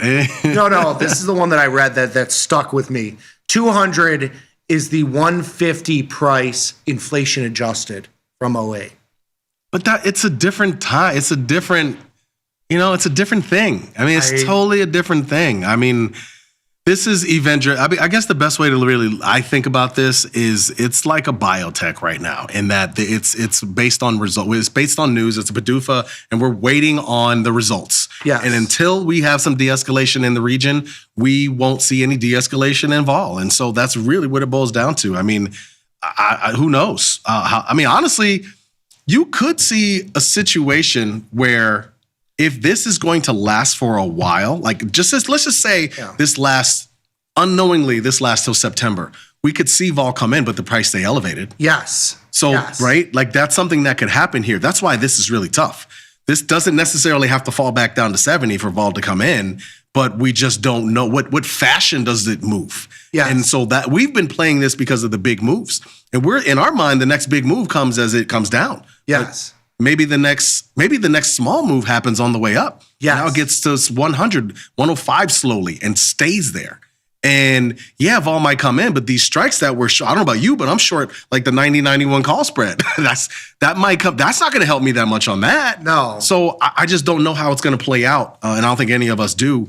But we're all hoping that we get this big relax in price and vol. If it does the other way, it's not going to be good. And we have to readjust. And we have to readjust to new wheel prices, not only on this, but at the damn pump too, man. Golly, man.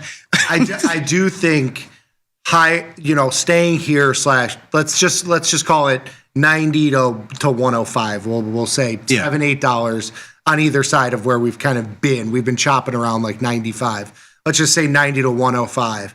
A sustained move between that kind of bound for another month or so is going to see upside volatility contract bigly while price stays flat. Yeah. It's kind of like the market down, vol down dynamic that we've kind of seen over the last week, where the market's kind of at the lows, but volatility has come in from those highs. It's that same sort of thing. I will say we talked about this on Monday of last week, where you had spot up at on Monday, I think we were somewhere around 105-ish.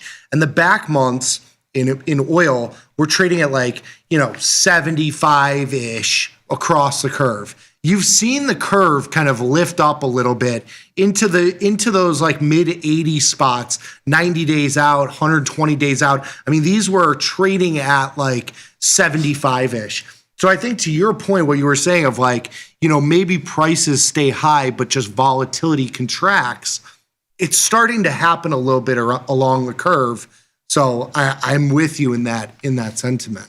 I think the J contract expires, tomorrow? Somewhere between tonight and tomorrow. Yes. So K is about to be the front month. And so, you can see it kind of converging a little bit already. That's about to happen. But I don't know. I'm thinking about that potential. I don't know. Yeah. I mean, I don't think we get a relaxation that much in price unless there's de-escalation in the region. I just don't think it's going to happen as quickly as we'd like to believe. I think it might be a little while. For sure. I will say some of the products like USO, I've been trading USO calls at 135, 105, even some of the higher ones. Yeah. But just to put this into context here, these tail calls on a $4 move, 3% move, are moving 50%. This is the effect. This is where your volatility is on a oil product. It's these tail options. The closer at the money options are obviously going to lose value from a percentage standpoint. It's not nearly as much, but this is really this is where that volatility is coming out. When we talk about OVX, oil volatility coming in 16, 17, 18%. It's not from those at the money options. I mean, some of the volatility is coming out.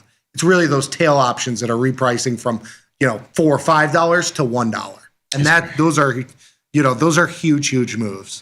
I mean, it's a trip. I mean, USO hasn't been this interesting in years. Seriously. That's amazing. I haven't. I was trying to see if this thing, it's actually still not really showing up on the OIC volume list as far as top volume. Like, it's not in the top 20 even, but still, SLV is still in the top 10. That's still up there day to day. So yeah, man, I don't know. I mean, I think that's, this is obviously like you said, it is the product that is essentially kind of moving the market for the most part. When it relaxes, the market goes up. When it goes up, the market gets freaked out. But I don't know. I feel like I don't want to get tricked by this type of week. I feel like there's going to be a lot of just volume and things happening throughout the week. Yeah. And I think you got to adjust, like you said, accordingly. I think you got to be nimble. I think you got to move around a good bit. But everything just about makes sense today except for gold and silver. Like I said, I mean, 2 years coming in today, 1.31%. That got smoked today, by the way. And you're seeing bonds rise up a little bit and dollars coming in. That's a great situation for gold and silver, and they just don't really have any lift today. Yeah, a little bit of a surprise. I think, obviously bonds are up and rates are coming in slightly today, but I think the velocity of the move in bonds kind of influenced a little bit of the metals price actions, so to speak. I mean, you had rates kind of getting to highs. You have rate cuts completely off the table through this whole year. So there's really nothing. There's no rate cuts coming, despite what the orange man wants. So maybe that's kind of influencing the metals. But I agree, the narrative is there, right? You have war, uncertainty, commodities going nuts. I mean, those stories haven't really changed for gold and silver. A little bit of a surprise to see them kind of lagging. Maybe there's a catch up there. As we were talking, I put on a 1-by-2 ratio spread in USO. I couldn't resist. I scalped some of the calls today, but I think that's a more broken wing butterflies / call ratios, I think, is a more palatable way to trade that vol skew. It's hard to sell just naked calls up there. Doing wide call ratio spreads allows you, if oil kind of chops here, you're long that closer at the money call, and you're short the units, is what we've been saying. You're short those out of the money units that move a lot quicker. And so if you're afraid of jumping in front of a steamroller, I don't blame you. Well, the one thing I feel good about, in a way, I don't know if I feel good about it because this is the way I position myself, at least the way I feel.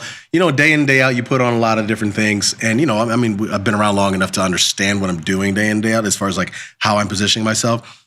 I am up money today, so that means I am as long delta as I think I am. Yeah. But I also have these interesting, like I got a couple of short call spreads in Qs and in SPY.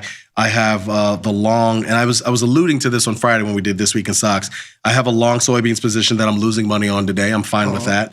Things like that. Like the only, and of course I got big move in soybeans. Yeah. Wow. Again, with the pullback in oil, they're pulling back today, right? So the only real red things I have on my screen, I have a lot of different positions on because I got short put spreads in some financials as well, or short puts and short put spreads.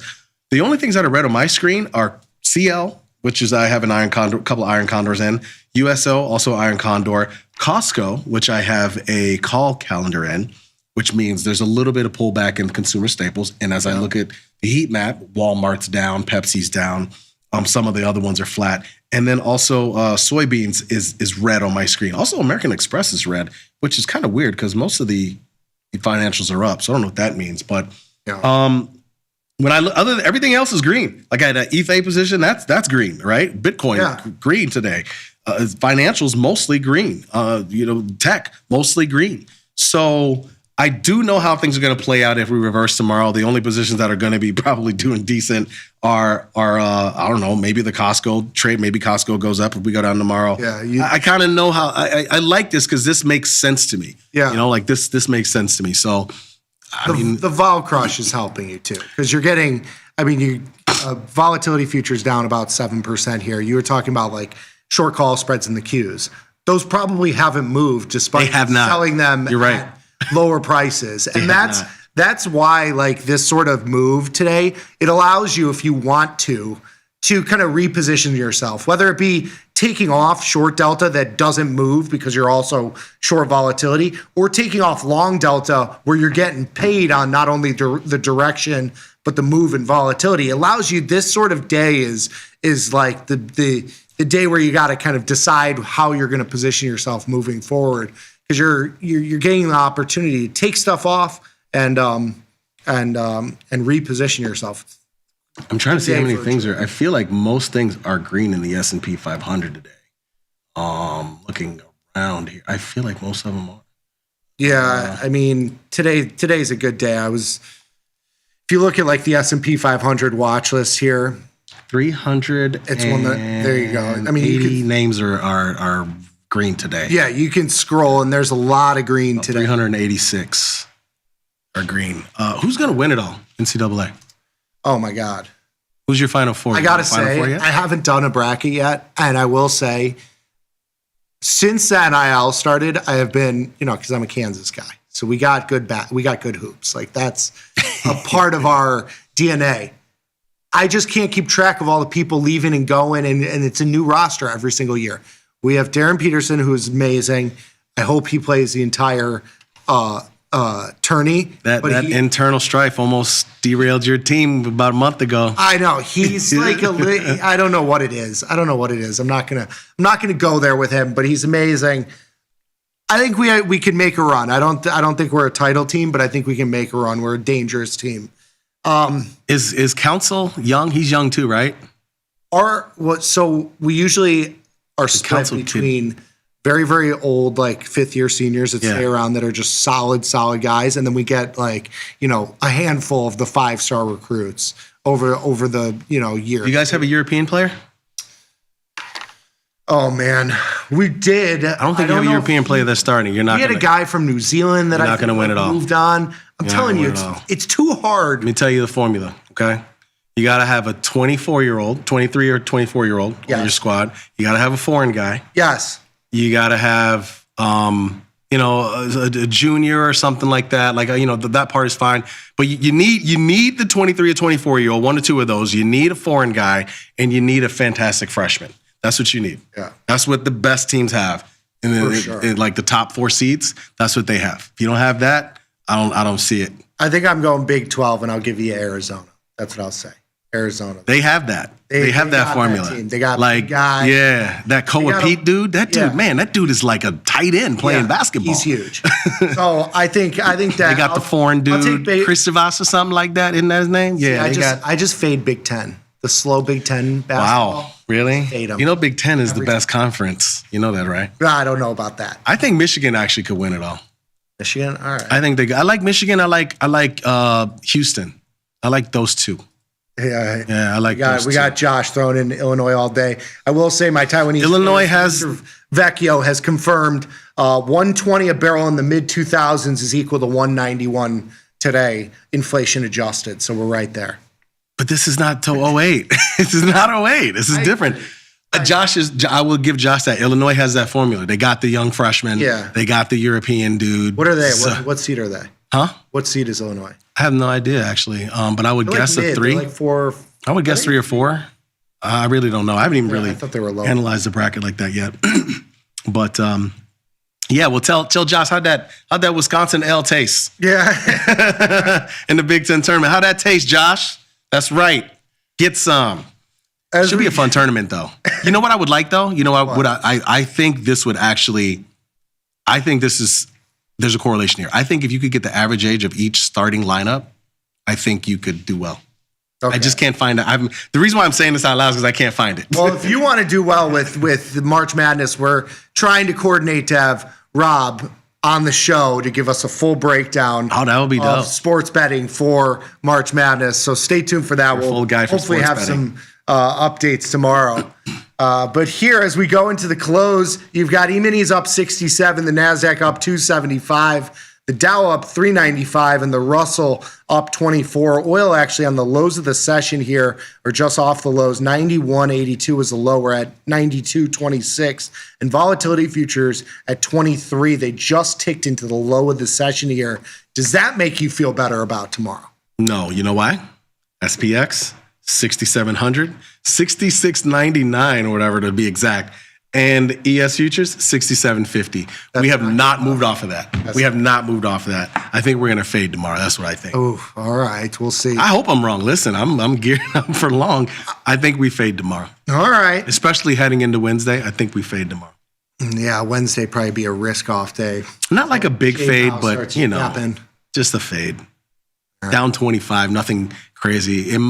Tomorrow might be between tomorrow and Wednesday during the day prior to might be some of the more boring times we've seen in a while. What would be your ideal week to be like, okay, into next week I'm bullish? What would you want to see?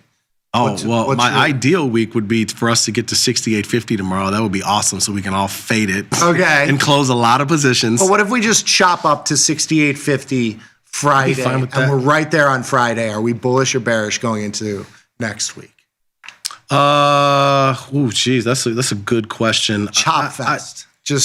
I think if we close above 68.50 by Friday, I think that's bullish. I'd be shocked though, because every Friday so far for the last 3 Fridays, it's been risk fade. off. Yeah, it's just been scary. So I just don't see it as of right now. I think we need positive news midweek for this conflict situation for us to do something like that.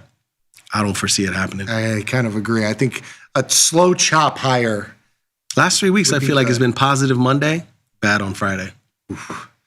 Hopefully not today. You got E-minis up 70 here going into the close, 67.56. A little bit of a rally here. Some of the big names, NVIDIA bouncing a little bit today, up $3 and change. You got Meta up a handful. Even Microsoft is participating in the upside, up $4. Sitting here at 400.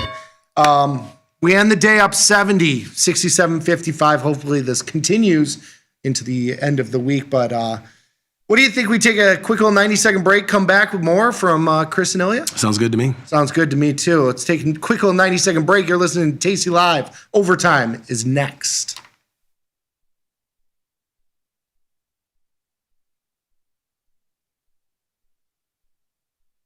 The market doesn't stop. So why should you? Diversify your portfolio with stocks, options, futures, crypto, and more from Tasty Trade. Focus on the markets that matter to you. See the odds before you trade using curve analysis, IV rank, and more tools. Get industry insights that help you find your next trade right where you need it. Tasty Trade. Download today. Gonna go to Florida. I got Rob. Rob in Florida. What's up? Hello, Tony and Nick. I am a big fan. My wife and I watch you guys for hours and hours every day. You can be very, very proud of your son. He is doing a great job. I really didn't know anything about stock prices or options or anything until I started watching probably 500 hours of Mike and his whiteboard from years and years and years ago and learned all about it. And we've been trading actively since February and just couldn't be more pleased. Awesome, man. Thank you so much for the kind words. Really do appreciate it. Stocks go up and stocks go down. Markets move. Beta is a way to measure the movement of a specific stock relative to the market as a whole. In simple terms, it tells us if the underlying has more volatility of price movement relative to the S&P 500. Beta of 1 is our control here, SPY being the underlying. If the beta of a stock is less than 1, it would mean the stock typically moves less than the SPY. If the beta of the stock is greater than 1, it means the stock tends to move with greater volatility than the SPY.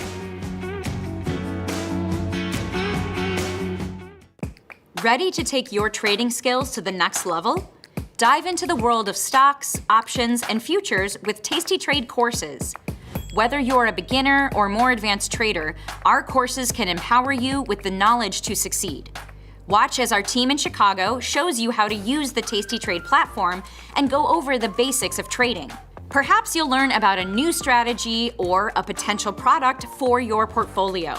To find our courses, go to the Manage section of our web platform or head to courses.tastytrade.com. Start taking control of your financial future. Visit our courses today. Look who's back testing. Tasty Trade now has options back testing.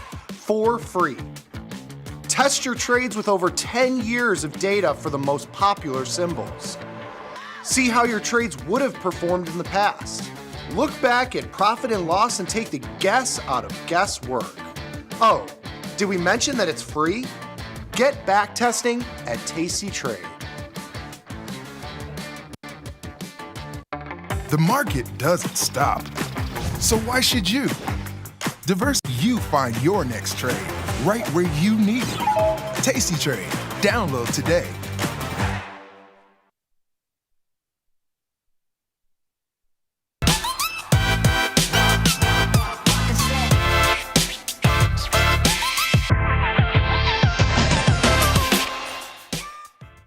Or what is it good for? Well, today, apparently everything. It's Monday, March 16th, 2026. This is Overtime. I'm your host, Chris Vecchia in New York. He's your co-host, Ilya Spivak in San Francisco. We're here to take you through the next 30 minutes as we wind down this trading session. Indeed, it was a green day, Ilya. Stocks up, all four major indices. Crypto up, Bitcoin, Ethereum running higher. Bonds, those trade to the upside as well. Euro, pound, yen, Aussie, pick one out of the hat. Those are trading higher versus the dollar. The only things that are down, oil, gold, hope springs anew because we see things like corn and wheat and soybeans also take a dive to the downside. You know, a sign that those dominoes, perhaps of fertilizer issues, are coming back in. And sure enough, the fertilizer companies today had a rough one. CF, Intrepid, Nutrien, all down around 4, 5, 6%, if that. So, Ilya, we find ourselves on this Monday, very much like we found ourselves last Monday here in the stock market, with a market that gapped open lower, albeit it is a higher low than we gapped open lower last week. We find ourselves on Monday bouncing again. Yet not much has changed. We're still very much within the period, or at least the market that we've been in, near 6,750, 6,800, give or take 100 points on the other side of that range.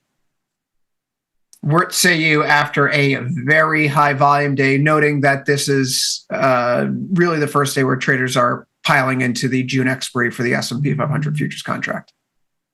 I think there's a very clear thing that's going on here, and you and I watched it on first call when we were looking at the market open. Crude oil gapped a little bit higher and then hasn't really looked back since. It's been down all day since the weekly open. It was down in Europe. It was down in Asia. Asia was up a little bit thanks to it. Europe was up thanks to it. So this is not something that's happening because of news flow that happened in U.S. business hours. This is not because of something that Wall Street did. There was a sentiment shift at the open of the week.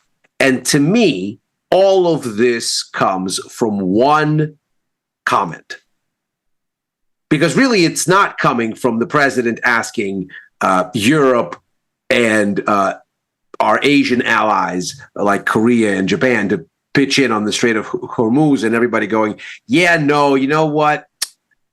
This one's not our thing.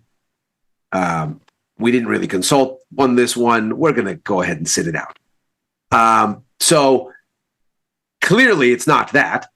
Clearly it's not the attack on Karg Island, because that's more uncertainty. Now, maybe the market is giving the president the benefit of the doubt that this is going to unlock the Strait of Hormuz, but that's removed a bit, because the larger comment came from one Abbas Araghchi, the Iranian foreign minister, who said in a press conference, closing the Strait of Hormuz. No. The Strait of Hormuz is open. It's only closed to our enemies and their allies. In other words, to the U.S. and Israel. It's open to everybody else. And then several Indian tankers promptly sailed through the strait.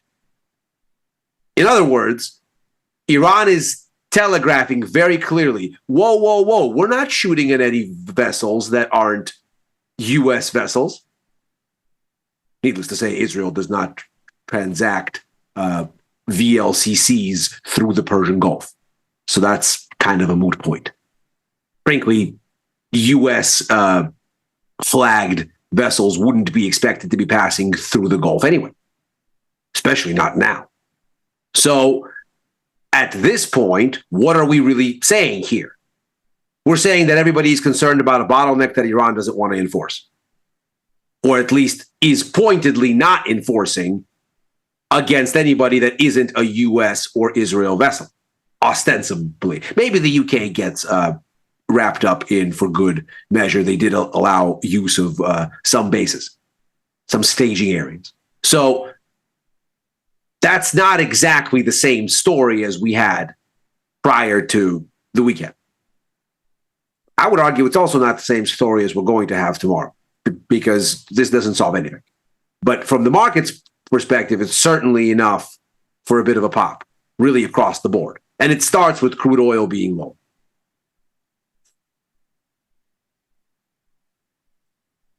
Oil is in. And I think that's the most important thing today. You can see the bullwhip effect make its way through markets. Oil comes in, so you get your pullback in Treasury yields, ZN, ZB. Both have meaningful bounces today. ZN's bouncing back towards 112. ZB is off the lows here as well. ZN might be a little bit of a morning star candlestick pattern down there, trying to carve out a low near the lows that we had in January. That'd be nice. Let's get north of 112 first.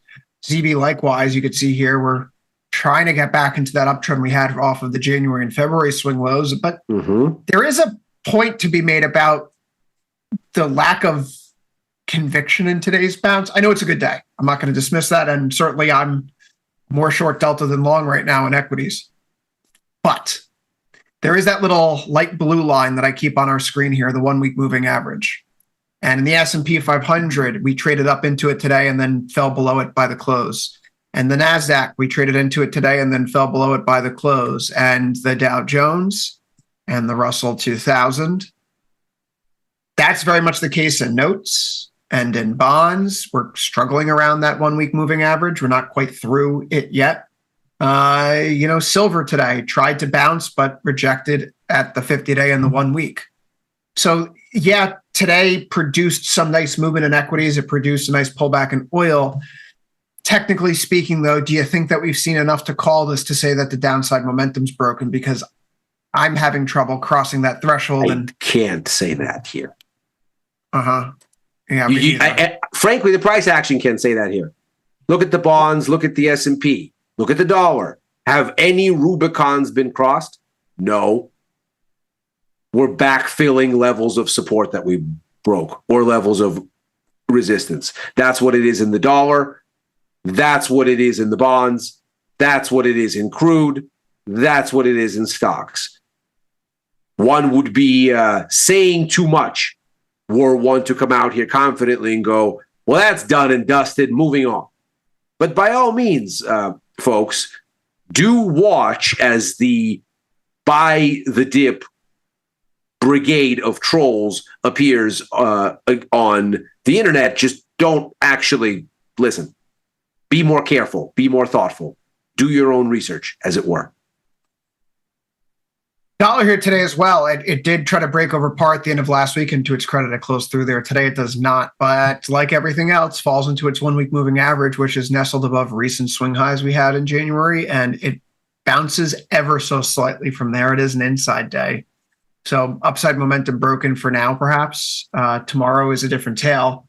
Ilya, I'm looking at what's going on in oil here and still sliding after hours for what it's worth. The mark close was 92.46, so we are down to 92.20 right now in the market. Volatility really came off the board today. This is perhaps maybe one of the silver linings for the pullback in oil that we've seen. If we want to start looking for silver linings to justify why today is the turn, right? Sure. You could look Which, at by the way, it could be. No one knows. You could look to oil volatility as perhaps the biggest tell. One of the columns I like to keep here on the platform, not just simply the bid, the ask, and the change. I also added IVR. I also had the IV index, the raw IV index, not the IVR, the IV index itself, the 5-day change. I've been just eyeballing this since the conflict started. And every single day up until today, we had seen that the 5-day rate of change in raw volatility was continuing to increase. So week over week basis, vol keeps going up. Today is the first reading since February 25th, I believe, where we haven't seen the week over week raw volatility expand in crude. Is that something that perhaps tells you that the market is finding stability? Because after all, I recall one of our longstanding mantras being the market will panic during periods of geopolitical risk. It will find a benchmark for that risk, and then it will start to normalize again. Dare I say we're normalizing with an oil price between $90 and $100 a barrel? Volatility is coming in because the uncertainty of that occurrence is diminished. I don't think we can be that cavalier yet, because in order for the markets to be benchmarking that which is going on, I think they need to understand that which is going on. And I think the trouble with this kind of a situation is it's very difficult to peek through the fog of war. But you have, I think, essentially two conflicting issues here. On one hand, Iran is very clearly saying, if you are not a U.S. vessel, then you can contact Tehran and get a waiver, basically. You can go through the strait. No problem. We're not going to shoot at you. On the other hand, they continue to shoot at their neighbors. That's the other problem here. As long as the airports and the oil depots are getting hit. That's the other thing. Now, granted, there has not been any terrible damage. The terminal at Fujairah was closed temporarily, but very temporarily. It got restarted the very next day.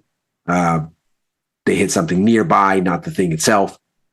So we're still seeing oil tankers flocking to the coast of Saudi outside the Gulf, where pipelines can take oil and take it out via the Red Sea.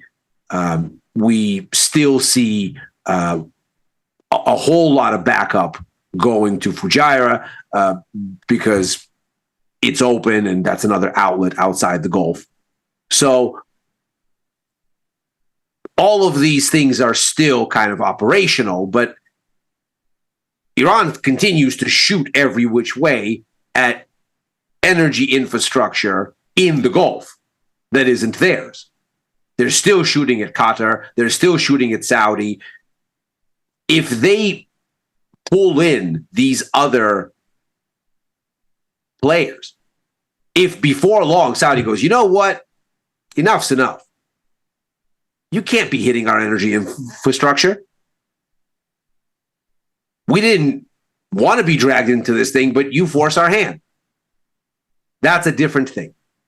And things change. But one of the reasons I think the markets are maybe open-minded to the idea that this is the time for a break, that a headline like we saw with what the Iranian foreign minister said and the Indian tankers. I mean, we've had a flow of some amount of tankers out of the strait the entire time. Why did the markets choose to pay attention this time? My suspicion is it's the Fed, because all of this is a read-through to inflation and rates, and we've got a rate decision this week. Before we get there, I mean, I do think it's worth noting that the traffic through the strait is starting to pick up. And you mentioned that Iran is letting some ships through. That, you know, just as a power projection, as the regional hegemon, Iran and Israel can go toe-to-toe as long as they can hold the global economy hostage. They're in charge, is I suppose what they're trying to project. You know, today, I think what's interesting is that we saw this this tanker Karachi. It was carrying Abu Dhabi's Das crude, and it was able to transit the strait safely without being targeted by Iran. This may be linked to Pakistan, but so you're getting more evidence, Ilya, that as long as it's not just a U.S.-based ship or an ally of the U.S., so does that mean oil bound for Japan is going to be targeted, or oil bound for South Korea would be targeted, right? That hasn't come across yet. You know, what if it's a Malaysian flagged vessel that's owned by a Greek guy? Because the Greeks own a lot of these big cargo ships. It's a Malaysian flagship owned by a Greek guy that's carrying oil to South Korea. Is that on Iran's list because of South Korea's proximity to the U.S.? Hypothetical. Yeah. So we'll see how this plays out. But if it's the shipping lanes are open for everyone but the U.S., we'll find out in short order, I suppose, over the next few days. But I think that's the ripple effect where the markets are looking really optimistically. I brought this up on Futures Power Hour, a map of the ships congregating now on both sides of the strait, which is something that we haven't seen in recent days. They really had pulled themselves back. Some went back out to the Gulf, someone further up towards Kuwait to kind of get away from the strait itself so that Iran wouldn't think they were, as they're enforcing their stoppage, they wouldn't catch an errant missile or bomb or mine. And so now that these ships are starting to congregate again, almost waiting to get in line to run the straits, let's look at those dominoes, though. The fertilizer stocks today, we've had this on our radar here. They do have a meaningful pullback, 5.6% here in CF industrials. We can go to IPI for Intrepid Potash. That was off 8% today. Nutrien, that's down another. And we need to go to NTR. Nutrien is off 6.1%. The corn, the wheat, that stuff was down too. So when we're looking at the whiplash, right, if this is all ultimately going to end up in a bigger inflation buckle, food inflation is the final domino to fall. Before then, you have to see it go into the fertilizers. Before the fertilizers, it's freight. Before freight, it's oil prices. And so freight's moving again. Oil prices are off. This is a healthy market. This is a very optimistic market reaction today, as if we're on a path towards an off-ramp in the imminent future, is the only way to read what just occurred today. I certainly think the markets are looking at this and going, if the fear was that any ship enters the strait at its own risk because the Iranians are going to shoot it up, their foreign minister very clearly told the markets today, no, we won't. Go ahead. And I think that's probably a conversation that happened with Beijing over the weekend before that statement, I would surmise. Because if the phone call came from Beijing, like, listen, this is just not going to work. You're going to need to fix this. I mean, well, you can have whatever conversation you have with the Americans, but you're not going to stop shipping us oil. What's really interesting is that the price of Russian Urals crude has absolutely surged, which is an interesting sidebar here. Because since the very, very beginning of this entire thing, I mean, you'll know I was on my soapbox yelling about crude oil is going to buck everybody's glut expectations already in January. Because it was already moving. Not because I was speculating or anticipating a war, not at all. But because it was already moving. And it was already moving because by then Iran was already teetering for its own reasons.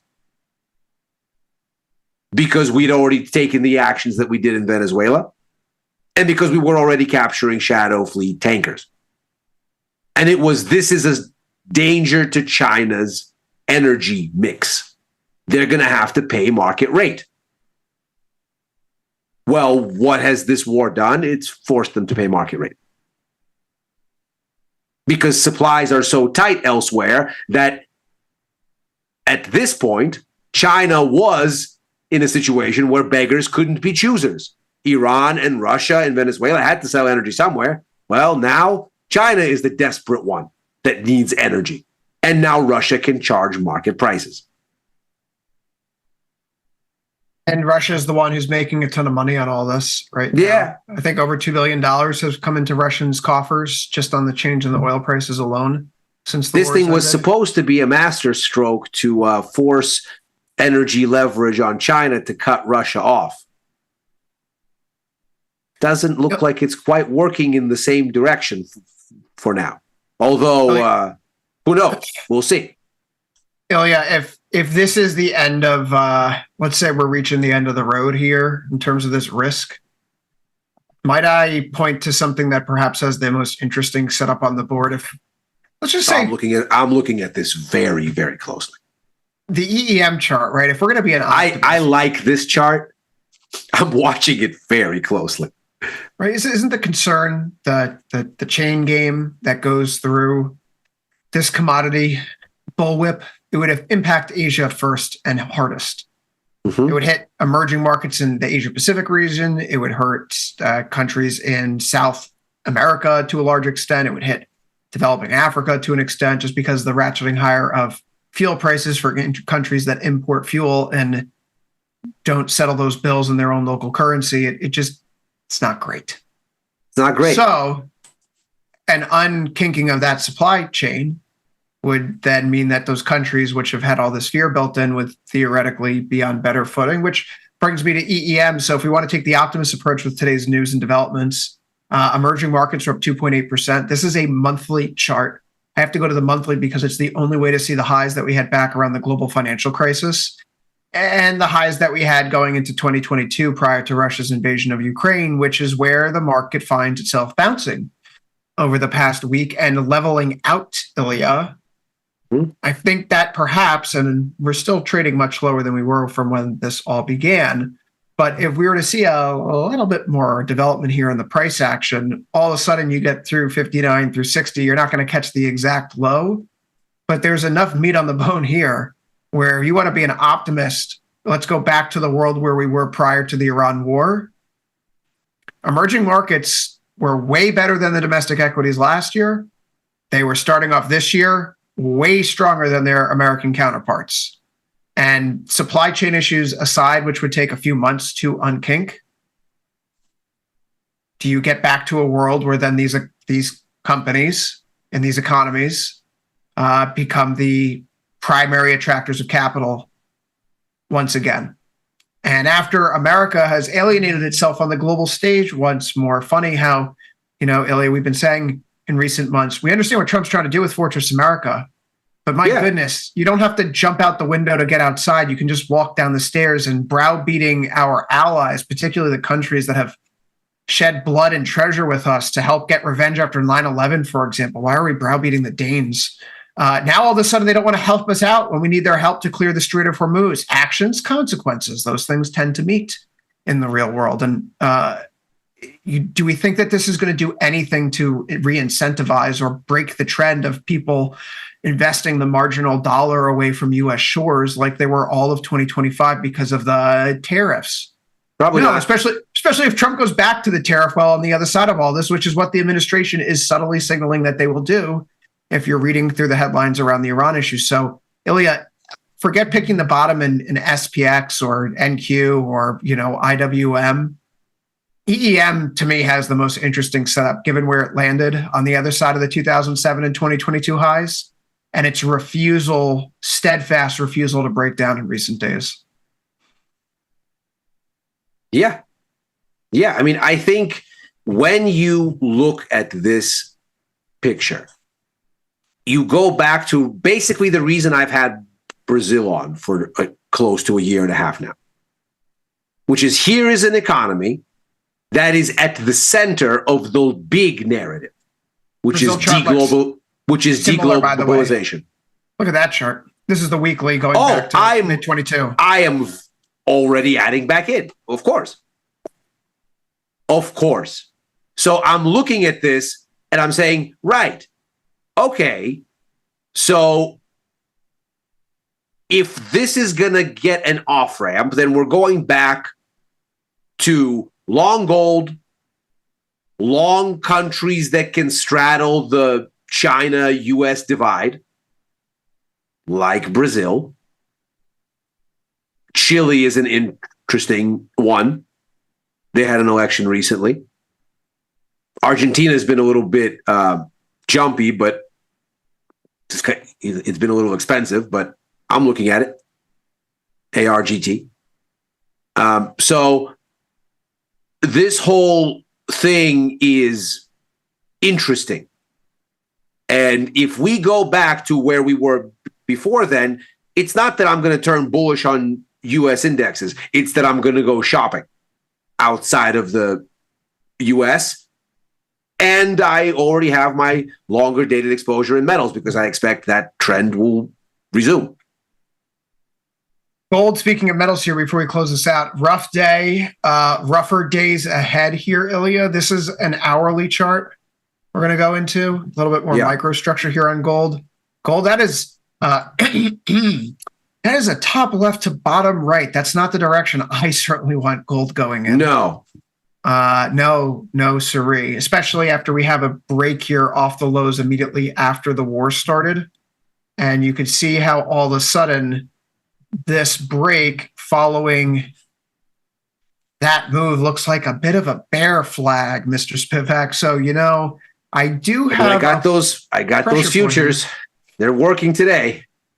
The good news is that we do also have a reversal point here. I mean, if we get through 50-50, 50-60 overnight, you could see why some people like myself will say, okay, we're out of the woods. We don't need to cut any gold exposure right now. But this has been one of the more frustrating aspects of the market. To that point, though, I was able to have a conversation with Kevin Stewart today over at Stock TA. He's the managing director over at Stock TA.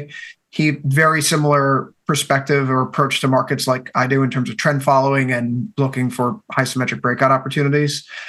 He was noting the shift in regime in gold struggling during this geopolitical event while Bitcoin has been able to survive and start to bounce a little bit. I'd encourage people after Macro Money to go check that out. It just went up on our YouTube page. But Ilya, take us out. What are they going to be listening to in Macro Money today?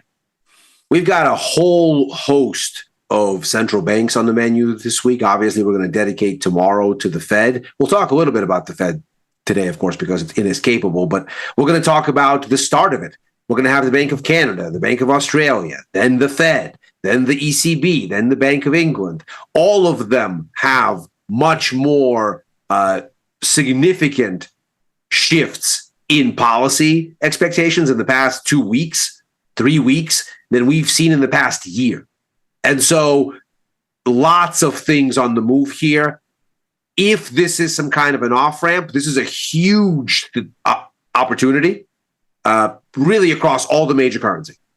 And if it's not, then it's still a major opportunity across major currencies because either this dollar has bottomed or rather has topped or it hasn't.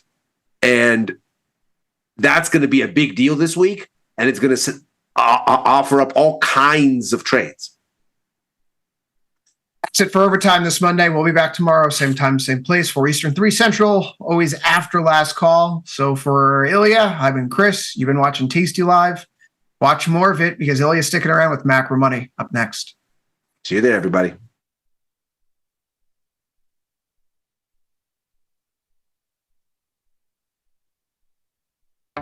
The market doesn't stop. So why should you? Diversify your portfolio with stocks, options, futures, crypto, and more from Tasty Trade. Focus on the markets that matter to you. See the odds before you trade using curve analysis, IV rank, and more tools. Get industry insights that help you find your next trade right where you need it. Tasty Trade. Download today. So I see you're taking an interest in open interest. Open interest, open trades. It's right there.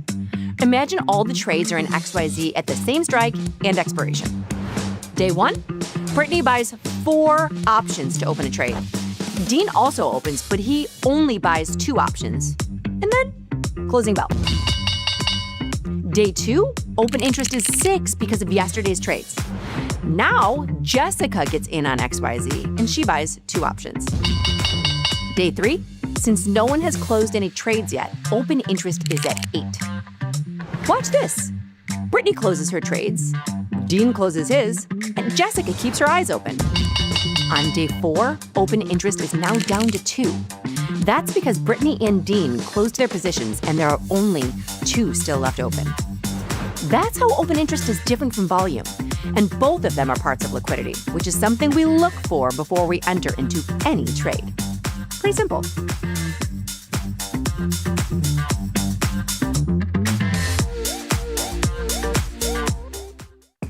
Ready to take your trading skills to the next level?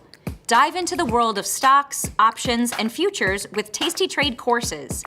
Whether you're a beginner or more advanced trader, our courses can empower you with the knowledge to succeed. Watch as our team in Chicago shows you how to use the Tasty Trade platform and go over the basics of trading. Perhaps you'll learn about a new strategy or a potential product for your portfolio. To find our courses, go to the Manage section of our web platform or head to courses.tastytrade.com. Start taking control of your financial future.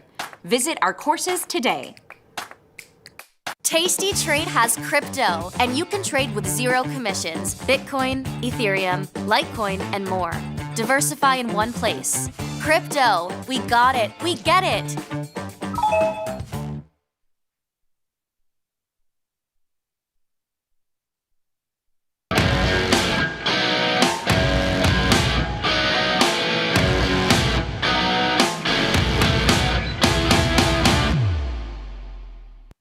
So is the problem over? Crude oil comes down, the markets unclench. Are we into buy the dip territory here, or are we just taking a little bit of a breather? That's what we're going to try to figure out here on Macro Money. I'm Ilya Spivak, head of Global Macro here at Tasty Live. And of course, we are going to begin our conversation here with a look at the price action that has shaped these markets here at the beginning of the week. Needless to say, it's been a very interesting kind of sentiment seesaw right out of the gate. And from there, we'll try to figure out what's on the menu here for the rest of the week, because there is quite a lot of stuff on this menu. And of course, most importantly of all, we are looking at an absolute flood of information from global central banks. But let's first and foremost take a look at what's going on with crude oil here. So we can see it is a pullback.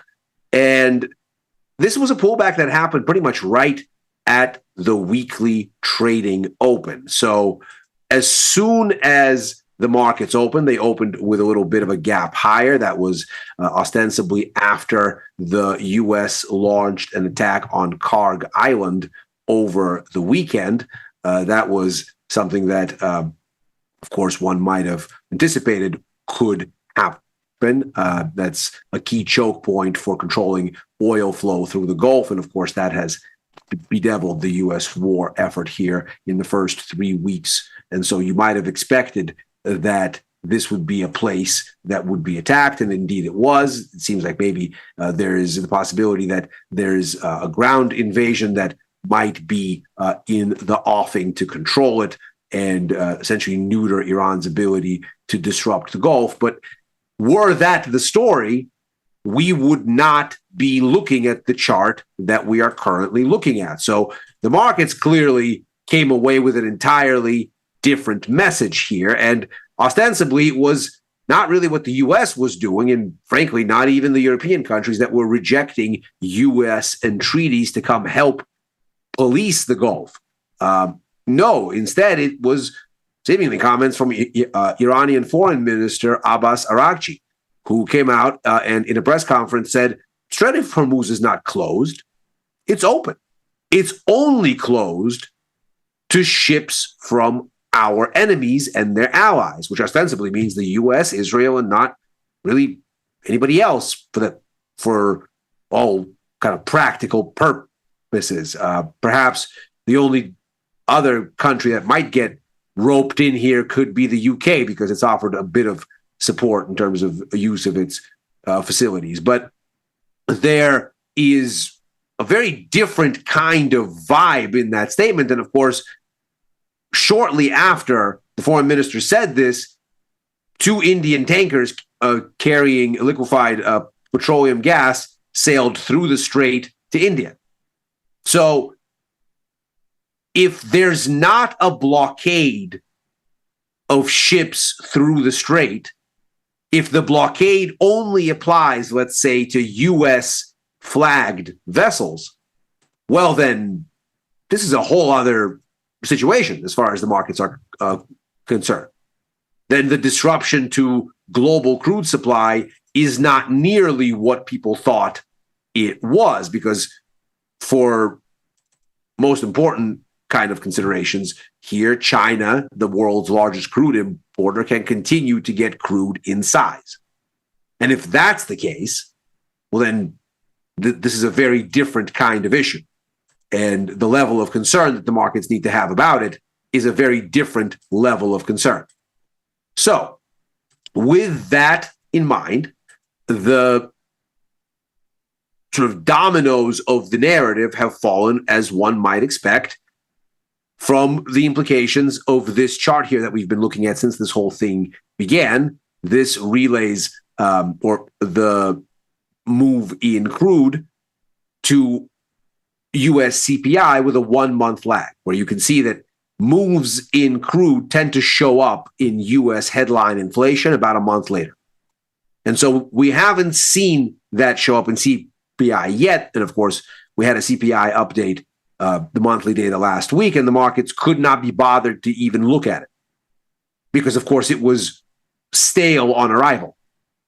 So the entire sort of driving force behind what markets are doing with this war seems to really stem from this, that this will mean that inflation will go up because crude oil has been driven higher, and that we haven't seen it in CPI yet, but that's just a matter of time, and we will. So from this follows then the response we see today. So crude oil unclenches a bit. Well, not surprisingly, bonds come up. Interest rates ease off because the inflationary threat has to some extent diminished. Now, what's important here, note, is that no clear Rubicons are being crossed. So although we've bounced on the bonds, we are very pointedly holding at former support become resistance on the way down. So it looks like we're still stair-stepping lower on yields, but today marks a backfill, not unlike the shuffle back and forth in this same area that we saw back toward the beginning of the year. Note, it's the same story for the US dollar. It pulls back from the top of this range that's contained it all the way back to the middle of last year or so, between mid-July, let's say, and the start of August. From there. But again, note, here was the prior level of resistance that we got stuck against and broke through last week. We're pulling back for a retest. We're not breaking through. Same story for stocks. We bounce from a level that, frankly, it'd be a little bit strange if we didn't bounce from. This is a level of support that's held since October of last year. Just there at the 6,600 mark. And we bounce there. But again, we're backfilling. We are very much still below this level of former support become resistance above the 6,700 mark. And the series of lower highs that we've seen holding here and lower lows, that remains intact. Perhaps the one odd one out here is what's going on in gold. Because with the dollar weaker and yields down, you would think that gold would be, at the very least, not down. And yet here we are. Now, gold is holding the $5,000 mark. It's not taking out the bottom of this range as yet. So there's perhaps another sort of example here of something corrective. Perhaps gold is down because a bit of the war risk has come out of the equation, with Iran saying, whoa, whoa, whoa, we're not blocking the Strait of Hormuz for everybody. Everybody needs to calm down. Maybe there is a bit of that in gold here today. But nevertheless, this is not the reaction one might have expected. And so with that in mind, you have, it looks like a situation here that certainly gives you a flavor of the markets kind of unclenching a little bit, but at the same time, no clear-cut barriers that would suggest that the trend itself has changed seem to have been overcome. Now, as far as having fodder for a breakout this week, there is certainly no shortage of it. And the most important things here that I've highlighted on the calendar that we're looking at is a whole slew of monetary policy announcements from global central banks. And we start, of course, with the Reserve Bank of Australia. They're due for a rate hike. We then are going to have the Fed, which is almost certainly the tentpole release out of the bunch. Then on Thursday, we're going to get the Swiss National Bank, the Bank of England, the European Central Bank, and then Fed Chair Powell is going to speak over the weekend. But there is an absolute flood here. The Bank of Canada is due on Fed Day as well. Of course, it's probably not going to have much of an impact because of Fed Day. Same thing with the Bank of Japan. It's due on Fed Day, but how much it is really going to move things, considering it's coming right on the heels of the Fed announcement and very much within that announcement's sort of proverbial blast radius, is unclear.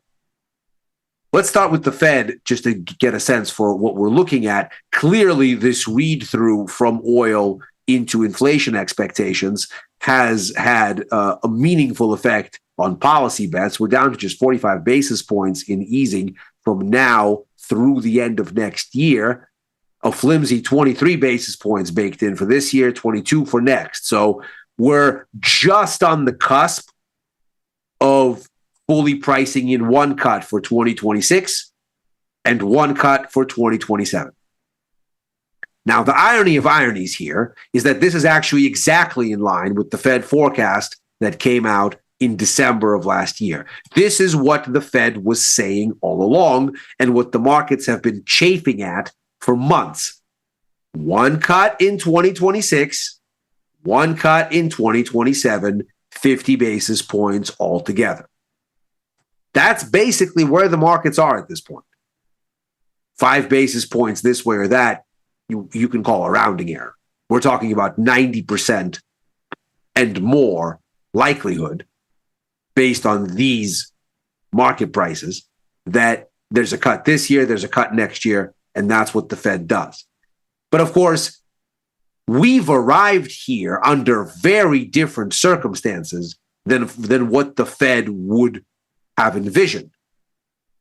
The Fed was making its forecast in December on the basis not of surging crude oil, not of an economy that's frankly turned out to be a little bit warmer than expected. Not at all. In fact, the markets, at the time that the Fed was making this forecast, the markets saw at least 50 basis points in 2026. And for the most part, they were okay with that as long as it all came at the same time. Take a look at where we were here at the start of the year. This is it.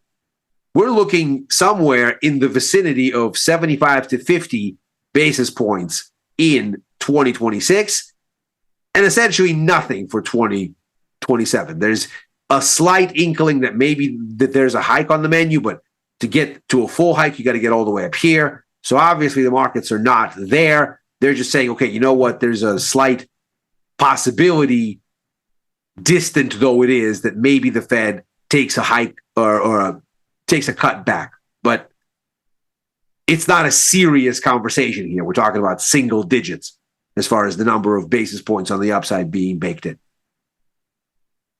The situation has changed completely to be more in line with what the Fed said then, but chances are the Fed is not where it was then. In fact, the minutes from January's FOMC meeting suggest they're much more hawkish in their thinking because they see an economy that's warmer, and that's before this surge in crude. So with that in mind, we are looking at quite a bit of event risk vis-a-vis this Fed announcement. The markets are, of course, unclenching to some extent, but they might also be getting ready for this. They might not want to be skewed too far in a direction ahead of this major event risk because obviously it is incredibly relevant to exactly what's going on. Now, we can see that as far as inflation expectations are concerned, they've been marching firmly higher right alongside crude oil. So it's not like the markets don't know what this is. It's not like the markets have any illusions about what this means. So when the Fed comes out, it's not at all unlikely that their message is going to be, well, look, we were on the fence about cutting And we're thinking about maybe we don't need to cut quite as aggressively already before any of this started. All the more so now.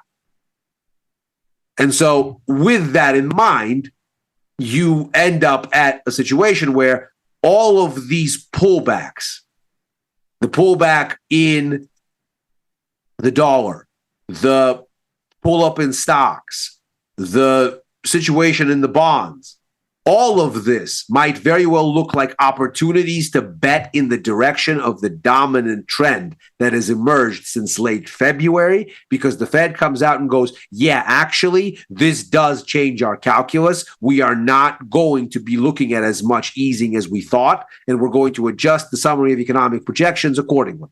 Consider it one cut for this year, nothing for next year, let's say. Or maybe no cuts. Or perhaps the Fed comes back and says, you know what, we're just not going to change the summary of economic projections because we don't know what's going on. But while we're going to be open-minded to this thing being a transitory wash, we are concerned that it's not going to be. And so, just so you know, we might be back with you at the very next meeting telling you don't expect any cuts for the year. So it's a precarious situation that may well resolve itself to those things that we've seen working before these first 24 hours of this week resume working again. And these moves may well have been a pre-positioning exercise to level out the book a bit. As we've talked about before, news flow is one thing. Whether the markets choose to listen is another. That the markets chose to listen to Iran's foreign minister and take him at his word that this is somehow a game-changing adjustment of the reality in the Strait of Hormuz, that's a sentiment indicator too. If the markets were so concerned with inflation and everything else, obviously Iran is still lobbing missiles at other Persian Gulf countries, so it's not as though they are beyond attacking countries that did not join Israel and the U.S. in this attack. They seem to be spraying and praying anyway. So that the market chose to take this bit seriously, that it chose to unclench, though the reality on the ground has not materially changed in practical terms. And the intentions of the regime in Tehran are difficult to take at face value, given what they are doing as they are saying what they're saying. It could be that this gets right back to where it was once the Fed gets out of the way. Now, Fed is not the only central bank on the menu. As we can see here, there's quite a few of them. So, if we take a look at the overall landscape, this is the number of rate hikes or cuts expected for the major central banks this year. Obviously, we can see the Bank of Australia is the most hawkish of the bunch. They're expected to deliver 75 basis points in hikes this year. It's become hikes as well for the Bank of Canada, for the Bank of England, for the ECB, really across the board. The only central bank here that's doing any cutting, as we can see, is the Fed at 25 basis points. Everybody else, here's the zero line as far as the divider here. We're looking for approaching maybe a 25 basis point hike from the Bank of England and from the Bank of Canada, although the Bank of Canada is not expected to deliver one at this week's meeting. We've got 50 basis points on the menu for the European Central Bank and the Bank of Japan. Looking at what's going on with the way these curves have evolved, surprisingly, since the beginning of the year, we've had a hawkish shift pretty much across the board. Here's Canada. Here's Australia. Obviously, a very hawkish shift here. Here's the UK. Big hawkish shift here from where the path of rates was earlier. Here's the Eurozone. So we have had a crude oil knock-on effect across the board here.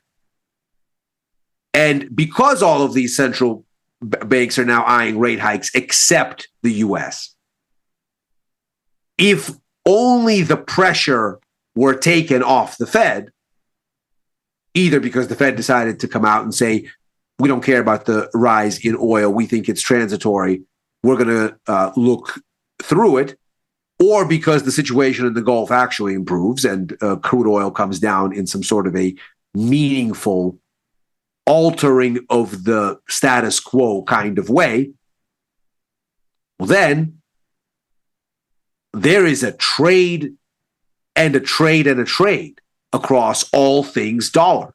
Because, of course, in an environment where the Fed is free to cut and all these other central banks are looking in the opposite direction, one of the most interesting charts on the board is this one, because the dollar is right at critical resistance. And if ever there was a classic story to get the dollar to go down, it would be all the central banks are shifting yield differentials in their currency's favor, whereas the Fed is pushing in the opposite direction. It's page 1 of any textbook on the way currency markets work. So this could be a tremendous opportunity. Similarly, the bonds. If this is really the bottom and there is a turn here, again, a tremendous opportunity, a very auspicious spot. But what that depends on is either the price of oil continues to go down because the shift in the Gulf is real, or the more likely outcome, this war is not going to off-ramp neatly. We are not going to get the resumption of Hormuz traffic in earnest while this continues. And the Fed is not going to be asleep at the wheel. And if all of those much more likely things come together, then all of these moves we see today are opportunities to fade those moves. Once, of course, they show some signs of exhaustion. We still have a good 24 hours before we're within striking distance of the Fed announcement. But we may be back here Wednesday after the Fed looking at all these moves and saying, well, that was the opportunity to capture some of the trend after a pullback, long dollar, short stocks, short bonds, et cetera, all of these adjacent moves. That was the window, and now we're back to our regularly scheduled programming. So with that in mind, my exposure here continues to straddle both sides of gold. I'm short the futures, which are working, and I have long-dated put verticals that I've sold, which is, of course, a bullish sort of exposure.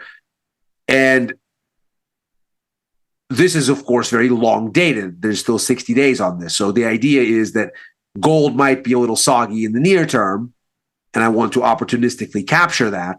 But longer term, the drive in gold continues and is basically a creature of the international deglobalization theme. And so I'm straddling both sides there. I'm long dollar pretty much across the board. That's obviously taken a little bit of a knockback today, but I'm not changing anything for now. Short the Aussie, short the pound, short the euro.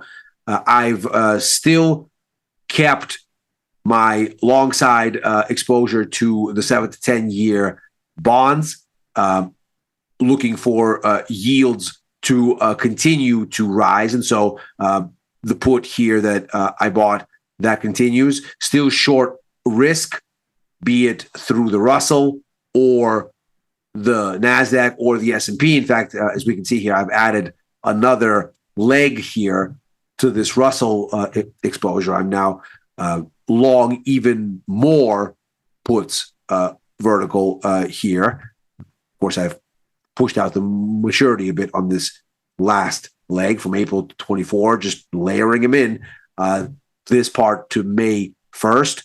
Still long oil, where there's still plenty of duration left. I've held these positions now for the better part of 2 months, and I'm planning to continue to sit on them because I don't think this thing is over yet, and still have some assorted sort of vulnerability ideas as well as opportunistic ideas still long Brazil because it seems to be right at that fulcrum of the U.S.-China trade war where it stands to benefit, still short a little bit of Bitcoin through IBIT verticals because it seems to be stuck in a range and unable to benefit this way or that from any of this narrative, and still own this put in KIE, that's the insurance ETF, looking for some of these rumblings in private credit to eventually echo into the insurers because the insurers own a ton of the private credit.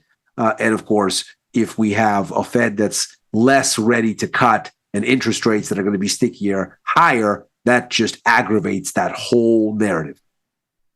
And that is macro money for today. As ever, we are here Monday through Thursday. That's right after Overtime, a show I co-host with Chris Vecchio, looking at the Wall Street close and where things might go therefrom. Also writing for the news and insights portion of tastylive.com, commenting at Ilya Spivak on former Twitter and on Blue Sky. If you're watching this on YouTube, like and subscribe, and Macro Money will return tomorrow. Happy trading.